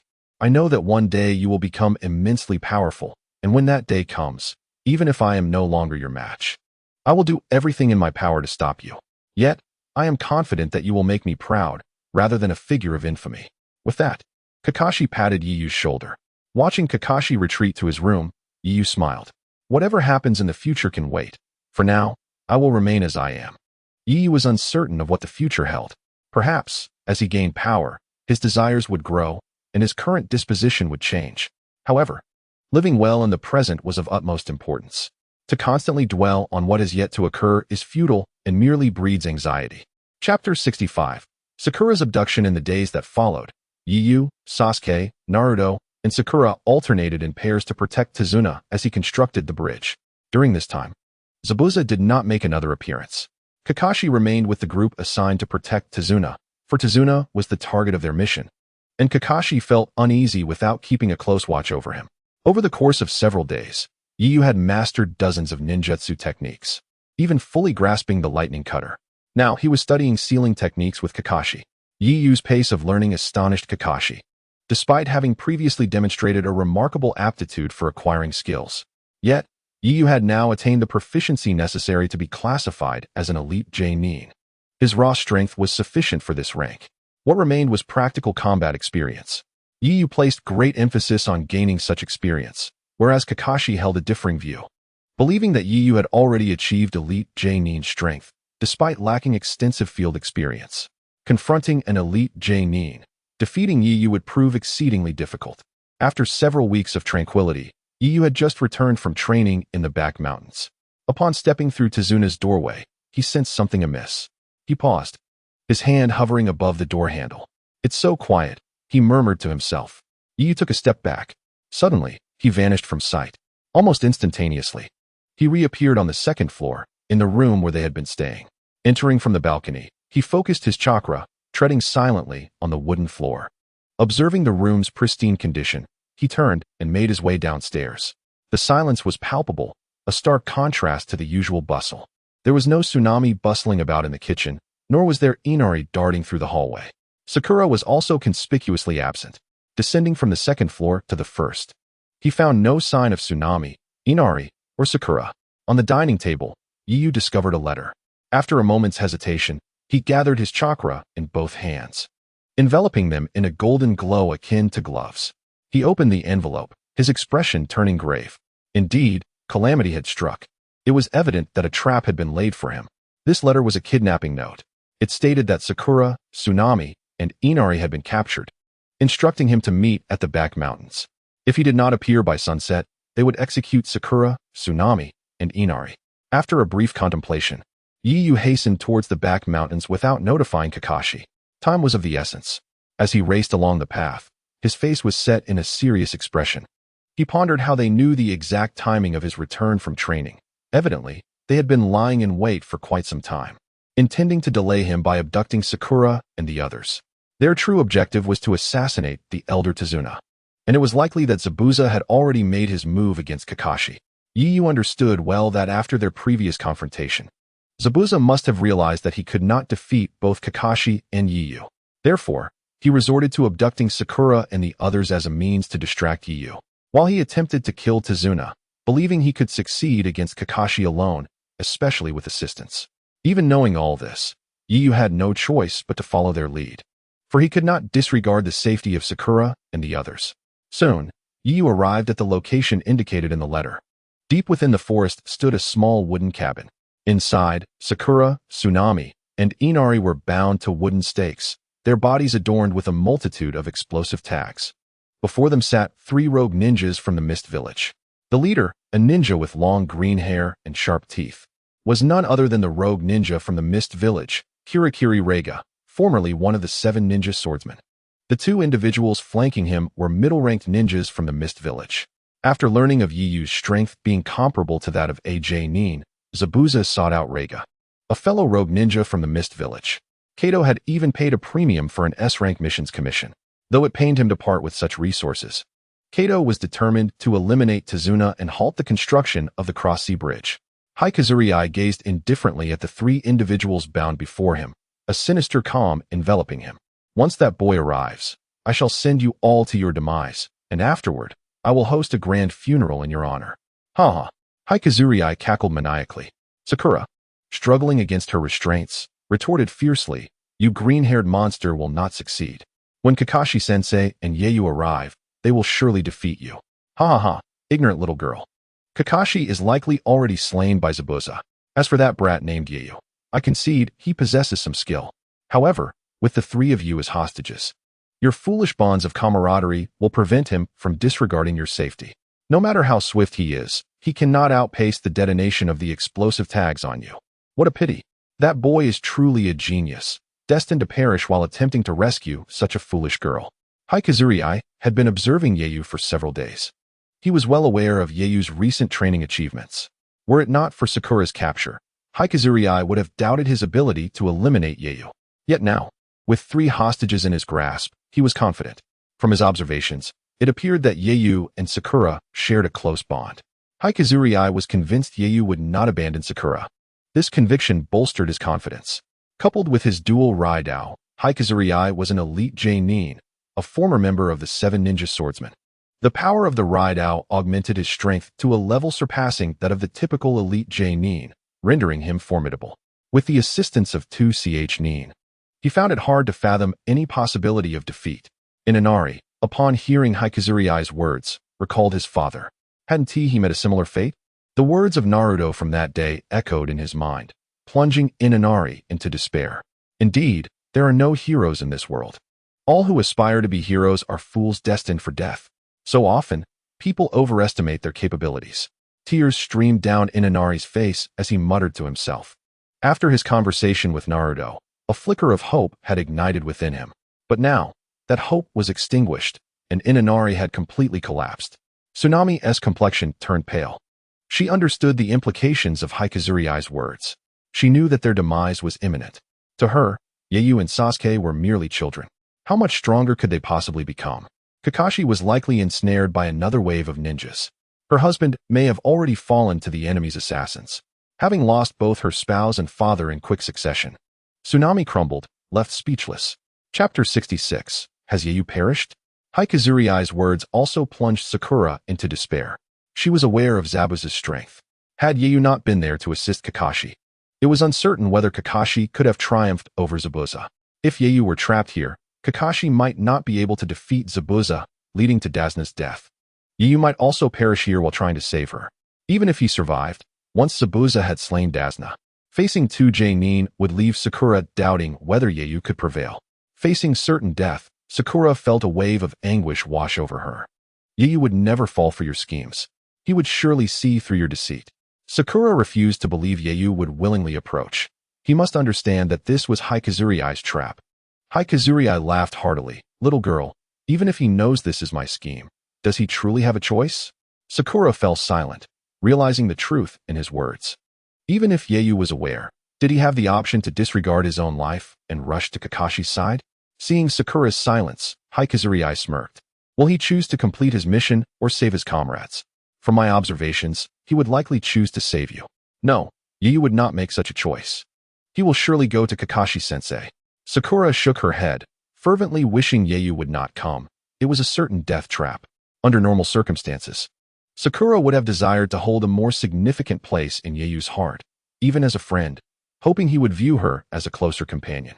But when it came to life and death, she wished for Yeyu to survive, not to join her in her fate. Sakura could not bear to see Yeyu step into this blatant trap. The thought of Yeyu potentially appearing and the prospect of him being blown to smithereens alongside her brought her to tears. Despite being the only ninja among them, Sakura could not restrain her sobs. She wished for Yeyu to avoid this fate. Yeyu, you want to come? Will you? You are an exceptional ninja. You will prioritize completing your mission. We are merely temporary teammates. How could I hold such importance to you? She wept. Observing Sakura's tearful visage, Haikazuriai mocked. Isn't it a delight to journey to hell with a brilliant companion? Why do you weep? Sakura did not heed him. Her gaze fixed outside, silently praying for Yeyu's absence. She even hoped he wouldn't see that letter. Sakura, have you forgotten what Kakashi-sensei said during your test? Just as Haikazuriai finished speaking, Yeyu's voice resonated from outside the cabin. You came after all, Haikazuriai said, appearing behind Sakura in an instant, his blades poised at her throat. The two Nin materialized behind Inanari and Tsunami, kunai held menacingly at their necks. At the sound of Yeyu's voice, Sakura felt a fleeting moment of joy, quickly followed by despair as she cried out, Yeyu, why did you come? You know this is a trap. Why did you come? Yeyu stepped calmly into the cabin, surveying the interior with a tranquil demeanor. I am fully aware this is a trap, but as that fellow stated, I have no choice. He raised his hands in a gesture of surrender. Despite his outward calm, the two Nin from Kirigakure sensed a palpable threat emanating from him, as if he could extinguish their lives at any moment. They had to remind themselves that he was merely a genin. Yet, recalling their observations over the past few days, they swallowed hard, apprehensive of Yeyu's potential to strike them down in an instant. They would not underestimate Yeyu. This boy was exceedingly dangerous, possessing the capability to eliminate them effortlessly. Haikazuriai, too, dared not underestimate him. Sakura, with tears in her eyes, regarded Yeyu, wishing he had not come. Yeyu turned to Haikazuriai. It seems your strength is not much inferior to Zabuza's. You must be a Nin. Your rogue ninjas from the Mist Village are quite formidable. Yeyu appeared unfazed by the current situation, teasing Haikazuriai. Haikazuriai's expression shifted to one of seriousness. Boy, you can only die alongside this foolish girl. What a pity. Yeyu chuckled softly. How can you be so sure I will die? Ha ha ha, little brat. Have you not noticed anything amiss in your surroundings? I have observed you for quite some time. Do you think I am unaware of your abilities? I would not be foolish enough to confront you head-on. Even if I were to win, it would require considerable effort. Within 100 meters of this cabin, I have deployed numerous explosive tags, especially around this cabin. Hundreds of explosive tags are enough to leave you and this girl as nothing but ashes. Upon hearing Haikazuriai's words, Yeyu felt no surprise, for he had sensed them upon entering.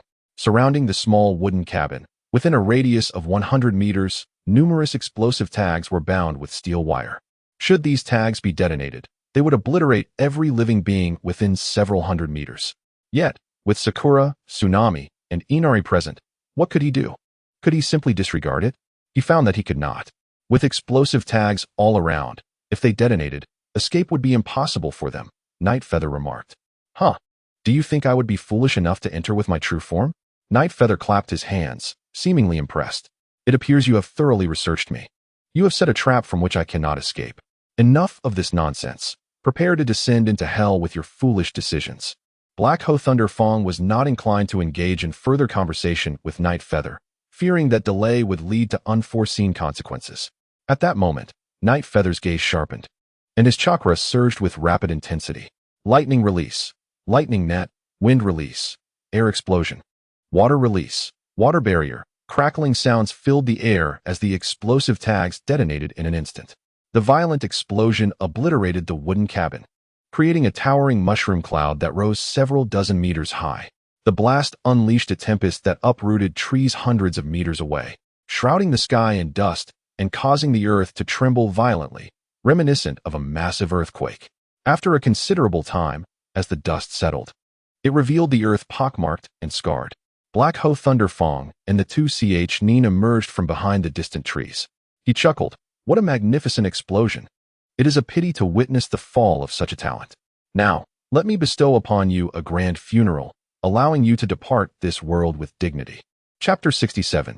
How could she possibly still be alive? Black Ho Thunder Fong, accompanied by the 2ch Nin, approached the epicenter of the explosion, where a vast crater had been formed. However, as he reached the edge of the pit, he noticed 3 luminous spheres of water shimmering with golden light at its center. "What is this?" the 2ch Nin inquired, bewildered. A foreboding sensation gripped Black Ho Thunder Fong. "Be cautious. That boy is not as easy to deal with as you think." His expression turned grave. He sensed that Night Feather had likely survived the explosion. Impossible.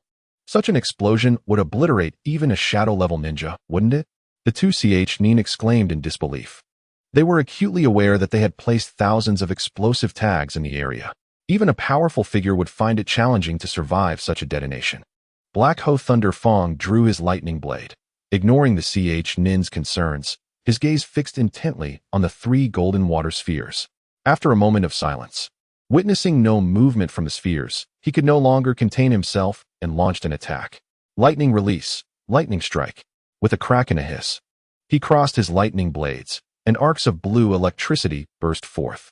As he channeled chakra, the arcs expanded, transforming into a massive bolt aimed at the spheres. This was a lightning technique employed with the aid of his blade, allowing for easier execution with reduced chakra consumption. The swift bolt struck one of the water spheres, yet its formidable power, capable of shattering a boulder, was entirely absorbed upon contact. The golden sphere acted like a black hole, consuming the lightning with ease, as if it had never been unleashed. This bizarre sight left Black Ho Thunder Fong and the 2ch Nin astounded. "What on earth is this? A monster?" they gasped, realizing that their leader's lightning technique had been absorbed. Black Ho Thunder Fong's expression darkened. He seemed to comprehend the situation. "Show yourself. I know you are behind this," he bellowed, aware that Night Feather was the orchestrator behind it all. His fury surged. Night Feather had not perished, and the trap he meticulously arranged had failed. The desolate ground lay eerily silent. Black Ho Thunder Fong's demeanor grew increasingly serious, feeling the unsettling sensation of being watched. In the past, he had been the one lurking in the shadows. "Damn it, elusive brat. You survived my deadly trap. What manner of creature are you?" he muttered, his voice laced with tension. "Brother Black Ho, you can't possibly believe that boy is still alive after such an explosion?" The 2ch Nin trembled at the thought. If Night Feather had indeed survived that ferocious blast, he must be an extraordinarily formidable being. As mere ch Nin, they knew they stood no chance against him, even together. Having shadowed Night Feather for days, they understood the terrifying extent of his powers. Ignoring the ch Nin, Black Ho Thunder Fong's focus remained on the 3 spheres in the crater. "If you won't come out, I will force you." He unleashed another lightning technique, lightning release, lightning Fong. As he completed the technique, a torrent of electricity gathered in the sky, manifesting into dozens of blue arcs that surged outward. With a series of explosive cracks, the relentless lightning obliterated everything in its path, demonstrating the sheer might of the lightning blade, which amplified the user's lightning techniques several-fold. At last, Brother Black Ho unleashes his full power. "That boy who survived the earlier blast will surely meet his end now," cheered the 2ch Nin, witnessing the apocalyptic scene unfold. Initially fearful that Night Feather had survived, they now felt reassured that even if he were alive, Black Ho Thunder Fong would undoubtedly defeat him. After all, Black Ho Thunder Fong was once one of the 7 ninja swordsmen, an elite jonin. They could not fathom that a mere child could rival him. As the tempest of lightning raged on, striking continuously from the blade. The spectacle was nothing short of breathtaking. Yet, Night Feather still remained absent. Instead, the three golden water spheres at the center of the crater began to lose their form. A sudden sound, akin to glass shattering, halted Black Ho Thunder Fong's assault. His eyes were fixated on the three spheres, now revealing their true nature as the golden substance began to flake away. When Black Ho Thunder Fong finally discerned the face emerging from the sphere, he was rendered speechless. Shishi is still alive? That girl has survived? What madness is this? The revelation that not only Night Feather but also Sakura had evaded death was unfathomable. Despite affixing over 20 explosive tags to her, which should have reduced her to mere fragments, she remained unscathed. Damn it, what is happening here? Black Ho Thunder Fong could scarcely believe it. The impossibility of Sakura's survival, especially after his meticulous preparations, left him in disbelief. This cannot be. This must be an illusion, the work of that boy.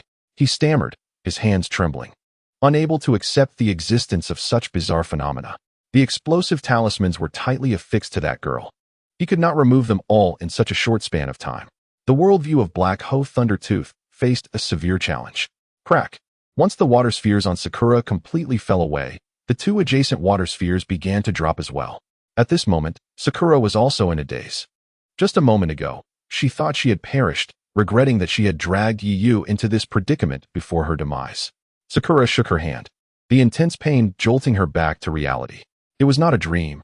I am alive. Despite the simultaneous explosion of so many explosive talismans, I have survived. But where is Yiyu? I wonder how he is faring. Chapter 68. He is still alive. After the water spheres had all fallen away, Tsunami and Inari were utterly bewildered. They glanced at their hands, unable to fathom how they were still alive. We are not dead. What on earth is happening? Tsunami examined the surroundings, noting the charred earth. They seemed to be standing in the middle of a large crater surrounded by scorched soil. Steam was rising from the ground, and the acrid scent of burning was unbearable. Yet, they were alive and could not dwell on it any longer. Inari's mind was occupied with the words that Dasna had spoken to him. It must have been him. He saved us. Inari instantly thought of Yiyu, recalling how he had previously doubted Dasna's words. He had not believed that Yiyu and the others could defeat the ninjas hired by Kato. After he and his mother were captured, his conviction only solidified, even mocking Naruto's words from that day as laughable. But now he was alive, and it was Yiyu who had saved him. He truly possessed the ability to rescue them. Though Yiyu was of similar age to Naruto, why was he so powerful? If only his father had been as strong as Yiyu, perhaps he would not have perished. Lost in thought, Inari then realized that Yiyu was missing. He scanned the surroundings, but could not find any trace of him. All he saw was Black Ho Thundertooth in the distance, appearing furious. Mother, was that person the one who saved us? Inari looked towards his mother. Tsunami nodded. Who else could it be? Meanwhile, Sakura also searched around, not spotting Yiyu and growing increasingly anxious. Where are you, Yiyu? She called out, her voice tinged with tears. She genuinely worried that Yiyu had been caught in the blast. In such a perilous situation, knowing the possibility of death, he still chose to save her. It was impossible for anyone to remain indifferent in such circumstances, especially considering that Sakura and Yiyu were not related. In her moment of despair, Yiyu had appeared, risking his life for her.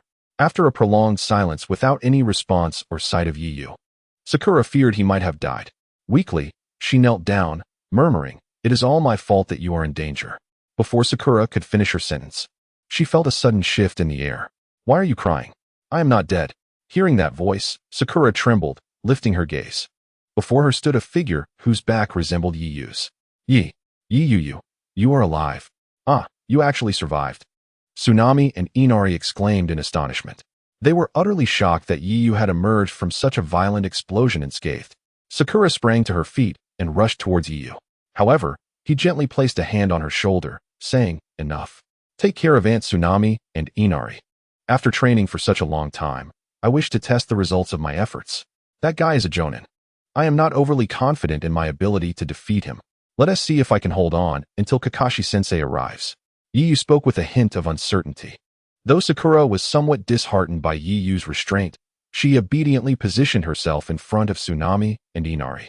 "Rest assured, I will definitely protect them," she declared earnestly. Yet, Yiyu remained unconcerned. Sakura's current strength was too feeble, Assigning her the task of protecting Inari would only serve to distract her. Otherwise, he would have to expend energy to care for them.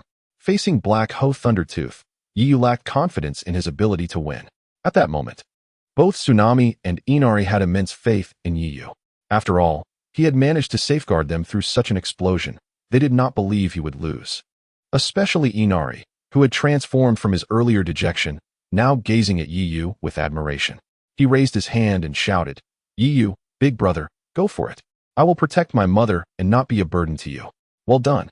Although Yiyu was not well acquainted with Inari, having barely exchanged a few words, he felt inclined to respond since Inari had expressed such sentiments. Sakura regarded Yiyu's back with a changed gaze. He now exuded a remarkable sense of security. "Yiyu, be careful. I will ensure their safety. You just focus on fighting," Sakura said earnestly. Yiyu nodded, retrieving a kunai from his ninja tool pouch. Suddenly, the kunai crackled with golden arcs of electricity. It was lightning. "Yiyu, big brother, that move is so cool." Inari was left speechless at the sight of Yiyu effortlessly conjuring lightning, golden and mesmerizing. His face was filled with envy and admiration. This technique was indeed incredibly impressive. Sakura realized how formidable this technique was. The fact that Yiyu could unleash such powerful lightning without forming any seals indicated that he had surpassed them by a significant margin. Tsunami, too, was astonished. Is this what ninjas are capable of? How strong? It seems even more powerful than that Zabuza. Tsunami had encountered ninjas before, but she had never witnessed their ninjutsu in action. They had only fought with ninja blades. Yiyu, however, was conjuring vast amounts of golden lightning from his kunai, which did not harm him at all. To an ordinary person, this display was akin to divine magic.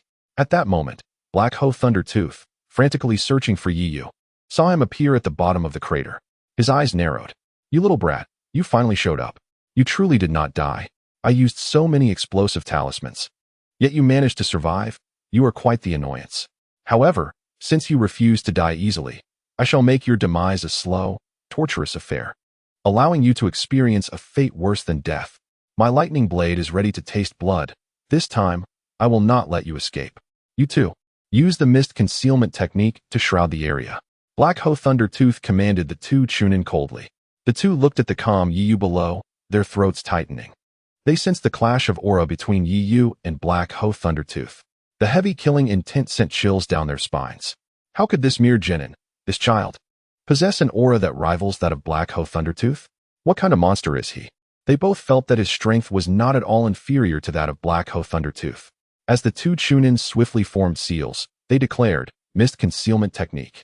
Instantly, a dense fog enveloped the area within 100 meters.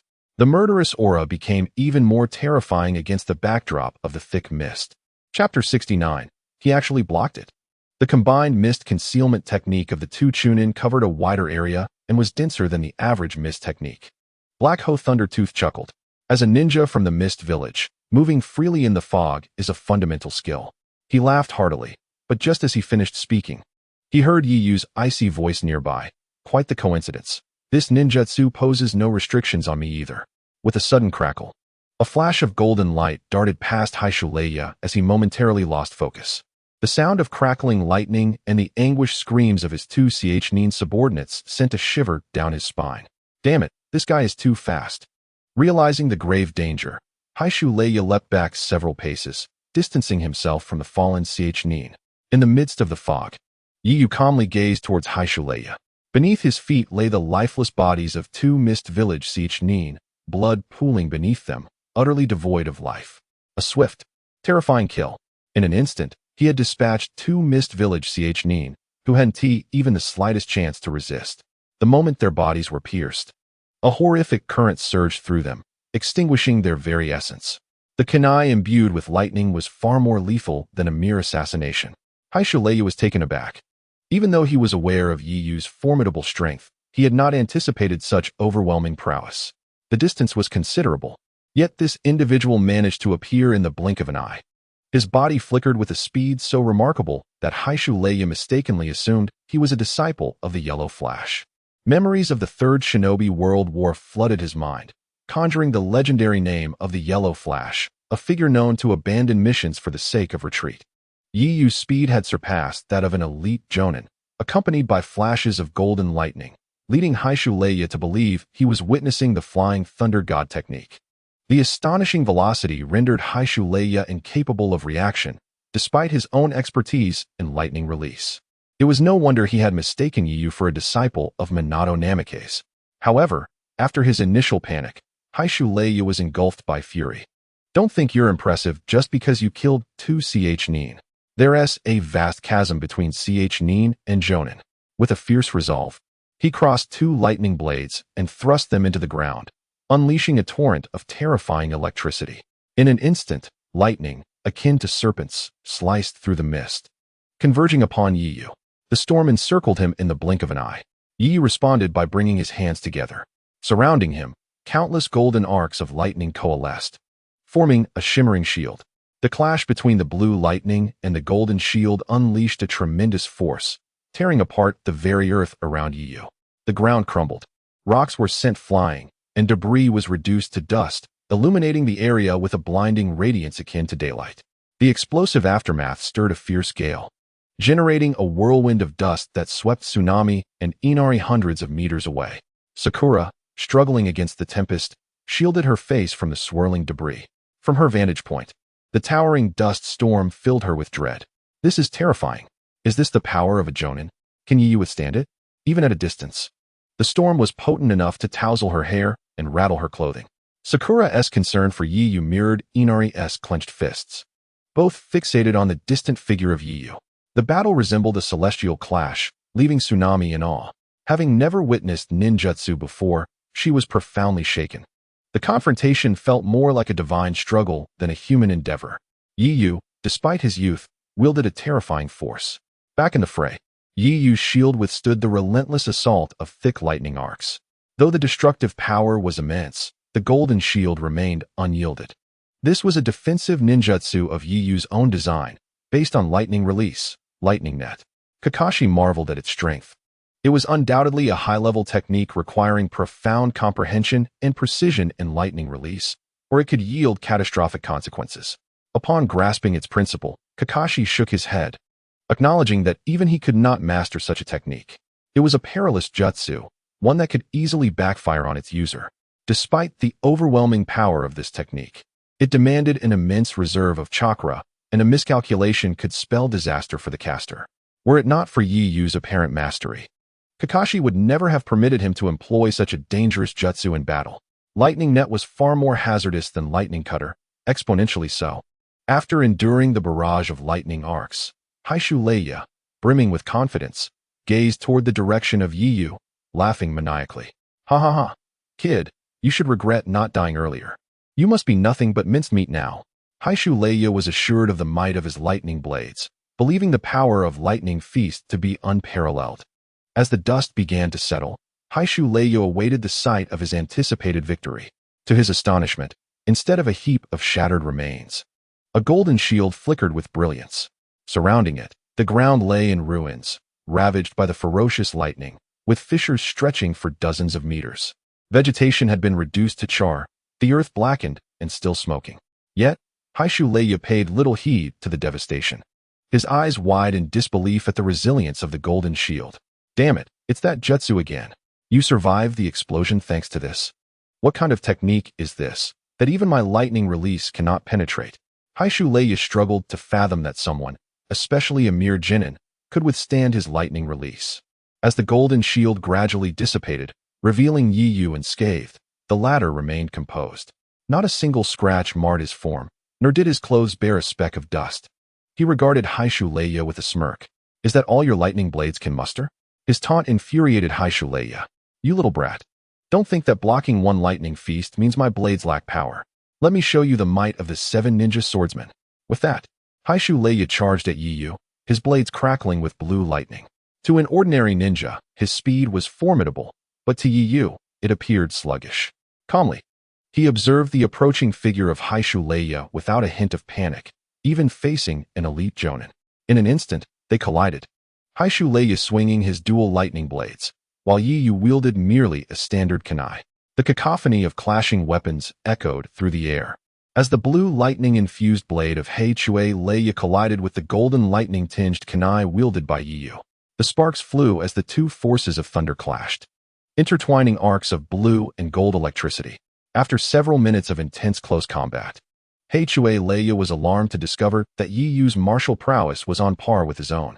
Moreover, Yi Yu's agility and strength far surpassed his. The only reason he had managed to hold his ground thus far was due to his superior combat experience. Yet, to his dismay, Yi Yu's skills were rapidly advancing amidst their skirmish. Initially relying solely on brute strength, Yi Yu had now developed combat techniques that rivaled his own. This was truly terrifying. Continuing this fight would be decidedly detrimental to him, yet he found himself at a loss for how to create distance between them. Yi Yu was relentless, leaving him no opportunity to escape.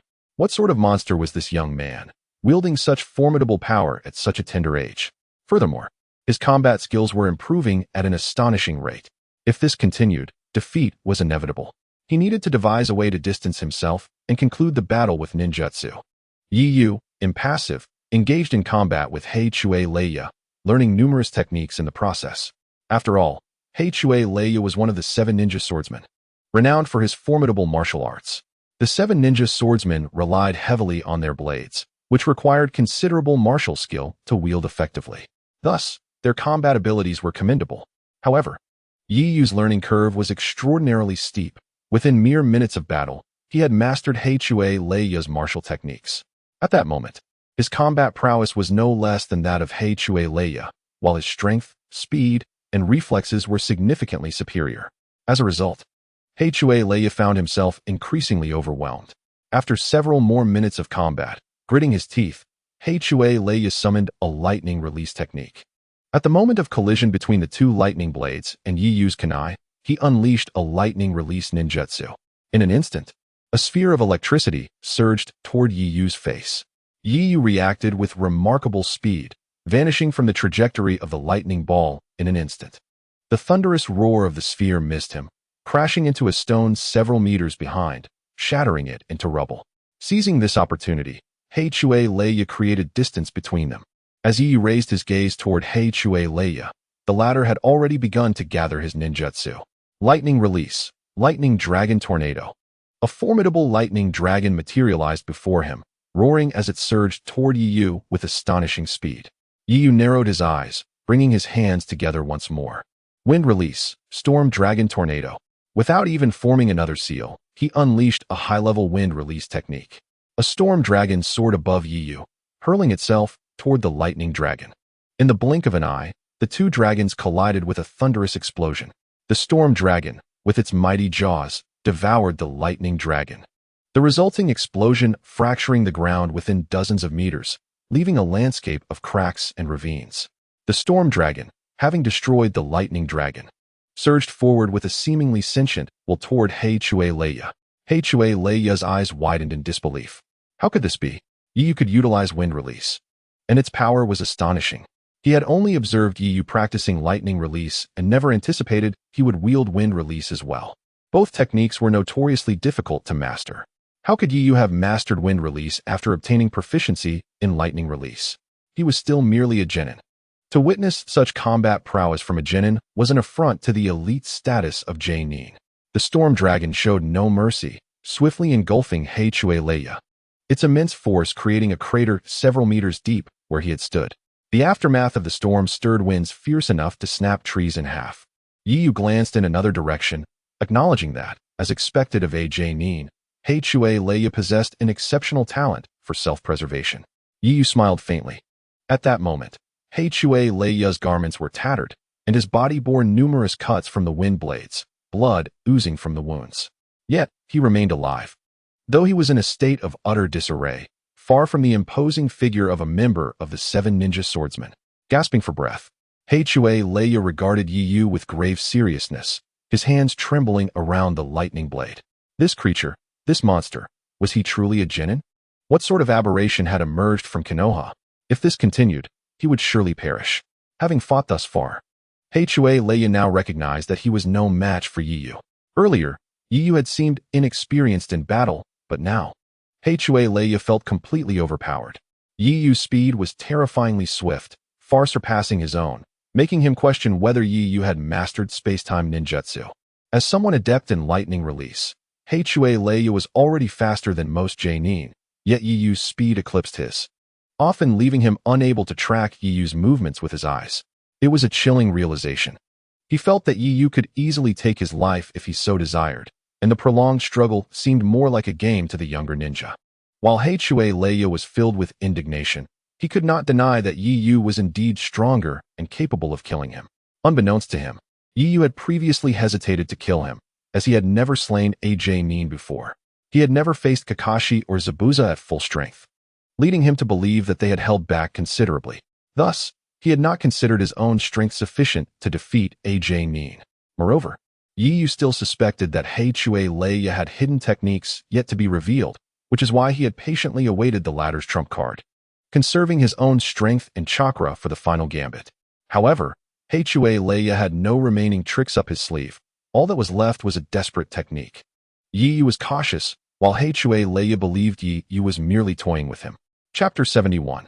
Has Hei-Chue Leia perished? What other abilities do you possess? Show me the true might of the 7 ninja swordsmen, Yi Yu spoke calmly. Hei-Chue Leia's brow furrowed at these words. You insolent brat, who are you insulting? In a fit of rage, Hei-Chue Leia summoned the last of his chakra to unleash his final deadly technique. In an instant, 2 thick arcs of lightning, resembling serpents, surged toward Yi Yu with tremendous force, far more potent than his previous lightning banquet. Yet, if this was all he had, it would not be enough to vanquish him. The 2 lightning serpents approached from both sides. With a clap of his hands, Yi Yu countered, "Let us see how my lightning release fares." Instantly, a brilliant golden lightning erupted from his body, coalescing into dozens of golden bolts that shot toward Hei-Chue Leia. 2 golden bolts of lightning instantaneously shattered the 2 thunder serpents released by Black Ho Thundertooth, leaving them utterly defenseless as they were reduced to mere specks of light. Before Black Ho Thundertooth could react, countless golden rays pounded upon him, creating a thunderous cacophony. In an instant, the location of Black Ho Thundertooth erupted in a violent explosion. Dust and debris filled the air, transforming the night into a daylight-like brilliance illuminated by golden lightning. The ground trembled with an overwhelming force, causing a minor earthquake. This terrifying spectacle resembled the apocalyptic end of the world. Even Sakura, hundreds of meters away, struggled to maintain her footing, her eyes wide with disbelief. Is this the power of Night Feather? It's utterly terrifying. Can he truly be only 12 years old? Sakura found it hard to fathom that such immense power could belong to a mere child.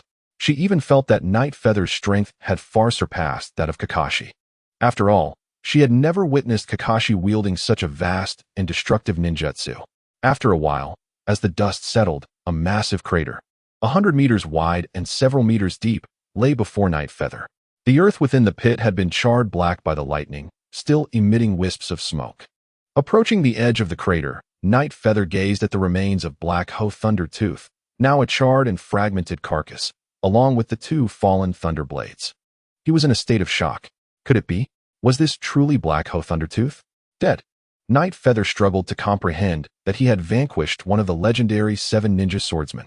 How could Black Ho Thundertooth be defeated by a single ninjutsu? Moreover, his body had been reduced to ashes.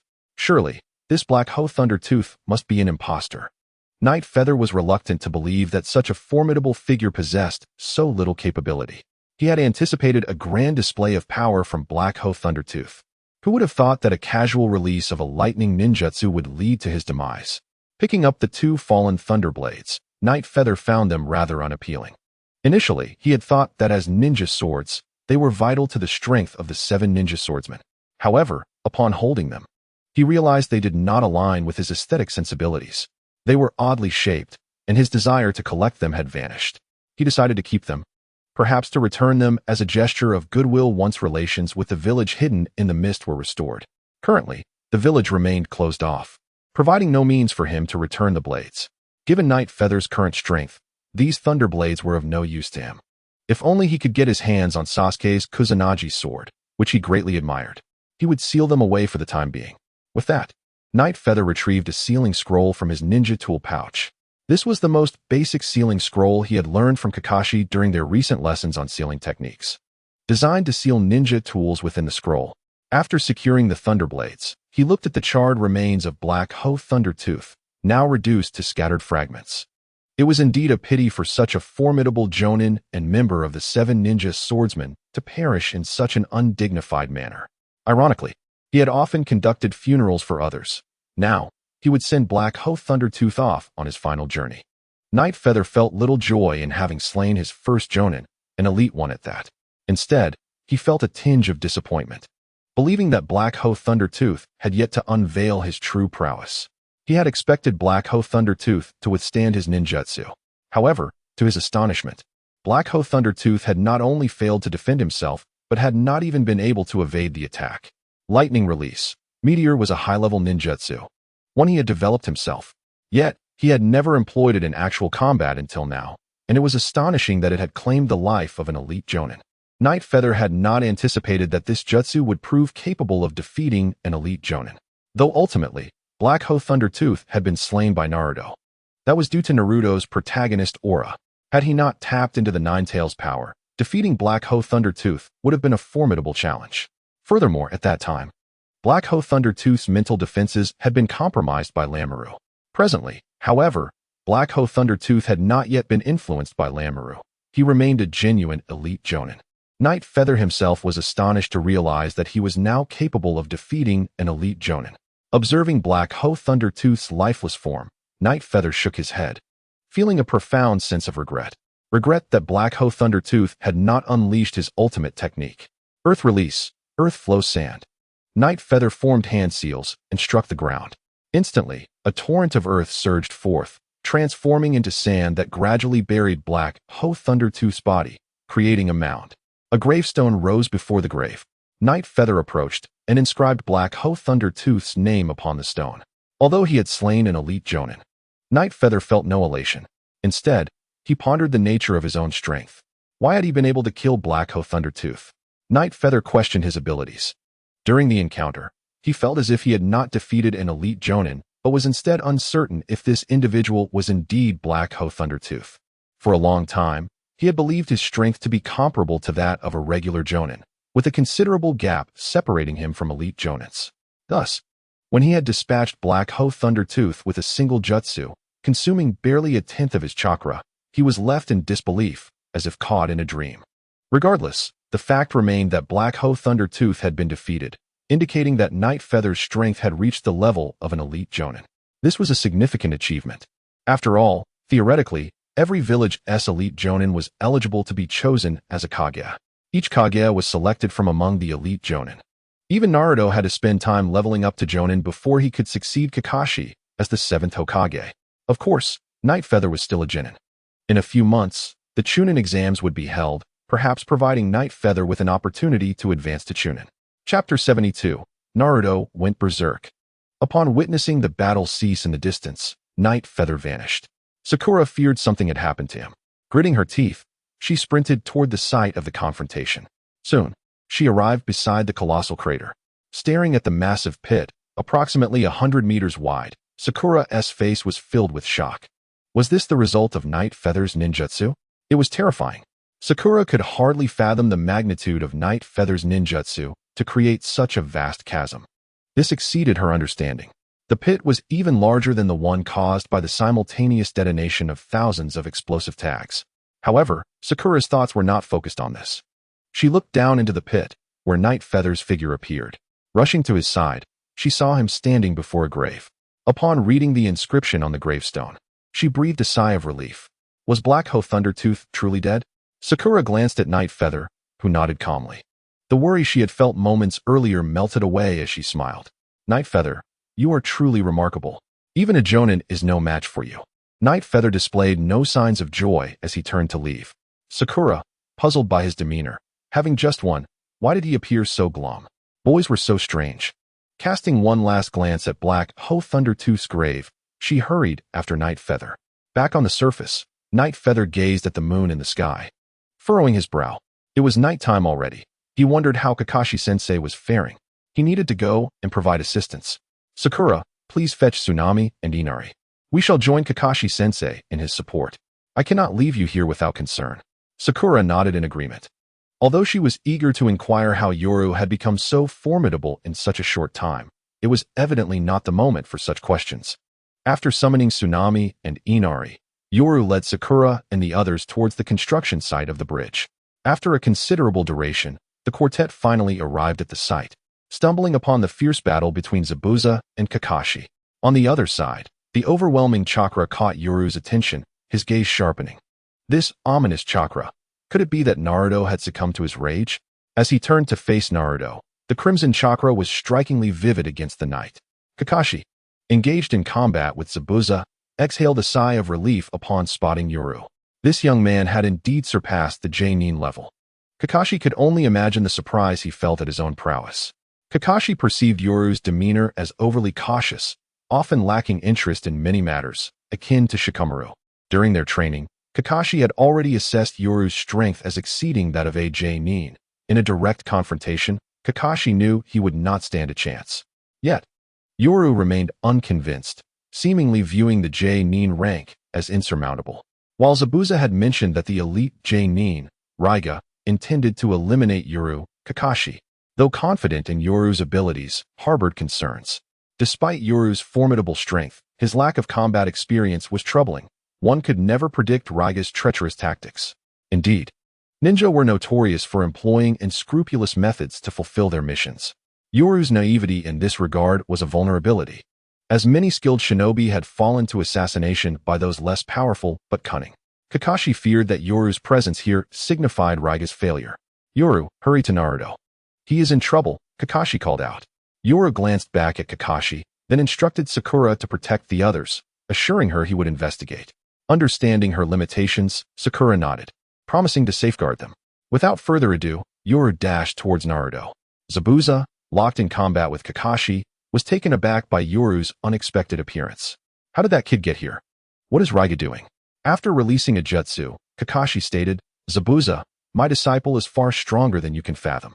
It seems even the 7 ninja swordsmen cannot best him. Zabuza frowned. Yoru's arrival was indeed unforeseen. In Zabuza's eyes, regardless of Yoru's potential, he was merely a genin, just recently promoted, and certainly no match for the elite J-Nin Raiga, especially with 2 Ch-Nin at his side. Zabuza was baffled as to how Raiga could possibly have failed. However, the very fact that Yoru stood before him indicated Raiga's defeat. That guy really talks a big game, claiming he could eliminate that kid in under 10 minutes. Raiga is utterly unreliable, Zabuza remarked coldly. I am unsure why Raiga did not stop that kid, but the Nine-Tails brat has gone berserk. If this situation is not resolved, you, Kakashi, will bear significant responsibility. Kakashi's gaze turned towards the towering crimson chakra, his expression clouded with concern. This was his foremost dilemma. With Yoru by his side, they could undoubtedly overcome Zabuza, yet containing Naruto's rampage would prove exceedingly difficult. In his youth, Naruto had once lost control, resulting in devastating losses for the Anbu. Had it not been for the 3rd Hokage's mobilization of the sealing team, Anbu, and several J-Nin, Naruto might have obliterated the village. The 3rd had nearly resorted to the dead demon-consuming seal. Kakashi understood that if Naruto lost control completely, succumbing to the Nine-Tails, it would be beyond his ability to manage. He wished to prevent Yoru from approaching Naruto, as it was fraught with danger. Yet, he found himself entangled with Zabuza, unable to break free. Kakashi anxiously thought, Yoru, please be cautious. If something were to happen to you, how would I explain it to Tommy? The thought of Yoru facing peril left Kakashi in a state of dread, for he had vowed to protect him. Yoru swiftly reached Naruto's side. At this moment, Naruto was enveloped in the cloak of the tailed beast, a tail sprouting from his back. The emergence of a tail signified a dire situation. In his untailed state, Naruto's strength was akin to that of a J-Nin. However, with the addition of a tail, he had ascended to the level of an elite J-Nin. This referred to his destructive capacity. In terms of combat experience, both still had a way to go. Yet, the power they displayed would easily overwhelm most J-Nin, leaving only elite J-Nin like Kakashi capable of countering them based on superior experience. Now, as Naruto unleashed the power of one tail, the chakra emanating from him was immense, exuding an oppressive aura that rivaled even that of Kaga-level shinobi. This was not Naruto's chakra, but that of the Nine-Tails. Even Yoru felt an overwhelming sense of intimidation. It was noteworthy that Yoru possessed a chakra volume greater than Kakashi's. After these many days, Yoru's chakra had reached a Kaga-level capacity. Yet, the chakra radiating from Naruto at this moment eclipsed his own. Yoru could not help but marvel. Indeed, The Nine Tails is the mightiest of the tailed beasts, possessing the greatest chakra. If this continues unchecked, and Naruto manifests further tails, it would spell disaster. The Jinchuriki rampaging outside the village would bring shame to Konoha. If we cannot control him, the embarrassment would be even more pronounced. Despite feeling a potent threat from Naruto, Yoru was constrained, for Sasuke lay bloodied and motionless on the ground. Chapter 73. Water Dragon Ninetales. This was Yoru's first encounter with Haku, who donned an Umbu mask. Upon seeing Yoru, Haku, emboldened by an unknown courage, shouted, "Don't come any closer." His voice provoked Naruto, who was gradually losing his sanity. With a deafening roar, the surrounding air quaked. It was evident, Naruto was on the brink of losing control. Yoru, unfazed, remarked, "I should have learned more sealing techniques from Kakashi-sensei. The seals I know are insufficient against tailed beasts." A sense of helplessness washed over him. Had he mastered the sealing techniques of the Uzumaki clan, he could have immediately forced the Nine Tails chakra back into Naruto's body. Another roar echoed as Naruto charged towards Haku. The tailed beast cloak transformed the Nine Tails chakra into a tangible form, its blood-red hue exuding an aura of malevolence. Even Yoru felt the intense threat emanating from this chakra. "No, do not harm the innocent," Yoru exclaimed, urgently attempting to halt Naruto's advance towards Haku. Remembering certain events, Yoru knew that Haku had never harmed the innocent. He was truly an impeccable individual. Yi was reluctant to meddle in others' affairs, yet he was determined to prevent Naruto from being slain. With a sudden crash, he vanished from his position and reappeared before Bai, engaging in a fierce clash with Naruto as their fists collided. The impact unleashed a violent surge of energy, causing the ground beneath them to crumble instantaneously. At that moment, Naruto was enveloped in a crimson cloak of tailed beast chakra, while Yi was adorned in a radiant golden aura formed by a network of lightning. Indeed, engaging Naruto in close combat required vigilance against the corrosive nature of his tailed beast cloak. Conversely, Yi's lightning network provided formidable protection. After exchanging several blows, Yi's expression grew grave. The surge of power that accompanied Naruto's transformation was indeed daunting. Bai, standing behind Yi, was left astonished. How could Yi hold his ground against Naruto in this state? Just moments ago, he had been sent flying by Naruto's mighty strike, a force far exceeding that of Zabuza. It was astonishing to witness Yi evenly matched in martial prowess with Naruto, displaying no signs of retreat. What was that golden aura enveloping him? Bai remained oblivious to the nature of Yi's lightning network, but he sensed its purpose was akin to that of Naruto's tailed beast cloak. Unlike the sinister energy radiating from Naruto, Yi's golden aura exuded a vibrant, life-affirming essence. As Yi and Naruto continued their fierce exchange, he pondered that if this battle persisted, it would surely deplete both his stamina and chakra before long. He needed to devise a method to restore Naruto's senses.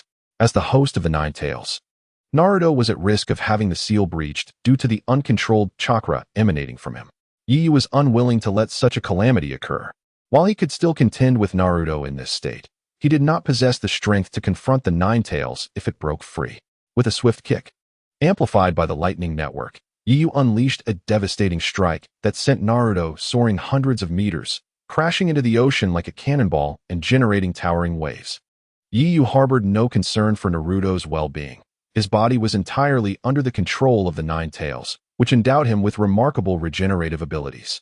Even if injured, Naruto would swiftly recover thanks to the tailed beast's chakra.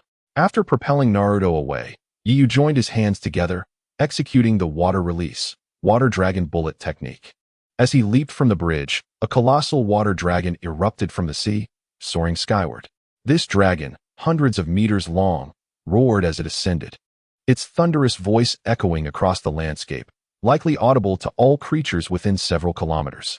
In the distance, Kakashi, engaged in combat with Zabuza, caught sight of the enormous water dragon ascending into the sky. He was left dumbfounded. Was this truly Yi's water dragon bullet technique? It had never appeared this formidable before, exceeding 300 meters in length. Typically, the water dragon bullet would extend only a few dozen meters, and Yi's previous attempts had reached merely around 100 meters. Yet now, the water dragon he summoned was not only immense, but also took on a remarkably lifelike form, soaring through the air. Zabuza was equally astonished, questioning the nature of this young prodigy. It was no wonder that Kirikiri Raiga had failed. This boy was indeed a monster. What was happening in Konoha? That two such extraordinary youths had emerged in quick succession? Zabuza recalled that the other monster he referred to was Naruto. Despite knowing he was a Jinchuriki, the chakra radiating from Naruto during his transformation was still shocking. The chakra of the Nine Tails was unlike that of other tailed beasts. It not only possessed greater volume, but also carried an intense malevolence. Even for someone as ruthless as Zabuza, the overwhelming malice emanating from Naruto's rampage sent shivers down his spine. Now Yiyu had reappeared, significantly stronger than during their previous encounter just days prior. Yiyu's rapid ascension in power was striking, and Zabuza began to understand why Kirikiri Raiga had chosen not to eliminate him. Based on the water dragon bullet alone, Zabuza was certain that Yiyu's strength had reached the level of a Jonin, and not just any Jonin, but one of exceptional caliber, possibly even on par with elite Jonin. In truth, the jutsu Yiyu displayed surpassed that of many Kage-level ninjas. However, strength in the ninja world was not solely measured by destructive capability. At merely 12 years old, Yiyu was still just a genin in rank. Zabuza did not believe that Yiyu's combat experience could rival that of a Kage, and to suggest that he was at the level of an elite Jonin was a considerable overestimation. Kakashi's gaze shifted anxiously toward Naruto, now submerged in the sea. Observing the extreme malevolence radiating from him, he feared that Naruto might breach the seal and succumb to complete chaos. After all, Naruto was Konoha's Jinchuriki, and should the Nine Tails break free here, it would be a catastrophic blow to the village's reputation, not to mention the loss of a strategic asset. Furthermore, if the Nine Tails were to escape, Naruto would become utterly enslaved by it. Should that occur, the Nine Tails could unleash Naruto upon other ninja villages, inciting warfare, a dire outcome indeed. Kakashi's attention then turned to Yiyu, who stood resolutely above the ocean, the sea breeze rustling his garments. Above him, the water dragon, seemingly alive, remained coiled in the air, its immense golden eyes fixated on Naruto in the distance.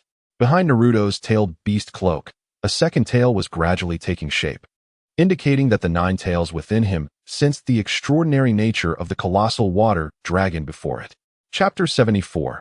A single strike to resolve the tailed beast transformation. Moreover, Yiyu's earlier kick had provoked the beast's ire, especially as Yiyu emanated a life force reminiscent of the first Hokage, a figure the Nine Tails loathed above all. It had once been captured by the first Hokage while roaming freely in the wild, subsequently sealed within the body of his wife. As a result, it endured decades of torment within various Jinchuriki. Although its treatment within Naruto was relatively tolerable, its previous experiences under the constraints of Uzumaki Mido and Kushina had been far more harrowing, subjected to a torturous confinement that left lasting scars. Despite being a tailed beast, the agony it had suffered was deeply ingrained in its memory, particularly regarding the one it despised most, the first Hokage. Yiyu observed Naruto from across the battlefield, sensing the Nine Tails chakra surging within him. The intensity of the Nine Tails chakra was escalating, indicating that it was nearing the breaking point of its seal. If he did not act swiftly to rouse Naruto from this state, it could spell disaster for Konoha. As a shinobi of Konoha, Yiyu recognized that he must now take charge of the situation. With determination, he formed hand seals once more. Lightning release, thunder roar.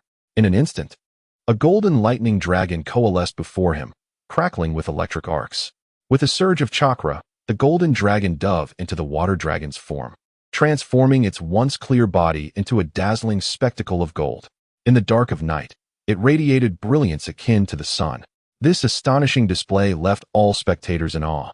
For the hundreds of meters long water dragon had transformed into a true dragon, its golden scales shimmering as it roared through the sky. Indeed, what else could it be but a dragon? This is merely a ninjutsu that Night Feather has developed by combining water and lightning techniques. However, due to his unique chakra, which is transformed from natural energy, the dragons produced by this ninjutsu possess a certain consciousness, although Night Feather remains unaware of this phenomenon. It is reminiscent of the wood release technique utilized by Hashirama Senju, which also appears to exhibit sentience. Nonetheless, the size of the water dragon summoned by Night Feather is astonishing, while the wooden constructs from Hashirama's technique reach only a few dozen meters in height. The water dragon he conjured measures an astounding 300 meters. This ability is akin to Night Feather creating a colossal summoning beast, much like Hashirama did with his wooden constructs, without the need for a summoning creature. Yet, Night Feather remains oblivious to his own capabilities and is still fixated on finding a suitable summoning beast. Standing upon the surface of the sea, he gazes at Naruto, whose nine-tailed chakra is intensifying. Realizing he cannot afford to hesitate any longer, he unleashes the lightning-infused water dragon towards Naruto. With a thunderous roar, the colossal dragon surges forth, its immense form slicing through the air and generating a ferocious whirlwind that sends towering waves crashing against the sea. Despite its size, the water dragon accelerates rapidly, bolstered by the lightning chakra, and in the blink of an eye, it closes the distance to Naruto. With a resounding crash, Naruto attempts to evade, but the dragon's speed and expansive reach render him helpless. The dragon envelopes him, dragging him beneath the waves. Its lengthy body remains airborne for several seconds before plunging into the ocean, sending up towering sprays of water. The surrounding sea erupts into waves reaching several meters high, threatening to overwhelm the bridge constructed by the diligent workers of the Land of Waves. Night Feather finds himself in a predicament, realizing he must also consider the bridge's safety. Resolutely, he clasps his hands together and employs the water release, water collision wave technique. A massive wall of water appears, surging towards the encroaching waves. The two forces collide in the distance, instantly dissipating the waves, though the retreating water does create smaller splashes that the bridge can withstand. With the danger of the gargantuan waves averted, Night Feather senses Naruto's location and swiftly makes his way towards him. Several kilometers away, Naruto floats unconscious on the surface of the sea. Upon reaching him, Night Feather checks his pulse, relieved to find he is still alive. The combined might of the water dragon bullet and lightning had proven formidable enough to incapacitate even Naruto in his two-tails form. Observing Naruto's trembling body, Night Feather deduces that he must have been stunned by the lightning when he was hurled into the ocean. The water dragon bullet delivers the impact, while the lightning serves to paralyze. It appears that the lightning's effect was more pronounced as it disrupted Naruto's chakra, scattering the Nine-Tails energy. With the external chakra diminished, the sealing technique of the fourth Hokage takes effect, rendering the Nine-Tails unable to supply chakra to Naruto. Unless Naruto were conscious and actively sought to release the seal, he could not regain the power of the Nine-Tails. However, Naruto remains unconscious, leaving him unable to act. Night Feather had not anticipated that a single move would resolve this crisis. Regardless, they had narrowly escaped disaster. Lifting Naruto, Night Feather heads towards the bridge. Meanwhile, Kakashi observes that Zabuza has fled, a predictable reaction after witnessing Night Feather's earlier display of power. With Naruto secured, Night Feather focuses on confronting Haku.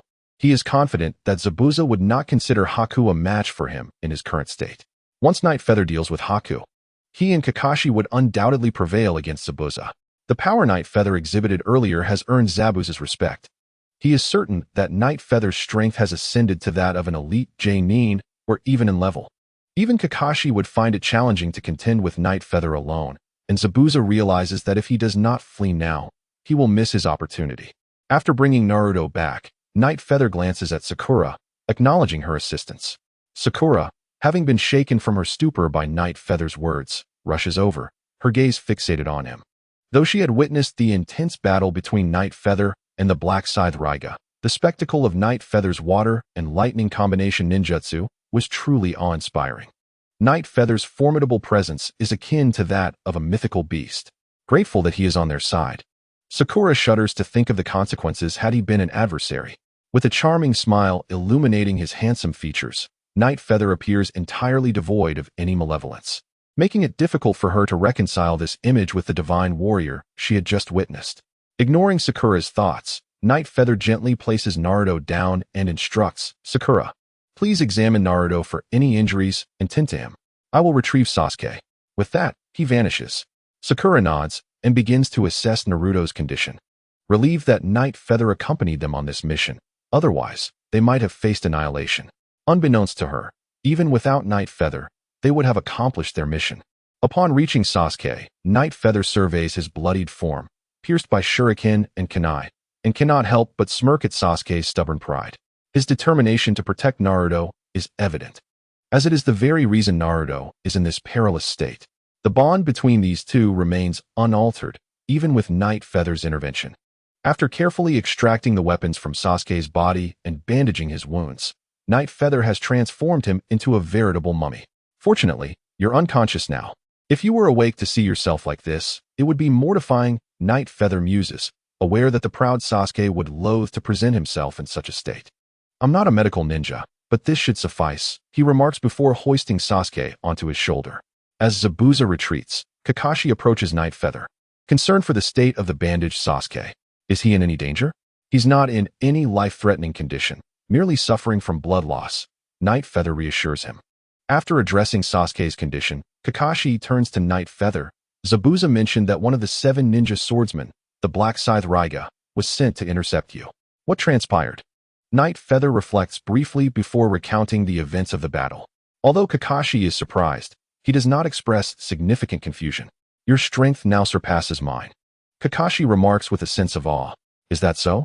Night Feather replies, taken aback. Kakashi shakes his head. The technique you just unleashed was incredible. I doubt I could withstand it myself.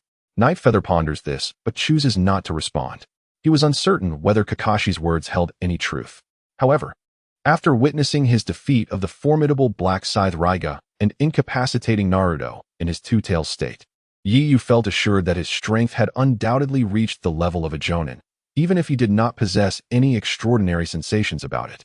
Kakashi continued, stating that upon returning to Konoha, he could have the same instructor assess his performance, relieving the constant worry of his teacher. Yu chuckled, acknowledging that his teacher's concern was quite reasonable. After all, being tasked with missions alongside such an elite jonin, it was easy to encounter situations akin to today's. Had he not learned some ninjutsu from Kakashi over the past few days, he might have perished while rescuing Sakura. With Kakashi's innate talent, learning ninjutsu from anyone would yield similar results. Moreover, many ninjutsu techniques were fundamentally developed by Yu himself. The technique he had just unleashed transcended the boundaries of the original ninjutsu. It was a combination of lightning and water release, a technique that belonged to the realm of advanced ninjutsu. Indeed, Kakashi was not mistaken. In recent days, Yu had absorbed a wealth of ninjutsu knowledge from him. Yet, almost every technique had undergone modification at Yu's hands, often during the learning process. For instance, the Water Dragon Bullet technique, originally a mere A-rank skill, had been enhanced by Yu into a transcendent ninjutsu, not because of its complexity, but due to its overwhelming power. Both the potency and scale of his techniques far surpassed their original forms, akin to Yu having recreated them. Naturally, the modified ninjutsu were primarily usable only by Yu himself, as each required an immense amount of chakra to execute. Even a vast chakra reserve alone would not replicate the effects of Yu's ninjutsu, for he harnessed chakra transformed from natural energy, comparable to sage chakra. Additionally, Yu's chakra differed from the ordinary, imbuing his techniques with consciousness. For example, the water dragon he summoned was not merely a manifestation of water. It was an aware entity, capable of sustaining itself for extended periods and attacking per Yu's commands, much like the wood clone technique. The wood release techniques of Senju Hashirama could only unleash their true potential when wielded by him, and similarly, Yu's ninjutsu could only reach their full might in his hands.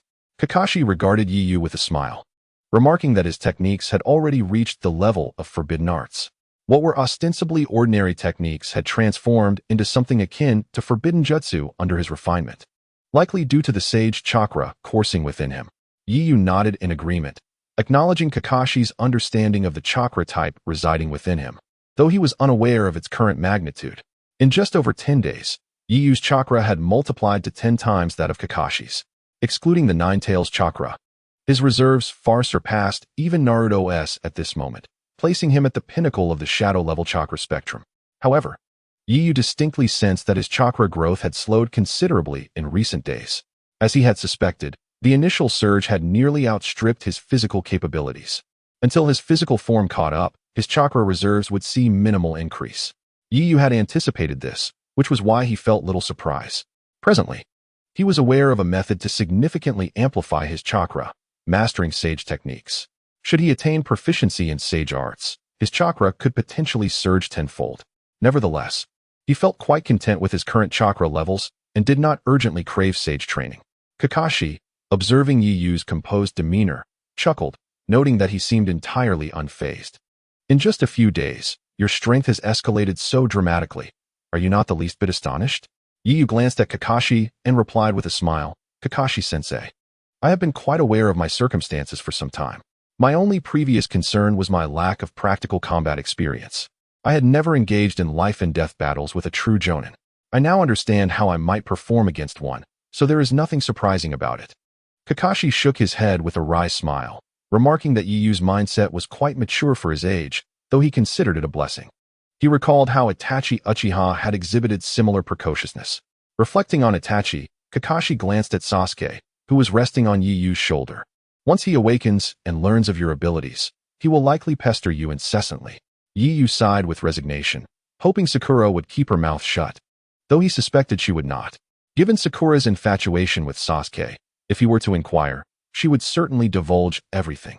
After all, she had witnessed firsthand how Yiyu had dispatched the Black Scythe Raiga and subdued the rampaging Naruto with a single technique. At this age, if Sasuke were to learn of Yiyu's accomplishments this evening, he would surely seek to train alongside him.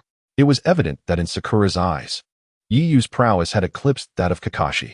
Despite having not tested this theory, Yiyu's current capabilities indeed surpassed those of Kakashi, though he did not perceive himself as Kakashi's rival. Kakashi was renowned for his ability to match anyone evenly. Numerous ninja, equipped with formidable techniques far exceeding Kakashi's destructive capacity, had faltered in their encounters with him. Yiyu understood well that sheer destructive power did not equate to overall strength. A ninja must also weigh their practical experience and tactical intelligence in battle. In terms of battle acumen, Kakashi was among the elite in the ninja world. Yiyu not only lacked substantial combat experience, but also did not believe his intelligence rivaled Kakashi's. Of course, this was merely Yiyu's cautious disposition. In truth, with his current strength, it was certain that Kakashi would no longer be his match. The disparity would be even more pronounced in Sakura's perception. Yiyu's ninjutsu was profoundly impressive, and being younger, she would naturally draw her conclusions based on her observations. She had never before witnessed Kakashi employ techniques of such magnitude and lethality. Although Kakashi had utilized the Chidori when battling Zabuza, its effectiveness was substantial yet singular in nature, lacking the widespread devastation of Yiyu's techniques. Thus, Sakura would likely conclude that Yiyu surpassed Kakashi. Upon hearing Sakura's remarks, Sasuke would undoubtedly set his sights on Yiyu as his mentor. To grow stronger, Sasuke had sought out even Orochimaru. Thus, it was only natural he would turn to Yiyu, who was essentially his teammate. Kakashi, hearing Yiyu's words, chuckled in response. He was pleased that Yiyu exhibited no signs of arrogance. His greatest concern had been that at such a young age, Yiyu might become overly confident with his newfound strength. Yet, the evidence indicated otherwise, a rarity indeed. Even Kakashi, in his youth, had succumbed to impatience following certain achievements. In times before Obito and Rin met their fates, as they brought Sasuke to Naruto's side, Sakura noticed the extensive bandages adorning Sasuke and expressed her concern. Yiyu, why are Sasuke's injuries so severe? Gently placing Sasuke down, Yiyu reassured Sakura, do not worry. He was merely injured by ninja tools and lost significant blood. Fortunately, none of his vital areas were harmed, and there is no danger to his life. With some time for recovery, he will be well again. The injury sustained by Sasuke reminded me of a pertinent matter. Sakura, you ought to learn medical ninjutsu. In your team, both Naruto and Sasuke are more suited to being combat ninjas. Your chakra control surpasses theirs significantly. Yet it is evident that the path of a combat ninja is not your forte. Acquiring medical ninjutsu would be far more beneficial for your team. What do you think, Kakashi-sensei? Kakashi pondered this. Previously, he had intended to guide Sakura towards Jinjutsu, as his proficiency in it would enable him to teach her effectively. However, Nightwing's suggestion was indeed commendable. Their team genuinely required a medical ninja. In Kakashi's former team, Rin Noara served as a medical ninja, and she even had the ability to transplant Sharingan on the battlefield, illustrating her considerable skill in medical ninjutsu. Sakura was undeniably well suited to learn medical ninjutsu, and their team was in dire need of such expertise. Sakura contemplated this as she glanced at Sasuke and Naruto, eventually acknowledging, indeed, that is a splendid idea. Observing her agreement, Kakashi continued, upon our return to the village, I will introduce you to several medical ninjas who can teach you. Kakashi had successfully enlisted Ebisu to instruct Naruto, so acquiring a few medical ninjas for Sakura posed no challenge. After all, Ebisu was a teacher to Konohamaru, personally appointed by the third Hokage. Given Kakashi's ability to summon Ebisu, finding instructors for Sakura would be a mere trifle. Though Sakura yearned to develop her combat skills, she understood her limitations. While her chakra control was notably superior to Naruto's and Sasuke's, her overall chakra reserves were significantly less. Moreover, she had witnessed the growth of both Naruto and Sasuke during this time, realizing the considerable gap that had developed between them, not to mention Nightwing's presence, which made Sakura feel rather inadequate in comparison. Accepting that combat was not her strength, she resolved to diligently study medical ninjutsu to provide crucial medical support for her comrades. Unbeknownst to her, Sakura possessed untapped potential for combat, merely waiting for a mentor capable of unlocking her talents. Nightwing was aware of this. Yet Tsunade had not returned to the village. For the time being, it would be more advantageous for Sakura to pursue medical ninjutsu. During her studies, she could also learn Jinjutsu from Kakashi. Becoming proficient in both Jinjutsu and medical ninjutsu would render her a formidable ninja among her peers. For instance, Yuhi Kurenai, despite her lackluster performance against Itachi Uchiha, is not an exception. Her mastery of Jinjutsu places her among the elite of ordinary ninjas. Being a J-nin rather than a special J-nin indicates that she has achieved a high level of proficiency across various domains. In Nightwing's view, Sakura's talents were commendable, well suited for taijutsu, Jinjutsu, and medical ninjutsu. However, in the original narrative, Kakashi's initial disregard for her potential resulted in her combat skills remaining largely stagnant until she encountered Tsunade.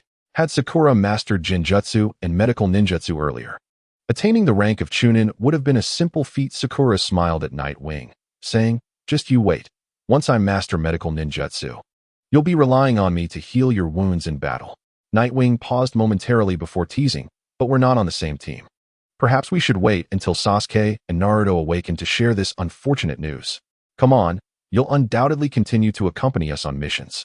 Kakashi-sensei is quite partial to you, so it seems unlikely that you'll return to your former team," Sakura said, glancing at Kakashi. He felt a twinge of embarrassment, having had his thoughts laid bare by Sakura. Nightwing observed Kakashi's unease, pondering whether Sakura's words held any truth. Indeed, Kakashi had been contemplating bringing Nightwing along on future missions to broaden his horizons and accumulate practical experience. Additionally, he harbored concerns about leaving Nightwing in the village, fearing that the third Hokage and Danzo might take action against him. While Kakashi believed the third Hokage would not betray his promise, he recognized the unpredictability of such matters. After years in the Umbu, he had witnessed various unsettling events. Kakashi's wariness stemmed from his experiences, leading him to doubt the security of leaving Nightwing under the protection of his former teacher. He feared that, should tensions arise, his mentor might choose to act against the village, potentially resulting in Nightwing's involvement in a betrayal. While he trusted his former teacher would not turn against Konoha, the possibility of being forced into such a situation by the third Hokage and Danzo lingered in his mind. Nightwing, on the other hand, was not particularly keen on being assigned to Kakashi's missions constantly.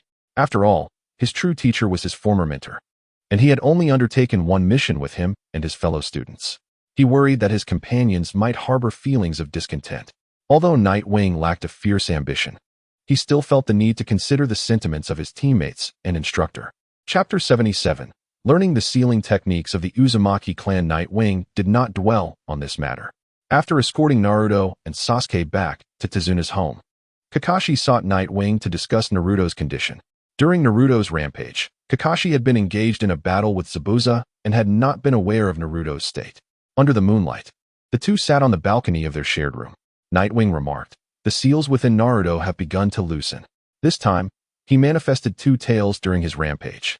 Even with just 2 tails, he posed a significant challenge to me. If he were to gain a 3rd tail, I fear I would be unable to contain him. This was merely Nightwing's conjecture, yet the threat posed by the 2-tailed Naruto was palpable. He sensed that should Naruto reach 3 tails, he would be completely overwhelmed. Nightwing's assessment mirrored that of Hashirama Senju, as he focused solely on the opponent's strength, oblivious to the threat he himself posed. He had subdued Naruto using a combined ninjutsu technique, expending less than 1/10 of his chakra. Moreover, the combination of Water Dragon Bullet and Lightning Release was sufficient to suppress not only the 2-tailed Naruto, but also the 3-tailed version. While the Water Dragon Bullet was secondary, the true threat to the rampaging Naruto lay within Nightwing's Lightning Release. Nightwing's lightning techniques were of a caliber far beyond those of ordinary ninjas, possessing greater power and lethality. Kakashi was unaware of the specific circumstances, yet he could perceive the malevolence emanating from Naruto's chakra at that moment. It was evident that Kakashi had come to believe in Iyu's words. This was also the reason why the third Hokage entrusted Naruto to him. Since becoming a ninja, Naruto's propensity for losing control had markedly increased. However, judging from the combat prowess he exhibited during his rampage today, it would be quite challenging for Kakashi to rein him in. Although he possessed the Sharingan, he was not a member of the Uchiha clan, and thus his ability to suppress tailed beasts was rather limited. Had it not been for your intervention today, I would have struggled to restore Naruto's composure. Upon returning to the village, Kakashi, you should delve into some sealing techniques. Since the third Hokage entrusted Naruto to you, he would surely be willing to provide you with some sealing techniques to manage his outbursts. Kakashi chuckled wryly, remarking that it was not that simple. Do you genuinely believe that mastering sealing techniques is an easy endeavor? Basic sealing techniques might be manageable, but those capable of sealing tailed beasts are notoriously difficult to learn. I have attempted to study them, yet most of those techniques are classified as forbidden arts, beyond my grasp. Moreover, Konoha's sealing techniques are largely derived from the Uzumaki clan, many of which require the clan's bloodline to be effectively executed. The fourth Hokage was able to master such techniques precisely because his wife belonged to the Uzumaki clan. I have tried to learn them before, but without success. Kakashi felt somewhat helpless. It was not that he had not studied the sealing techniques of the Uzumaki clan, but rather that he had failed to master them. After all, he was a disciple of the fourth Hokage, who, given his character, would undoubtedly have taught Kakashi sealing techniques. Yet, Kakashi had indeed not succeeded. Just as there were others besides Minato who studied the Flying Thunder God technique, none of his guards managed to grasp it either. Kakashi was undeniably a genius, particularly in combat. However, his aptitude for sealing techniques was not exceptionally high. The art of sealing tailed beasts was exceedingly challenging, and Kakashi had not mastered it. Yu expressed surprise, questioning how even Kakashi had failed to learn them. Kakashi sighed, affirming that they were indeed difficult. And many ninjutsu require the bloodline of the Uzumaki clan to cast. Yu pondered for a moment, acknowledging that many of the Uzumaki clan's sealing techniques depended on their bloodline for effective execution. For instance, the adamant and sealing chains were remarkably formidable. This sealing technique had prevented the Nine Tails from rampaging within Kushina Uzumaki. Additionally, this technique not only served to seal, but could also be used in battle. During the Fourth Great Ninja War, Uzumaki Karen unleashed the adamant sealing chains to shatter the arms of a wooden golem while rescuing Sasuke. Before Minato sealed the Nine Tails within Naruto, Kushina had activated the adamant sealing chains to immobilize the beast, and she did so just before her demise, illustrating the technique's power. Clearly, this sealing method was intrinsically linked to the Uzumaki clan's bloodline, as it had only been used by Karen and Kushina. Other sealing techniques were also quite potent, such as the Reaper Death Seal. However, this technique was a one-time use, and even if Kakashi knew it, Yu would not wish to learn it. Kakashi turned to Yu, suddenly struck by a thought. Just because I find it difficult does not mean you will as well. Reflecting on Yu's talent, Kakashi wondered if he possessed the aptitude for learning sealing techniques. Yu appeared momentarily perplexed. What do you mean? Kakashi clarified that if Yu had the potential to learn sealing techniques, he would be willing to teach him. Although he had not mastered them himself, he remembered the principles quite clearly. But aren't those sealing techniques forbidden? Shouldn't they be reserved for someone of my rank? Yu frowned, not out of concern for his own capability, but rather for Kakashi's potential troubles. After all, sealing techniques for tailed beasts were undoubtedly a village secret. Furthermore, Konoha's sealing techniques predominantly originated from the Uzumaki clan, renowned for their excellence in the ninja world. During the Fourth Great Ninja War, Killer Bee remarked to Naruto that the sealing techniques on Naruto were far superior to his own. This only underscores the value of the Uzumaki clan's sealing arts, which ultimately led to their demise. Kakashi waved his hand dismissively, expressing his complete trust in Yu. I even taught you Chidori. As long as you can learn sealing techniques, Naruto's issues will be easily resolved. Kakashi held unwavering confidence in Yu. In truth, he was well aware that Yu's strength had surpassed his own. Yet, Yu remained unchanged, devoid of any arrogance, a quality Kakashi had never managed to achieve. It was settled then. Starting tomorrow, I will teach you the sealing techniques I know, several of which were personally imparted to me by the fourth Hokage, though regrettably, I failed to grasp them at the time. Kakashi felt a twinge of shame, Despite being regarded as a genius, he lacked the talent for sealing techniques. He could manage simple sealing techniques, such as the evil sealing method, but these were clearly not comparable to those of the Uzumaki clan. And he could not even control the cursed seal on Sasuke. Chapter 78. Yiyu's choice. Yiyu gazed at the moon above and remarked with a smile. What if I cannot learn them either? Kakashi waved his hand, dismissing the concern. If you cannot learn them, it is no great matter. The difficulty of sealing techniques is well known. I was not the only one who studied sealing techniques under the fourth Hokage, and none of us succeeded. It would be no surprise if you were unable to master them, but should you succeed, Naruto's predicament would be easily resolved. Had I mastered the fourth Hokage's sealing techniques back then, I would not have allowed him to unleash such perilous seals. Yiyu turned to Kakashi. However, he contemplated but refrained from asking. Kakashi observed Yiyu's hesitance and encouraged him, saying, if you have something on your mind, feel free to ask.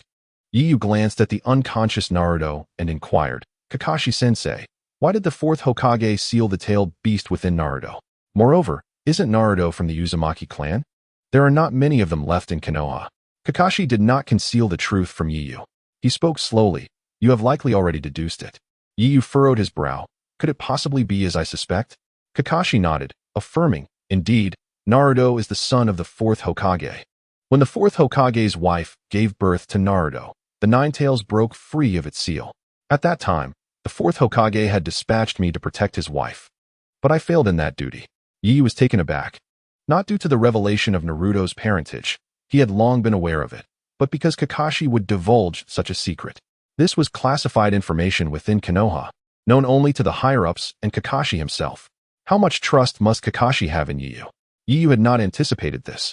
Observing Yiyu's astonished expression, Kakashi assumed it was because of Naruto's lineage and remarked, there is nothing strange about it, as Naruto carries the bloodline of the Uzumaki clan. And the fourth Hokage hoped he could harness the power of the Nine Tails. Yiyu regarded Naruto lying in the room, questioning. Did the fourth Hokage not foresee the hardships Naruto would endure with the Nine Tails sealed within him? Kakashi sighed, stating that at the time, there were no alternatives. The fourth Hokage's wife was gravely weakened, and with the extraction of the Nine Tails, her time was limited. The fourth Hokage had also used the Reaper Death Seal, a technique that guaranteed his demise. Thus, Naruto was the only viable option, and given his Uzumaki lineage, he was indeed the best candidate for the role of Jinchuriki. Perhaps the fourth Hokage hoped that Naruto would master the power of the Nine Tails and become the pillar of the village. This sentiment was indeed held by the fourth Hokage. One could deduce this from the sealing technique he bestowed upon Naruto, which was the 8-trigram seal rather than the 4-symbol seal.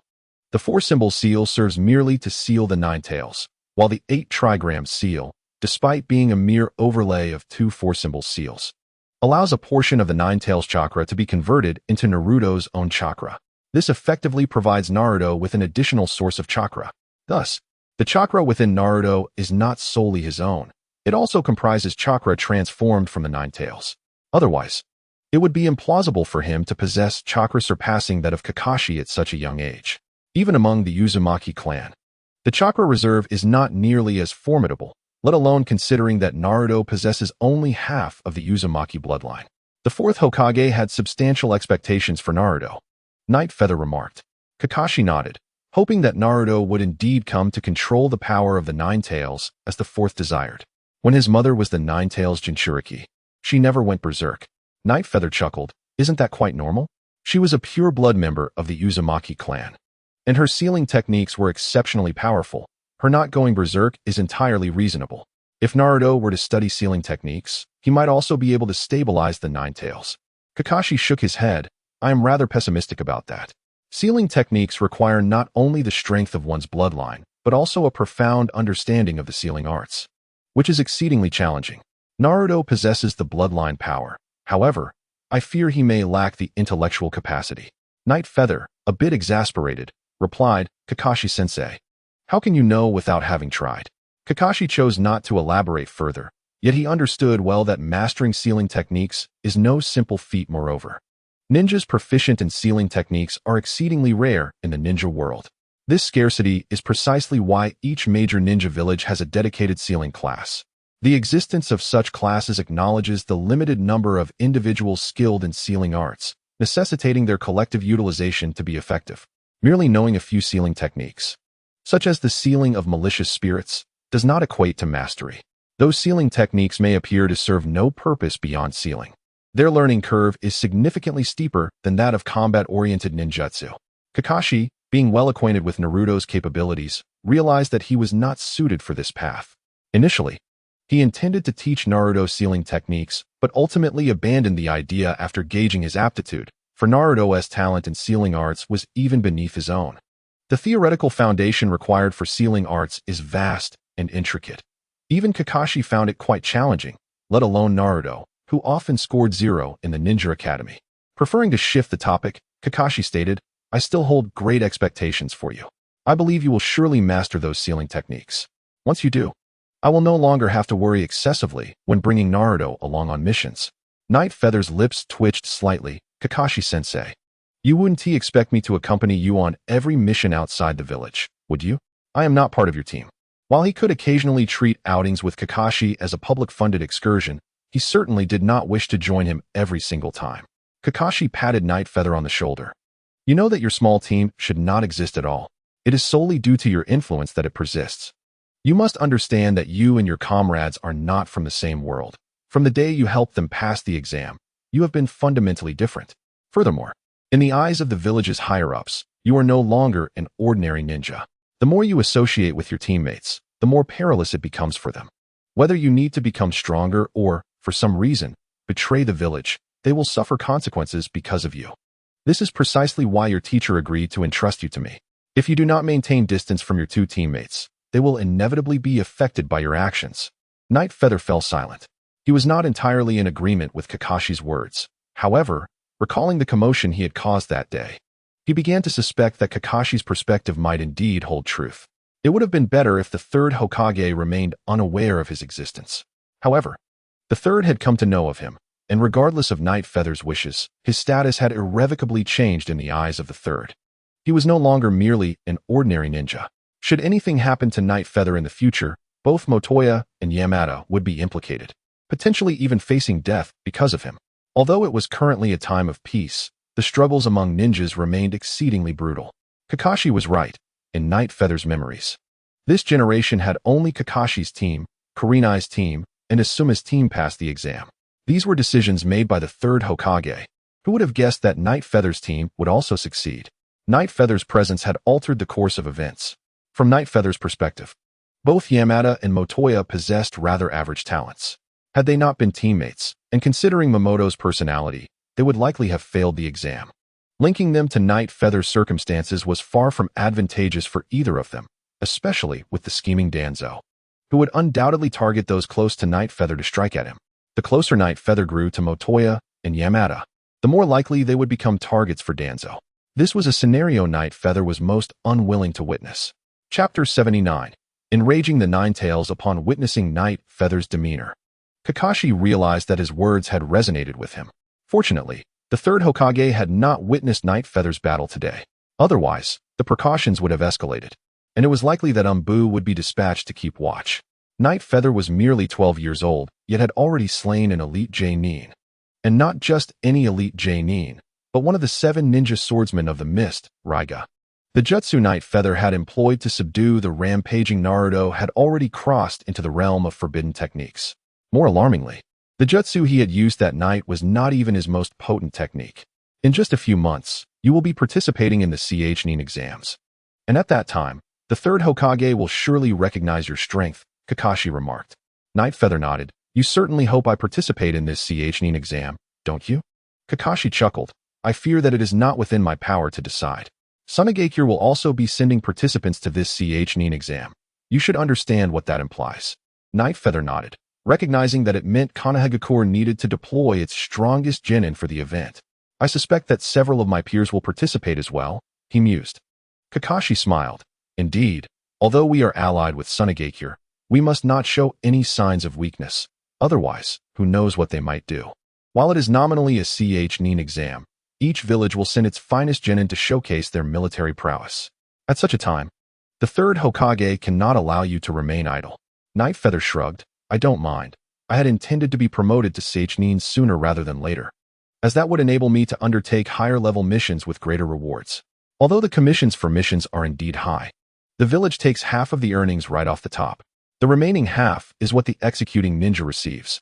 Moreover, when ninjas embark on missions, they are not reimbursed for expenses. They must cover all costs themselves, including the procurement of ninja tools, which the village does not provide. This explains why many Jainin, despite having completed numerous high-level missions, remain impoverished. Aside from individuals like Jiraiya, who have other sources of income and thus attain wealth, many Jainin are not as affluent as one might assume.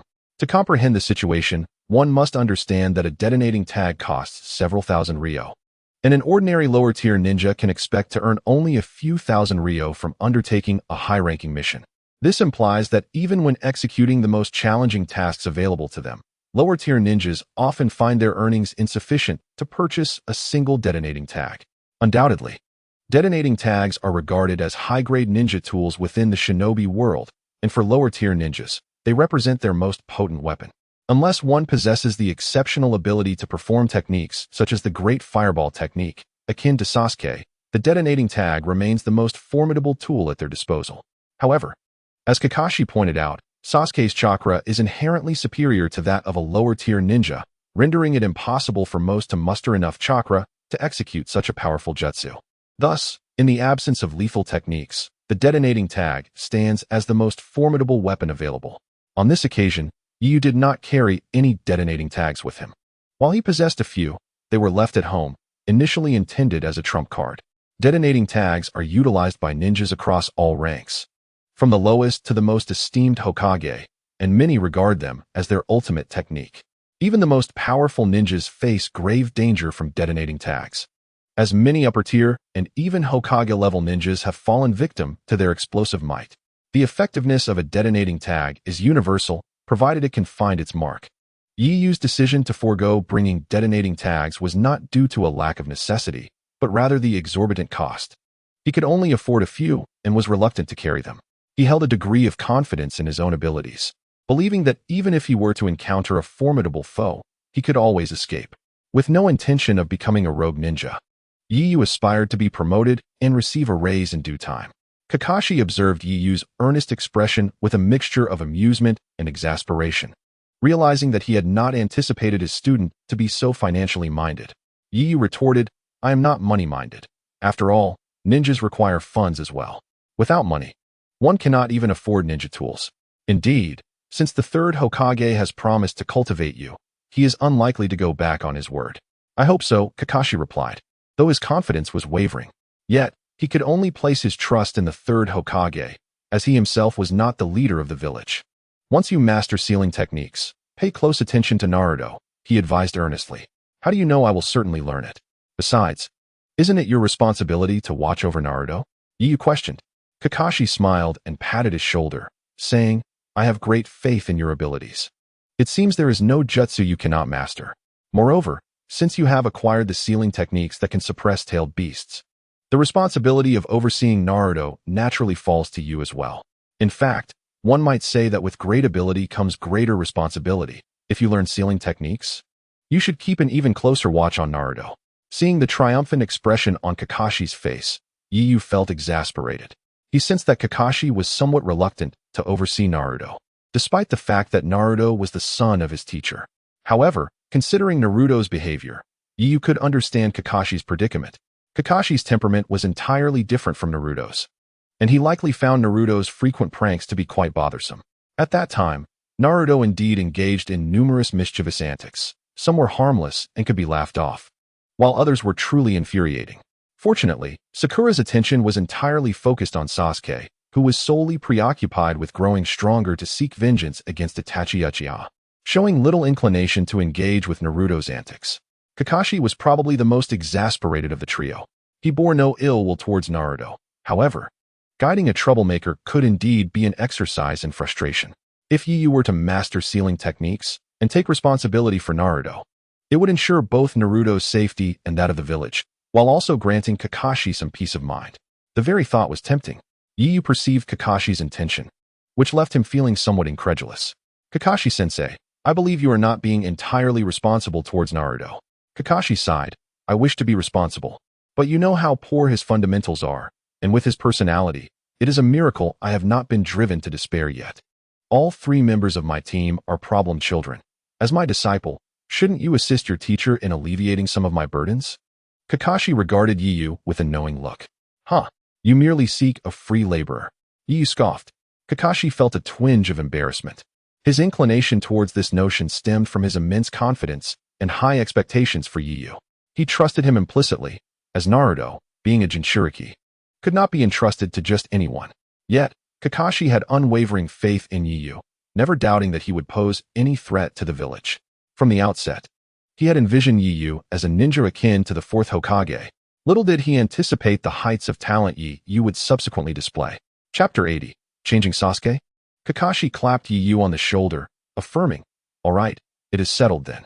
Focus on mastering sealing techniques. Once you do, I will no longer need to worry about Naruto going berserk. Did you not say that the sealing techniques within Naruto are loosening? You surely do not wish for him to rampage and wreak havoc in Konoha, nor do you wish for the Nine Tails to break free and harm him." Yu remarked with a wry smile. "You are flattering me," Kakashi replied. "However, I truly have no reason to decline. Let me first master the sealing techniques. After all, if you cannot master them, I have little confidence in my own ability to do so." Given that Naruto had only exhibited 2 tails and was already a significant challenge, who could predict the magnitude of power he would unleash with more tails? Were the 9 tails to overhear Yu's comments, it would undoubtedly be infuriated. Yu had merely subdued the rampaging Naruto with a single jutsu, raising the question of who truly possessed the greater power. Should the 9 tails catch wind of Yu's words, it would surely recall the conversation it once had with the 1st Hokage. The combined jutsu Yu unleashed, particularly the water dragon technique, soared to a height of 300 meters, dwarfing even the wood dragon technique wielded by Hashirama Senju. To provide context, the wood golem stood at only a few dozen meters, while the great Buddha measured several hundred meters, reaching over 1,000 meters only when combined with the Senju clan. Yet, Yu's water dragon alone reached an astounding 300 meters, enhanced by the lethal addition of lightning release. It could be said that the power of Yu's water dragon bullet technique, augmented by lightning release, rivaled that of the wood dragon technique. Yet Yu claimed that Naruto would become exceedingly powerful should he rampage, suggesting a level of strength beyond his capacity to suppress. In reality, after subduing the 2-tailed Naruto, Yu had expended less than 1/10 of his chakra, despite having previously drained substantial chakra alongside Heichue Leia. The most infuriating part was that Yu stated his jutsu could only suppress 2 tails, leaving him powerless against 3. Were the 9 tails to hear this, it would be livid, as the power of Yu's jutsu had proven excessive. Even against the 3-tailed Naruto, Yu's jutsu would likely prove insurmountable.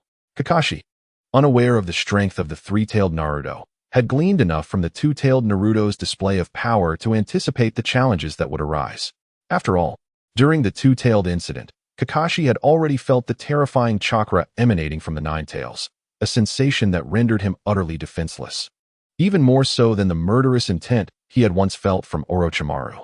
Orochimaru, after all, had paralyzed Kakashi with a mere glance, and even when injured, Kakashi had lacked the courage to strike. Kakashi had not forgotten that experience. The malevolent chakra radiating from the 2-tailed Naruto was far more terrifying, leaving him with a profound sense of fear. Kakashi's instincts were not misguided. He had been immobilized by the rampaging Naruto, despite the fact that he could have instantaneously escaped. Under the overwhelming killing intent of the 9 tails, his body had been rendered completely motionless, and at that moment, Naruto had possessed only a single tail. The more the situation unfolded, the more Kakashi hoped that Yu would master the sealing techniques. The power of the 9 tails surpassed his imagination, and the memories of the 9 tails rampage lingered in his mind. Even someone as formidable as Minato Namikaze had to pay a life for sealing the beast. Had Kushina Uzumaki been unharmed, the 9 tails, no matter how strong, would not have breached the seal. The sealing techniques of the Uzumaki clan were notoriously potent. Just the adamantine sealing chains alone were beyond the 9 tails' ability to escape. After an extended conversation with Yu, the two finally retired for the night. Upon returning to his room, Yu found Sakura attending to Naruto and Sasuke, both of whom were gravely injured. Observing Sasuke, Yu remarked to Kakashi, "Do not be deceived by Sasuke's apparent disdain for Naruto. In life-threatening situations, he would genuinely sacrifice himself to protect Naruto. Had his family not faced such tragedies, I believe he would have become an exemplary ninja. Kakashi nodded in agreement. During my assessment of the three, it was Sasuke who first offered his food to Naruto, even at the risk of elimination. This is why I hold Sasuke in such high regard.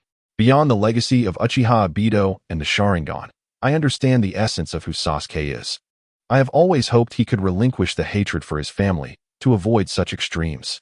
Yet, I am acutely aware that such deep-seated enmity cannot be easily cast aside. The four of them shared a room. Lying on his mat, Yeyu stared at the ceiling, contemplating that if he could let go of his hatred, he would surely lead a happier life. Unfortunately, that seemed impossible. Kakashi-sensei, I fear your efforts may not yield success, Yeyu stated. Kakashi did not refute this, but replied, I can only endeavor to try. Even if the hope of Sasuke releasing his hatred was minuscule, Kakashi remained committed to effecting change in him. As for assisting Sasuke in avenging his brother Itachi, Kakashi believed that was beyond his capabilities. After all, Itachi was a figure of immense skill. Even before awakening his Manjiki Sharingan, Kakashi had found it challenging to contend with him. Moreover, Kakashi had always found the circumstances surrounding Itachi's massacre of his clan and his defection from Konoha to be enigmatic, suspecting involvement from the third Hokage and Danzo. However, investigating such matters proved to be a delicate endeavor. In truth, Kakashi had once held a certain admiration for Itachi. After all, he was one of the few members of the Uchiha clan who was not overtly arrogant. Before the Ninetales incident, the Uchiha clan enjoyed a position of great esteem within Konoha, coupled with control over the security forces, which fostered a sense of superiority among Uchiha ninjas. Despite the second Hokage's intentions to integrate the Uchiha into the village by placing constraints on them, the power wielded by the security forces led to an increasing sense of arrogance, particularly as the Uchiha clan had amassed numerous accolades in battle. Figures like Obito Uchiha, Itachi, and Shursui were the exceptions to this trend. Initially, Obito shared a personality akin to Naruto's, embodying kindness. Kushina had hoped her child would grow to be like Obito. Before his fall from grace, Obito had enjoyed a close relationship with Kushina, even surpassing Kakashi's bond with her. However, in the aftermath of his descent, Kushina could hardly have anticipated that the person she once regarded as a brother would greet her with the chilling remark, "The vitality of the Uzumaki clan is astonishing. They can survive such circumstances." Kakashi's desire to change Sasuke only intensified his realization that such change was elusive. Chapter 81. Do not make him your foe again. Throughout Yeyu and Kakashi's dialogue, Sakura listened attentively. As moonlight streamed through the window, illuminating the room despite the night, she reflected on Yeyu's battle with Kirikira Rhea and the moment he subdued the rampaging Naruto. She could scarcely believe that the godlike Yeyu could appear so composed in the present. When she witnessed the massive water dragon soaring through the sky, Yeyu, despite his stature, seemed immensely larger as he stood upon the ocean's surface. However, after the battle concluded, Yeyu reverted to his usual self, leaving Sakura in disbelief that such contrasting personas could inhabit one individual. The disparity between her and Yeyu felt insurmountable. Perhaps she should heed Yeyu's advice and pursue medical ninjutsu. While combat was not her forte, she could serve as a healer. At that moment, Sakura's resolve to become a medical ninja solidified. Meanwhile, in a forest of the Land of Waves, Zabuza and Haku, having returned from the bridge, felt an overwhelming sense of relief. Recalling Yeyu's formidable jutsu, Zabuza remarked, "What manner of monster is that kid? The destructive power of his water dragon bullet is far greater than during our first encounter. How could he have improved so rapidly in mere days?" Zabuza found it unfathomable that Yeyu, a mere genin, could ascend in strength so swiftly. Had they not retreated in time, they would likely have perished at his hands. Previously, Zabuza had perceived Yeyu as an average genin, but the prowess displayed today eclipsed his own, leaving Zabuza feeling as though he were facing the Mizukage himself.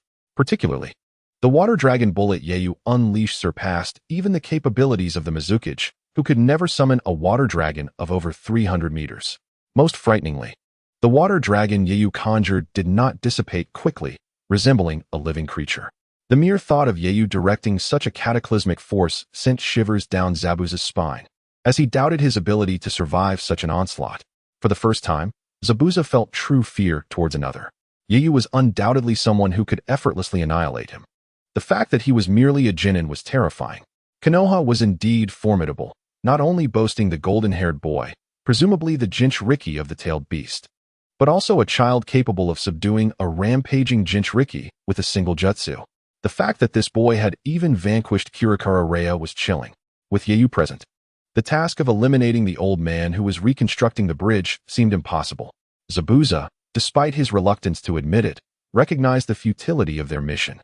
As long as Yayu was around, attempting to complete this task was tantamount to seeking death. Haku remained silent, though Yayu's might astonished him. However, he was more curious about why Yayu had intervened when Naruto had sought to strike him down. Logically, Yayu should have allowed Naruto to act, as he was ostensibly Haku's adversary. Yet, he chose to shield him.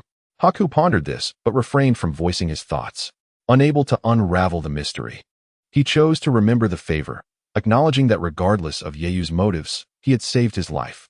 Had Yayu not intervened, he would certainly have met his demise, paralyzed by the chakra of the Nine Tails and unable to move, while the rampaging Naruto's swift attacks left him no chance to evade. After a considerable time, Zabuza gazed at Bai and inquired whether that little brat had made any attempts on him. Zabuza, momentarily recollecting himself, recalled that Bai had been engaged in battle with Naruto and his companions. How could Bai have returned unscathed? After pondering, Bai replied that shortly after the golden-haired youth had gone berserk, that individual had arrived. Taking advantage of their skirmish, he had retreated. Zabuza did not delve deeper into the matter, as he too had made his escape in a similar fashion. The display of power from Yoru was truly formidable. Although Kato had offered a substantial reward, the task was utterly unattainable, essentially a death sentence. As a rogue ninja, Zabuza could not possibly adhere entirely to the terms of Kato's contract. "Let us abandon this mission and leave this place," he declared, to which Bai nodded in agreement. Wherever Zabuza went, Bai would follow. However, he etched Yoru's image into his memory, for Yoru was the first to deliberately shield him from danger.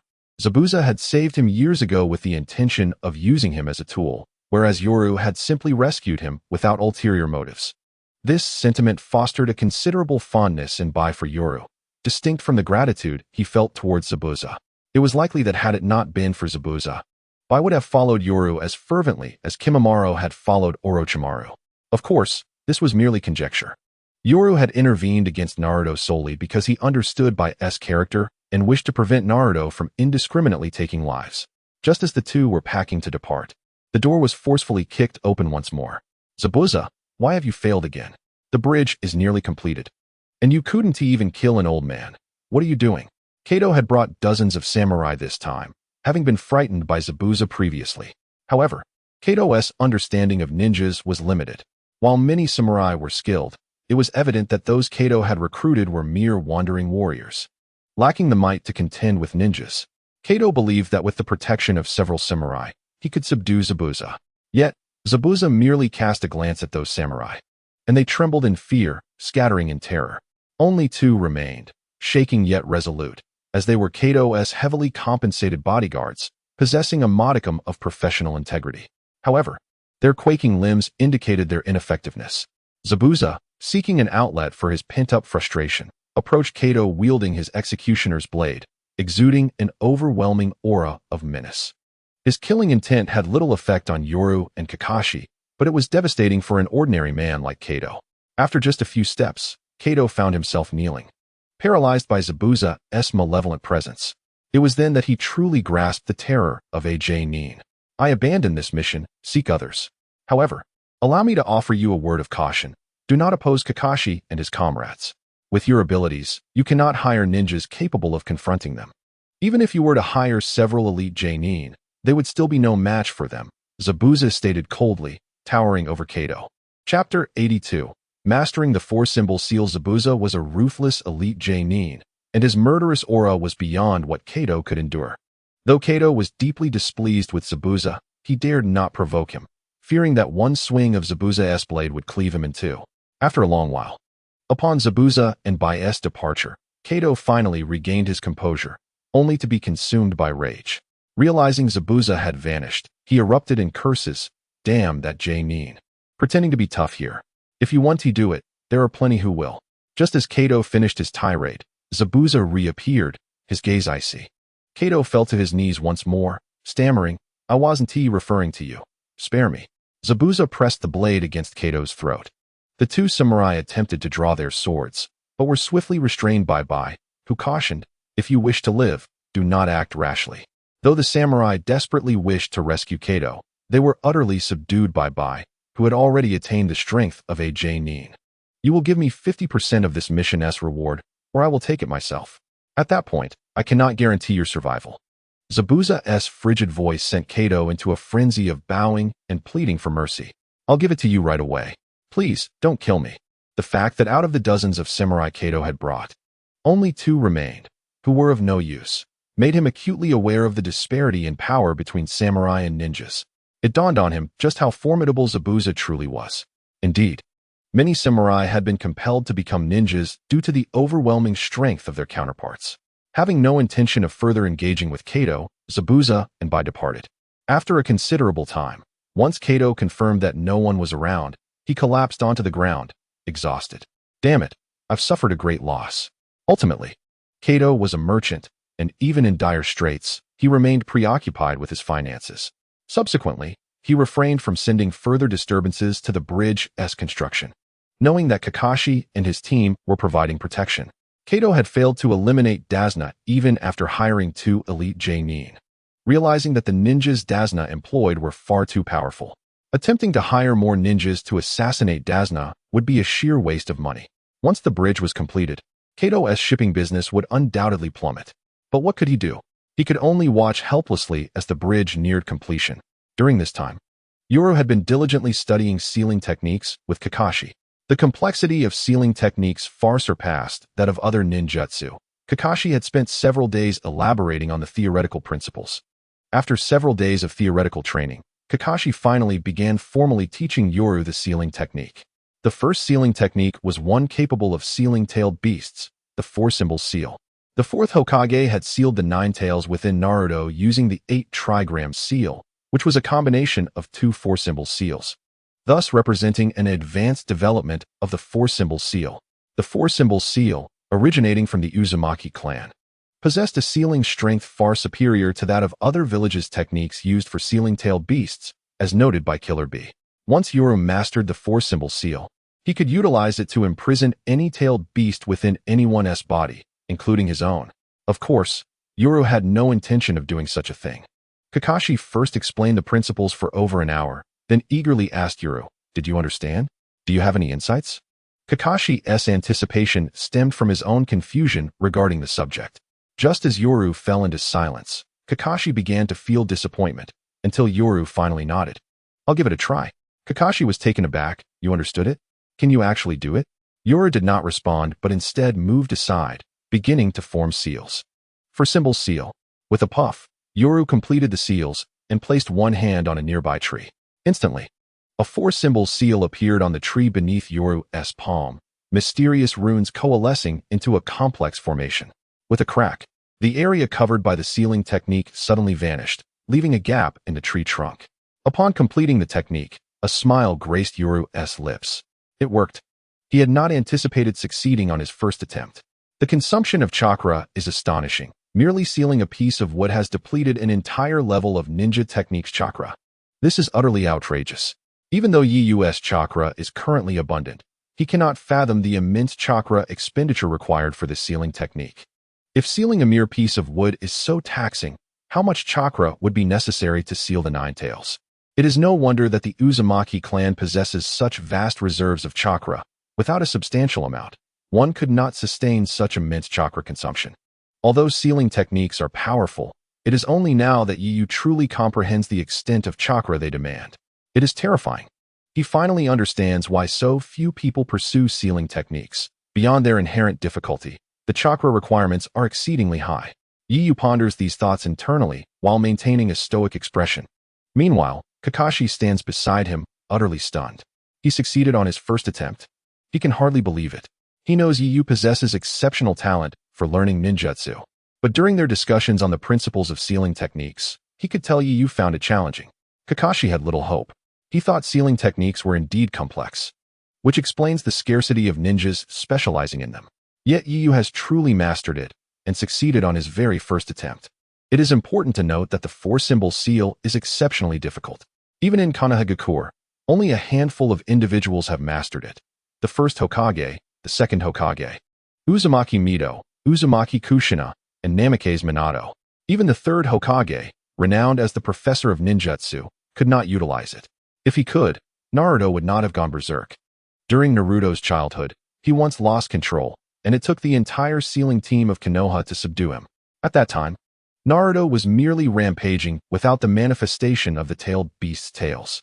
Had the fourth Hokage been proficient in the four-symbol seal, he would have merely reinforced the 8-trigram seal left by Minato. Unfortunately, he could not. Of course, the third Hokage and Danzo share similarities. Both have mastered sealing techniques that can only be used once. The third mastered the dead demon consuming seal, while Danzo mastered the inner four-symbol seal. Kakashi approaches, interrupting Yiyu's thoughts. You did it, Yiyu. Yiyu snaps back to reality, uncertain of his own thoughts. I suppose it's a success. But the chakra consumption for this sealing technique is immense. Kakashi pauses in surprise. Oh, is it highly consuming of chakra? Yiyu nods.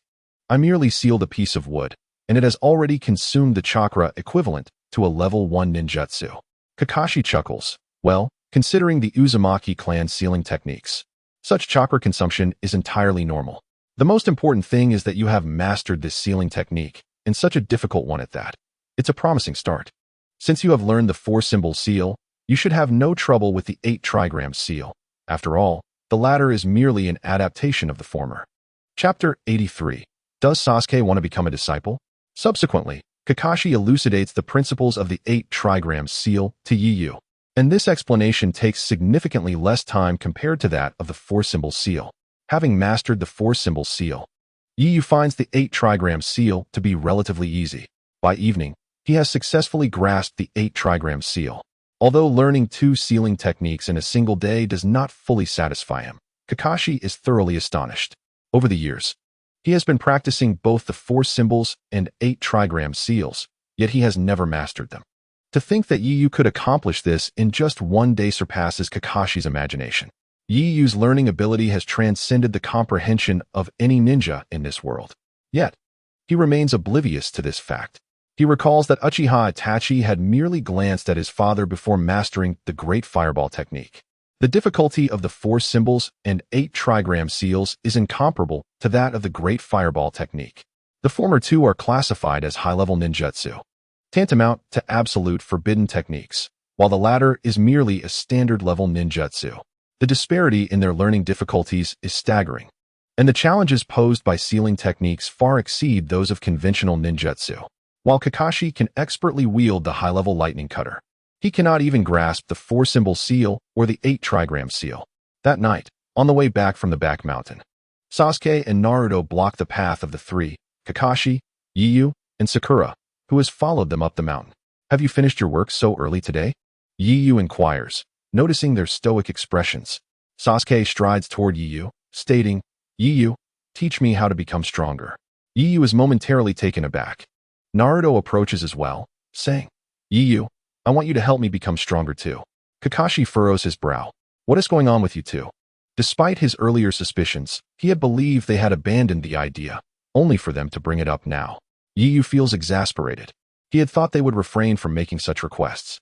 Sasuke and Naruto disregard Kakashi, their eyes fixed intently on Yiyu. Previously, under Yiyu's praises, they believed Kakashi could help them grow stronger. However, following their battle, they both recognized that Yiyu's strength likely rivals or even surpasses Kakashi's. Kakashi rubs his forehead in frustration. It has happened again. Sakura feels somewhat awkward, as she had relayed Yiyu's impressive performance to Sasuke and Naruto. Under their persistent questioning, she divulged every detail of Yiyu's display that day. Regardless of Yiyu's denials, they trust Sakura implicitly. No matter how much Yiyu argues, the fact remains that he single-handedly defeated the elite ninja Kuratsuchi Raiga and subdued the rampaging Naruto with a single technique. The battlefield where Kuratsuchi Raiga fell still lies within the forest, now a desolate wasteland. For hundreds of meters, every tree and stone has been reduced to dust. The scorched earth bears witness to the ferocity of that battle. Even more incredulous for Sasuke and Naruto is that Yiyu, amidst such chaos, was able to slay Kuratsuchi Raiga, an elite ninja they regarded as formidable as Zabuza. Most importantly, Yiyu's ninjutsu was capable of restraining Kuratsuchi Raiga.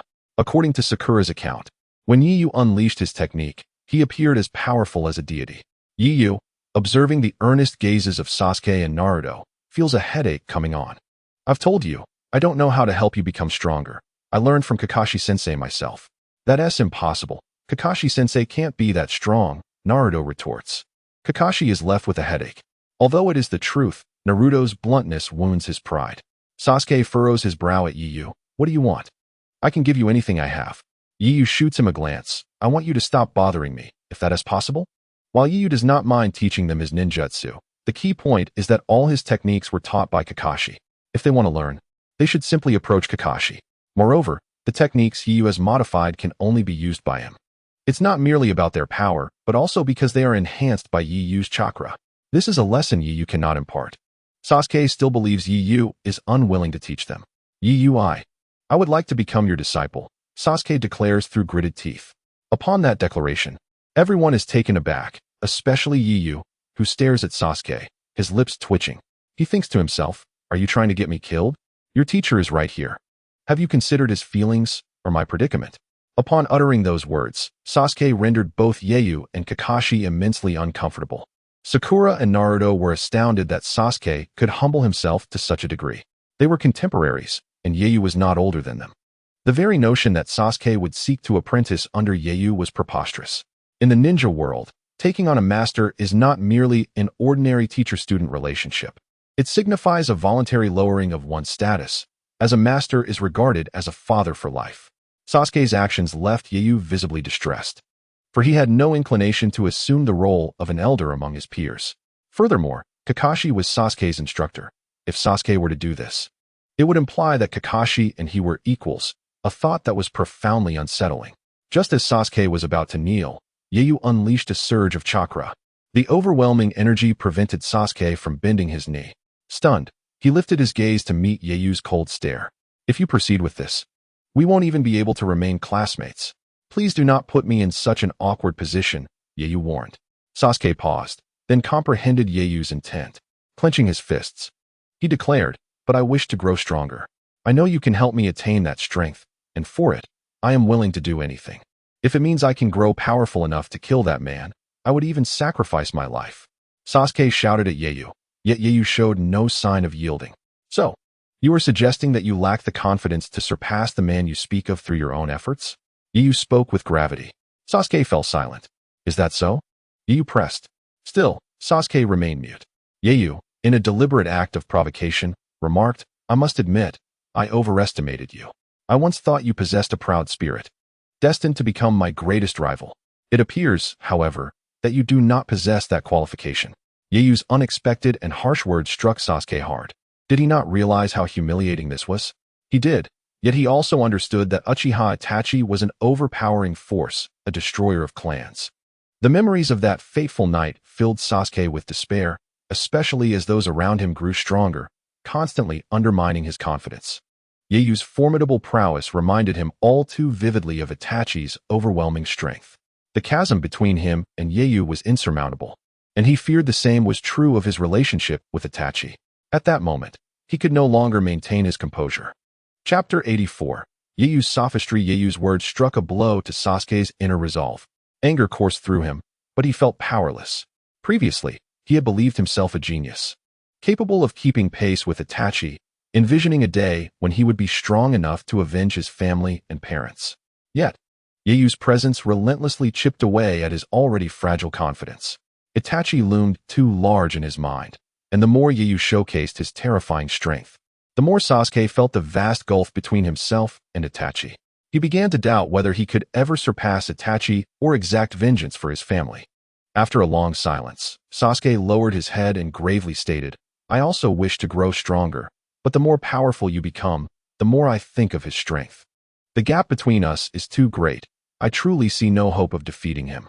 This marked the first time Sasuke had expressed such despondency, a sentiment that even took Yu by surprise.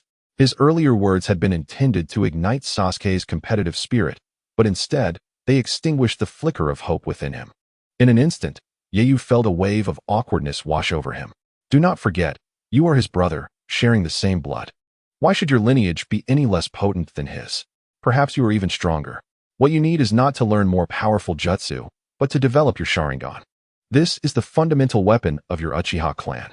To learn ninjutsu from me would be the most foolish course of action. I learned ninjutsu because I lacked a Sharingan. Without it, I had no other means of combat. Can you truly emulate my path? If I possessed a Sharingan, my focus would be solely on developing it. Your pursuit of ninjutsu is misguided. You must not lose sight of your true essence. Sasuke, I have never believed you to be weaker than your brother. Remember, you share the same bloodline, and you can surpass him. It is through the eyes of your Uchiha lineage, with the illustrious Sharingan, that you will find your strength. Your Sharingan is already activated. Continue to develop it, and you will surpass him. You are an Uchiha, not some nameless ninja. Do not misdirect your efforts. Just as Naruto must master the power of the Nine Tails, your eyes are your foundation. Ninjutsu is merely an auxiliary. Ieyasu earnestly placed a hand on Sasuke's shoulder. His primary goal in imparting these words was to prevent Sasuke from truly taking him as a master, as that would be exceedingly awkward. Moreover, given Sasuke's character, even if Ieyasu declined, Sasuke would likely insist on accepting him. Should Sasuke refuse to accept Ieyasu's rejection, he would persistently pursue him, a complication Ieyasu wished to avoid. After hearing Ieyasu's words, Sasuke lifted his head and, with a serious expression, inquired, "Do I truly have hope?" It was rare for Sasuke to voice such a lack of confidence. Ieyasu smiled and replied, "Trust me, you will become far stronger than your brother. You are simply too impatient. Training takes time. One cannot expect to achieve greatness overnight. Your eyes must also be developed gradually. You are only 12, why the rush? Remember, a ninja reaches their peak combat potential after the age of 20. Do you believe yourself weak now? Ask Kakashi-sensei. You are already stronger than many nin. As long as you learn from Kakashi about developing your Sharingan and awaken the power of your Uchiha lineage, defeating your brother will not be out of reach. Not to mention, even the Hokage. Do not forget that the reason the Sharingan instills fear across the ninja world is due to its genuinely formidable powers. Initially, Sasuke had felt utterly hopeless, but Ieyasu's words rekindled his composure and confidence. Yet, Sasuke soon noticed an inconsistency. But you are of the same age as I am. How can you be so strong? Your current power surpasses even that of elite nin. You have defeated an elite nin. Ieyasu hesitated for a moment before responding. That is because I have reached my explosive period, whereas you have yet to arrive at yours. Allow me to illustrate. If Naruto were to suddenly master the power of the Nine Tails, his strength would instantly elevate to that of a Hokage. I have accumulated years of training. You see my current strength, but do not recognize the years of hard work and sacrifice that led me here. Your explosive period will arrive when your Sharingan achieves the 3-tomo stage. At that point, I will look up at you. Kakashi-sensei is immensely powerful with just one Sharingan. Consider this, you possess a pair. If you awaken the 3-tomo Sharingan, do you think you would be weaker than Kakashi-sensei? Your brother, as far as I recall, only has the 3-tomo Sharingan, correct? By the way, how old was your brother when he left the village? Sasuke furrowed his brow and replied, 13. He remembered it clearly. Then, that's it. Your brother left the village at 13, which means for all those years, he did not have a teacher. And while evading Konoha's pursuit, do you think he had time to train? Perhaps his current abilities have deteriorated to the point of being inferior to when he first departed from Konoha? And what of you? You are surrounded by the tranquility and stability of Konoha, with access to a structured education and exceptional mentors. Our village boasts an abundance of elite jonin, including Kakashi-sensei, who is well-versed in ninjutsu and possesses profound insights into the development of the Sharingan. There are also many elite jonin skilled in taijutsu and jinjutsu, all of whom are Kakashi-sensei's classmates and friends. What is your relationship with Kakashi-sensei? Surely, you can seek their guidance on relevant ninjutsu, taijutsu, and jinjutsu. I find it hard to believe that your brother, wandering the ninja world, enjoys such favorable conditions. Most importantly, you have more time for training and frequently undertake missions, which allows you to transform your usual training into practical experience. This is why I believe you might surpass your brother. Of course, these words are merely fabrications of Ieyasu, whose aim is simply to deter Sasuke from bothering him. Yet, there is some merit to Ieyasu's assertions, rendering Sasuke unable to refute them, and he came to believe them. Not only Sasuke, but even Naruto and Sakura pondered over these words. Ieyasu secretly wiped away his sweat. Kakashi, on the other hand, stared at Ieyasu in bewilderment, contemplating the remarkable eloquence of this young man. The most absurd aspect is that Kakashi is fully aware that Ieyasu's extensive discourse serves but one purpose: to divert troubles away from himself and direct them to Kakashi. Or if not him, to other ninjas of Konoha. This was clearly an attempt to shirk responsibility, yet Kakashi found himself at a loss for words. What Ieyu stated was irrefutable. After all, he is indeed Sasuke's guiding jonin, and it is his duty to instruct him. Should Sasuke truly seek Kakashi's assistance in meeting Guy, Asuma, and Kurenai, Kakashi would have no grounds to refuse. Chapter 85. Entering the Seal of the Nine-Tails space, Sasuke was persuaded by Ieyu, and his previously restless heart found calm. Naruto, too, was swayed by Ieyu's assertion that mastering the power of the Nine-Tails would significantly elevate his strength. Once Naruto and Sasuke ceased their pursuit of Ieyu for ninjutsu training, Ieyu felt a wave of relief wash over him. He truly wished to avoid entanglement with these two, as it could be quite troublesome. Kakashi and Sakura, who had remained mostly silent, gazed at Ieyu in astonishment. They had not anticipated that Ieyu could convince Naruto and Sasuke. Despite their relatively brief acquaintance, both Kakashi and Sakura understood that Naruto and Sasuke were notably stubborn, making it exceedingly challenging to sway them. Yet, Ieyu had succeeded. The current mission was nearing completion, and the ensuing days were marked by tranquility. Kato did not hire any ninjas to create further trouble. However, to be prudent, Kakashi resolved to remain until the bridge was fully completed before departing. During this time, aside from accompanying Sakura to protect Tazuna, he dedicated himself to learning sealing techniques alongside Kakashi. Day and night, he was exceedingly busy, either safeguarding Tazuna or practicing sealing techniques. While at night, he also had to deal with Inari. After Ieyu had saved him, and with Inari having witnessed Ieyu eliminate a ninja hired by Kato, Inari held Ieyu in high esteem and persistently sought his company for play. In Inari's eyes, Ieyu was a true hero. Had he been a Konoha citizen, he would have long since sought to apprentice under Ieyu. Though Ieyu was reluctant to engage with him, he felt too awkward to refuse outright. Thus, he would allocate some time each evening to entertain Inari. Tsunami treated Ieyu exceptionally well, frequently preparing his favorite dishes. Within Tazuna's household, Ieyu garnered respect equal to that of Kakashi, and in fact, Tazuna's family treated Ieyu with even greater warmth. This was undoubtedly due to the overwhelming display of strength Ieyu exhibited that day. In their eyes, Ieyu's prowess surpassed that of Kakashi. Over the subsequent days, Ieyu learned a variety of sealing techniques, such as contract seals, evil sealing methods, and fire sealing techniques, mastering all of Kakashi's sealing techniques. At this point, Ieyu's chakra had doubled compared to before. Although the rate of chakra increase had slowed significantly, the progress made over a span of several days was still commendable. In contrast to his initial rapid accumulation of chakra, which surged at an exponential rate, he now found his chakra to be at a level that was undoubtedly at the rank of a Kage, and among Kage-level ninjas, it was substantial. Moreover, given that Ieyu's chakra differed from that of ordinary ninjas, it was likely that his chakra surpassed even that of a Kage. Currently, the only areas where Ieyu fell short were in practical combat experience and taijutsu. He was not particularly anxious about gaining combat experience, as he understood it required considerable time and numerous encounters to accumulate. As for taijutsu, it too necessitated extensive training. Ieyu did not aspire to reach Guy's level, a pinnacle within the ninja world. It sufficed for him to avoid being a hindrance. Presently, Ieyu's chakra was indeed several times greater than Naruto's, although it could not compare to that of the Nine-Tails. Nevertheless, few ninjas in the ninja world could rival the chakra of the Nine-Tails. Perhaps only Uchiha Madara and Senju Hashirama could be considered comparable. Ieyu's chakra still fell short of these two legends. Not to mention that Naruto housed only half of the Nine-Tails within him. In fact, Ieyu's chakra was even less than half of Naruto's Nine-Tails.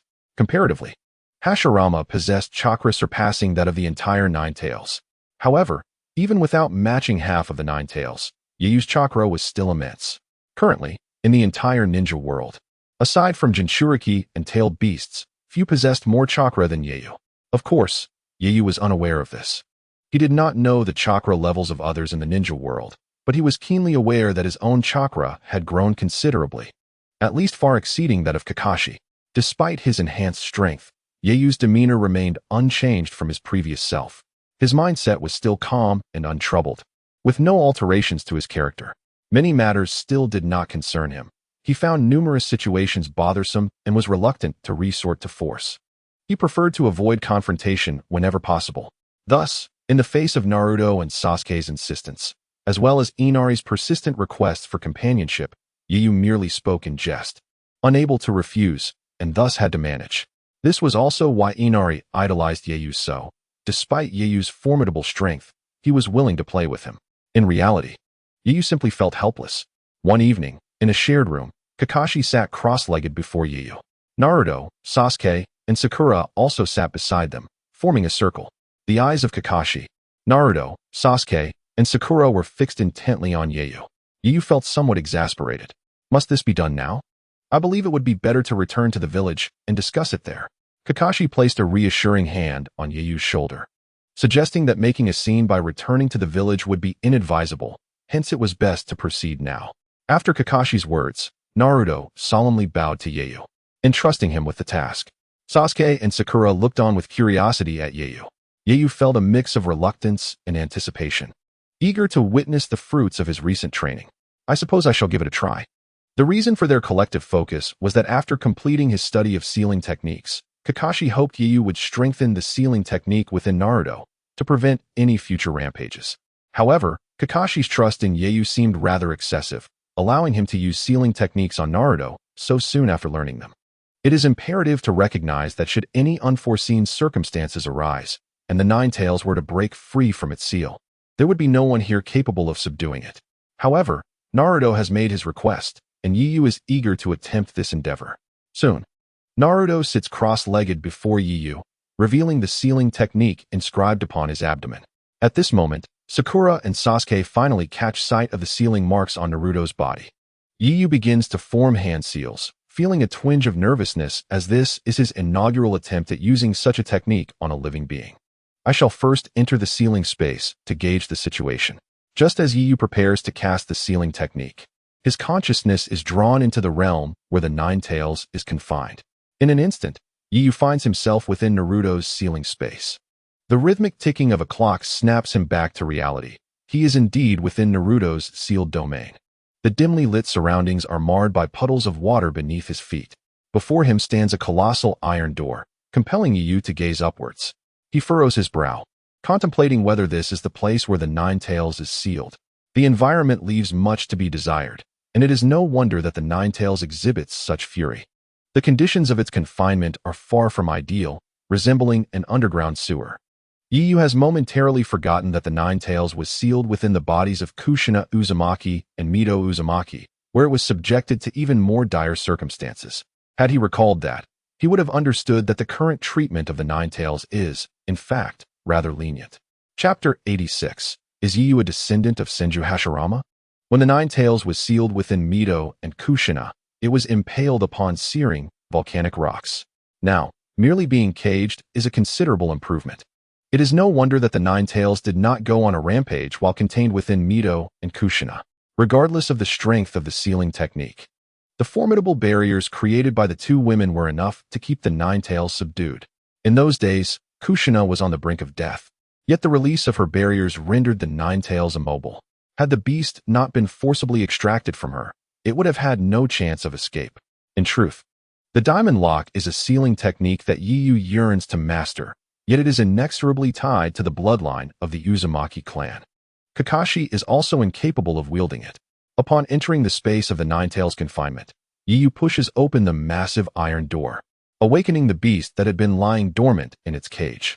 The Nine Tails raises its eyelids, revealing blood-red pupils within the shadowy confines of its prison.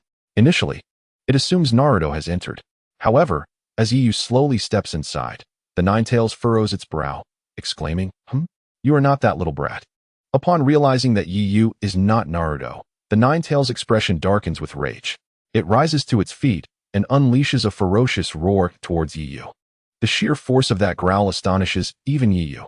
The sound alone possesses an overwhelming power, capable of rivaling the might of an A-rank jutsu in the outside world, and it bears the intensity of a large-scale technique. This is Yu's first encounter with the Nine Tails, granting him an initial understanding of its formidable strength. Indeed, it is extraordinarily powerful. Yet, Yu is acutely aware that the Nine Tails is currently ensnared within the 8-trigram seal, rendering it incapable of escape. Should it succeed in breaking free, Yu knows he would stand no chance against it. Truly, the Nine Tails, the legendary fox spirit, lives up to its formidable reputation. Yiyu murmurs to himself. Seeing that Yiyu remains undeterred by its intimidating presence, the Ninetales is taken aback. Its large eyes fixate on Yiyu as it coldly inquires, "You little brat, who are you? And why are you here?" After a moment's silence, Yiyu lifts his gaze and replies, "You must be the Ninetales."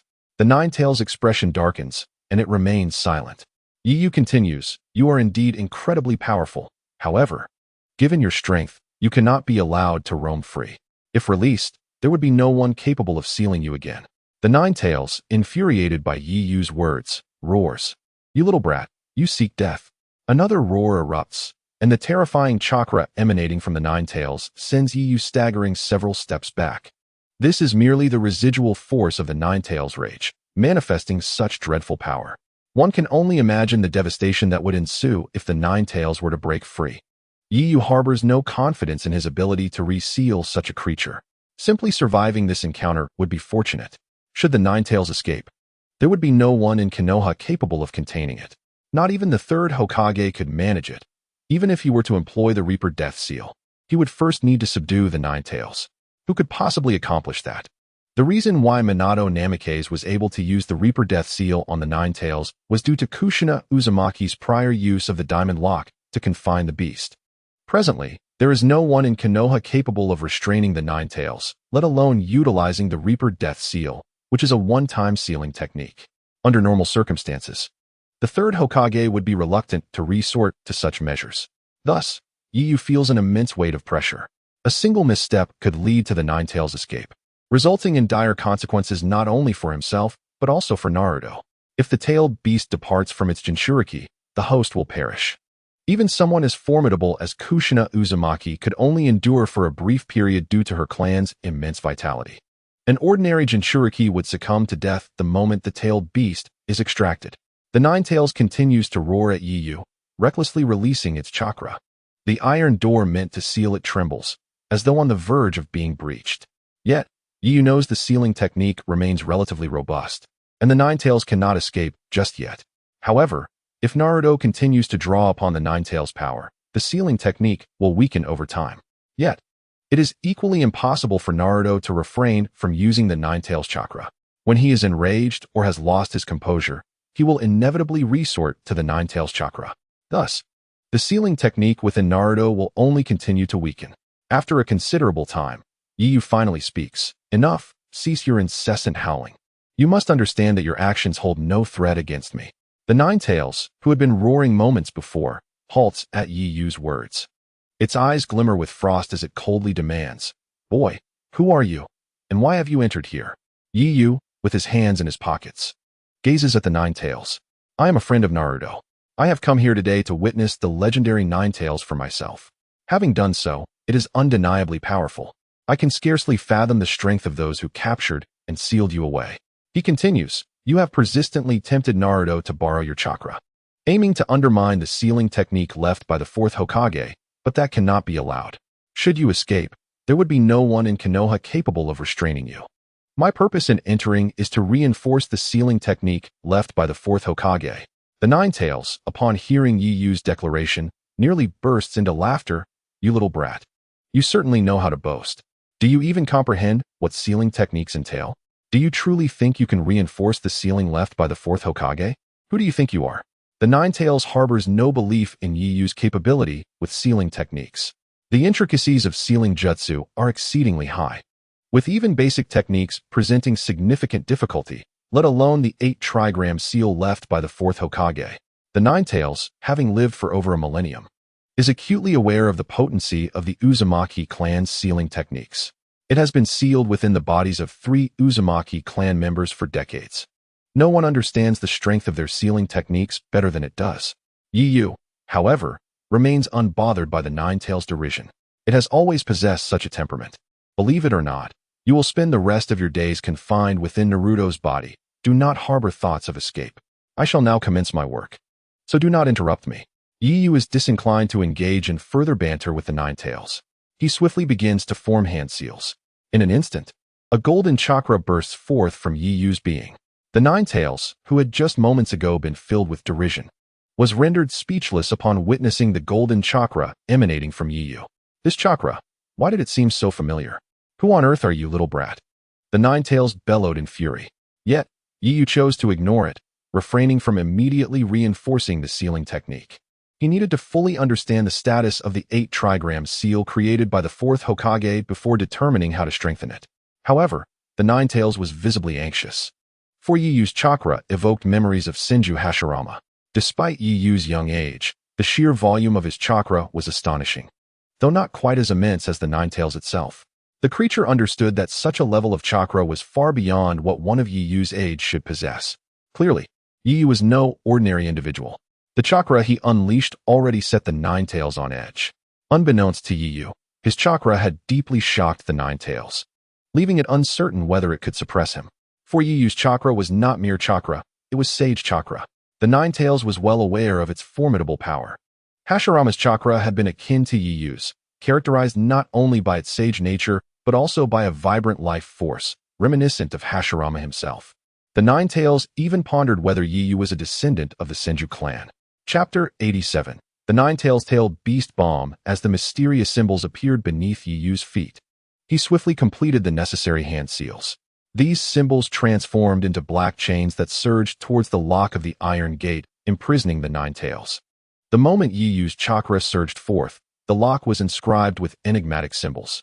Yiyu, who was in the midst of performing the technique, abruptly opened his eyes, furrowing his brow in realization of its complexity. Indeed, the 8 trigram seal of the 4th Hokage was not a simple matter. However, it merely required an additional expenditure of chakra. Yiyu amplified his chakra output. With a resounding roar, Yiyu's chakra surged violently into the sealing lock. The terrifying amount of chakra astonished even the Ninetales.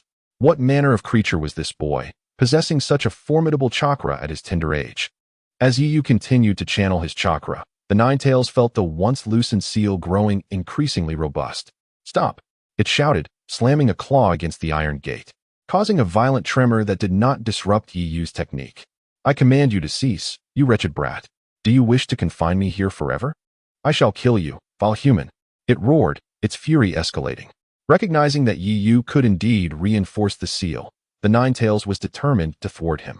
For years, it had anticipated the day when Naruto would absorb its chakra, weakening the seal until it could escape from this oppressive darkness. Yet, Yiyu's arrival had interrupted this possibility. The notion of remaining trapped within Naruto was preposterous. As Yiyu persisted in his efforts, ignoring the Ninetales' threats, its anger boiled over. It began to gather chakra. And soon a dark red-tailed beast bomb materialized in its maw.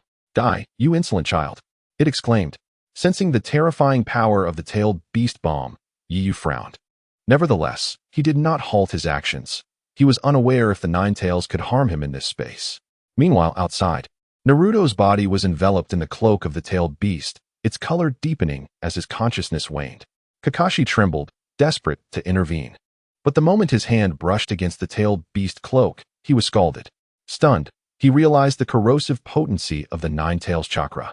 Sasuke and Sakura stood beside him, equally astonished by the sheer magnitude of the power sealed within Naruto. With Yiyu's consciousness still within Naruto's sealed space, his physical body remained motionless. Kakashi yearned to disrupt Yiyu's technique, yet he feared that doing so could jeopardize his safety. "Sasuke, Sakura, take Mr. Dazna and his family away from here. If Naruto loses control, they could be harmed," he instructed. Regret washed over him as he glanced at Yiyu's impassive expression. He was deeply concerned for the boy's safety, yet felt utterly powerless. Although Sasuke and Sakura were equally worried about both Yiyu and Naruto, they obeyed Kakashi's command and relocated the Dazna family. Fortunately, they resided far from the town. Otherwise, Naruto's rampage could lead to devastating consequences. After they departed, Kakashi stood anxiously beside Yiyu, observing both him and Naruto. Yiyu remained expressionless, while Naruto's face contorted in pain, the color of the tailed beast cloak deepening. Even without direct contact, Kakashi could feel the terrifying aura of the Ninetales chakra resonating within him, causing his very soul to tremble. The room's furnishings bore the brunt of the Ninetales chakra, cracking under its relentless assault. Blood-red chakra swirled around Naruto, instilling immense pressure even within Kakashi. Meanwhile, within Naruto's body, Yiyu felt a considerable weight as well. The tailed beast bomb poised in the Ninetales' mouth threatened to unleash its destructive force, leaving Yu uncertain of the consequences should it strike him in this space. Yet, Yu persisted, continuously channeling his chakra. The mysterious symbols beneath his feet expanded, and the chains formed by the symbols surged into the sealing lock. The sealing technique demanded a tremendous amount of chakra, but fortunately, Yiyu's chakra reservoir was immense enough to sustain the current expenditure. The Nine Tails, witnessing Yiyu's unwavering focus despite its threats, was truly enraged. "Die, you little brat!" It roared, launching the tailed beast bomb. With a thunderous crash, the tailed beast bomb collided with the iron gate, sealing the Nine Tails. The overwhelming force illuminated the entire space, as the terrifying chakra erupted upon Yiyu. To his astonishment, even within this realm, the Nine Tails chakra inflicted genuine harm upon him. The onslaught of chakra sent Yiyu hurtling backwards, crashing into the wall. Outside, he coughed up blood, splattering it onto Naruto, who remained protected by his tailed beast cloak. As the blood touched the cloak, it was swiftly corroded away. Kakashi, standing beside Yiyu, felt an urgent need to interrupt the boy's technique. Yiyu's face had turned pale. It was the first time in his years in this world that he had coughed up blood and sustained such severe injuries.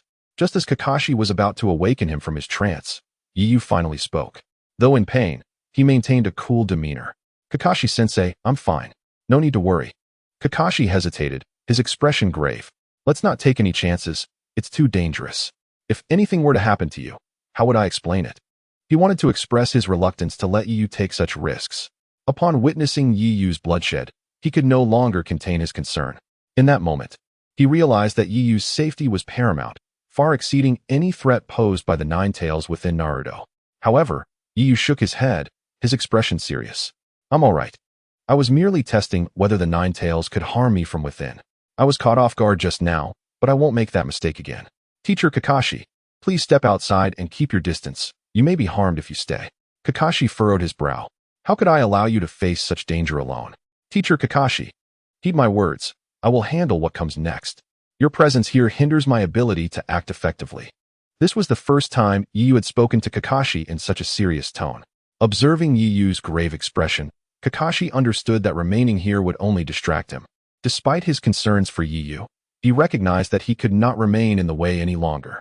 Reluctantly, he nodded, casting a glance at Yiyu and Naruto before vanishing from the room. Chapter 88. The Nine Tails cannot refute after persuading Kakashi to leave. Yiyu once again immersed his consciousness into Naruto's sealing space.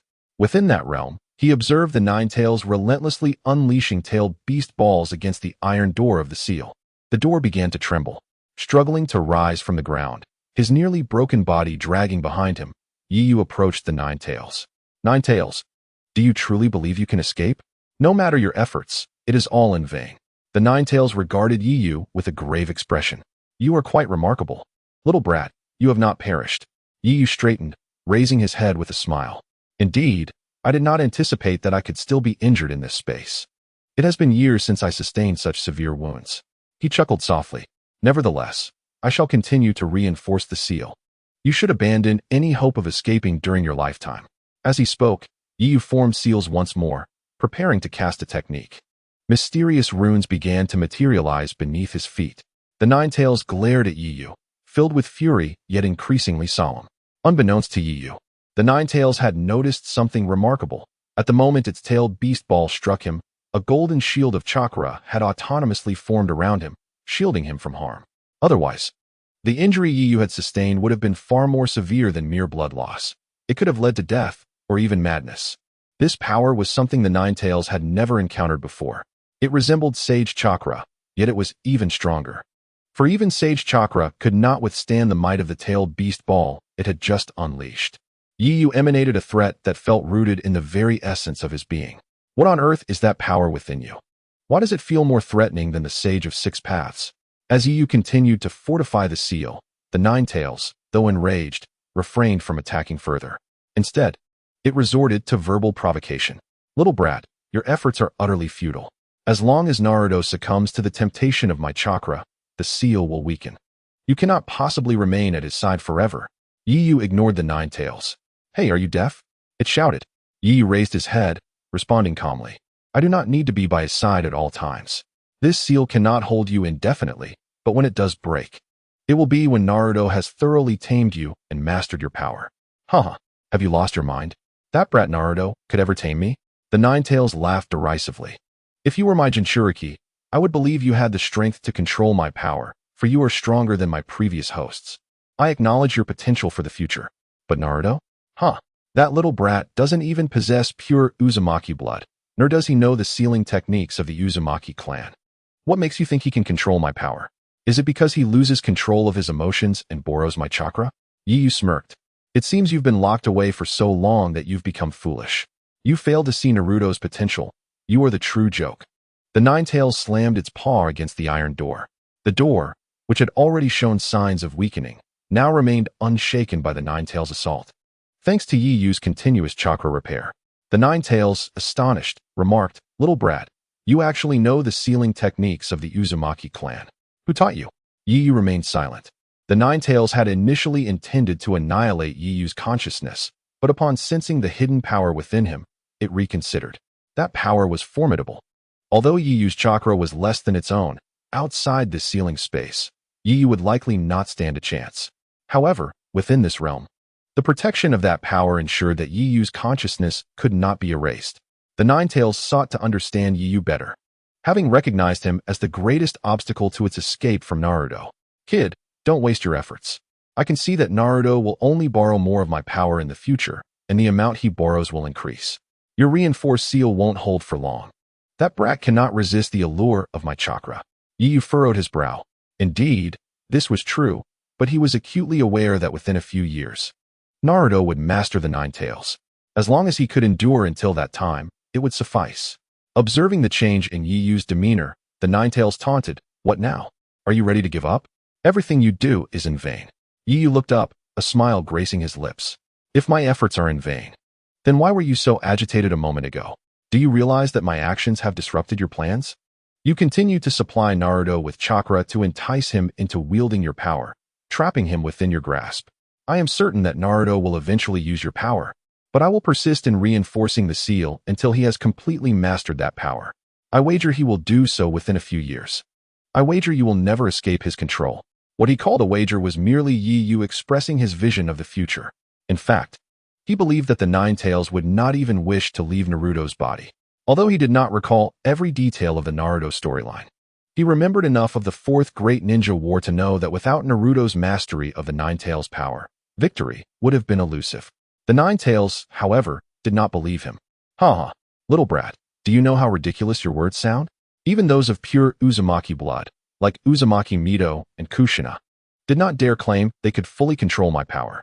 Yet you assert that Naruto, with only half an Uzumaki heritage and no knowledge of sealing techniques, can completely master my strength. If he could, would you even be here to reinforce the seal?" The Nine-Tails sneered at Yiyu. Yet Yiyu calmly replied, "Because I bet my future that I can help him control your power." For a moment, the entire space fell silent. The Nine-Tails glared at Yiyu, its previous fury quelled. Yiyu's words had struck it as absurd, yet it could not refute this statement. It did not believe Naruto could master it, but it acknowledged that Yiyu might very well be able to suppress it, much like Hashirama Senju had done in the past. Little did the Nine-Tails know, this was the first time Yiyu had spoken with such conviction. Previously, he had lacked confidence in his future. However, at this moment, he felt a deep sense of tranquility as he uttered words that seemed audacious. Such declarations were not something he would typically make, yet in that instant, he spoke them with unwavering calmness, as if stating a simple truth. The silence lingered in the space. The Nine-Tails offered no rebuttal, gazing at Yiyu as if it saw the very figure of Hashirama Senju, the man who had once subdued it. In its eyes, Yiyu had merely spoken an uncomfortable truth. Chapter 89, Chakra Depleted. The space remained quiet for a prolonged period, the Nine-Tails' initial fury suppressed. Unprecedentedly, it was not as irritable as before, remaining silent while lying in its cage, a colossal fox head resting upon its forepaws. It seemed to have relinquished its resistance. Indeed, it could disdain Naruto. It could doubt that Naruto would eventually find an opportunity to break free from its seal. But what of that? As long as this young lad existed, what significance would there be in its escape? If it were to be recaptured and sealed once more, it would be utterly humiliated. The Nine-Tails lamented, "Ever since you departed, Sage of Six Paths, this ninja world has become exceedingly uncomfortable for me." After much difficulty, it had encountered the weakest generation of Jinchuriki, only to be confronted by this boy. "Are you cursing me from the afterlife, old man?" sighed the Nine-Tails. It had given up on resistance. Initially, it believed Naruto to be the weakest among the 3 generations of Jinchuriki, thinking it could exploit Naruto's constant use of its chakra to escape the seal. However, the emergence of Yeyu revealed to it that even if it broke free, it would be futile. Yeyu possessed the capability to recapture and reseal it. Presently, Yeyu lacked that power, and he was not its adversary. Yet, the Nine-Tails was acutely aware of Yeyu's potential. It understood that it would not be long before Yeyu's strength would grow sufficient to subdue it, possibly even reaching the level of Hashirama Senju in his prime. The very thought of being suppressed by Hashirama filled the Nine-Tails with displeasure. However, it could not deny seeing the shadow of Hashirama in Yeyu, perhaps even a potential greater than his. The Nine-Tails speculated that Hashirama, at Yeyu's age, was surely not as formidable.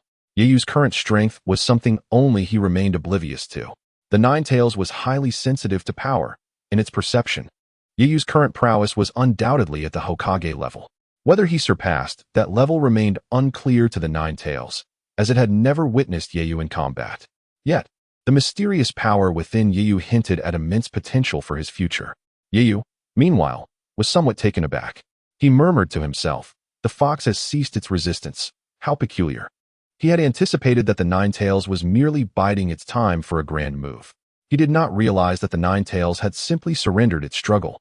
The presence of Yeyu extinguished any desire the Nine-Tails had to break free. After all, once outside, it would simply be recaptured and sealed anew. What was the point of exerting itself to escape? Unbeknownst to the Nine-Tails, Yeyu was extremely vigilant, reinforcing the seal while keeping a watchful eye on it. After approximately an hour, Yeyu had solidified the sealing technique within Naruto, making it considerably more robust. The Nine-Tails sensed this. The 8-trigram seal released by Yeyu, due to his chakra, was far more resilient than that left by Minato Namikaze. The Nine-Tails could perceive this clearly, further intensifying its suspicions about Yeyu's hidden strength. It recognized that Yeyu had fortified Minato's seal to a degree many times more secure than the original. Previously, the Nine-Tails had been able to erode Minato's seal by continually exuding chakra, but now it found its chakra incapable of corroding Yeyu's newly inscribed seal. Indeed, Yeyu had worried that Minato's seal might not be sufficiently sturdy and had added an additional 8-trigram seal, while Yeyu's reinforcement of Minato's seal could still be eroded. It was considerably more resilient than before. As long as the Nine-Tails continued to exude chakra, it could still erode it. However, the newly added 8-trigram seal was impervious to its chakra.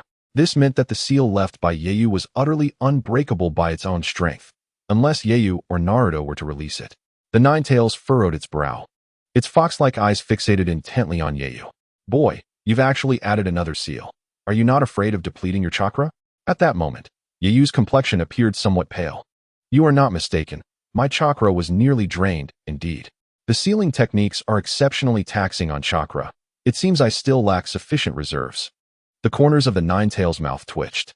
Observing Yeyu's serious demeanor, it nearly erupted with expletives. Yeyu had taken the risk of exhausting his chakra to impose yet another sealing technique, one which was evidently a far more potent version of the 8-trigram seal than that left by Minato.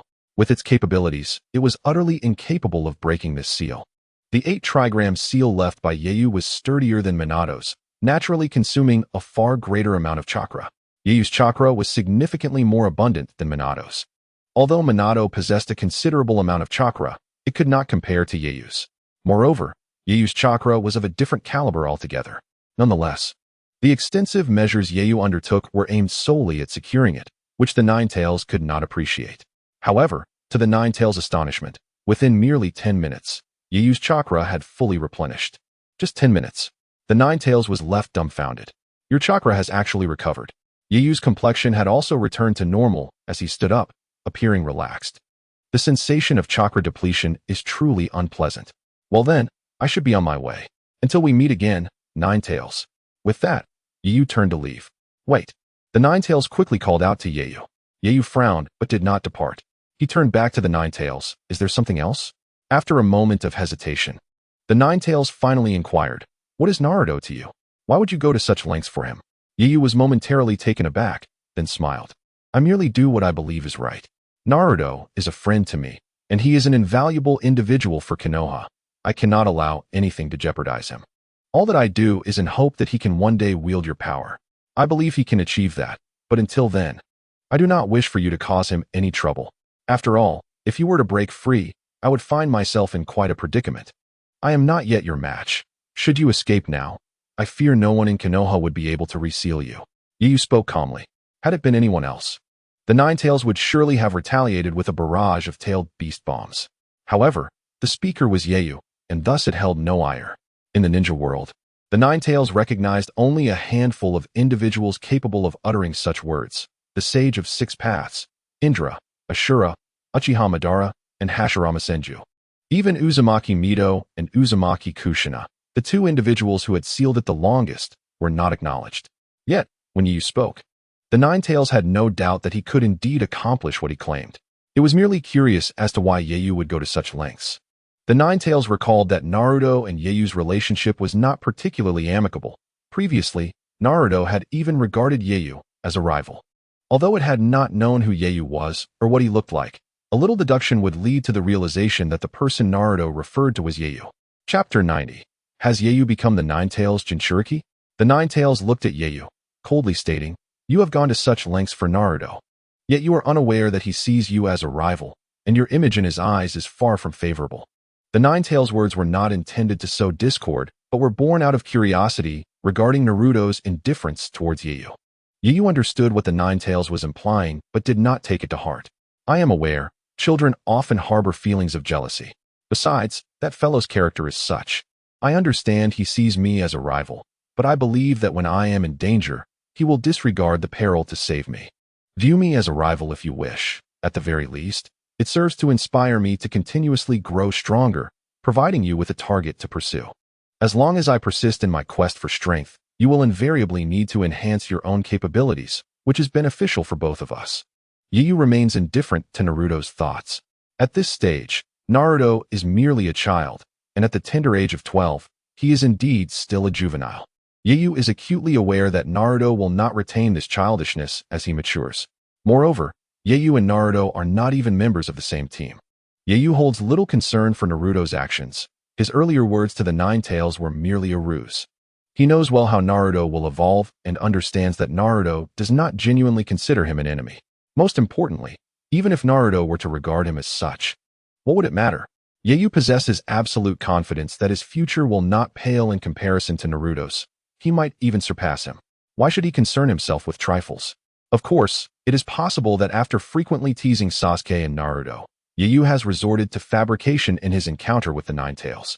Whether there is any truth to it is of little consequence to him, for he will soon forget. However, the Ninetales believed him, as Yeyu spoke with utmost seriousness and displayed no hint of malice, leading it to conclude that Yeyu was indeed sincere.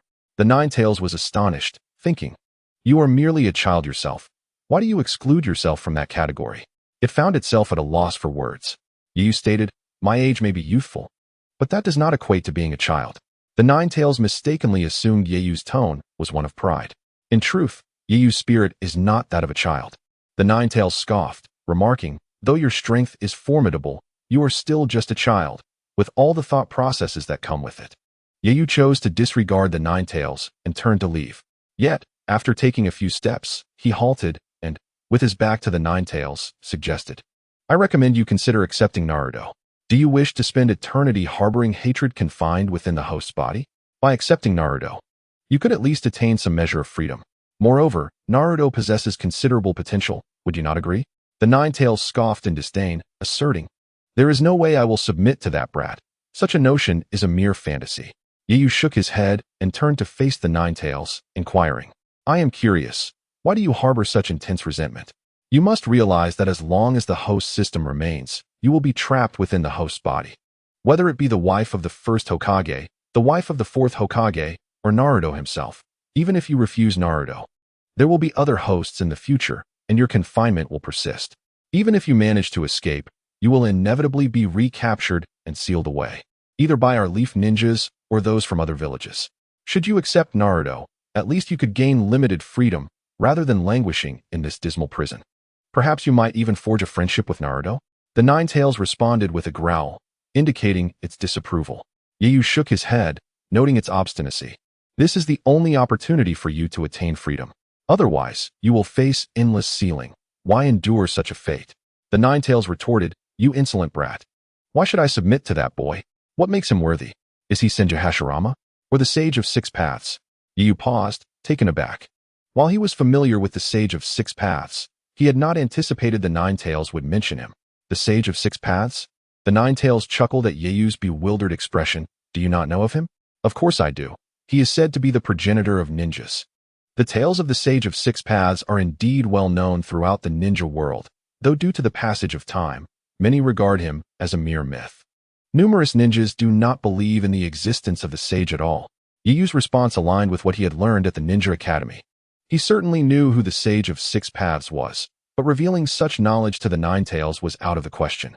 Furthermore, after all these years, Yeuyu had nearly forgotten many of the tales surrounding the sage. He only recollected that the sage had bestowed the powers of the Six Paths upon Naruto and Sasuke, and that he was the son of Kagaya Otsutsuki, having sealed her away. Yeuyu's reaction was not entirely feigned. The Ninetales remarked, indeed, he is the progenitor of ninjas. Yet people merely recount his legend without comprehending the extent of his power. Reflecting on the Sage of Six Paths transported the Ninetales back thousands of years. Its memories were somewhat hazy. Observing the Ninetales lost in reminiscence, Yeuyu turned to leave. The Ninetales, exasperated, asked, why are you so impatient? Will you not allow me to finish speaking? Yeuyu was indeed impatient, as he could surmise what the Ninetales was about to convey. He simply did not recall the details. But that was of little importance. Yeuyu had no desire to memorize it. He was confident that with sufficient strength, he would survive the Fourth Great Ninja War, even if he could not become a savior. Naturally, he had little interest in the tales of the Sage of Six Paths. Yet, for reasons unknown, the Ninetales perceived Yeuyu as different from others. In the past, whether it was Indra or Ashura, or even Senju Hashirama and Uchiha Madara, as well as Uzumaki Mido and Uzumaki Kushina, they had seldom engaged with it as equals. They treated it as a calamity or a monster. Although the Ninetales had desired to eliminate Yeuyu for reinforcing its seal, after conversing with Yeuyu for a time, it felt that Yeuyu, like the Sage of Six Paths, regarded it as an equal. This was why the Ninetales had harbored no fondness for humans over the years, as nearly every individual, including the powerful Senju Hashirama and Uchiha Madara, had merely viewed it as a weapon or a monster. However, Yeuyu genuinely treated it as a peer. Moreover, the Ninetales acknowledged Yeuyu's strength and character, though it would never admit that aloud. The Ninetales was not entirely mistaken in this regard. In Yeuyu's eyes, sentient beings bore little distinction. Whether human, tailed beast, or sentient summoning animal, he engaged with them all on equal footing. This perspective seemed entirely natural to him, akin to the notion that monsters and non-sentient animals are not of the same species. At least, that is how Yeuyu perceived it. Impatiently, he turned to the Ninetales, stating, please, do continue. I find it most vexing when individuals speak in riddles. The Ninetales shot Yeuyu a glare, retorting, if you were my host, I would likely have fought you from childhood. Your impatience is remarkable. Can you not allow someone to finish their words? Of course. The Ninetales was unaware that it had never expressed such sentiments to anyone other than the Sage of Six Paths. While this statement appeared to be a complaint about Yeuyu, it was, in fact, an acknowledgement of him. A thoughtful individual might realize that the Ninetales subconsciously wished for Yeuyu to become its host. Nevertheless, although Yeuyu possessed some insight, he did not dwell on such matters, nor was there any need to. It would be foolish for him to consider becoming the host of the Ninetales. Given his source of strength, the Ninetales offered him no advantage.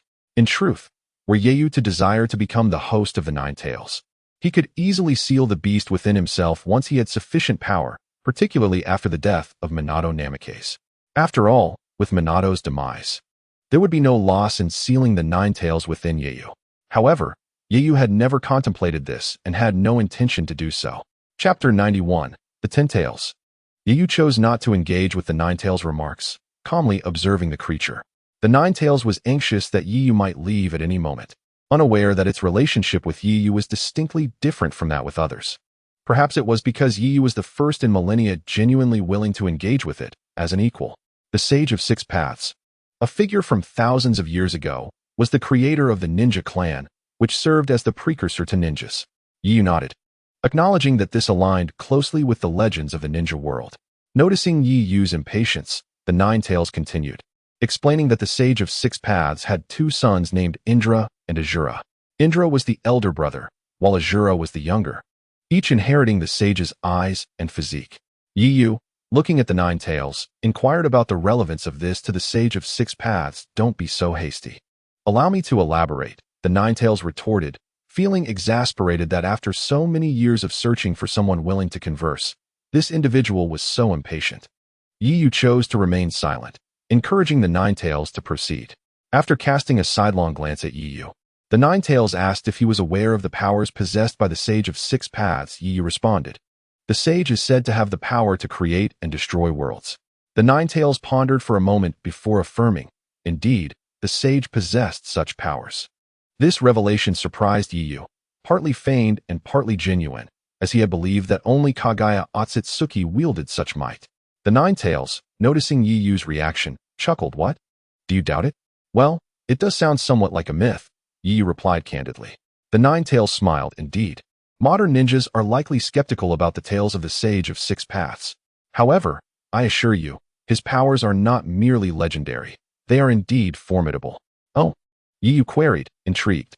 The Nine Tails, feeling a rare connection with someone willing to engage, decided to share the events of the past. Despite having acknowledged Naruto, it had never revealed these stories to him. Yet, Yu evoked a sense reminiscent of the Sage of Six Paths. "You're correct. He was extraordinarily powerful. Do you know how many tailed beasts exist in the ninja world?" Yu nodded, stating, "I've come across the information. There are 9. The Nine Tails was somewhat surprised, glancing at Yu and noting that he knew far more than many ninjas, who seemed oblivious to the number of tailed beasts. Yu remained unperturbed. He found it absurd that even Kakashi had such limited knowledge of tailed beasts, despite the records available in the Konoha library. Much fundamental knowledge could be easily accessed. Yet Kakashi seemed unaware.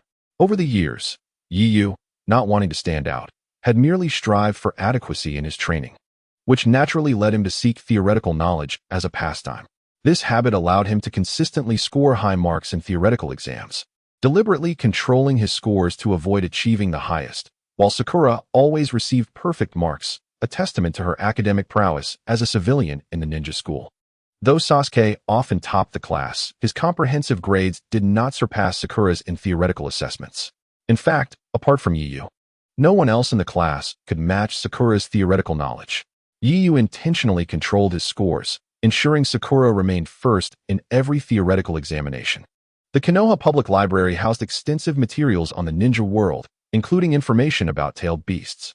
Even without relying on past memories, Kakashi's understanding of tailed beasts was inferior to Yu's. This left Yu incredulous, even questioning whether Kakashi had graduated from the Ninja Academy too early, focusing solely on combat skills while neglecting theoretical studies. Many ninjas in the ninja world, much like Kakashi, lacked a detailed grasp of theoretical knowledge. However, this was not particularly strange, as ninjas primarily prioritized combat skills. Aside from a few administrative ninjas, combat ninjas often possessed only a foundational understanding of theory, deeming deeper knowledge unnecessary. The Nine Tails, having been sealed for decades, occasionally gleaned insights while residing within Kushina Uzumaki, Mito Uzumaki, and Naruto. Aware of Yu's profound understanding, the Nine Tails continued, "In truth, the nine-tailed beasts of the ninja world originally separated from a single beast." Yu paused, asking, "What do you mean?" The Nine Tails looked at him earnestly. "Exactly what you think it means. Are you saying that the Sage of Six Paths divided one-tailed beast into 9? The Nine Tails chuckled. "You're quite astute. Indeed, we originated from a singular beast known as the 10 Tails, and the Sage of Six Paths was its Jinchuriki." The Sage of Six Paths was a Jinchuriki of the 10 Tails? How powerful must that beast have been? Yu exclaimed in awe. The Nine Tails smiled. It was tremendously powerful. The 10 Tails possessed the ability to annihilate worlds, and a significant portion of the Sage's strength derived from it. Fearing the 10 Tails might wreak havoc upon the world, the Sage divided its chakra into 9 parts, resulting in the 9-tailed beasts we have today. Yu was taken aback, feeling a profound sense of awe upon hearing this revelation, as he had struggled to remember this part of history. After a while, he raised his gaze to the 9 Tails, asking, "If the 10 Tails is indeed so powerful, is there a possibility of its return?" The 9 Tails sighed. "Theoretically, it is possible." It then looked at Yu with a smile. "What is the matter? Are you frightened?" Yu contemplated before responding, not so much afraid. Rather, I have no clear conception of just how formidable the Ten Tails truly is. I am merely curious about how it might be revived. The Nine Tails was taken aback. You're not afraid at all. Yu chuckled. I would like to be afraid, but I simply cannot fathom the terrifying power capable of destroying worlds. Is it akin to your might, or infinitely greater? The Nine Tails paused for a moment before bursting into laughter. Haha, you are quite amusing. However, the Nine Tails quickly regained its serious demeanor, stating gravely, you must understand, the power of the Ten Tails far exceeds mine. It truly has the capacity to obliterate this world. The chakra I can muster at my peak can only devastate a few dozen kilometers, while a single-tailed beast bomb from the Ten Tails could annihilate thousands of kilometers. Yiyu's expression reflected disbelief. Thousands of kilometers? Are you joking? This reaction was genuine. Yiyu had only heard vague accounts of the Fourth Great Ninja War, unaware that a single-tailed beast bomb could devastate such vast expanses. After all, no one typically pondered such specifics. They merely grasped the general concept. The notion that a single-tailed beast bomb could obliterate an entire nation was beyond Yiyu's imagination. Indeed, that is how powerful it is, the Nine Tails affirmed. Yiyu remained silent for a long while, finally agreeing. It is indeed plausible that the Ten Tails possesses the power to destroy worlds. But is that truly the case? The idea that a single-tailed beast bomb could eradicate everything within thousands of kilometers seems almost fantastical. The Nine Tails sighed. It is indeed true. Yiyu continued. If the Ten Tails is so powerful, how did the Sage of Six Paths manage to seal it within himself? The Nine Tails pondered before answering. The Ten Tails was originally sealed within the body of the sage's mother, Kagaya Otsutsuki. Kagaya Otsutsuki? The Nine Tails nodded solemnly. Yes, Kagaya Otsutsuki was a godlike figure, possessing the power to subdue the Ten Tails. Kagaya Otsutsuki was the first host of the Ten Tails. A legend states that she consumed a fruit from the god tree, granting her the ability to control the Ten Tails. Kagaya is regarded as the progenitor of chakra, having spread it throughout the ninja world. Although Yuin had some understanding of this, hearing it from the Nine Tails was quite astonishing. What surprised Yuin even more was that the Nine Tails was knowledgeable about these matters and was willing to share them. The progenitor of chakra, indeed, was like a myth. The Nine Tails, sensing Yuin's skepticism, continued to recount that Kagaya came from beyond the heavens and was said to be a divine messenger sent to the mortal realm. Yuin internally scoffed at the notion of a divine messenger, considering her merely a member of the Otsutsuki clan. Yet, people often mystify what they do not understand. However, Kagaya was ultimately seduced by power and sought to reclaim all the chakra in the world, resulting in countless deaths.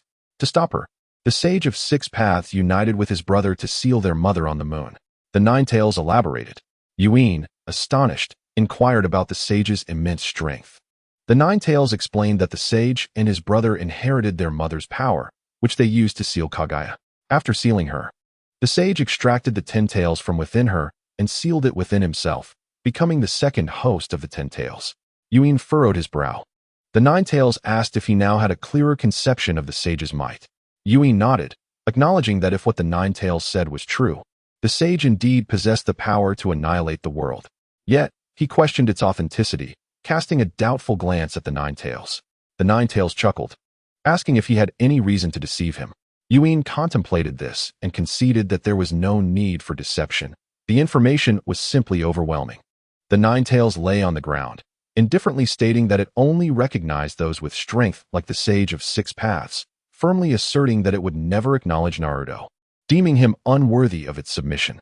Yuin, having no intention of leaving just yet, sat cross-legged opposite the Nine Tails and inquired about its extensive knowledge of past events. He suspected that beyond the sage, the Nine Tails must have knowledge of many other powerful figures. The Nine Tails glanced at Yuin, aware of his intentions. Yet its pride compelled it to close its eyes, stating that it had already shared enough and questioned how much more Yuin desired to know. Nevertheless, it offered a piece of advice. The inhabitants of Konoha are not to be trifled with, and without sufficient power to protect himself. It would be wise for Yuin to remain discreet and conceal his abilities. Yuin smiled, assuring the Nine Tails that he was well aware of how to navigate his path. He then reciprocated with advice, suggesting that the Nine Tails should assist Naruto, for it would benefit him as well. The Nine Tails coldly retorted, asserting that such a notion was out of the question. Yuin shrugged, remarking on the Nine-Tails' stubbornness, and noted that it was no wonder it had endured such a miserable existence over the years. He offered a compromise, suggesting that the Nine-Tails refrain from causing trouble for Naruto, instead observing his growth.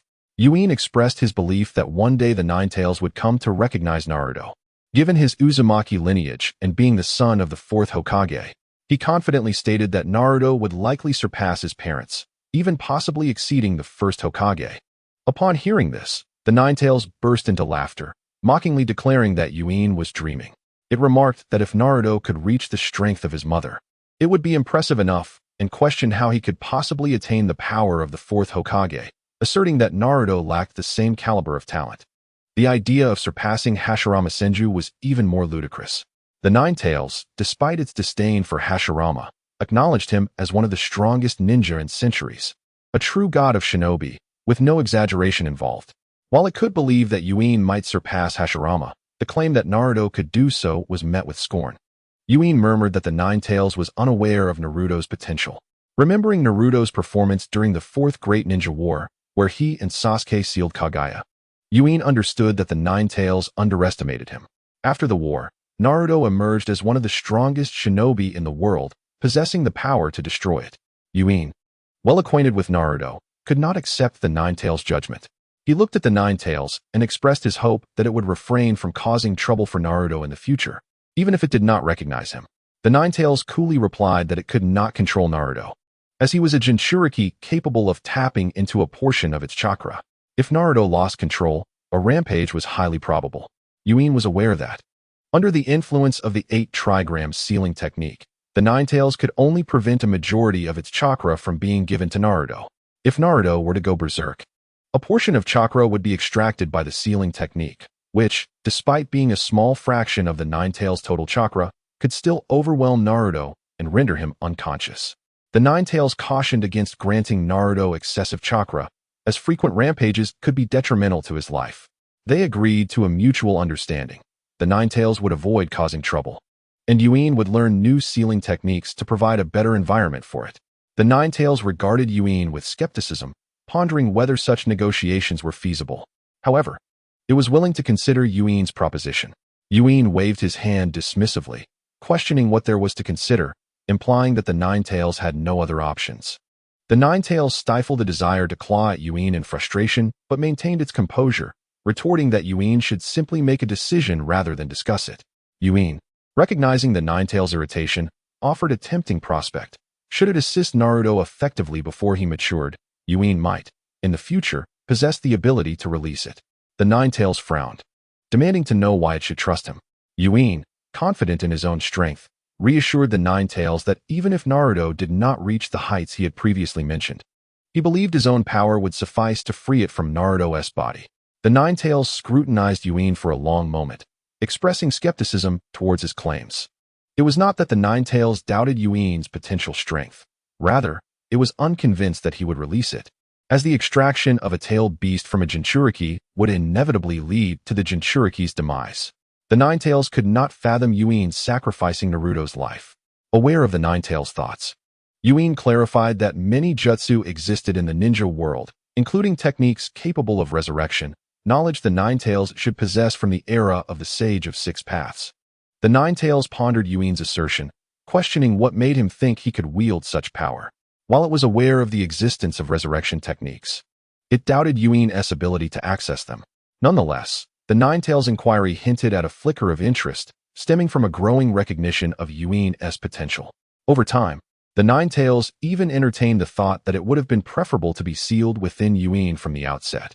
Though such a sentiment would surely irk Yuin if he were to discover it, he had no desire to become a Jinchuriki, not because he could not accept the life of one, but rather because he did not wish to harbor another being within him.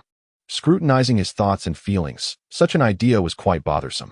In Chapter 93, The Concerns of the Nine-Tails, Yeyu smiled and remarked, "You may not believe me. I merely offer a suggestion."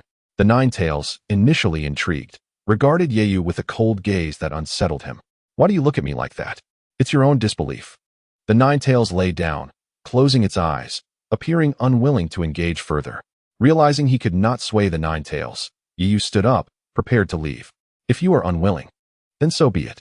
I only hope you refrain from tempting him with your chakra in the future, for it is the chakra of the nine tails, and he cannot resist such a lure. Moreover, I believe that continually coaxing him to utilize your chakra benefits neither of you. It is a futile endeavor that serves to harm rather than help. Yeyu observed the nine tails, who still kept its eyes shut, disinterested in conversation. Just leave. I wish to sleep, the nine tails grumbled. Yeyu, though somewhat speechless, felt no anger towards its demeanor.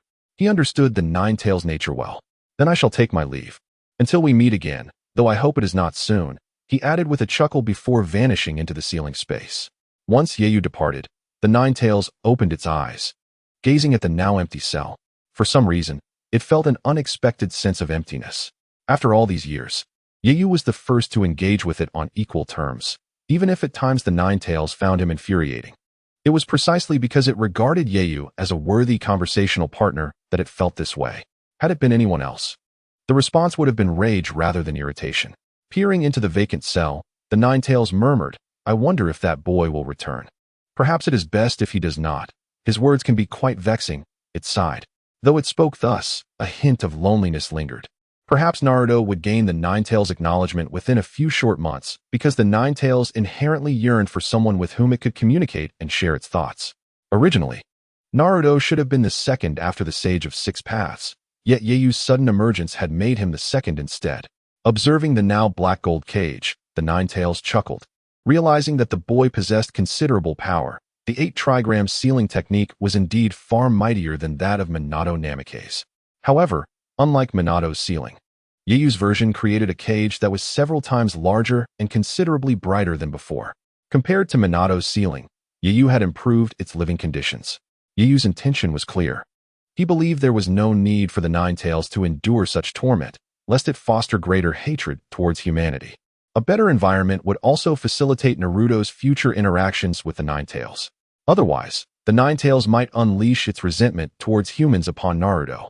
Yeyu's actions were not born of a profound bond with Naruto. Rather, he wished to avoid the trouble of Naruto going berserk in the future. After all, Yeyu was the only one in Konoha capable of sealing the nine tails effectively. Should the nine tails ever break free, Kakashi would undoubtedly call upon him, and he could hardly refuse. Being a part of Konoha, Yeyu recognized the value of Konoha, and the political struggles at higher echelons held no concern for him. Among the great nations, Konoha's atmosphere was the most suitable, and it was where Yeyu preferred to reside. Naturally, he would not decline to assist if the village required his help. Furthermore, since Naruto was destined to become a savior, nurturing a good relationship with him could only yield benefits. In contrast to enemies, Yeyu favored acquiring more friends. After all, more allies paved the way to greater possibilities. Even if he had demands of Naruto, having more friends was undoubtedly more advantageous than accumulating foes. The nine tails regarded its more spacious and luminous cage. Although still a prison, it was vastly improved. It recalled its prior confinement within Uzumaki Mido and Uzumaki Kushina, where it had been pinned to a massive magma stone, an experience that was painful even for a being composed of chakra. Such a life it endured for decades, which explained the nine tails' resentment towards humanity. After enduring such conditions for years, it was unreasonable to expect any positive feelings towards those responsible. Not wishing to kill them would be akin to Stockholm Syndrome. Later, when the nine tails was sealed within Naruto by Minato, the environment, though better, remained poor, a dim, damp cell. Now, with Yeyu's renovations, although still a prison, the nine tails found itself enjoying much greater freedom and comfort. Of course, Yeyu also maintained a steady output of chakra. Otherwise, the 8 trigram sealing technique alone would not drain his chakra. The nine tails understood this. It chose not to mention it, fully aware of Yeyu's efforts. Moreover, Yeyu was the first in a millennium willing to engage with it as an equal. For the nine tails, even a brief encounter, merely a few hours of conversation, set Yeyu apart from other humans. In fact, Yeyu held a position in the nine tails' heart akin to that of the Sage of Six Paths naturally. It would never express such sentiments in Yeyu's presence. Within its cage, the nine tails sighed, reflecting on the darkness of the ninja world, uncertain if that boy would find himself in peril. With his character, how could he falter? If anyone were to stumble, it would be others. His nature is so vile that it is likely the other ninja who would suffer. It laughed heartily. The nine tails genuinely hoped for Yeyu's safety, wishing he would not meet an untimely end. despite Yeiyu's extraordinary talent and the immense power hidden within him. A young genius who had yet to mature would not truly be a genius. At present, although Yeiyu's strength surpassed that of his peers, he remained insufficiently powerful. In the Nine-Tails' estimation, he was at the level of a Kage, among the stronger ones, yet still far from the likes of Hashirama Senju or Madara Uchiha. However, considering Yeiyu was only 12 years old, it was unreasonable to expect him to reach the prowess of figures like Uchiha Madara or Senju Hashirama at this age. Yeiyu himself felt fortunate to possess strength at the level of a Kage. Previously, he had believed that attaining the rank of elite J-nin within half a year would be remarkable. Yet his current capabilities exceeded anything he had ever envisioned or dared to dream. The pace at which he had grown rivaled that of Naruto during the Fourth Great Ninja War, when the Sage of Six Paths bestowed upon him powers of that magnitude. The Nine-Tails, who had just been critical of Yeiyu, now felt a surge of concern for him, wishing fervently that he would not face adversity in the ninja realm. Such misfortunes were all too familiar to the Nine-Tails over the centuries. Many exceptional ninja had emerged throughout history, yet most had failed to reach the level of Hashirama Senju or Madara Uchiha, perishing instead in their youth amidst the chaos of the ninja world. In Chapter 94, information on the three great holy lands, Yeiyu emerged from Naruto's sealing space, unaware of the Nine-Tails' subsequent musings. Upon regaining consciousness, Yeiyu retracted his hand. The tailed beast cloak enveloping Naruto had vanished, and the sealing pattern on Naruto's abdomen had transformed, now displaying a black-gold 8-trigram seal. After Night Feather's chakra was drained, his face lacked color, but now it has returned to normal. While other ninjas may require an entire day to restore their chakra through rest and substantial nourishment, Night Feather needs merely 10 minutes. Furthermore, he does not rely on food to replenish his vitality. He absorbs natural energy directly from the environment. A portion of this natural energy transforms into his own chakra, while another nourishes and heals his body. It is not without reason that the Nine-Tails finds a resemblance between Night Feather and Senju Hashirama. Unbeknownst to Night Feather, aside from the minor injury inflicted by the Nine-Tails, he has sustained no significant harm. In truth, his regenerative capabilities are remarkably potent, nearly rivaling those of Senju Hashirama. Moreover, while Hashirama expends his chakra for recovery, Night Feather draws from the external natural energy. Theoretically, as long as Night Feather is not killed, he will swiftly recover from any injury, although severe wounds would naturally require a longer healing time. Thus, the pallor that once marked his face has vanished, and his chakra is now abundant. After ensuring Naruto's safety, Night Feather stepped onto the balcony, stretching his body and gazing at Kakashi and the others standing several hundred meters away. With a smile, he waved to them. "Kakashi-sensei, I'm fine now. Please come back." Under the moonlight, Kakashi and the others observed Night Feather on the balcony. Kakashi sighed in relief. "I knew he would be all right. He truly is my disciple."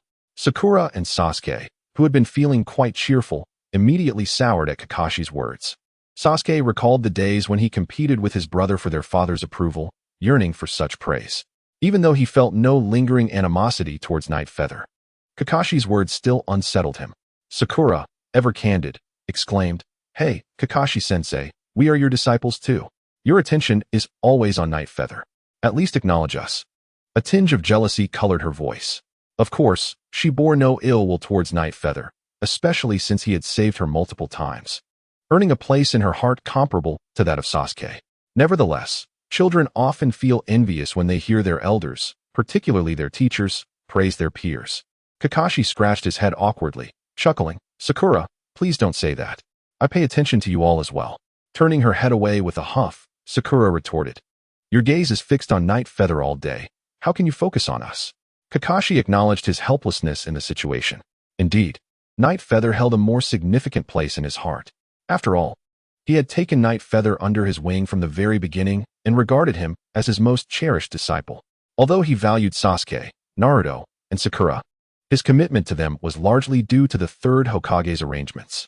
Even before he had interacted with the trio, he had not considered taking them under his wing. Initially, he viewed them merely as subordinates to lead.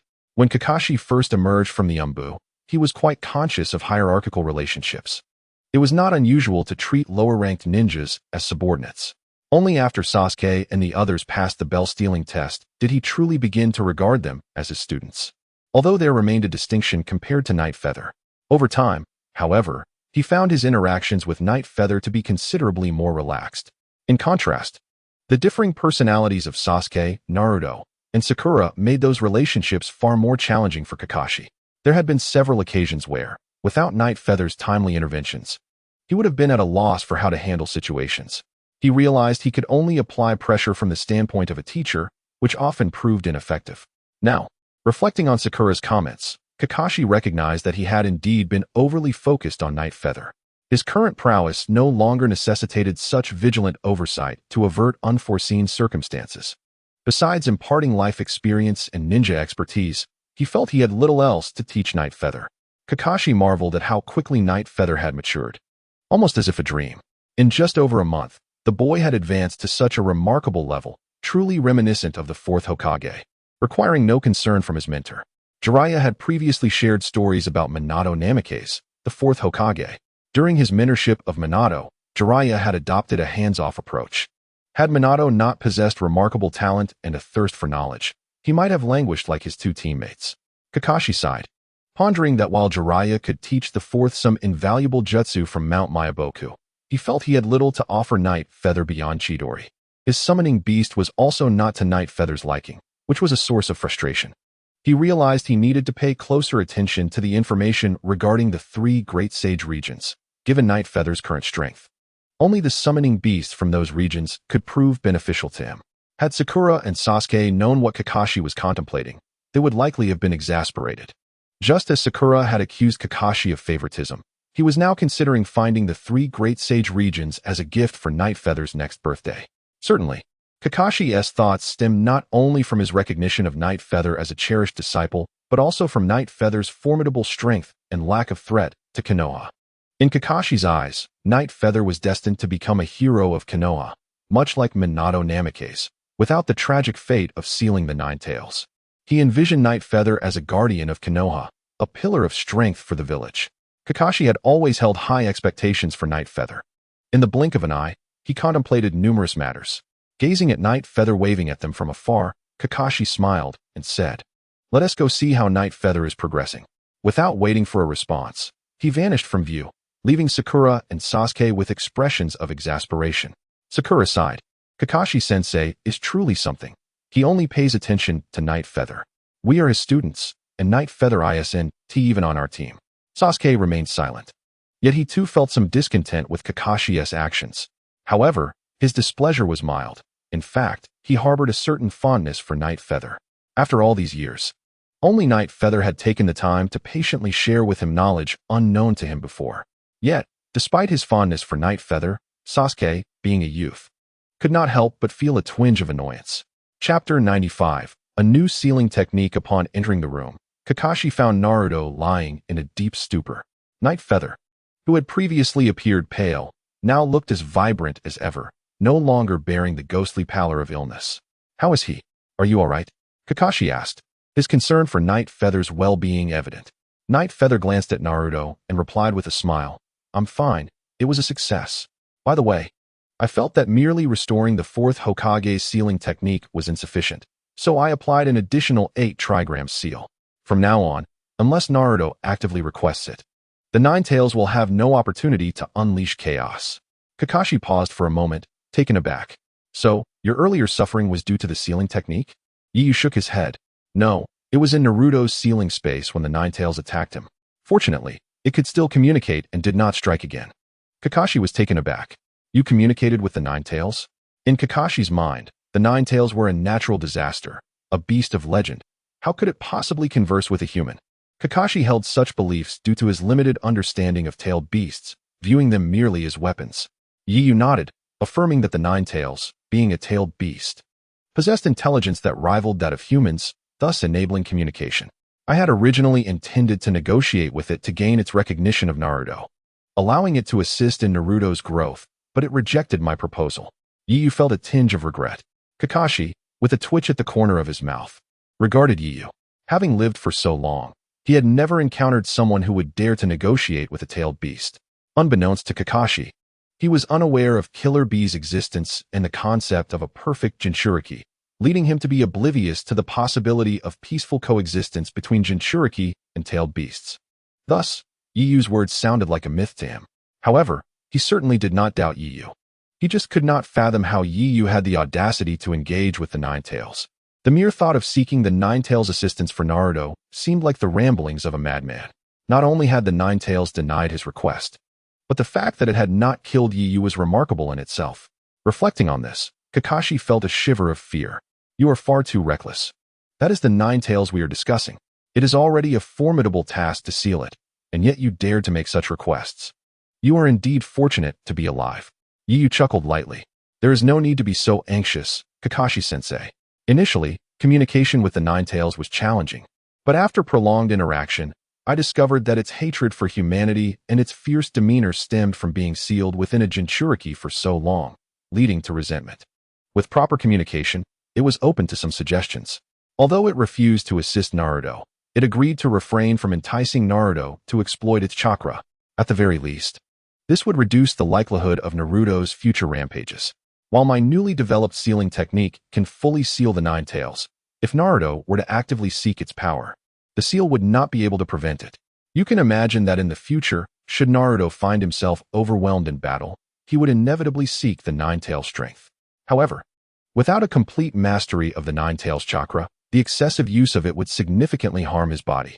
Although Naruto can recover due to the combined abilities of the Uzumaki clan and the Nine Tails, it would ultimately shorten his lifespan. Therefore, I suggest that until he fully masters the Nine Tails chakra, he should refrain from using it whenever possible. Hearing Yiyu's words, Kakashi was stunned. He had not anticipated that Yiyu could engage in such communication with the Nine Tails, especially with the latter's agreement. Gazing at Yiyu, Kakashi found himself at a loss for words. Should he be pleased that his disciple was so impressive, or should he be concerned about Yiyu's audacity? He had witnessed Yiyu's pale complexion earlier, along with the blood he coughed up. That was the first time he had seen Yiyu in such a dire state. Even when Yiyu had been drained of chakra during his training with Chidori, it was not as severe, he merely fainted. Yet just now, Yiyu had come perilously close to death. Kakashi remained silent for a long while before advising, please refrain from engaging in such perilous activities in the future. Your well-being is of utmost importance. Yiyu observed Kakashi's earnest demeanor, understanding his concerns. He did not argue, merely nodding in acknowledgement. After conversing with Yiyu, Kakashi approached Naruto, observing the now altered sealing technique. From the sealing formation, Kakashi sensed a powerful chakra fluctuation. It was indeed different from the fourth Hokage's sealing technique. Although it was a sealing technique, how could it be so dissimilar? Kakashi turned to Yiyu and inquired. Yiyu explained that his chakra differed from ordinary chakra, resulting in the variations from the fourth Hokage's technique. However, I have enhanced the sealing effect of this technique. The fourth Hokage's 8 trigram seal left a substantial gap. I understand the fourth Hokage's intention. He aimed to utilize that gap to continuously convert a portion of the Nine Tails chakra into Naruto's own chakra. That is why Naruto's chakra is so immense. In reality, had it not been for the sealing technique left by the fourth Hokage to convert part of the Nine Tails chakra into Naruto's chakra would not be so vast. It would not even compare to Kakashi's current levels. Yet, with the portion of chakra transformed from the Nine Tails, Naruto's chakra now exceeds Kakashi's by more than double. In a few years, it may even quadruple. Naturally, Kakashi's chakra is already considerable, had it not been for the constant drain from his unsealable Sharingan. His reserves would be even greater. Kakashi nodded. He had previously observed that Naruto's chakra levels were somewhat unusual. It was evident that the portion of chakra from the Nine Tails constituted the vast majority within Naruto's body. If relying solely on Naruto's chakra, he would not have been able to summon Gamabunta during the Chunin exams. Ultimately, he needed the chakra provided by the Nine Tails to accomplish that summoning. Summoning techniques are merely a form of ninjutsu. However, the more powerful the summoned beast, the more chakra is required. When Sakura and Tsunade executed the mitotic regeneration technique, they could only summon a fraction of the Wetbone Forest's living slug. This illustrates that the larger the summoning beast, the greater the chakra required. During the Chunin exams, Naruto could not summon Gamabunta without utilizing the Nine Tails chakra. Thus, it is evident that at this moment, Naruto's own chakra is not particularly vast. It is stronger than that of his peers, yet it certainly does not surpass that of Kakashi, an elite Jonin. Of course, if we consider the chakra converted from the Nine Tails over the years, Naruto's chakra could reach approximately twice that of Kakashi's. Kakashi had long been puzzled as to why Naruto, at such a young age, possessed such an immense chakra reserve. Even with the Uzumaki clan's bloodline, it seemed implausible. Moreover, Naruto only possesses half of the Uzumaki lineage. Now that Yu has clarified, he understands. Chapter 96. The development of the Sharingan. Yu continued. Currently, Naruto possesses two 8-trigram seals. The fourth Hokage's 8-trigram seal primarily serves to convert a portion of the Nine-Tails chakra into Naruto's chakra. The seal is somewhat unstable, although I have reinforced it. As long as Naruto continues to use the Nine-Tails chakra, it will become increasingly loose. In that case, I would need to constantly reinforce it, which is quite troublesome. Therefore, I decided to add another 8-trigram seal. The primary function of the seal I added is to prevent the Nine-Tails from actively supplying chakra to Naruto. Moreover, there are no significant gaps left in the sealing technique. Its strength is considerably higher. As long as Naruto does not actively unseal it, the Nine-Tails would be unable to breach the seal. Additionally, the fourth Hokage's 8-trigram seal continues to function, primarily responsible for converting the Nine-Tails chakra. My 8-trigram seal is mainly tasked with sealing the Nine-Tails, ensuring that Naruto can stabilize the seal as long as he does not choose to unseal it. Kakashi nodded. In that case, it is indeed quite satisfactory. I can sense the high intensity of the sealing technique you have established. Yu nodded. To apply this sealing technique, I drain my chakra entirely, so the intensity is naturally high. Kakashi looked at Yu, furrowing his brow. Your chakra has been completely drained? Why do you always take such risks? Kakashi still hoped that Yu would not always push himself to such extremes. For a ninja, having one's chakra drained poses a significant life-threatening risk. This was something that would later manifest when Kakashi faced pain. In a desperate bid to save Dingji, Kakashi forcibly employed Kimui, overexerting his chakra and resulting in his immediate demise. Even though Kakashi had yet to experience this firsthand, an inkling of understanding stirred within him. Frustration began to brew within Kakashi. Nightwing's recklessness was indeed perilous. Nightwing, with an awkward smile, remarked, "My recovery abilities are quite remarkable, aren't they? I'm fine now. Am I not?" Kakashi responded, "Nightwing, I must impart some wisdom on you regarding the ways of a ninja. During combat, one must never exhaust chakra indiscriminately. A competent ninja must always gauge their chakra reserves, and when they dwindle, it is prudent to consider abandoning the mission." Kakashi's counsel diverged notably from the traditional ninja code, which prioritizes the completion of tasks, even at the cost of one's life. Nightwing was well versed in this code. Yet he refrained from contesting Kakashi's words and merely nodded. "I understand, Kakashi-sensei." Kakashi placed a reassuring hand on Nightwing's shoulder, stating, "You have already done much for Naruto, but I would not wish for you to encounter unforeseen mishaps due to carelessness in the future. Neither I nor Sai would desire such occurrences." He continued, "Remember, a genius who matures is the true genius. Those who fail to grow are but forgotten names." Were these sentiments directed towards others, Kakashi would undoubtedly refrain from voicing them, as they starkly contradicted the ninja code. However, he harbored concerns about Nightwing facing misfortune before he had fully matured. Such tragedies were all too common in the ninja world. While many geniuses existed, numerous perished before realizing their potential. Nightwing nodded in acknowledgement. Before long, Sakura and Sasuke arrived. Upon seeing Naruto lying on the bed, Sakura expressed her concern, asking Nightwing and Kakashi, "How is Naruto?" Nightwing reassured her, "He is fine. He merely fainted from a surge of the Nine-Tails chakra. He is recovering now." Sasuke scrutinized Nightwing, furrowing his brow. "Did you succeed?" Nightwing nodded. "Yes, I succeeded." Sasuke coldly remarked, "It seems your sealing technique is now functional. At least this guy won't rampage uncontrollably in the future." Nightwing responded with a smile, "I do hope you can refine your Sharingan. Even if the Nine-Tails breaks free from its seal, you should be able to control it with your Sharingan." Taken aback, Sasuke retorted, "Who knows if I'll be that strong?" His tone was icy, yet a hint of insecurity lingered beneath. In the time spent with Nightwing, he had witnessed a multitude of displays of prowess, leading him to doubt his own abilities. Despite being of the same age, Nightwing vastly outmatched him. In fact, Sasuke pondered whether Nightwing might even surpass Itachi Uchiha at this moment. Of course, this was merely Sasuke's own speculation. Challenging Itachi was a daunting thought for Nightwing, not out of fear of his jutsu, but rather a lack of confidence in his own Manjiki Sharingan. Nightwing was acutely aware that Itachi could dispatch Kakashi in mere moments. and even Orochimaru stood no chance against him.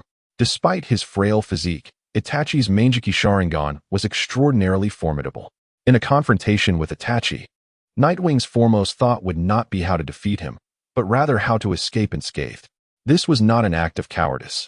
He simply understood Itachi's strength, deeming it unnecessary to engage in a futile battle.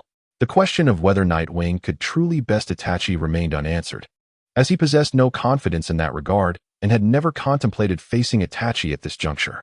In truth, given Nightwing's current capabilities, confronting Itachi would not pose significant danger.